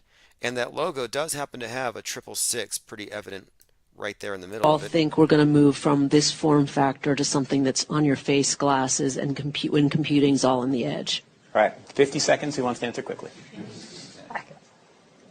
I think it will go. It will. First of all, it will definitely happen. I was talking about 6G earlier, which is around 2030. I would say that by then, definitely the smartphone as we know it today will not anymore be the usual kind of the most common interface. Wow. Many of these things will be built directly into our bodies. There you have it, directly built into your hand. Everything on TV is concurrent programming. It's the only reason I reference these terrible shows. And I don't hate them, but it's opposition research, and I do have to do the work. Like, listen to this. Missouri hospital investigated for denying emergency abortion. This is a perfect example. Okay, I watched Game of Thrones, and I started to watch the new season called House of the Dragon. The very first episode I watch has this type of incident. Somebody dies because she's experiencing a very, I guess it was going to be a life-threatening birth, and the king decides we're just going to have to take the baby out because patriarchy. Even though she's the queen, the most powerful woman in the kingdom, yeah, it's not up to her because she's just a broodmare for the state. Now here I am watching Game of Thrones. Like, let me get away from the TV for a minute, or the news. Get away from the world. Let me watch some, fantasy, some Middle Age stuff, Middle Ages, medieval, dragons, dwarfs, and all that. And I start watching Game of Thrones, and I'm like, is this an advertisement for Democrats? This is a worst case scenario. This is why we have women's rights. Like, they put that right there. Like, I don't watch these movies because I find them entertaining necessarily. I watch. I mean, CNN is entertaining to me. That's my comedy. That's my entertainment. But it's just the fact that the agenda is so widespread, and what this proves is my fundamental premise here, that all of the world shaping abilities of the media is centralized, that it's not competition for worldviews, it's all centralized. No matter what you're watching, you're going to be hit with the same messaging. You can't watch anything without being caught up on the news. They've made it impossible to avoid it. We're in an echo chamber. Again, heads up, next current thing is clots. Might as well put that, I don't know what you can do. Maybe, is there a ribbon we could have for clots? Like a clot ribbon, you can put it on your profile. If you're worried about clots and you're going to start talking about clots, might as well start virtue signaling that now. I mean, how does that even work? Like, let's say you're a vax junkie and you cut yourself somehow. Are you going to be able to pull out some large fibrous thing? Some kind of, I mean, they're making it sound like it's an alien body taking over from the inside. It's total science fiction. JT33 says, imagine how many clots implanting our smartphones into our bodies will cause. Yeah, I can imagine some of these anti-vaxxers like, oh yeah, you're going to get clots. Meanwhile, they're in a Burger King parking lot. They're eating a Whopper. All right, you're eating a Whopper and you're smoking cigarettes and you want to warn me about chemtrails and vaccines.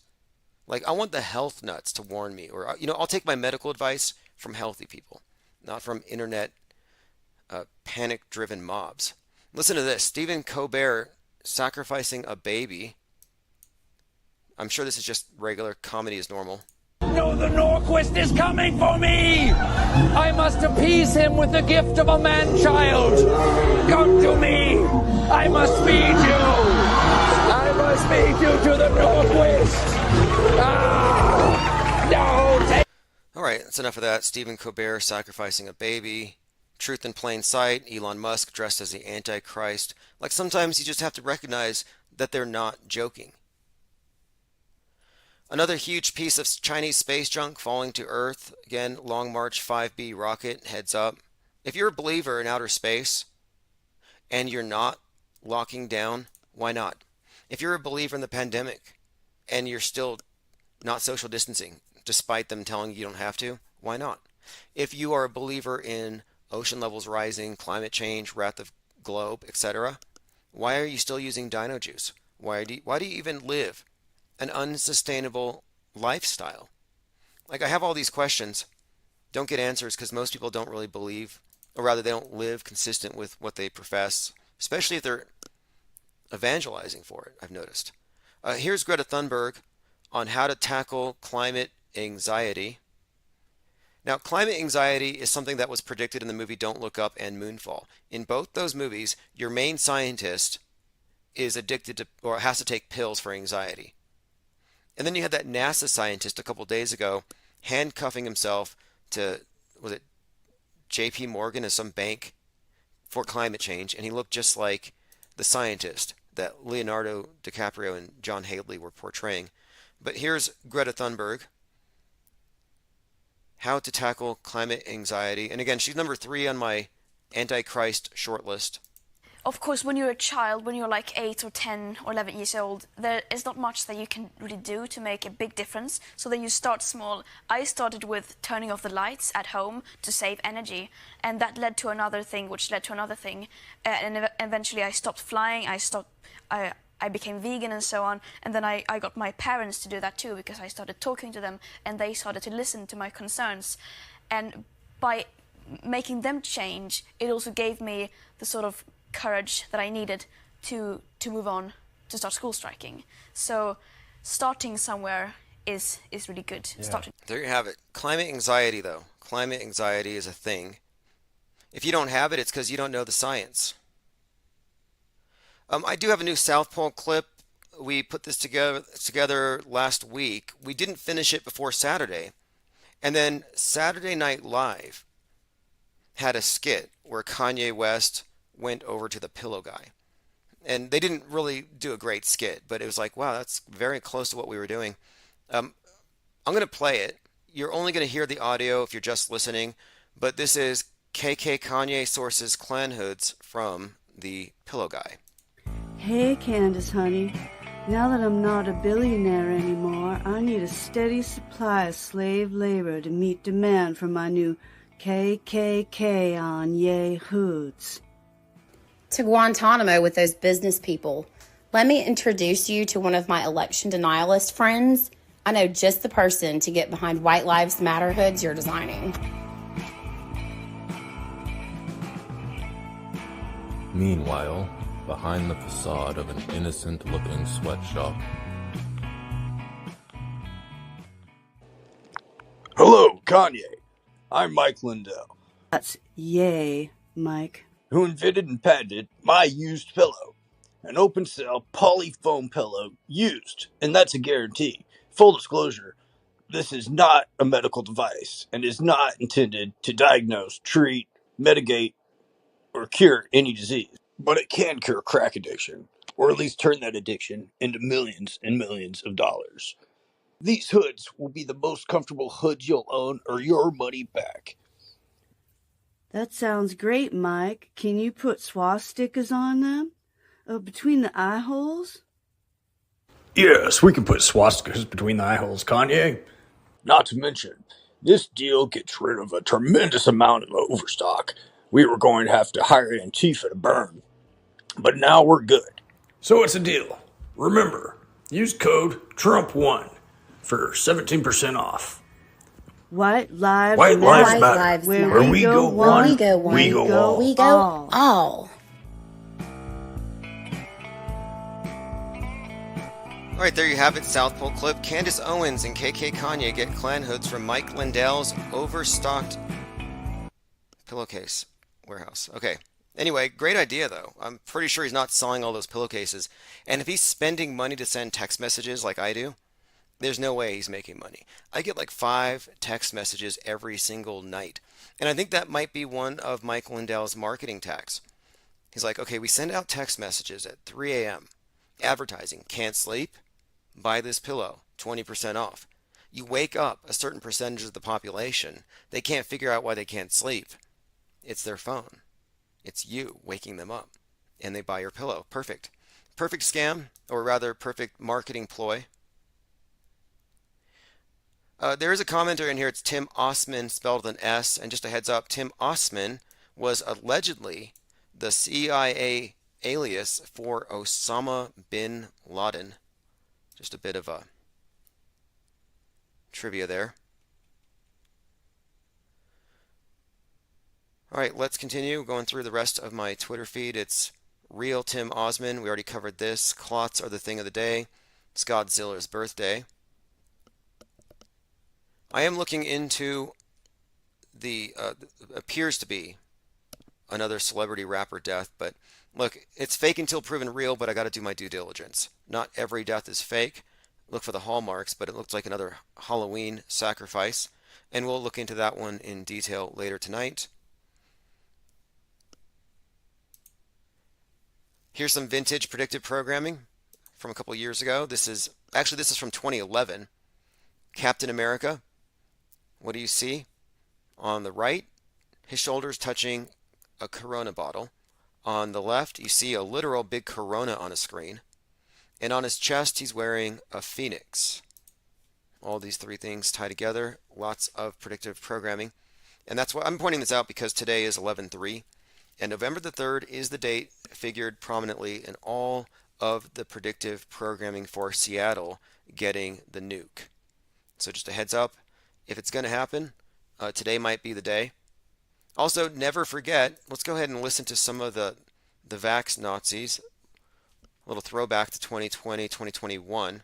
If you're willing to walk among us unvaccinated, you are an enemy. What goes through your mind when you hear a lot of the anti-vaccine rhetoric? At this point, it seems criminal to me. Vaccine free and impacting the rest of us. It's like drunk drivers. You got to identify those people and bring them out into the open, so you know who they are. Ich kann sagen, also, sie sind wirklich zu prügeln, sind diese Menschen.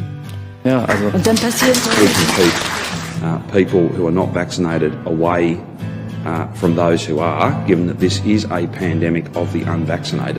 I actually want a compilation of dancing nurses for 2020. That's what I would like to take with me into the future. But it's important to remember what happened when the masks were off.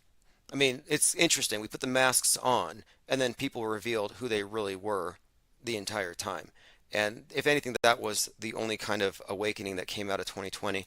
But I think for the most part, no, the masses are so deep into the world stage. We are through the screen. And I don't know if there ever is any sort of a possibility for a quote, great awakening or any kind of mass awakening. Look at the people held up as heroes that people line up behind. They're lining up behind Kanye West, who said, losing Adidas made me know what it felt like to be George Floyd with a knee on my neck. I mean, how out of touch can you be? Zaret says twerking cures everything. I have an explanation for the dancing nurses. I think it was the pharmacies were open and they needed to somehow compensate them all, or distract them all, rather, I should say. It's a distraction. And they're all told, oh no, everything's really bad at the other hospitals, but we have it good here. The least we could do is make a display of our good morale.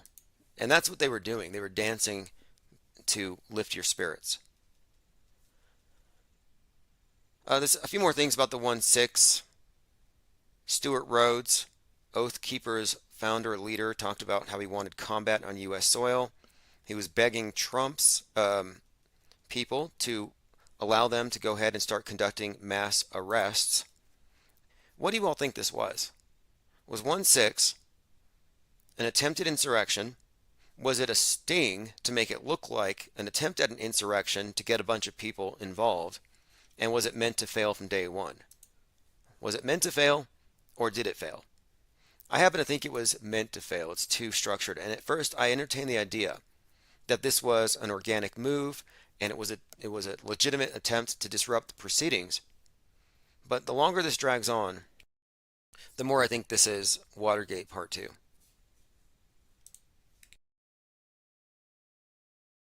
Zaret says, a patriotic pirate. Actually, the pirate reference there might be relevant. This is Stuart Rhodes, founder of the Oath Keepers, who is a Yale graduate.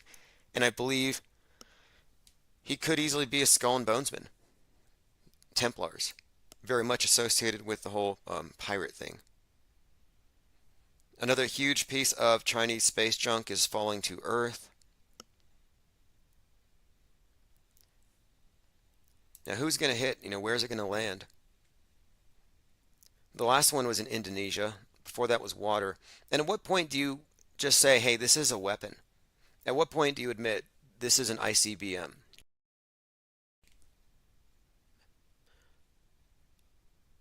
All right, we talked about Elon Musk being the Antichrist. People are looking at the symbols on the costume. This is from Daily Dot. Conspiracy theorists turn on Elon Musk over satanic costume. If you think he's satanic, you ought to look at the writings of his ex-wife, Justine Musk. I believe the book's called Lord of Bones, all about cloning, underground tunnels, bloody sacrifices to summon angels to be embodied in these clone bodies.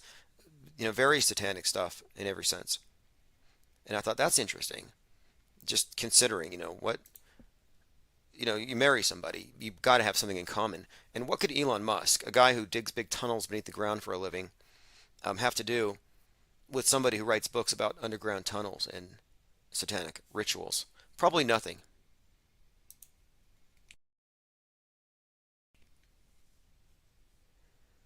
All right, let's see here. Going through comments, Zara says Tim got the joke again. Yeah, I think the whole Rhodes guy was untrustworthy from the beginning. And what they do is they put these loudmouths out there, and they can broad brush the silent majority who may not even agree with what the extremists say. Like, I am not of the belief that you could have tens of thousands of crisis actors. Obviously, the 1-6 event happened, but what was it that happened? Yeah, you had a rally, but there's a point where the rally of real people was separate from what was going on inside, and you don't know 100% how much could have been filmed in advance. There is evidence that the killing of Ashley Babbitt was jump cut. You see the footage, but you can show, if you look at the available footage, you can actually determine that this thing was given multiple takes. That At a minimum, the death of Ashley Babbitt was a psyop. I would say that the death of Roseanne Boylan, the one with the "Don't Tread on Me" flag who got trampled on to death, yeah, fake. I think they were all pretty much fake. And then you had Baked Alaska running around saying, this guy's a Fed, he's a Fed. And what's the Fed saying? Go into the Capitol. And Baked Alaska is saying, this guy's a Fed. Well, what does Baked Alaska then do? He goes into the Capitol. He sits on Pelosi's desk. To me, that's a ruse. That's a Fed calling out Feds, so you don't know that the whole thing's a Fed-run operation, and they're everywhere. And that's the only way you would be able to keep any non-Feds out. You'd have to have enough agents out there to lead the charge. It's called controlled opposition for a reason. They're at the front. And then you get to take credit for whatever they did. Ahead of elections, DHS warns of conspiracy-driven violence. They've already set the stage. Again, I could have predicted this based on the Batman movie. March 4th, right-wing terrorists flood the polls. The right-wing media is a conspiracy engine that enables political violence. You know, I was considering last night, maybe I should just out front advertise that we're liberal. Oh, Infinite Plan Radio, we are liberal Democrats, and we're immensely concerned about anti-vaxxers and climate change. Like, could I just have a disclaimer that says, I'm on team big government or something, and then I'm off their list, because what they do is they marginalize you. And I don't want to be conflated with right-wingers. It's really hard to not be conflated with anti-Semite stuff, because so many conspiracies are tangent to that. You got some flat earthers fall into that, and then if you talk about NASA faking things, now you're a Nazi. It's like, wow. But wasn't NASA founded by Nazis? I'm criticizing Nazis when I'm criticizing NASA, but now I get called a Nazi for it. But these white nationalists are harder to get rid of than Jehovah's Witnesses. They're very evangelical about it, and they don't leave you alone. They don't go door to door, but they go channel to channel knocking. And I don't think they're legitimate. I think most of them are agents paid by the government to go around contaminating chat rooms to give them an excuse to ban for, quote, hate speech. Like, think about how your Discord channel would look if you allowed all kinds of agent provocateurs to put anti-Pelosi memes. Like, I don't make memes about these blue pill characters with any real vitriol behind them, because they're just a bunch of bad actors. I don't see them as existential threats to my life. And the people making jokes about these events or about this attack on Paul Pelosi, if they're making jokes about it and they think it really happened, then they're sick. NBC's Mika shames Ted Cruz for promoting violence by mocking attack on Pelosi's husband. Again, the guy was unconscious for 3 minutes. If you go by the official story, covered in blood. You want to believe that story, then why would you mock it? You ought to be going over to the hospital with flowers. It doesn't make sense why they would lose their humanity.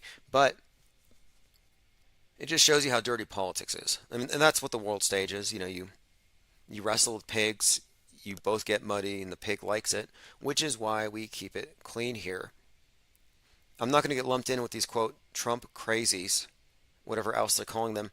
But I'm not going to ignore these topics, because I think this topic was a setup, because it was obviously written to be taken two ways. It looked like Paul Pelosi could have had a guest at the way they presented the story. It looked like this person would have been friends with the Pelosis, as his own wife, that is the wife of the attacker, was a Pelosiite, and she's married to this guy. It's pretty odd that he came out as a QAnoner. But the way they presented the story was deliberately ambiguous to get the right to arrive at the conclusions that they arrived at so they could be attacked over it. I think it was a setup. My point on it, though, is that this is a hammer attack on free speech. Now we're being called disaster trolls for fact-checking. Like, they're reporting on disasters. We're fact-checking, and now we are the trolls. We are the disaster trolls. CNN's Blackwell, it's not both sides. It's the Republican rhetoric inciting political violence. And you don't find any counters to any of this. And that's so it will not be contested. Whenever one of these events goes down, you don't really have a way to contest it. In fact, you know how the right is spinning it? They're saying, oh, though this was not caused by Q or election denialism. This was even if the killer says, which he did say, his own words, he claims that he was going to kidnap Pelosi, that this was over the election. You cannot distance yourself from that now if you're a GOP type. However, they are, and they're saying, oh no, this is because the Pelosi's are not hard on crime, that San Francisco allows people to do whatever they want on the sidewalks. This is just the next step. Echo Charlie says, Ted Cruz is not born on U.S. soil. That's how I interpret the requirements for president. Sorry, not sorry. You sound like a birther. And there was another theory, and it was Trump who started the whole birther thing. But there's a similar story about that with Ted Cruz, or Trump had forwarded the rumor that Ted Cruz's dad was, what was it, a friend of Oswald? Yeah. Trump accuses Cruz's father of helping the JFK assassination. Donald Trump on Tuesday, and this is May of 2016, he alleged that Ted Cruz's father was with John F. Kennedy's assassin shortly before the president was murdered. And the National Enquirer published that one. Trump links Cruz's father to the Kennedy assassination. That was a good week. I was like, wow, Trump will just say anything, and it works. And it was getting pretty bad. I mean, somebody had even done not a deep fake, but they found an adult actress who looked like Ted Cruz. I mean, just horrible stuff. They went so low. But yeah, you do have Rafael Cruz and Lee Harvey Oswald pictured together before the event. I don't believe that Lee Harvey Oswald killed Kennedy, because I don't think Kennedy was killed that day. I think that Lee Harvey Oswald worked for NASA. And I say this because everybody at Riley's Coffee, where he worked, people went over to Riley's. Hey, did you know this guy that shot the president? Nobody was there. They all went to go work for NASA. Oswald, in private correspondences, told his girlfriend at the time he was going to go work for NASA, or something close to NASA. And next thing you know, the Kennedy assassination happens. And I'm thinking, well, maybe, given that it's another piece of this puzzle, the Kennedy assassination was faked, directed by Stanley Kubrick, who faked Apollo 11. Same director, Kennedy assassination, same director, Apollo 11. It would make sense that he would be involved with NASA, not as part of their space fakery, but maybe just the general PSYOP division. Same director, though, is my contention. Dr. Strangelove had a screening on 11/22/63. Every Kubrick release has a conspicuous connection to a death date of a Kennedy. And that's one of these other consistent patterns here. But yes, there's quite a lot to suggest that if the Kennedy assassination was faked, it was directed by Stanley Kubrick. He drops numerous hints. There are hints given throughout many of his films, including The Shining. And do you remember that one? I think it was The Lone Gunman. Right before 9/11, there was a TV series called The Lone Gunman, and it was an X-Files spin-off. Before 9/11, there was an episode on Lone Gunman about planes going to hit the Twin Towers. Here we go. March 4, 2001, 6 months prior to September the 11th, rogue members within the U.S. government remotely hijacked an airliner departing Boston to crash it into the World Trade Center to let anti-American terrorists take credit, to gain support for a new war. The story of 9/11 was instantly called The Lone Gunman. But here's the connection. 9/11, Lone Gunman, goes on here. One of the characters in the show's name is an anagram for Lee Harvey Oswald. The femme fatale thief who works with the Lone Gunman trio's name is Yves Adele Harlow, anagram for Lee Harvey Oswald. But you'll find many of these connections between Kubrick's work, 9/11, the Kennedy assassination, suggesting a common metascriptor, a comment writer. And if I'm right about any of this stuff, and I am, I mean, we are legitimately picking up patterning here. We're picking up predictive programming correlating with what actually happens, concurrent programming, timing-wise, correlating perfectly with the news stories of the day. We're picking up patterns here. What does it tell you? That there are directors. There are writers. And we know there are crisis actors. You ever think, well, who writes their lines? And that's what I'm getting at here. The more we dig into the writers, it gets more interesting. I'm finding like Christopher Nolan, who's behind a lot of the Batman stuff, and he's behind the new Oppenheimer, a nuke film coming out next year.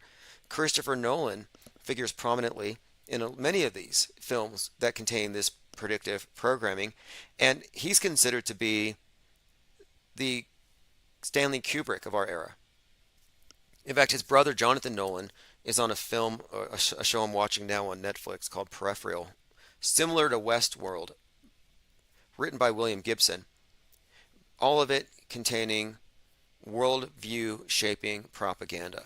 Not all of it's about killing people and shocking you into compliance. A lot of it is worldview shaping propaganda. In fact, all of it's propaganda. The entertainment's a side effect. T-Dog135 says they remotely drive someone's car in the show to prove they can do it with a plane. Yeah, I recall that conspiracy theory about remote planes, and they were fine with conspiracy theories as long as they didn't take away from the essential story. Like really quick here, you have and I did a mind map breakdown of this, and it's about how people accept the news. You have the people who add on to the official story, and then you have the people who believe the official story, and if you add on to it, you're crazy. But there's a third category, and that would be us. That would be those who fact check the official story and don't add all kinds of nonsense. The people who just believe the news as reported, the mainstream media fundamentalists, are the majority. The people who are called conspiracy theorists are MSM plus. They believe what's there, but then they add on to it. Like they believe Parkland. They believe the pandemic, but they also believe, oh, that was a deep state operation and that was done in a biolab. That's the plus. They add on to it. They're left with more to be afraid of. And this is part of the unattractive nature of conspiracy theorists as they're presented. They want you to run back to the mainstream because the people with the extra theories, yeah, they're scary. They add a bunch of uncertainty. Key point here, they add MSM plus. On the other side of the spectrum, those who fundamentally question the premise and shift the burden of proof, those I would term off-world stage media, we're left with what I call MSM minus. What do they report, and what can we rule out as actually true? And we're left with less to believe in, but we're more certain about what we know. Like we know they're liars. We know they have an agenda. We know they're promulgating narratives. But when it comes to, do we believe things that we have no evidence for? Heck no. The other people do. And that's where you have a great divergence of the masses going into simulation. And I mind map this out where on the top left, and you can find this at metascript.cc, it's about we're all here at reality and our perception of it, but we choose our filters. And if you're filtered through world stage media, which happens to include alternative media, you do arrive at a higher level of simulation and augmented reality than someone who arrives with a skeptical point of view. Those of you who don't have the skepticism, those who have merged with the monolith, they're perfect citizens of the new age. Like David Bowman, they have gone through the screen. And that means that they are world stage dwellers. And I think the space age might really just be about controlling the space between your ears. Like I think it's all been a mind control operation. And this is why I think it matters when I mentioned that Kubrick may have been the scripter behind Apollo 11 and the JFK assassination. Not to mention 9/11, but these are unrelated events to space. I mean, you got Apollo 11, sure, but why would he have a hand in a terror attack or an assassination? It's because it's not about outer space. It's about inner space. It's about mind control. And I think that NASA, as a military organization, a military wing, isn't about going out there to some other territory we can fight over in the future. I think theirs is about world view warfare. Not literally fighting over the ball in space, but again, minds. Phase Polarizer says fake, no planes. Right, I didn't think there were any. There were planes on TV, but you have other footage that would contradict that. And whenever you do have, like people will say this, okay, I brought up Les Luthor, how people will tell him, oh, I don't watch TV, and that's kind of a smart-ass response. People say, well, it's not mainstream. I'm like, well, you've got a mainstream view. Like, I don't watch mainstream news. I only listen to this or that. Like, it doesn't even matter necessarily whether or not you're watching it from this particular device or that particular platform. There's very few meaningful distinctions to be made between entertainment and news today. But you can't just say, I'm not part of this. I'm not participating in this movie. I mean, as far as I know, there's not an opt-out. Is there something I don't know? I mean, 2020 showed me that, no, we're all on the world stage. It's a conscientious objection and a philosophical rejection of the premises that they set, but you can't really leave it. Your brainwashed friends are the TV that you're watching. I mean, they're all promulgators, reflectors. It's all about, like I'm saying, it's a mind war more than anything. Zara says, even if you have a TV, it is watching you. Yeah, that's kind of interesting how they pulled that off. Total surveillance has already been achieved, and they get people thinking, I got to protect your privacy here and there, but you take these extra measures, use a proxy and all that, but they've already achieved it in the culture. The idea that privacy is something that you can commodify.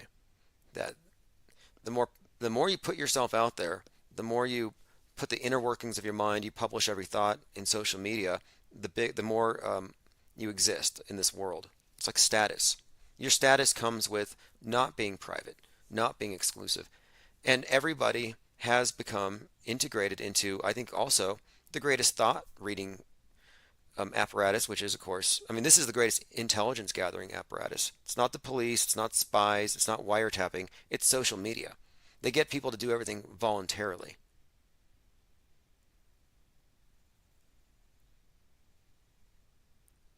Zareth says, the ads I get on my phone are directly correlated to my conversations, even if I'm not on the phone. I've noticed that too, where I get ads for things that I'm talking about that I'm not searching for. And, there's a point where I sometimes feel even a tad Neuralinked. I'm like, I was just thinking about that, and now I'm getting an ad for it. And that's been a reoccurring thing. I mean, I could just be noticing it when it happens, but that's pretty much where we're getting. Just wait until you have these things injected.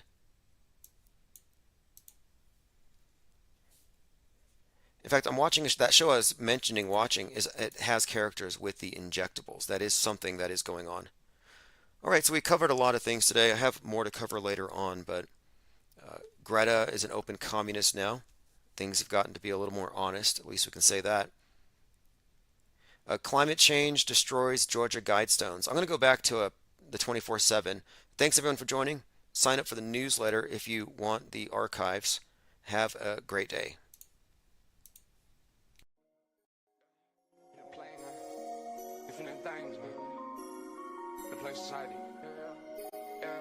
Infinite plane, infinite plane, infinite plane, infinite plane. Doing my thing, do my thing, do my thing, do my.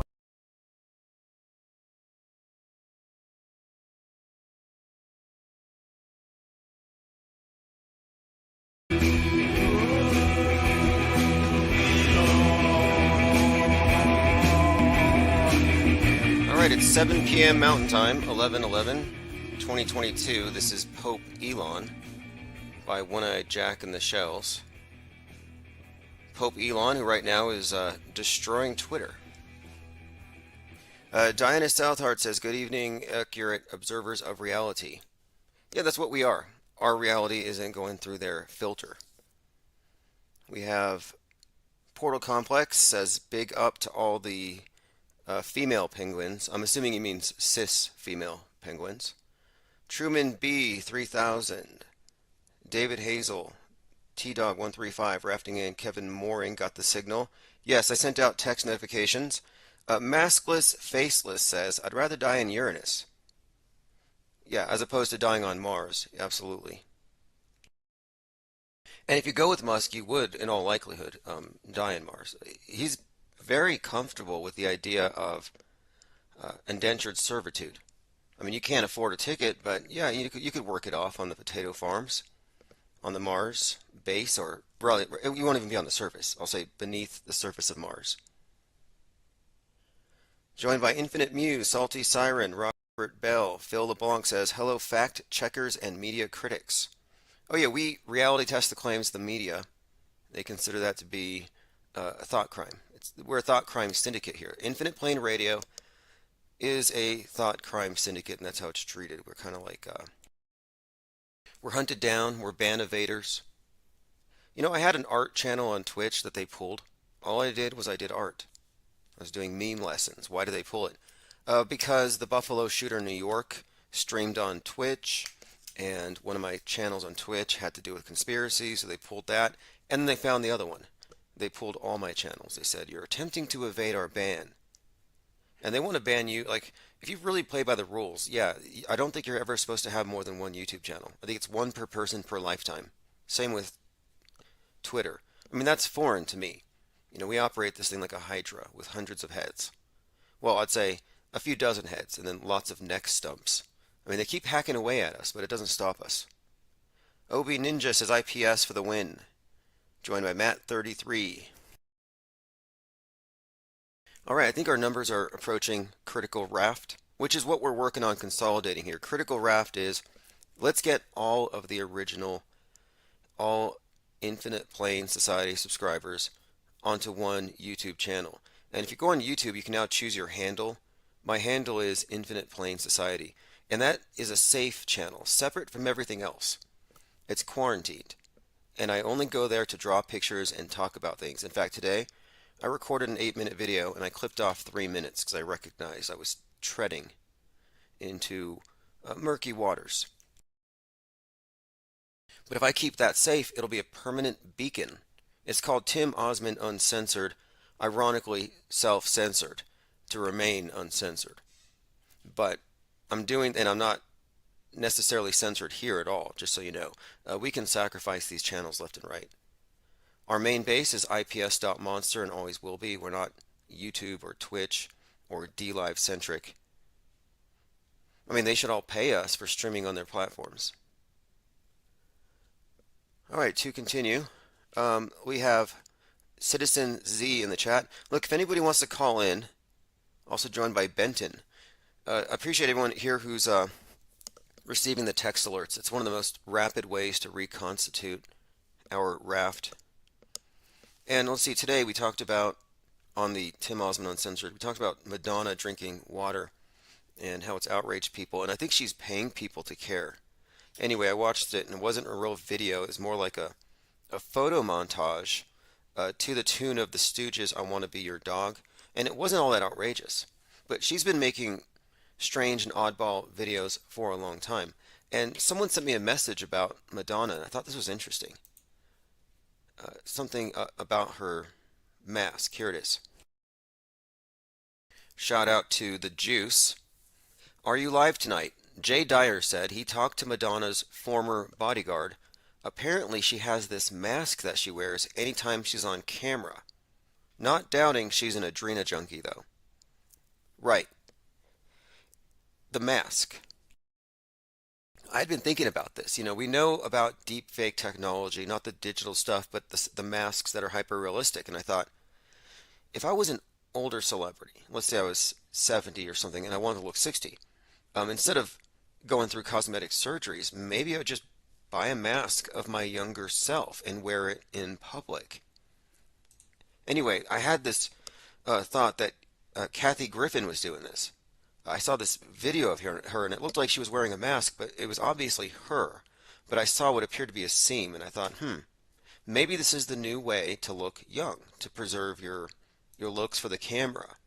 That perhaps Madonna's wearing a mask of like a 2010 version of herself, and it's just stretched over her face.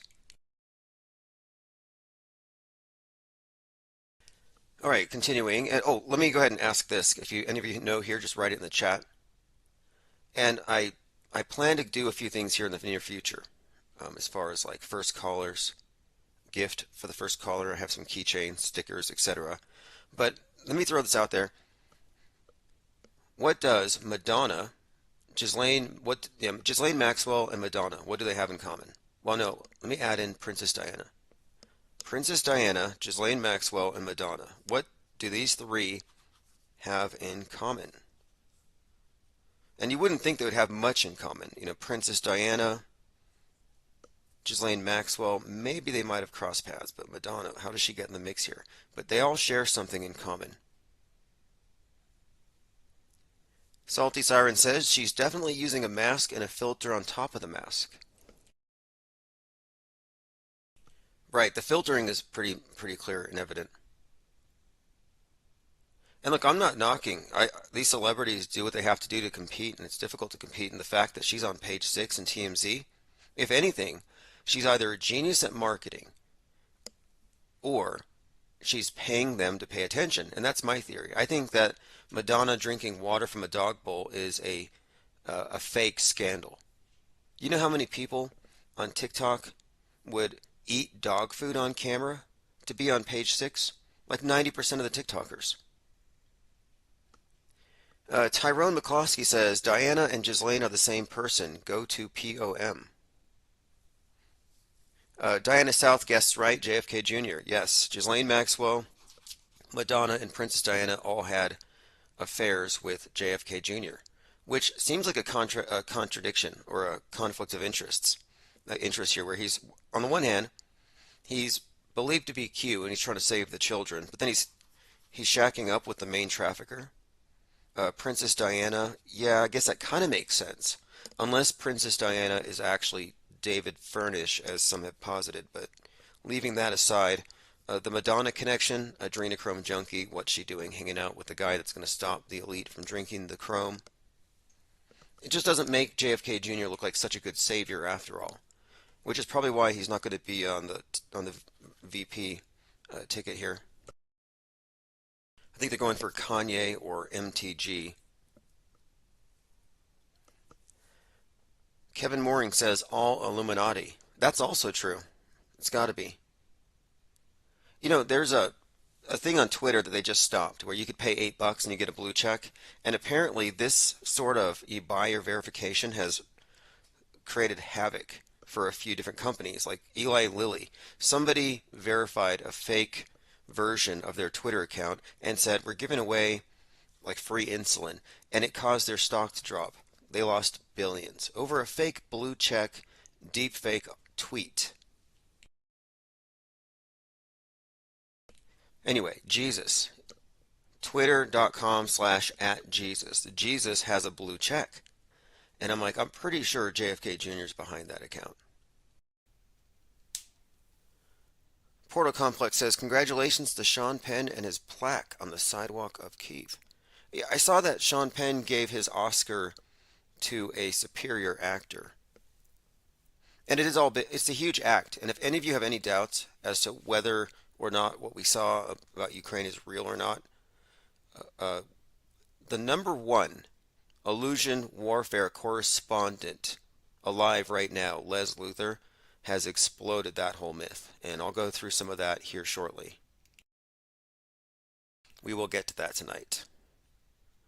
Yeah, Jesus is verified. And here's the thing, after the company, Eli Lilly or whatever, lost their money, Musk pulled the plug on it. You can no longer buy a blue check. I was like, wow, it's that easy? I was going to buy a few blue checks. I was already coming up with some plans. But yeah, here we go. I'm pretty sure this is JFK Jr. This is twitter.com/Jesus. Who has 2 thumbs up and verified? Yep. He has, let me see how many followers he has. I mean, it is blue checked. 811,000. Pretty new. And it doesn't specify parody. And if you don't specify parody, you get banned. And this shows that this has got to be the real one. It's just a question is, who is it? Is it JFK Jr. or is it? Yeah, the blue check verified. I don't have it either. To me, the blue check just means you're pledged to the beast. That's you're in the Blue Lodge. You're basically in the club. It's like the opposite of trust. Like I think it was Mark Cuban was complaining to Musk. He's like, "Wait, how will I know who to trust now?" As far as the blue checks, like it's a crisis for him. He doesn't know who to trust. He's like, "The sources I've chosen to trust." I mean, that line of thinking is just so foreign to me. What do you mean sources you've chosen to trust? You outsource your critical thinking? How'd you get into the Triple Comma Club? That's what they call it, the billionaires. All right, I want to get back on track. I had a lot of things I wanted to get into, but let me bring this up. Shout out to Human Vibrations was talking about JFK, not JFK, RFK. You know RFK, who was, well, executed by Saran. Interestingly enough, the photographer photographed the death of Robert F. Kennedy. His name is Richard Drew. He also photographed the falling man on 9/11. Here's the tweet from Human Vibration. This is Twitter. The falling man, an unforgettable story. He appears relaxed, hurling through the air. He appears to be comfortable in the grip of unimaginable motion. He does not appear to be intimidated by gravity's divine suction or by what awaits him. This man was not identified. And this is a thread from this Twitter feed. Fun fact, the photographer responsible for the falling man was no stranger to history in the making.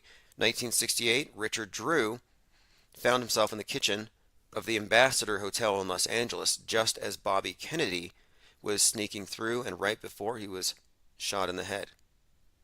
Richard Drew's jacket was spattered with Kennedy's blood. Imagine that. He jumped on a table and shot pictures of Kennedy with his eyes open. Now imagine this. I mean, this is probably what would happen. Like if somebody shoots you, sadly, the people nearby are going to pull out their phones and they're going to take pictures. They're going to record it. And that's what Richard Drew did. This guy gets shot in the head and he jumps back and starts snapping pictures. Like he catches him as he's falling to his death. The 42-year-old falls to his death. She goes on her post. In most American newspapers, the photograph that Richard Drew took of the falling man ran once and never again. Forced to defend themselves against charges they exploited the man's death, stripping him of dignity. Now, what I went into, my response to it here, and there are some interesting connections between the posture of the falling man and the classical representation of the falling man, or the hanged man rather, in the tarot deck. But one of the more interesting connections to me is that the image itself, the photograph Richard Drew took, is owned by the Rocket Man, Elton John. Like Elton John has a collection of pictures that are just macabre. He says, "I collect for the beauty, not the value." And he says, "I have The Falling Man by Richard Drew. It is one of the most beautiful and powerful and upsetting images ever." All right, well, this guy likes, what, snuff? But what are the odds this guy would be photographing both? You know, to me, this is just great storytelling, and it's the same storytellers. He gets the same, you know, these are agents in place. Commenter says, Twitter is supposedly worth $8 billion, and they rolled out $8 blue check subscription. 8-8. Interesting. Yeah, we'll get into some of that. There was a lot of interesting symbolism around 11-8 and the whole blood moon, the ultra blood MAGA moon. It didn't turn out to be the red tsunami or the red wave that Dr. Joe Rogan was suggesting was going to be. And many of you may have noticed that Donald Trump is being dumped on quite heavily right now. Like he's being blamed for what happened at the midterms. That this is some kind of way of, I guess, getting rid of him. There's a lot of people. New York Post, a lot of the people who catered to Trump's base, they're just turning on Trump. And it's interesting to watch, and we'll follow that as it develops. By the way, today, 11/11, Bruce Wayne died. Rest in peace, Kevin Conroy, who was well known for the legendary voice of Bruce Wayne in Batman that went on cartoons, video games, and animation movies of The Dark Knight. Now, again, the significance there, Bruce Wayne, of course, is the one who founded, well, Bruce Wayne's grandfather founded the Skull and Bone Society, if you go by this lore. And, of course, you can't separate Batman and Joker from the major psyops of our time. Boston bombing, 9/11, coronavirus, and whatever's coming next. It's all there. Just pointing it out. Interesting timing, I guess. 11/11, 2022. I don't have any specific fixation on these dates, but the elite do. And the reason 9/11 happened on that day likely is its relationship to the dog star Sirius or the new year, something along those lines. Yeah, you can't get in. Look, if you want to verify, Twitter paused paid verification.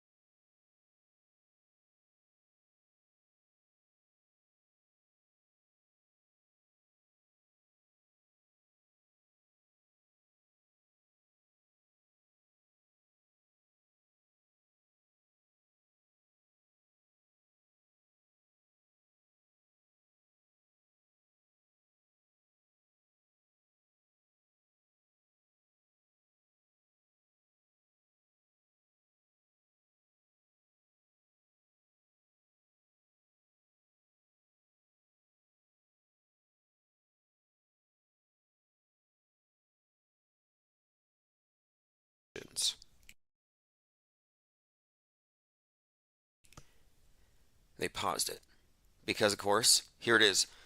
Fake blue check costs at Eli Lilly billions. The account used the name Eli Lilly and Co. and the official Eli Lilly logo. And they tweeted, quote, "We're excited to announce insulin is free now." The tweet gained more than several hundred retweets, thousands of likes, and it caused the stock value to drop. That's what happened. It's Trump's fault. Musk's new blue check system costs billions after fake free insulin tweet. Now, I have some Alex Jones news because Alex Jones's assets have been frozen. Like, he's not going to be able to live off anything but his storable food items and neighbor's ass. Like, if you live near Alex Jones, you get to watch it. Alex Jones and Roger Stone are concerned that a lot of Republicans didn't bother voting because now they think all elections are rigged. Now, here's my question. I thought you're here fighting, tip of the spear, fighting the beast, and now you're telling people to vote.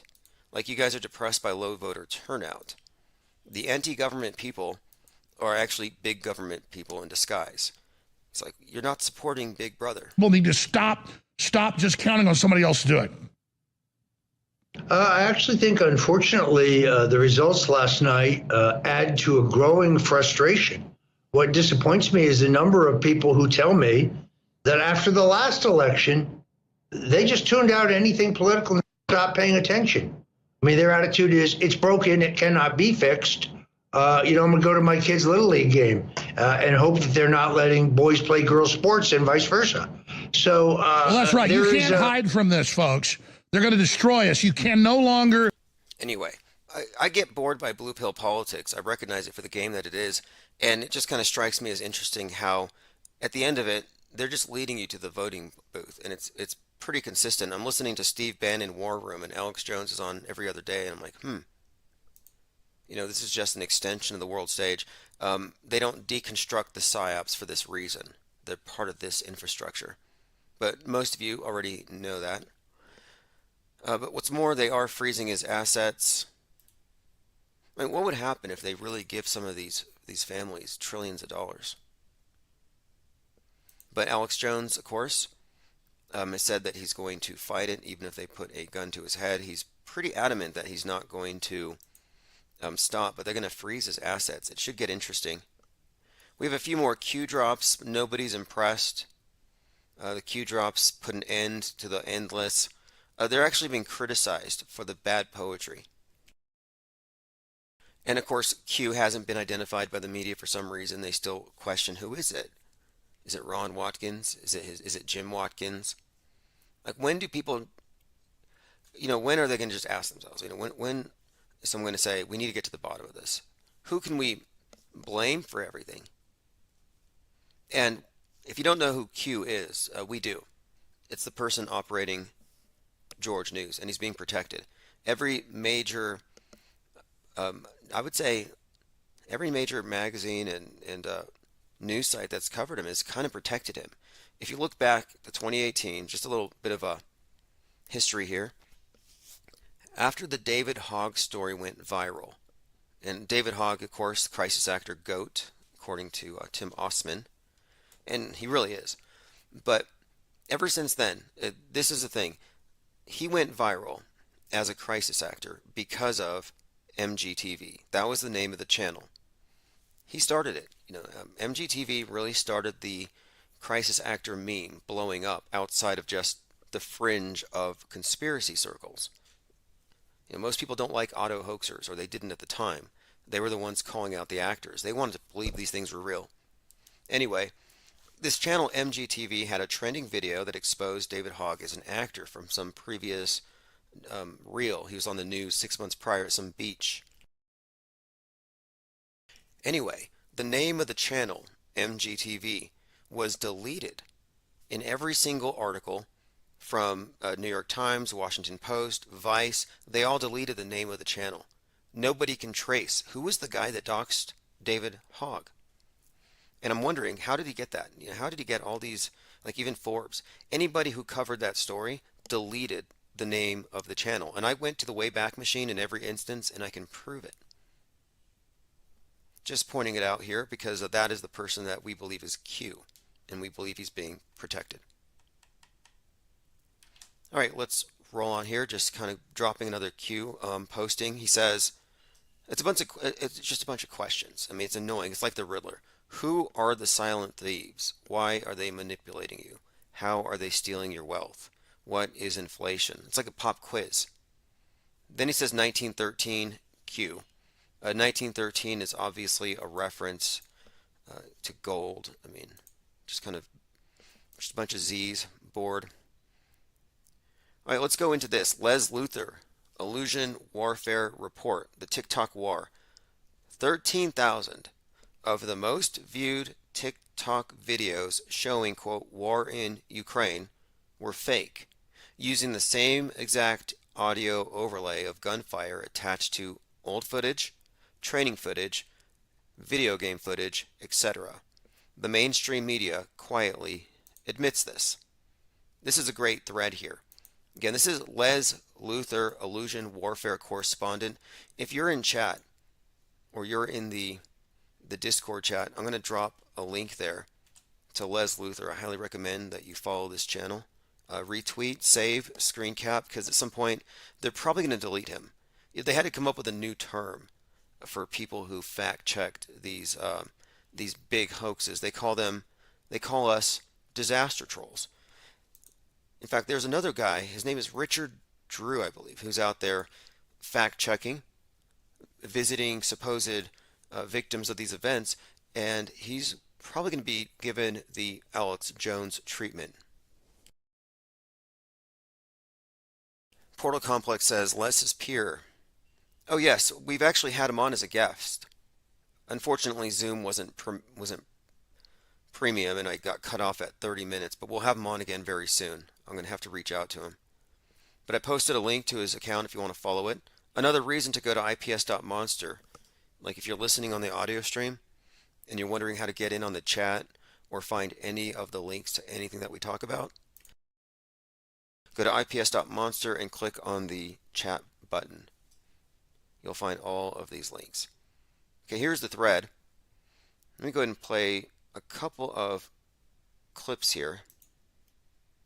Again, this is a first that so much intel is made available to the public. Well, we've always done some of that, but this is an industrial strength application of that concept. And I suspect it's a result of some very bright folks on the National Security Council staff, perhaps at state, CIA, and so forth.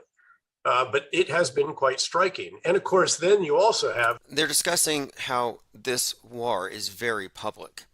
It's not just hearsay, we're not waiting to hear news, but it's all over TikTok.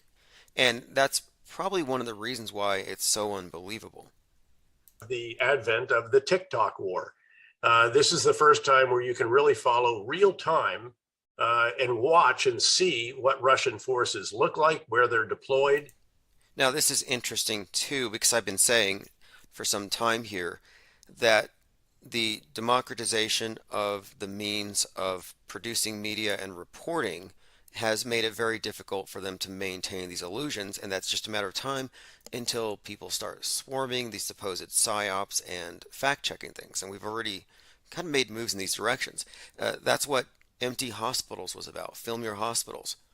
We were like, hey, why are we going to just sit back and let the media tell us when we are the media? And that's why I issue press passes. If you want a press pass, go to infiniteplane.media. I will issue one out to you. In fact, if you are waiting on a press pass and it hasn't arrived, I have a shipment going out tomorrow. I'll send you tracking information, and that goes for anybody who's waiting for anything, including artwork, etc. But let me continue. He's talking about this being the first TikTok war. And watch and see what Russian forces look like, where they're deployed, and all the rest of that. And, you know, I thought in my mind, maybe Putin could have restricted these areas, but he has forces in so many different areas of Belarus, Russia, and so forth, that he really can't restrict the citizens from their own communities. So you see that, and of course, Twitter and other social media applications, which have been very helpful to those of us just looking at open source intelligence real time and seeing what is being assembled. Open source intelligence, real time. It sounds like Infinite Plane Radio. Anyway, that's David Petraeus. This is from Les Luther. Says, quote, "The go-to clown expert on how to continuously lose a war is appearing on news outlets and inserting the idea that this is a TikTok war." Now listen to this. Perception management, creating a false reality. According to UK-based Center for Information Resilience, 90% of the TikTok videos coming from the areas allegedly under violent occupation in February were actually everyday normal activities. Walking the dog, cooking, parties, etc. Again, 90% of the TikTok footage from these areas that were being bombed or whatever were just business as usual videos. How do you explain that? And there's more. Fake live streams. Someone using dramatic video from an old conflict, military drills, realistic video games, adding fake audio of gunfire and explosions, starting a live stream, fooling large audiences, and these clips end up on TikTok. CGI video game images, fake aerial battles, fighter jets being shot were particularly popular. This is again from Les Luther, Lezluthor. Those videos that flooded TikTok were from popular video games like Call of Duty and Arma 3. The government and mainstream media did nothing to highlight this to the public. They love to let you dupe yourselves.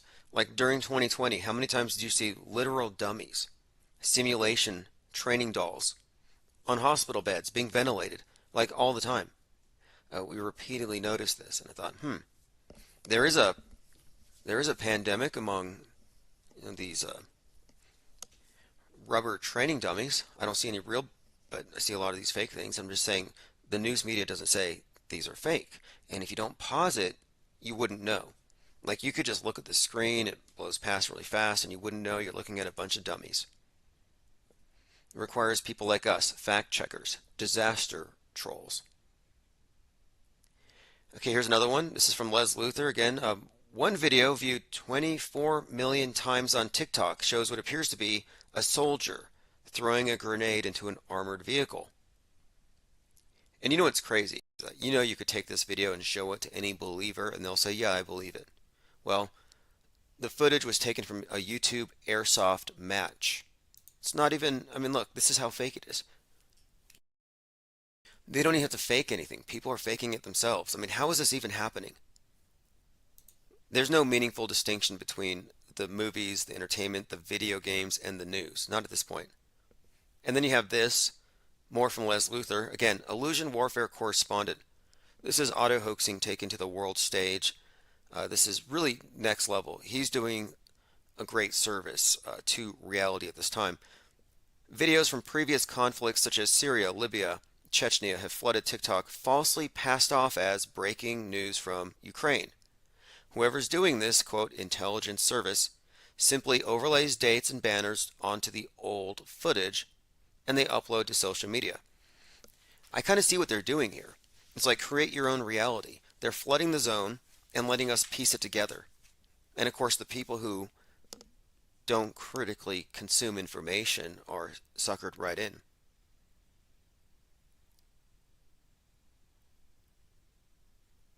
All right, going through some comments. Not Shocked says TikTok theater of war. Yep, Kevin Mooring, cardboard and plywood gun cutouts.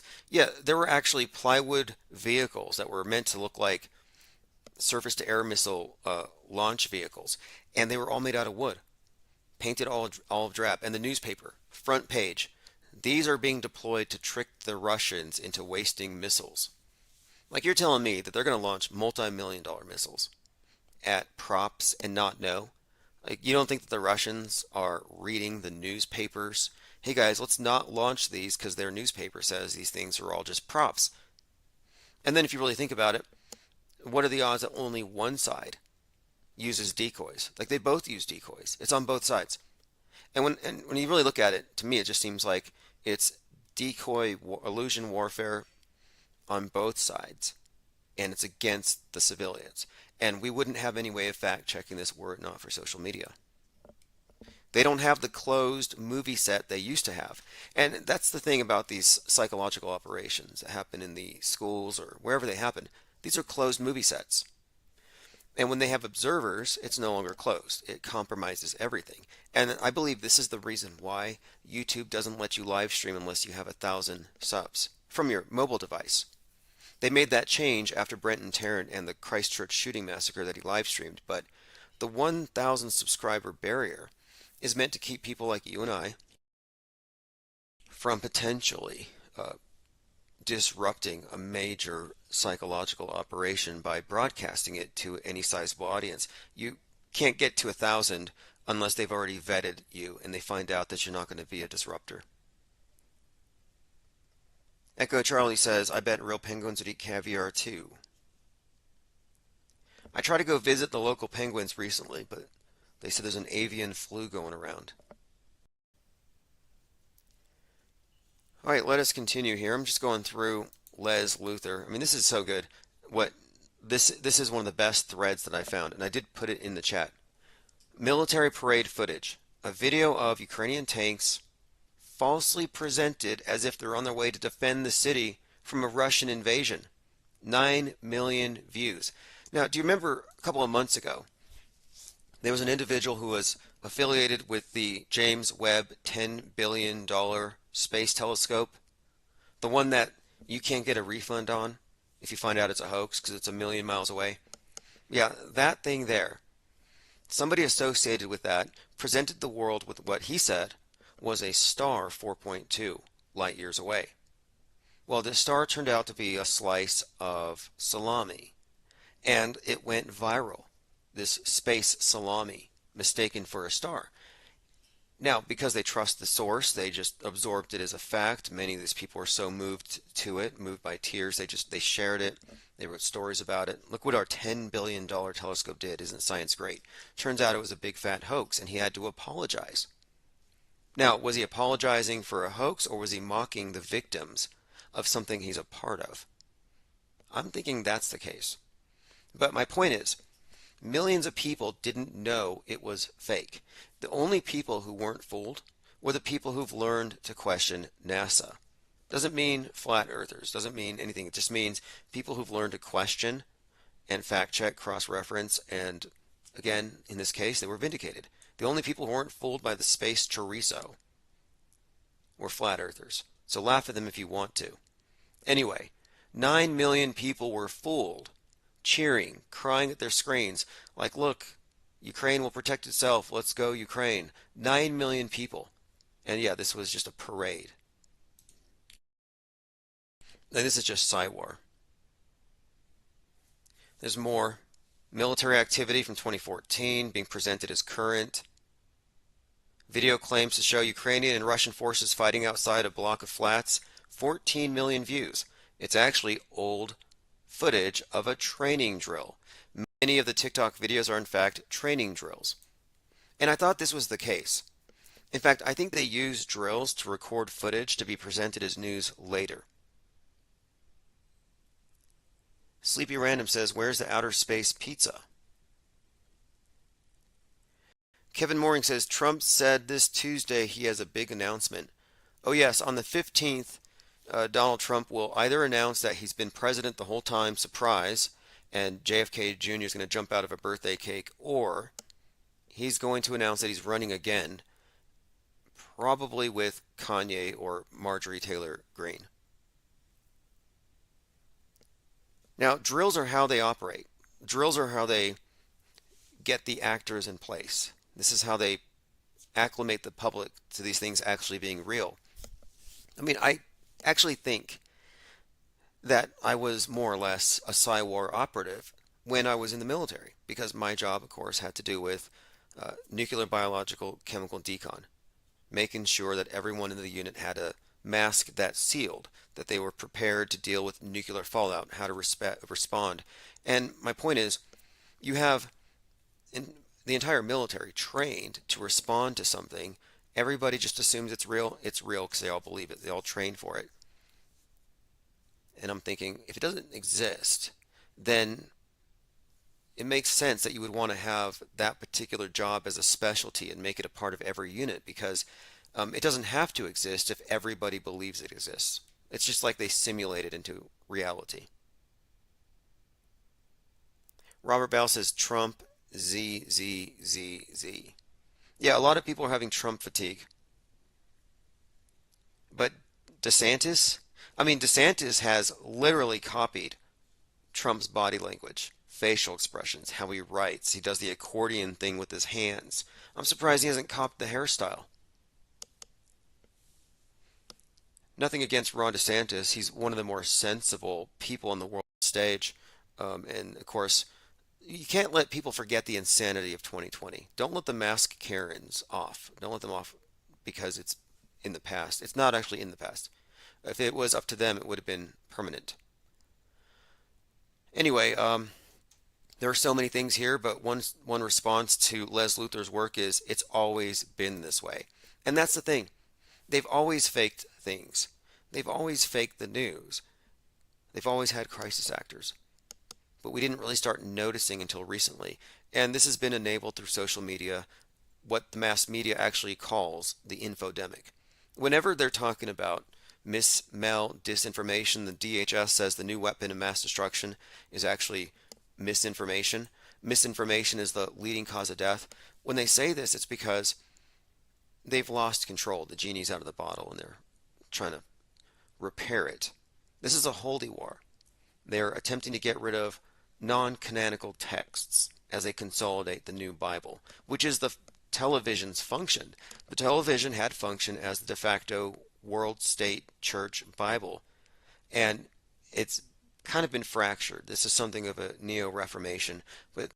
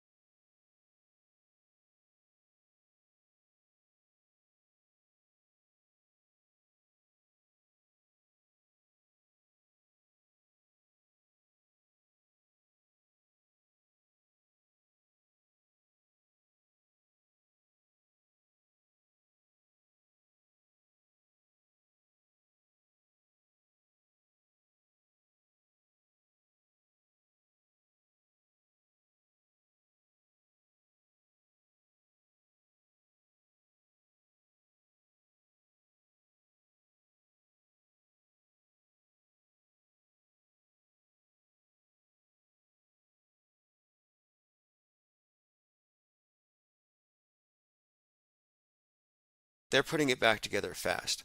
I mean, outside of those of us who've gone full off-world stage in our critique of media, they've got total control. I mean, that's why they have Alex Jones being burned at the stake right now. Robert Bale says Trump Fetterman 2024.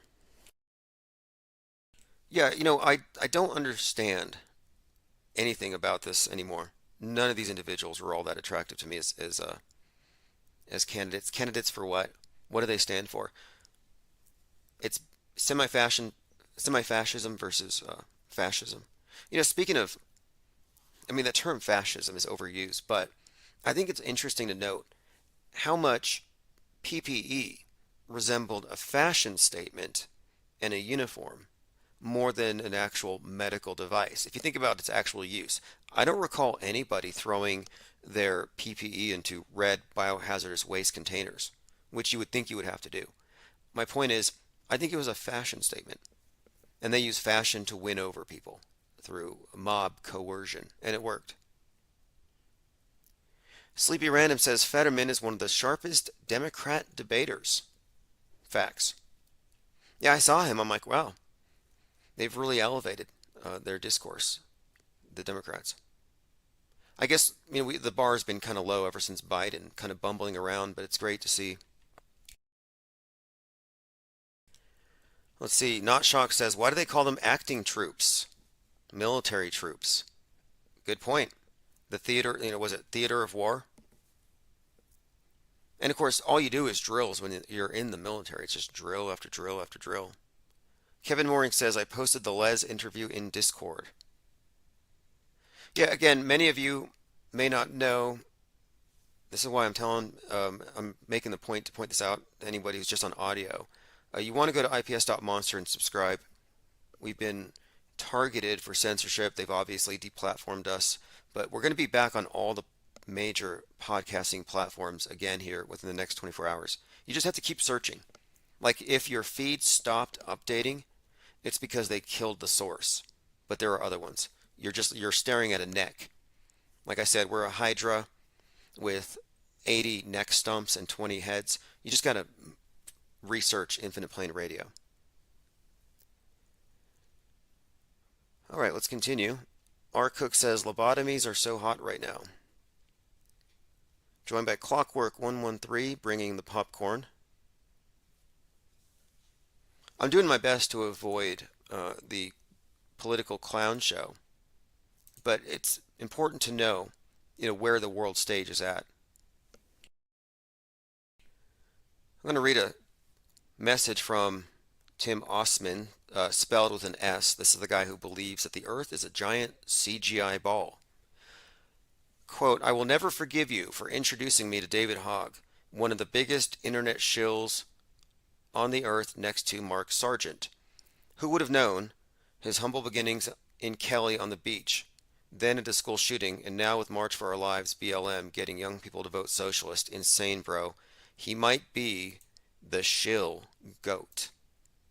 The greatest of all time. I agree. It's like a time traveler. He didn't exist. He stepped off the screen, out of the nightly news, into reality. With die-ins in supermarkets. That was genius. Like, look, the adults don't care about school shootings because they're not there. They don't see it. It's out of sight, out of mind. So let's play dead in the grocery stores and then say, you did this to me. And that's exactly what they did. They played dead. They piled up in supermarkets and they had signs. Your Second Amendment murdered me. And that's probably why so many of the fake shootings have moved from the schools to the supermarkets, like King Soopers. Do you remember the King Soopers on 322? Was it 2020? This King Soopers shooting, Super Day for a PSYOP 322 Skull and Bone Society date. It was King Superstore 33 in Boulder, Colorado, 33 union workers. A totally fake event. It's kind of interesting to see how they were crossing agendas. They were like, here these people are going into the supermarket. Many of them were getting their COVID-19 shots there. And they end up getting an AR-15 shot. Like, it was kind of combining agendas. And the shooter was doing so in retaliation for the Christchurch shooting. And I thought, oh, that's interesting. All of these shootings, they all exist in the same fictional universe, kind of like Marvel Comics. Like you have different characters, different comic book writers, but they all participate in the same fictional universe and play by the same rules, and they all know each other. And those who aren't in that universe don't exist. Peter W. says shootings have been quiet lately. Yeah, lately the thing has been tramplings. You had the trampling at the soccer game, and then the trampling in South Korea at the Halloween party, where you had synchronized CPR to stay in alive. They didn't even turn the music off. It was just the music still blaring, and a lot of people thought it was a dance, a choreographed dance, like they were all going to jump up, all the dead bodies, and do the Michael Jackson Thriller dance. That's what I was waiting for. But that was fake. The soccer game one was fake. The tear gas was fake. There was no tears, not from distraught witnesses, nor from actual tear gas. And in any of the footage where you see people being carried out, there are 2 or 3 cameramen following them, taking pictures. That was a drill presented as real.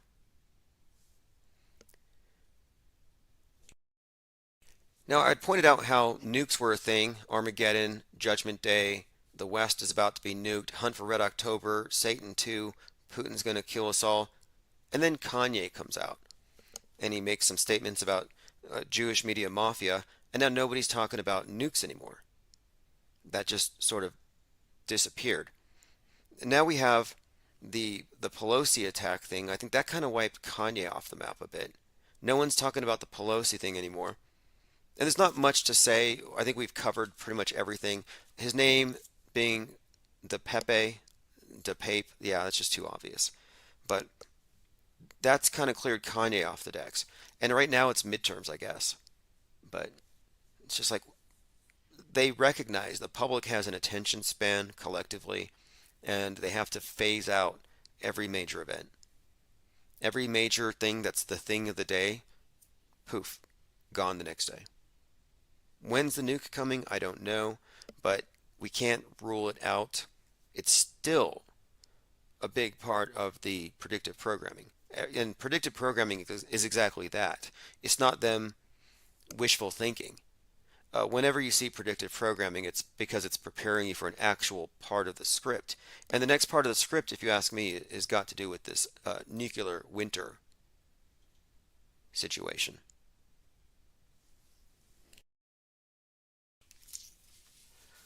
Okay, let us continue.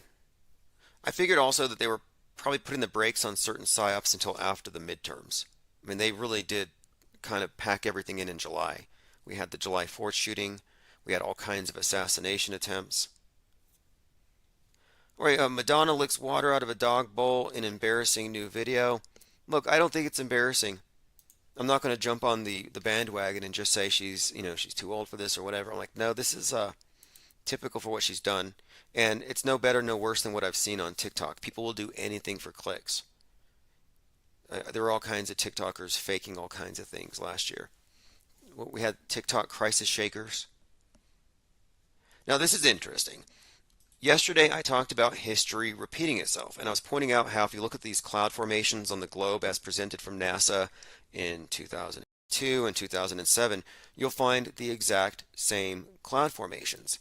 And either they're faking the globe from space the way they present it, or, if that's not the case, or history's repeating, like literally, even the clouds. Well, check this out.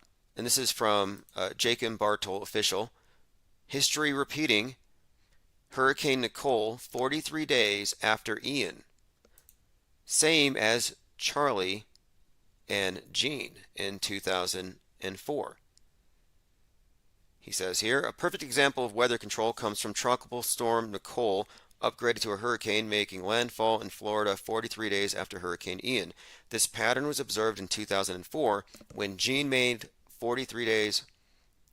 landfall 43 days after Charlie. Even their paths are identical. Quote, of course it's man-made, as most weather catastrophes are these days. Everything's planned and executed by the numbers. And we are looking again at 2 hurricanes crossing paths. These pairs occur 18 years apart. and the storms are spaced 43 days apart. What does this mean? I don't know 100%. Does it mean that they are controlling the weather? Or does it mean that they're controlling the media that reports the weather? Or a mixture of both? What do you think? AK All Day 2323 says that Dog Bowl has Murpies now. Oh yeah. Embarrassing for dogs, says Robert Bell.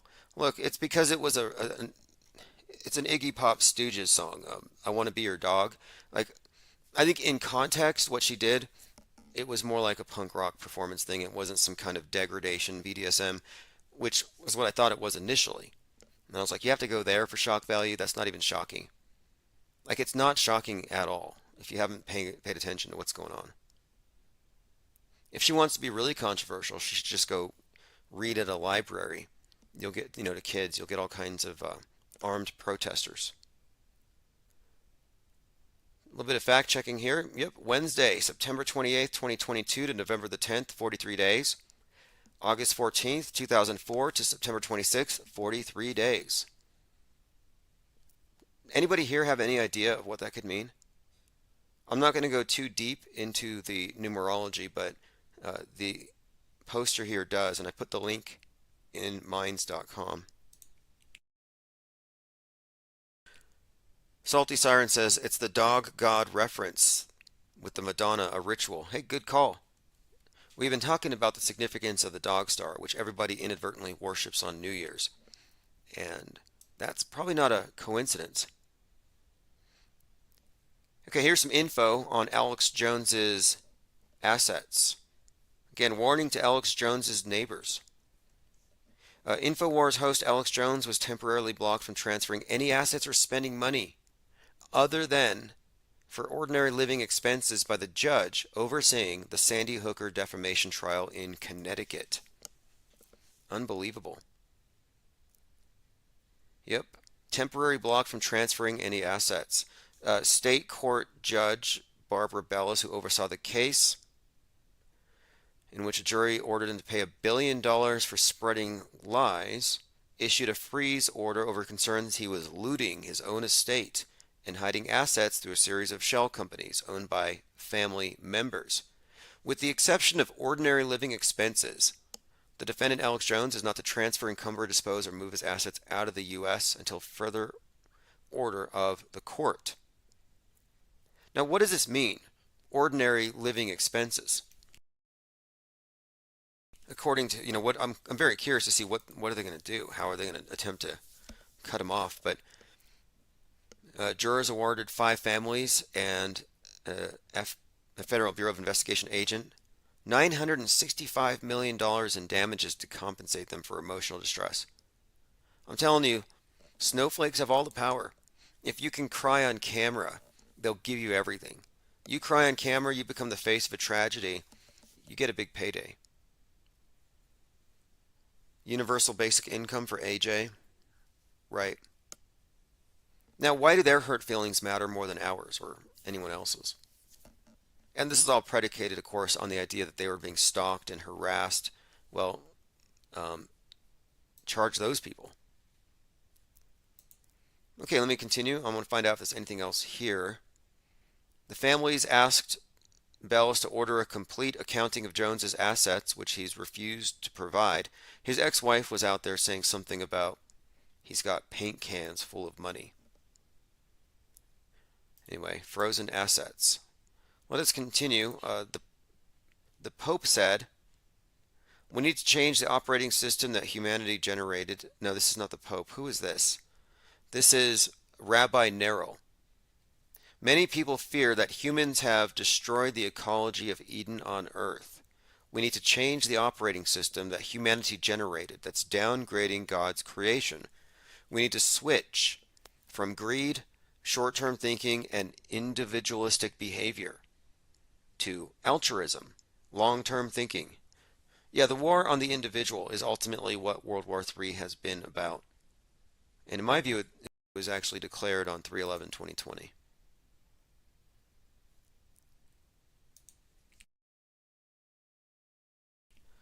I'm not I guess I am. I'm something of a hopium addict. Like, I don't believe it's real. I don't want it to be real, but I'm addicted to the hopium that people are addicted to. Like, I don't believe it's real. I'm a collector of this stuff. Like, I want the stuff printed out. This is an image of a very serious looking Donald Trump staring out into the distance, and then beneath him you have these soldiers with their guns out like he's ordering these troops. This was posted 2 days ago by Galactic Jack on Twitter. Mass arrests were made throughout the United States for 36 hours, and they ended at 4 p.m. on Tuesday, November the 1st. Again, mass arrests. And this gets shared. Look, 207 people retweeted this. 776 hearts. People see the image of Trump and soldiers, and they hear about mass arrests, and they get all teary-eyed. Salty Siren says, Alex Jones the other day said he has less than $100,000 in the bank. Weird because his buddies boast spending $50,000 for the weekend. I know what you're referring to. Yes. Marcus Goldfinch from George News bragged about partying it up with Alex Jones and Joe Rogan, claiming that on an average weekend in Vegas they spend $70,000. I have the emails. Angst G says, will Steve Bannon ever see the inside of a jail cell? No, not at all. He's appealing. He's still out. I listened to his podcast, and right now it's all copium, trying to deal with the loss. Random says, Trump has been mass arresting people for years now. He has been, and they've been replacing them with deep fakes. I've seen the list of mass arrests. I sometimes see the people who've been executed. Like in 2020, the QAnoners were saying every time a celebrity gets a shot, it's code. They're getting the shot at Guantanamo. I mean, you can excuse QAnon and laugh at it, but at the end of the day, it's just another fundamentalist religion that delights in watching its enemies face judgment. Got this tweet or this Facebook post from Lynn Ertel. The caption here says, don't try and tell me this shit ain't real. And it's an image of a chemtrail blanketed sky, or condensation trails, or geoengineering, or HARP, or stratospheric injections, or what? I mean, what is it? I don't care to get into a chemtrail debate. I'm looking for clarity. And whenever someone wants to talk about it, I ask them, what is the source? Are you going to assert commercial airlines or other? And when you get into other, then we can trace that and find out how likely is it that there's some other kind of craft. And I'm just trying to get some specifics. And I find generally the chemtrail believer will deflect and say, oh, it's geoengineering. Like, okay, you're against geoengineering. Is it worse than climate change? And yes, Sleepy Random says spray it with vinegar. This was a big thing. The Ron Paul supporters used to spray vinegar at the sky to cancel out chemtrails. And apparently it works. I've seen it on camera. Dominic says there's a Bob Saget strand of weed out there. Did Bob Saget really die? Did any of these comedians really die? Do you remember there was a spate of attacks on comedians? Will Smith slapping Chris Rock. Dave Chappelle got attacked. Pete Davidson was being symbolically killed in videos and threatened. You had that other comedian, Heather McDonald, who happens to have Donald Trump's birthday, talked about how she was triple vaxxed and Jesus loves her the most, and she fell and hit her head. Bob Saget supposedly hit his head on the headboard. I mean, how many comedians went down all at the same time? There were a ton of them. And I thought this was code. Like, maybe this is about the death of comedy. Like, some memes go too far. They want you to mask your mind. Because ultimately, it's not about protecting. If you ask me, the whole thing has been about infodemic. I remember at the time saying how, funnily enough, the year before, I was like, look, in 2021, it's going to be mandatory helmets for space junk. And then 2021 comes, and it's like, maybe if you got the inner space junk, you need a helmet.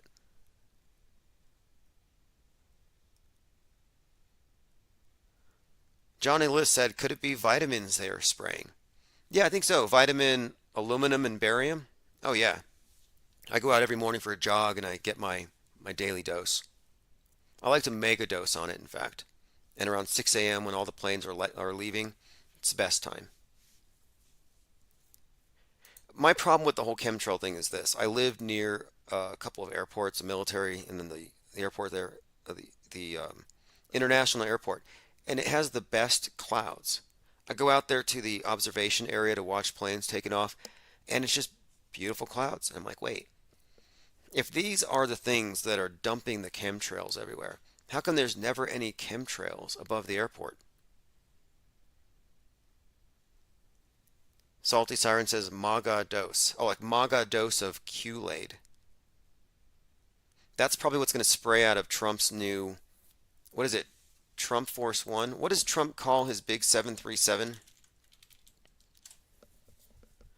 Trump's Boeing 757. It's going to be spraying MAGA Kool-Aid out the back. Trump Force One. That's what it is. Trump Force One gets a new coat of paint. 228 seats. Very dramatic. You know, he lands, he steps out of this thing, waves, red tie or blue tie, depending on which Trump comes out that day. Q trails, says Random. Right. Ollie Goering says, I think Robin Williams really passed. He was divorced and broke. Right, that could be the story, though. Robin Williams, the comedian, when he died, it corresponded with the Family Guy episode where he commits suicide. He's actually hanging from a door like he did in real life. Look, Family Guy, Robbie Williams. There was definitely some kind of... Here we go. Robin Williams' Family Guy suicide attempt episode airs just before his death. As first reported by the Mirror, BBC Three aired the Family Guy episode that was about Peter Griffin gaining the ability to turn everything into Robin Williams. Yes. Basically, the long and short of it is, you have a Family Guy episode featuring the suicide of Robin Williams, and then he did it. It's not like he watched it, and he's like, man, this makes me feel bad about myself. No, this is scripted. This is a psyop. I don't think that he actually died. In fact, recently, and I might even have it in my notes here, recently somebody found what appears to be a very Robin Williams-y looking person. Speaking of death fakers, the crowd who are waiting for JFK to come back are also hopeful that Adolf Hitler is still alive. Apparently in the secret JFK files this has been released. Adolf Hitler is still alive.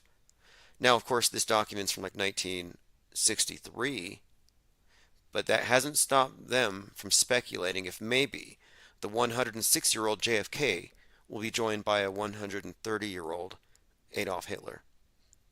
Now, that would be a ticket there, you know, president and vice president.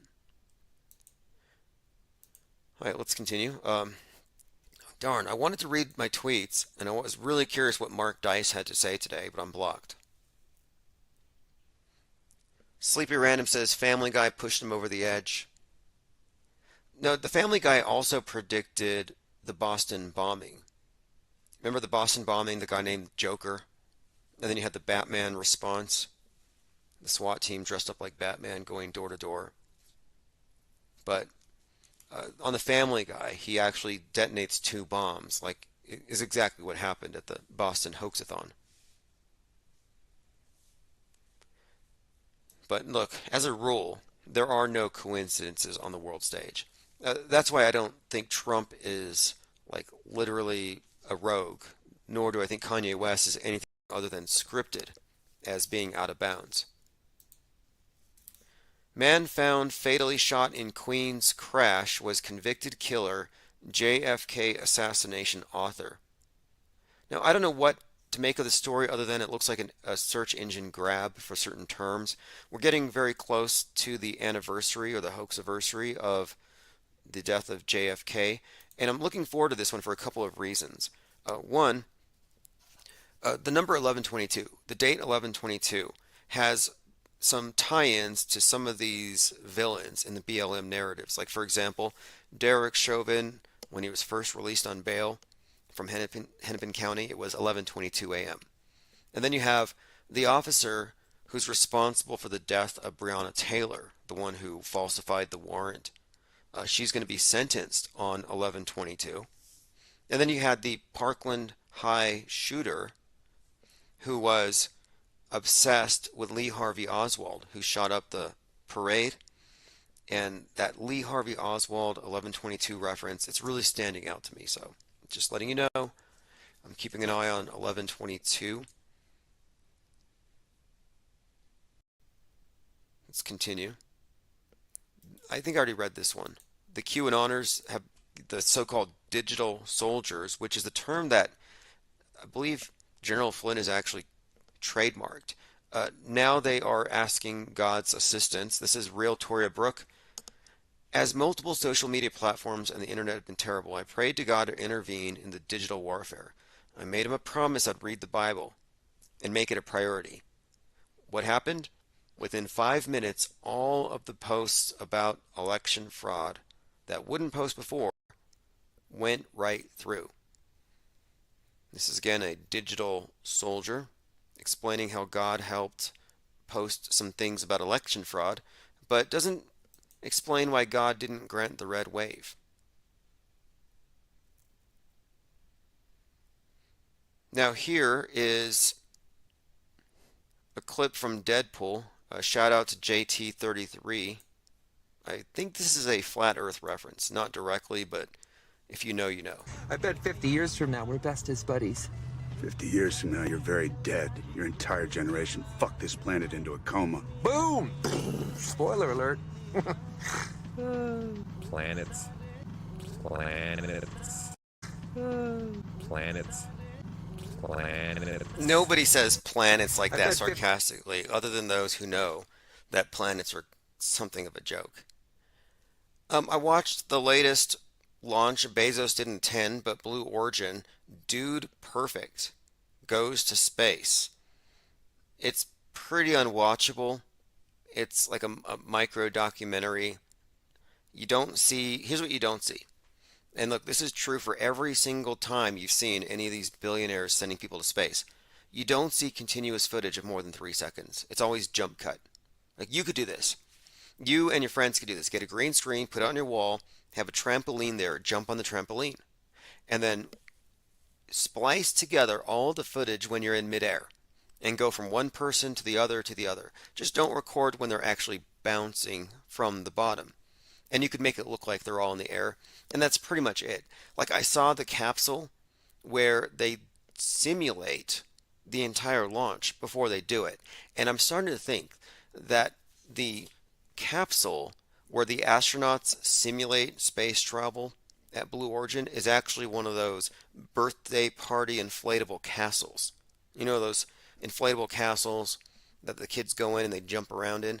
I think that's what they use over at Blue Origin headquarters, and they pass it off as being in space. Cringe perfect, says David A. Pryor. Oh yes. Oh yes. I mean, I would play a clip. You could take his word for it. Cringe perfect. I'll play a clip. Maybe. I mean, yeah, it's pretty bad. If you've seen one launch, you've seen them all. The point of it is the people who go to space aren't people like you and me. These are people who are completely hardwired into the system.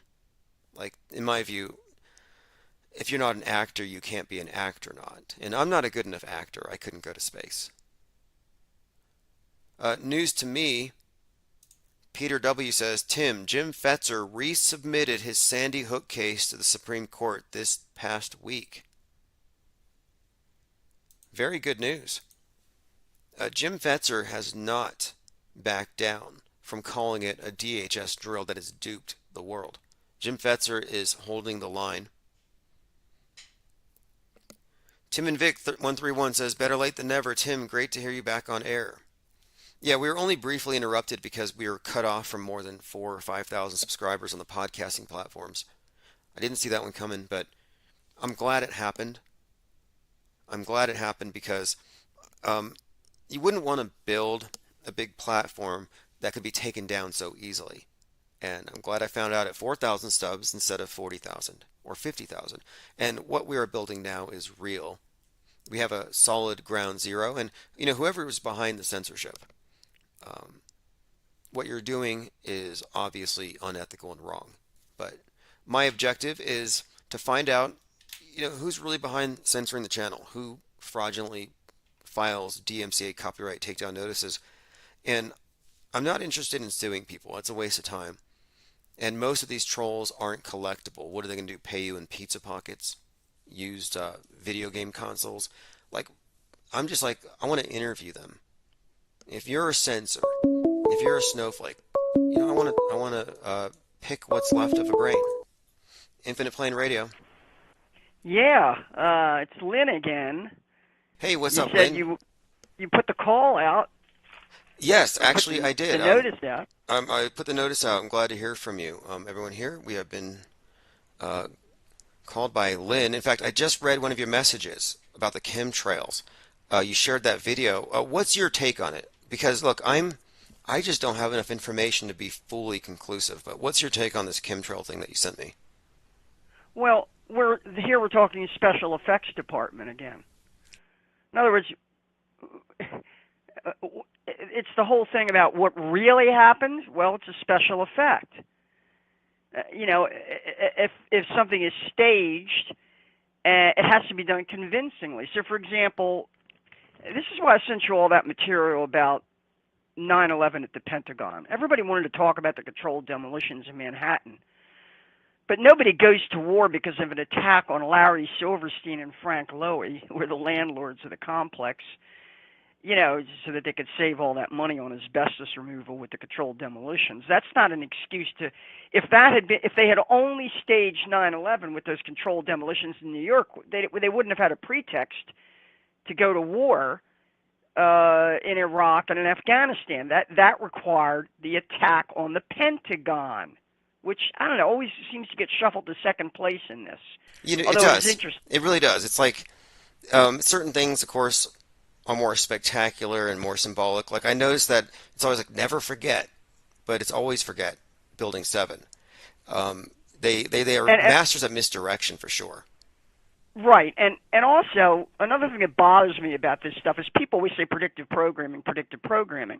Well, the predictive programming for 9/11 was the 1993 World Trade Center truck bomb. Have you ever studied that?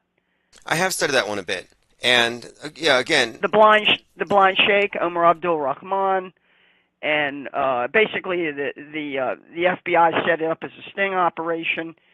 They hired a former Egyptian army officer named Ahmad Salem, who the New York Times actually covered the trial in great detail. And Ahmad Salem basically became, he was assigned to infiltrate the inner circle around the blind sheikh, and his mosque, I think, was in Jersey City, was where his mosque was. And Ahmad Salem was the one who basically did it per the FBI's instructions, set up the entire operation. He rented the truck, and then he was supposed to secure the explosives for the bombing. Now, this is 1993 we're talking about, right? He was supposed to secure the explosives, and he called his FBI handler and said, hey, look, why don't we replace the explosives with dummy? These people don't know what's going on. We don't want to endanger anybody, to stay on the safe side. Wait, you said FBI? You're talking about the Federal Bureau of Instigation, right?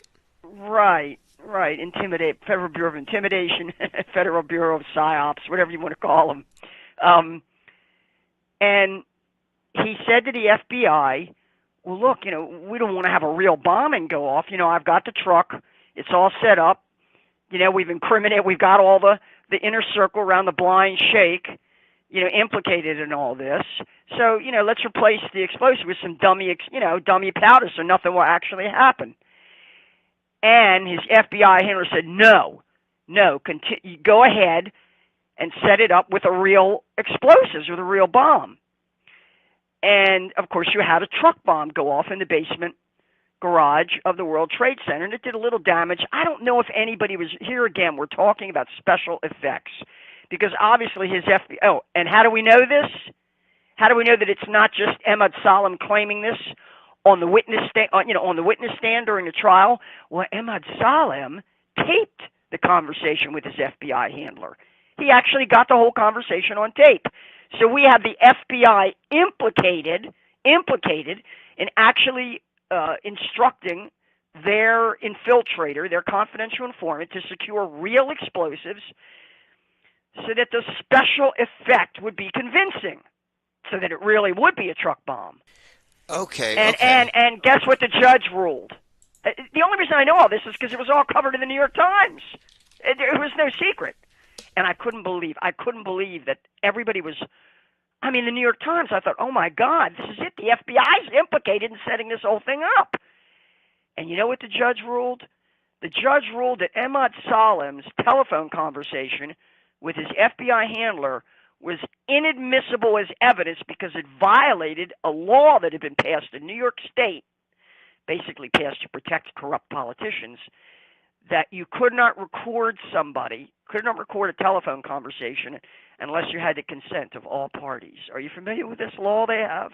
Yeah, I am. No, if you're being threatened, if you're being blackmailed, if you can catch a public official in a crime, taping them on the telephone, you can't introduce it as evidence in court because it violates this law. And so the judge ruled that taped telephone conversation as inadmissible, and therefore the jury, either they couldn't listen to it because it never got played, or they couldn't consider it deliberate. But recently it's been brought up that Trump was trying to use the FBI to invent terrorists out of Antifa in Portland, and to me it's just pretty much the case that that's all they do is they invent stuff, they invent threats left and right, and they didn't 100% play ball with Trump apparently. Well, that's the right. This is good. Your analysis is really good on this because you consistently point out that the left stages fake active shooter drills and the right stages fake terrorist attacks. So, for example, the Waukesha, this was the sloppiest psyop. If you go and look at that Waukesha red SUV that's allegedly crashed into the crowd during the Christmas parade in Waukesha, it was so badly staged that it's obvious. People deconstructed it right away and said, look how phony this is. Also, the crisis acting was really bad. Because they've got the crisis actors screaming, oh my God, oh my, they sound really fake. But this is what incriminates elements of the so-called conservatives or right wing in setting up fake terrorist psyops. That's why I posted all those links, and especially to the Darrell Brooks trial, right? He's allegedly the driver of this red SUV. When the FBI showed up, the SUV was actually, he backed it in, we don't even know that he did it. Whoever placed the damaged SUV that supposedly crashed into these people in the Christmas parade in Waukesha actually backed it into the driveway so the damaged front end was visible. During the trial, there's actually a video of the FBI agent, I guess, testify. They present the tape of the FBI's interview when they came to, maybe they came to arrest Brooks, or I don't know what. And what does he say? He says, is this some kind of movie? You can hear him say, is this some kind of movie? Always. He realized that. Okay, interesting. That he was being set up. Interesting. That he was being set up. Either he was being set up or somehow or other he was drawn into the psyop and didn't realize how he was being used. Have you watched any of this Darrell Brooks trial? Some of it's hysterical, and yeah, it's like Judge Judy, right? It's like really a Judge Judy thing. It really is. His mad dogging the judge, his antics. It was very clownish, and I'm just wondering, why is this even on TV like this? This has got to be. Well, like the Alex Jones against the Sandy Hook parents, the same kind of every principle in the book. I mean, if it was on appeal, it should be thrown out. It's ridiculous. Yeah, of course, Jones didn't even get a jury trial on the truth or falsehood of. It's crazy. He was accused of defamation. typically there's two stages in a defamation or a libel trial. The first is to determine the truth or the falsehood of whatever was said, and then the second, and then the determination of damage is based on how much damage was done to the aggrieved to the plaintiff to the aggrieved party. And Jones was denied a jury trial for the determination of whether Noah Posner was real, whether any of this was true. Yes, the judge simply ruled that was, hey, that's already decided, it was real. And then he brought in the jury to decide what the penalty would be, which is like, I don't know, $485 billion or whatever. I'm going to reach out to Jim Fetzer because he's refiling his case with regard to this. I just read a piece that Fetzer's lawyers are taking it to the Supreme Court. I'm very interested in this because when you really get down to it, if you want to be real, Jones's defense was weak and pathetic because if anybody's responsible for making the Sandy Hookers a public face of the tragedy, it wasn't Jones, it was CNN. It's the people who put them in the spotlight. And that's not really advisable anyway. If you're a witness to a massacre or you're a victim, when you're still in shock, to go on camera, there's a lot of reasons why it's bad. But my point is, Jones didn't center his show around them. He platformed the topic, but it's more widespread, which makes me think that he's meant to be the canary in the coal mine, or he's meant to be perceived that way. So everybody's like, look, I don't want my assets frozen. I don't want that to happen to me. And you'll notice, like, I'm not at all fazed by this, and I'm glad that Fetzer isn't either. Right.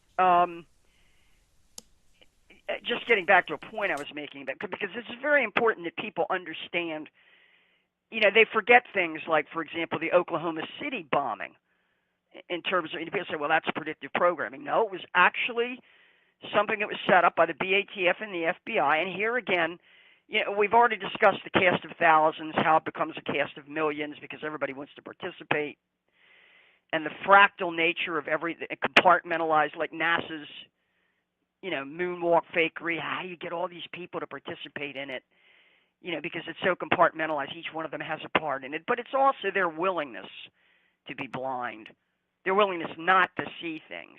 That's how the entire city of New York could go along with those controlled demolitions on 9/11. I mean, it blows your mind to even think about it. Everybody knew. The firemen, I've been through this. It just makes my head explode. The firemen, the cops, the Port Authority workers, construction workers, everybody knew those were controlled demolitions, but no one would speak up and say so. That's your cast of millions. Now, the other aspect, a Hollywood movie, starring this and starring that, Charlton Heston and Sophia Loren, and with a cast of thousands. I know people nowadays, they don't really remember that because now it's digital effects achieve that cast of thousands. Right, right. You show Lord of the Rings. You show you show the stadium, and they can digitally create that cast of thousands. But back in the day when I was watching movies, when I was growing up, and you probably are old enough to remember real stunts and real, back in the day, you had to hire a cast of thousands. And I come back again to this great movie based on the novel Day of the Locust about Hollywood, where there's a scene where they're staging the Battle of Waterloo for this movie. And they have all this scaffolding set up. But it isn't. I guess it isn't completed, and the movie shows. It flashes. There's a pile of signs that says danger, danger, danger. But the signs are all in a pile. They haven't been put up around the scaffolding, and so as they're filming this Battle of Waterloo, this cast of hundreds, I guess, that are staging the battle. They start climbing up the scaffolding and it collapses. Now, no one is killed, but there's some people whose legs are broken. So the Hollywood producers, the art director and everybody, they then have to basically they got to get everybody to keep their mouths shut, and then they pay them off. They get the insurance company to cover the injuries from a special effect that didn't work out, where people got hurt, and that's very important to me. Because in addition to this cast of thousands and cast of millions, what makes the movie work is convincing special effects. And sometimes a convincing special effect requires a real bomb. In the 1993 World Trade Center bombing, I think it misses the point to say, well, this is predictive programming for 9/11. You know, they staged the first terrorist attack, and you also have the attack on the Cole, the USS Cole, allegedly, and the embassy bombings that occurred in all these events that led up to 9/11 itself, that have to convince people through special effects. That's the only thing that makes the narrative in the movie convincing is special effects. You know what? I was going to say this too.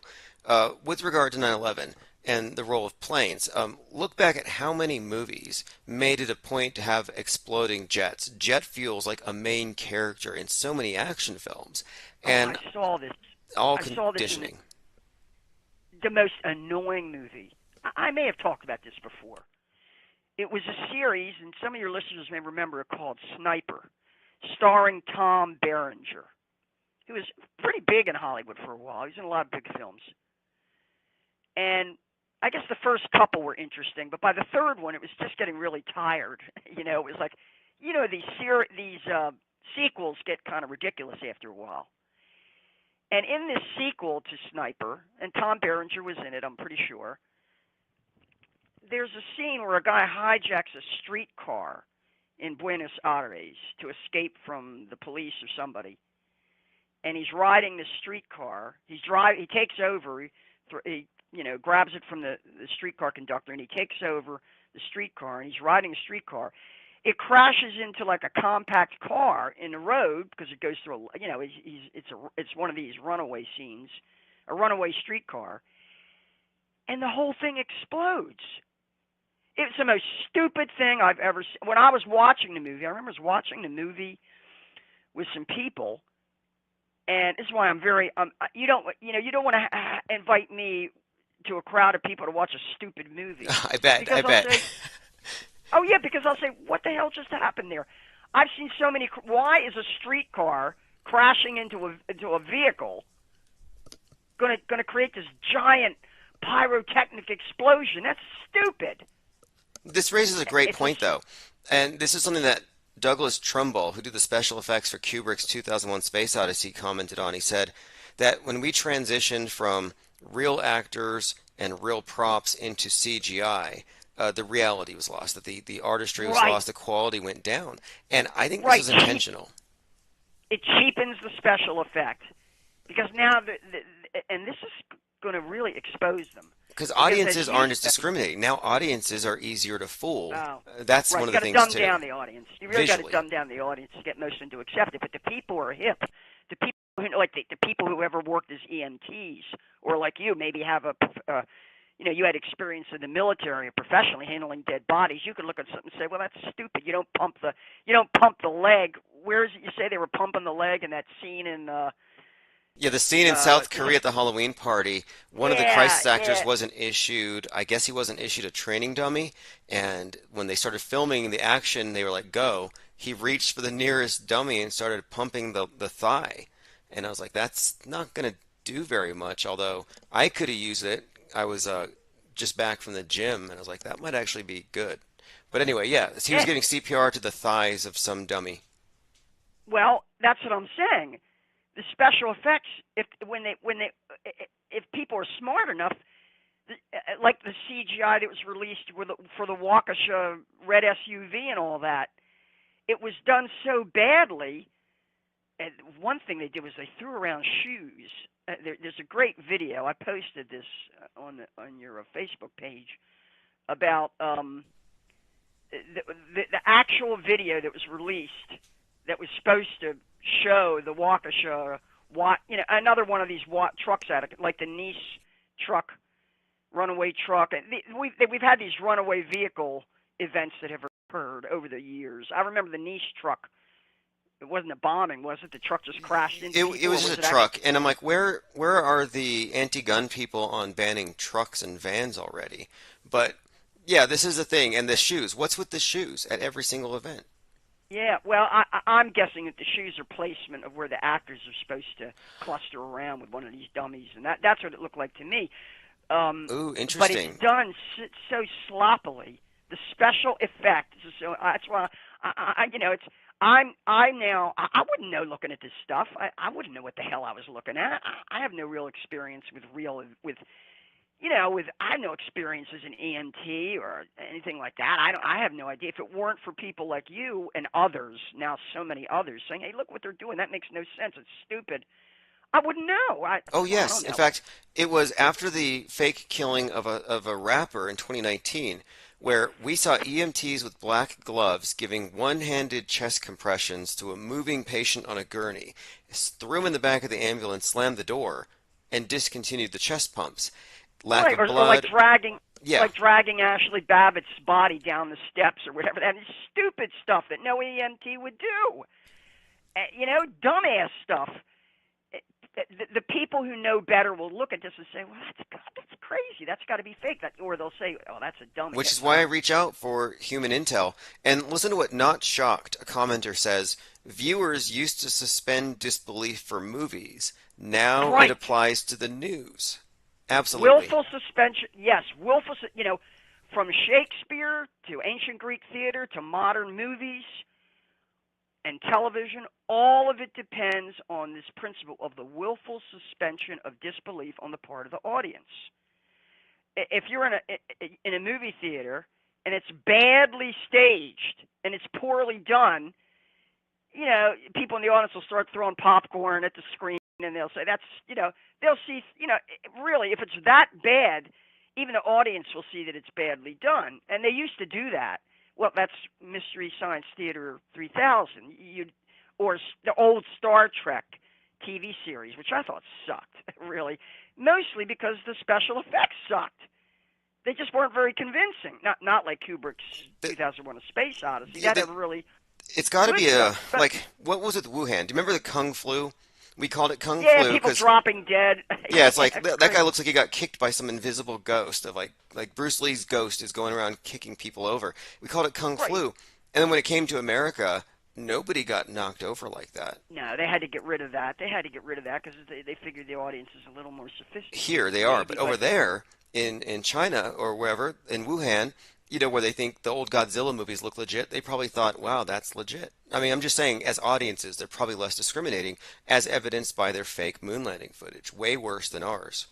Right. Nothing undermines the willful suspension of disbelief in the audience more than, one, bad crisis acting, and we got a lot of that, like Robbie Parker and Wayne Carver, Robbie Parker, Wayne Carver, Gene Rose. We got a lot of bad crisis acting because, as you say, these are people who could never make it in Hollywood for the most part. So they're what do you want me to say? They're not just they're gags. The gags. You got the Screen Actors Guild and the Government Actors Guild. The gags. Right. Bad crisis acting and shitty special effects. Cheap, low-budget special effects that just don't work unless the audience is really stupid and doesn't know any better. See? Unless the audience is gonna buy it. And I remember once I was sitting with my father, this was quite a few years ago, and we were watching one of these movies, and it was kind of cheaply done. And I said, I can't watch something like, an explosion or something that there was no reason for. Well, as you say, we were treated to all kinds of movies where cars crashed and blew up. When's the last time you've been in a car accident and seen an explosion? Right. I've seen quite a few car accidents. I've been in a few. Nothing ever explodes.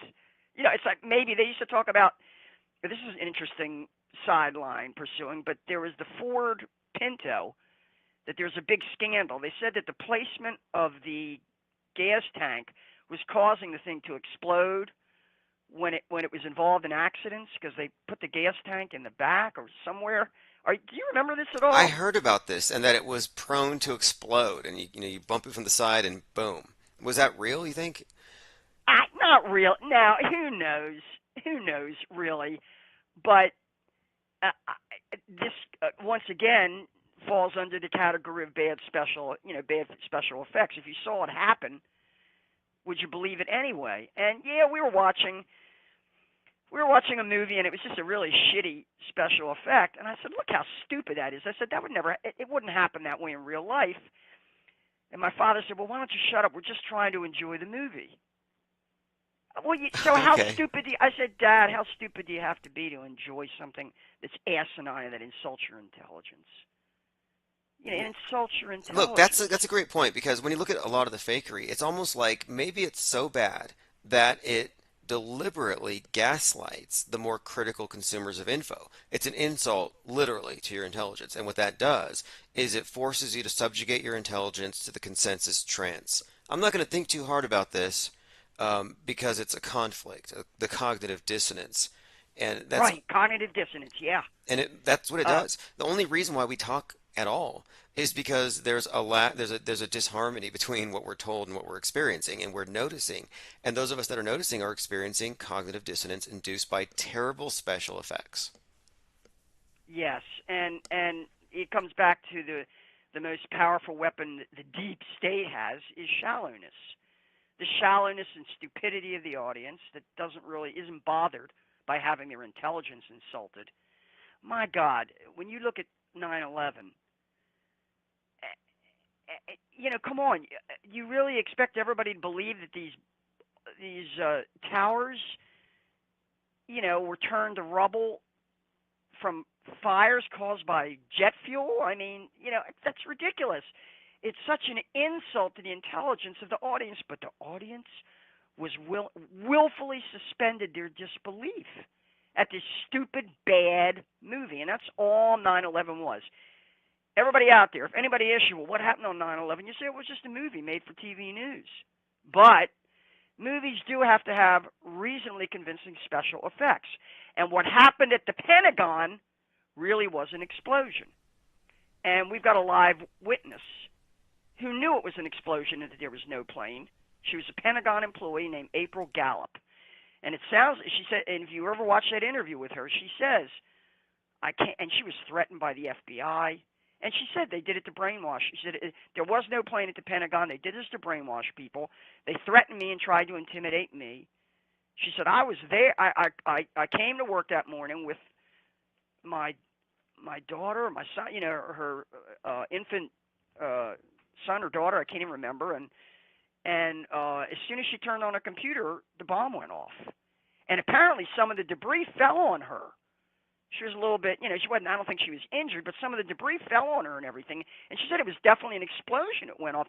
She says in this interview she was convinced that as soon as she hit the key to start her computer, that's exactly when the bomb went off. Interesting. Now, you might have inadvertent witnesses, and even like after the Vegas shooting, I had some reports that I haven't been able to corroborate of people who were supposedly who are in hotels who are signing non-disclosure agreements and given cash to keep their mouths shut. And it wouldn't surprise me. I don't even think you'd need to shell out a lot of money. You don't need to give out billions. You know, that's only for the big stars like the Sandy types, the Sandy Hookers. But the average actor is desperate for a gig. I think they'll take $100 to lie on TV to the news. And, you know, speaking of special effects, the Challenger, they just found like 118 tons. Yeah, I heard that. Okay, now that Challenger thing kind of irks me because people say, oh, we all watched it live on TV. The teachers brought. No, I'm sorry. It was not live for the students. They caught it on a rebroadcast, and the teachers didn't tell them, which means that the students were shown a snuff film. Wittingly. Yes, and I listened very carefully to the news report on this. The first thing is they said that it was discovered in the course of making a movie about the Bermuda Triangle. In other words, they're suggesting that wherever the Bermuda Triangle is, that's where they found this piece of debris from the Challenger. And the other thing the news report said was it brought up Krista McAuliffe.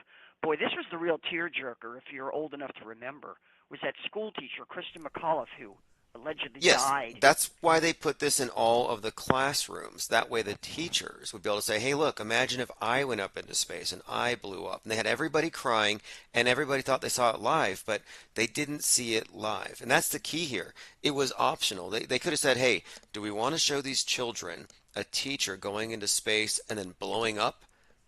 Because we know that's what happened. No, we'll just show it to them. I mean, how rotten was that? To me, that's trauma-induced mind control. MK Ultra in the schools. Yes, in the audience. Bad special effects, you know, lousy special effects. But sometimes a special effect requires a real explosion in a Hollywood movie or at 9/11. And why is that important to me? Because real crimes were committed. The FBI threatening a live witness who says, there was no plane, something went off, they had some kind of explosion, a bomb here at the Pentagon. The FBI threatened her. They literally threatened her. That's why she went out and gave that interview. Look, they and will. blew the whistle on it. They will, to protect their big lies. A few years ago, there was like a 70. That's a crime. It is a crime, and there was like this 70-some-year-old who was trying to sell a piece of a moon rock, and NASA sent a SWAT team, and they did a sting.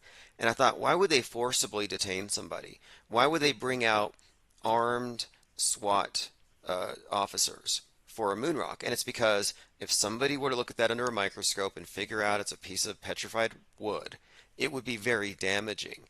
And I think that they have to protect their narrative at any cost. Yeah, barring a non-disclosure agreement, really all they can do is either bribe somebody or threaten them to keep their mouth shut. Now that's criminal. That's extortion. That's racketeering. And if government agents are involved in this, that is a prosecutable crime. And the other thing, and that's why to me, the real key to 9/11 is not those controlled demolitions in New York City. That only reveals how prostituted the population of that city was, that they went along with, that they were willing to be, every one of them wanted to be in this cast of thousands, to validate that the planes knocked down the towers, which nobody could have really believed. But they managed to induce everybody to participate in that narrative. But at the Pentagon, it was different because there just wasn't many people at the Pentagon that morning. That whole wing of the Pentagon had been vacated for repairs. They made sure there was the coincidence of it was ridiculous. Well, they make sure that there are multiple plausible stories, and it's reality fluid. Reality is fluid. Way before gender fluid, we were already reality fluid. Like, let me ask you a question here, and there's no wrong answer. Just one more thing. Okay. One more thing. I don't want to let this go, this Pentagon 9/11 thing. Whoever staged that event at the Pentagon committed high treason. Bottom line. Of course, in my view, Donald Trump committed high treason with Operation Warp Speed, giving hustling through FDA emergency use authorization for this experimental mRNA shot. And he's not looking too good these days. Let me run this by you, though. But that's high treason. That's high treason, and it's prosecutable. And the look, DOD... if the PSYOP entertainment complex were fully exposed, I think, yes, they would say, hey, look, the mass media has been waging PSY-war against the populations for generations. There's something inherently, there's got to be some Geneva Convention level prohibitions against psychological warfare, and there used to be. It used to be like Rumsfeld. Oh, we only insert fake news in foreign press. Well, there's no foreign press. It's all. Well, that's the Smith Modernization Clause of the 2013 National Defense Authorization Act, which ostensibly made it legal for them to propagandize the American people. During the Cold War, supposedly they had prohibited that. They could say you could target anybody outside the United States with lies and propaganda. But that was called the Smith-Mundt Act. But then the 2013 National Defense Authorization Act basically repealed that Smith-Mundt Act and said, well, now you could target the American people just like anybody else. Just like people in the Middle East or Europe or Africa, you can plant false stories, you can do whatever you want, and you could stage fake events, and it isn't really, for propaganda purposes, and it isn't really criminal. But I still say that staging a bombing at the Pentagon to propagate the narrative that a plane crashed there, a hijacked plane, that is high treason. And everybody who knew about that and participated in that can be arrested tomorrow for high treason. Yeah, I would say so. Because, it's a bombing. It's a bombing. It doesn't matter what the false explanation was. It's a special effect. No, and they did it. Now, there's no wrong answer here, but in your take, what was most likely the cause? Because this is now a debate again. The cause of George Floyd's death. Was it knee on the neck, fentanyl, misinformation, or climate change? Climate change. That's what I was thinking. Yeah, I can't breathe. That's what I'm saying. It's climate change. I was going to say chemtrails, but Yeah, chemtrails. Well, to me, I don't presume to know, what's going on there. Are they spraying something? What's happening? I just know it's a special effect. Now, what is the intention of the special effect? Is it like that scene, that classic scene in The Wizard of Oz, where the Wicked Witch of the West is flying around on her broomstick, painting the sky with the phrase "Surrender, Dorothy"? I Ooh, think we all remember interesting. that. as a Yeah, kid. I hadn't thought about that till Right. just now, but that's a very powerful image there.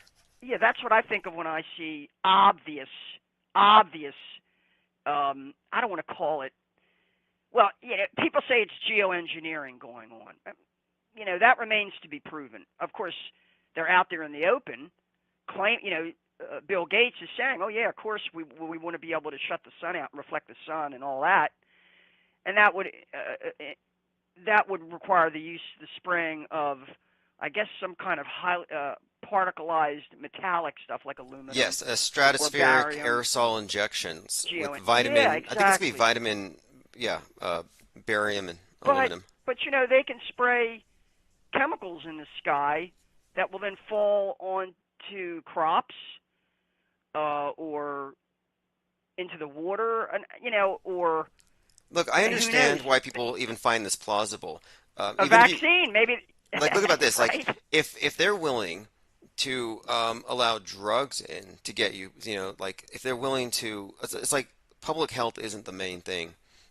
Whatever they say, I understand why people believe the chemtrail thing. I just have a lot of questions about it, but I understand why people find certain things plausible. I understand why people think that Hillary Clinton wears the faces of dead sacrificial victims. It's like they give you every reason to believe these things. Yes. It's almost like, can you really rule anything out? Because you know how sick and twisted these people are, and from time to time they are caught doing this crazy shit. Like, for example, the Nexium cult there in upstate New York. I mean, it really was this crazy sex slave cult, and a lot of high-profile people were involved in it, including one of the Bronfman heiresses. How much of this, what was really going on at Jeffrey Epstein's island? Man, the stuff I read about this blows my mind. And they had compromised politicians and prime ministers and Hollywood producers and scientists even. So there's definitely something there for sure, but what actually was going on, it probably was criminal, and it probably did involve if not outright pedophilia, certainly, sex with underage girls and stuff like, I don't know, Well, what was it? Dollar Vigilante went out there, and he found that apparently that whole temple thing was a big prop. Like, it's difficult to say where the theater ends and the reality begins, but it could have been a storage shed. But regardless, right? The world stage psyops, as you said, it's important to understand, what's the meaning behind the special effect, and how is it supposed to affect reality, which is what they do it for. It's a force multiplier. Well, you got into this with all the symbolism that Kubrick embedded in The Shining, the two twins standing there. And this is a very important point I want to make. Because in the post-literate society, and I encounter this a lot, people talk about the movie as though that's the original narrative. But 9 out of 10 movies used to be based on novels, sometimes very old novels. And so you then have to look and see, what did they add to the movie or change in the movie script that's different from what was in the original novel or story? Yes, because that's what very gives it deliberate. away. In fact, you mentioned Kubrick, and just the other day, the daughter of Stanley Kubrick was hanging out with Alex Jones. And I find that to be a very curious pairing when I think about the significance of Kubrick in the big picture. In a post-literate society, and here again, the weapon of the deep state is shallowness, how many people out there have seen a movie and they're convinced that's the original narrative and they've never read the book? Me, I'm the kind of person that, and that has to do with, novels by John Grisham, Stephen King, Frederick Forsyth, John le Carré, Graham Greene. everybody's seen the movie, but only certain people have read the original novel, and they know and sometimes very, very significant changes are made to the script. For example, Ernest Hemingway, classic American writer, one of his stories is called The Snows of Kilimanjaro. And at the end of it, the protagonist he's got a gangrenous wound, and he's out there in the African bush, and they can't get medical help to him, and he dies at the end of the short story. But David, I guess it must have been Darryl Zanuck or David Selznick, whoever produced the movie. They didn't like that. They didn't think Hollywood, audiences would like that. And so at the end, and this was a big movie starring Gregory Peck, Susan Hayward. It was a big movie because everybody would go out to see a movie based on a Hemingway novel, right? The Sun Also Rises, A Farewell to Arms. These were classic novels that Hemingway wrote, just as they would go out to see a movie based on a Steinbeck novel like The Grapes of Wrath. One of the things that really obsessed me for a while is I would critique a movie and say, well, how much did they distort or change the original novel or short story to make this movie? And sometimes Yes, that used to make me mad. Like, okay, American Psycho. A lot of people know the movie. The movie's incredibly shallow. Bret Easton Ellis, is that Bret Easton Ellis? Yeah, or am I thinking... it's Bret Easton Bret Ellis, Easton Less Ellis, Than Zero. You've probably heard of. I mean, right, a lot of Less this Than Zero. stuff turned into movies, but the American Psycho book is inside the guy's head, stream of consciousness for hundreds of pages, and it's very nuanced, very erratic. It's how you imagine an OCD psychopathic killer would think. But in the movies, you only see the surface, which is the whole point of the book, that the people around him don't have any insight, that they only see the surface. And the whole book is really an attack on, superficial society, etc. And he's just reflecting it. But when you watch the movie, you see a horror film, just a guy killing people. You miss the internal process. And that, to me, is what film generally does.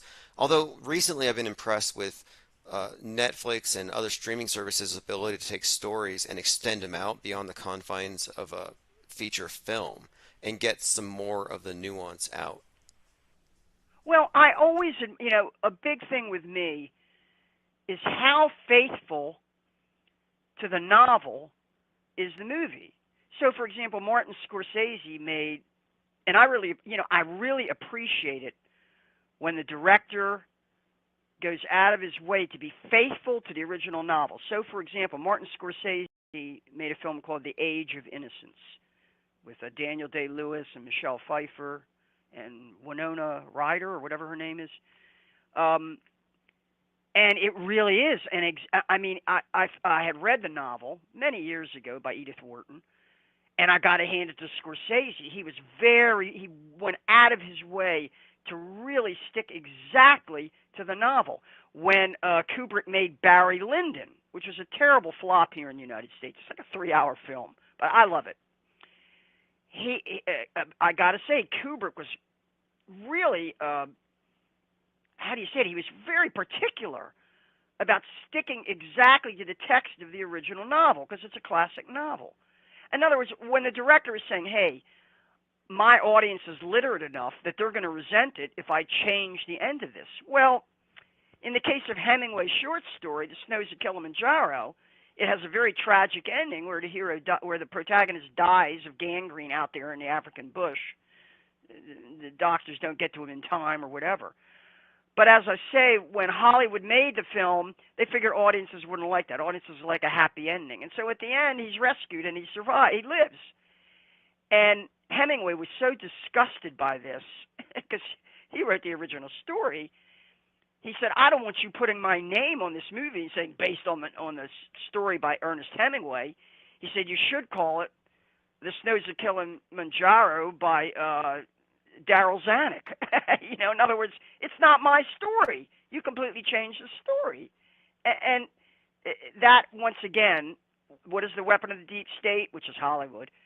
It's shallowness. It's they're more and more, because they've gotten so cheap and so shoddy, they don't care if there are people in the audience who say, well, wait a minute, I read Great Expectations, or I read Oliver Twist, David Copperfield, or A Tale of No, Two it's- Cities, it's- and that's not what happens in the novel. I've noticed what did too. you change that for? Like, take the movie Blade Runner, which is well known for the cinematography, the mood, the atmospheric. Right, the- that's the- based on Philip K. Dick's "To Android's Dream of Electric Sheep." Yes, and they're hunting down the replicants that are so close to human that you can't tell the difference. But Genetically engineered, right? yeah, and the original movie has like certain iconic scenes. It's Harrison Ford. It's kind of a slow, brooding movie. I like the book, but they remade it and they replaced everything that was good about it with video game level cheesy special effects. They destroyed I think the was it Ridley Scott? Just like I just constantly see this whenever they bring back these sequels with these new special effects, they kill the soul of what was originally organic effects and real people. I call that attenuation. By that I mean, do people still use fax machines? I hated fax machines. When I was still working, we always had to send documents over using fax machines. And the problem with a fax machine is each successive copy, like the old Xerox machines, each successive copy gets shittier and shittier and shittier until finally you can barely read the stupid thing, And I call that attenuation. The signal is so weak by the time, because it's been shallowed and shallowed and shallowed, and finally you can't even tell what the original was. And that's what they do with with entertainment. It's what they do with the narratives that make up propaganda, agitprop, and TV news. You see attenuation, and sometimes the original narrative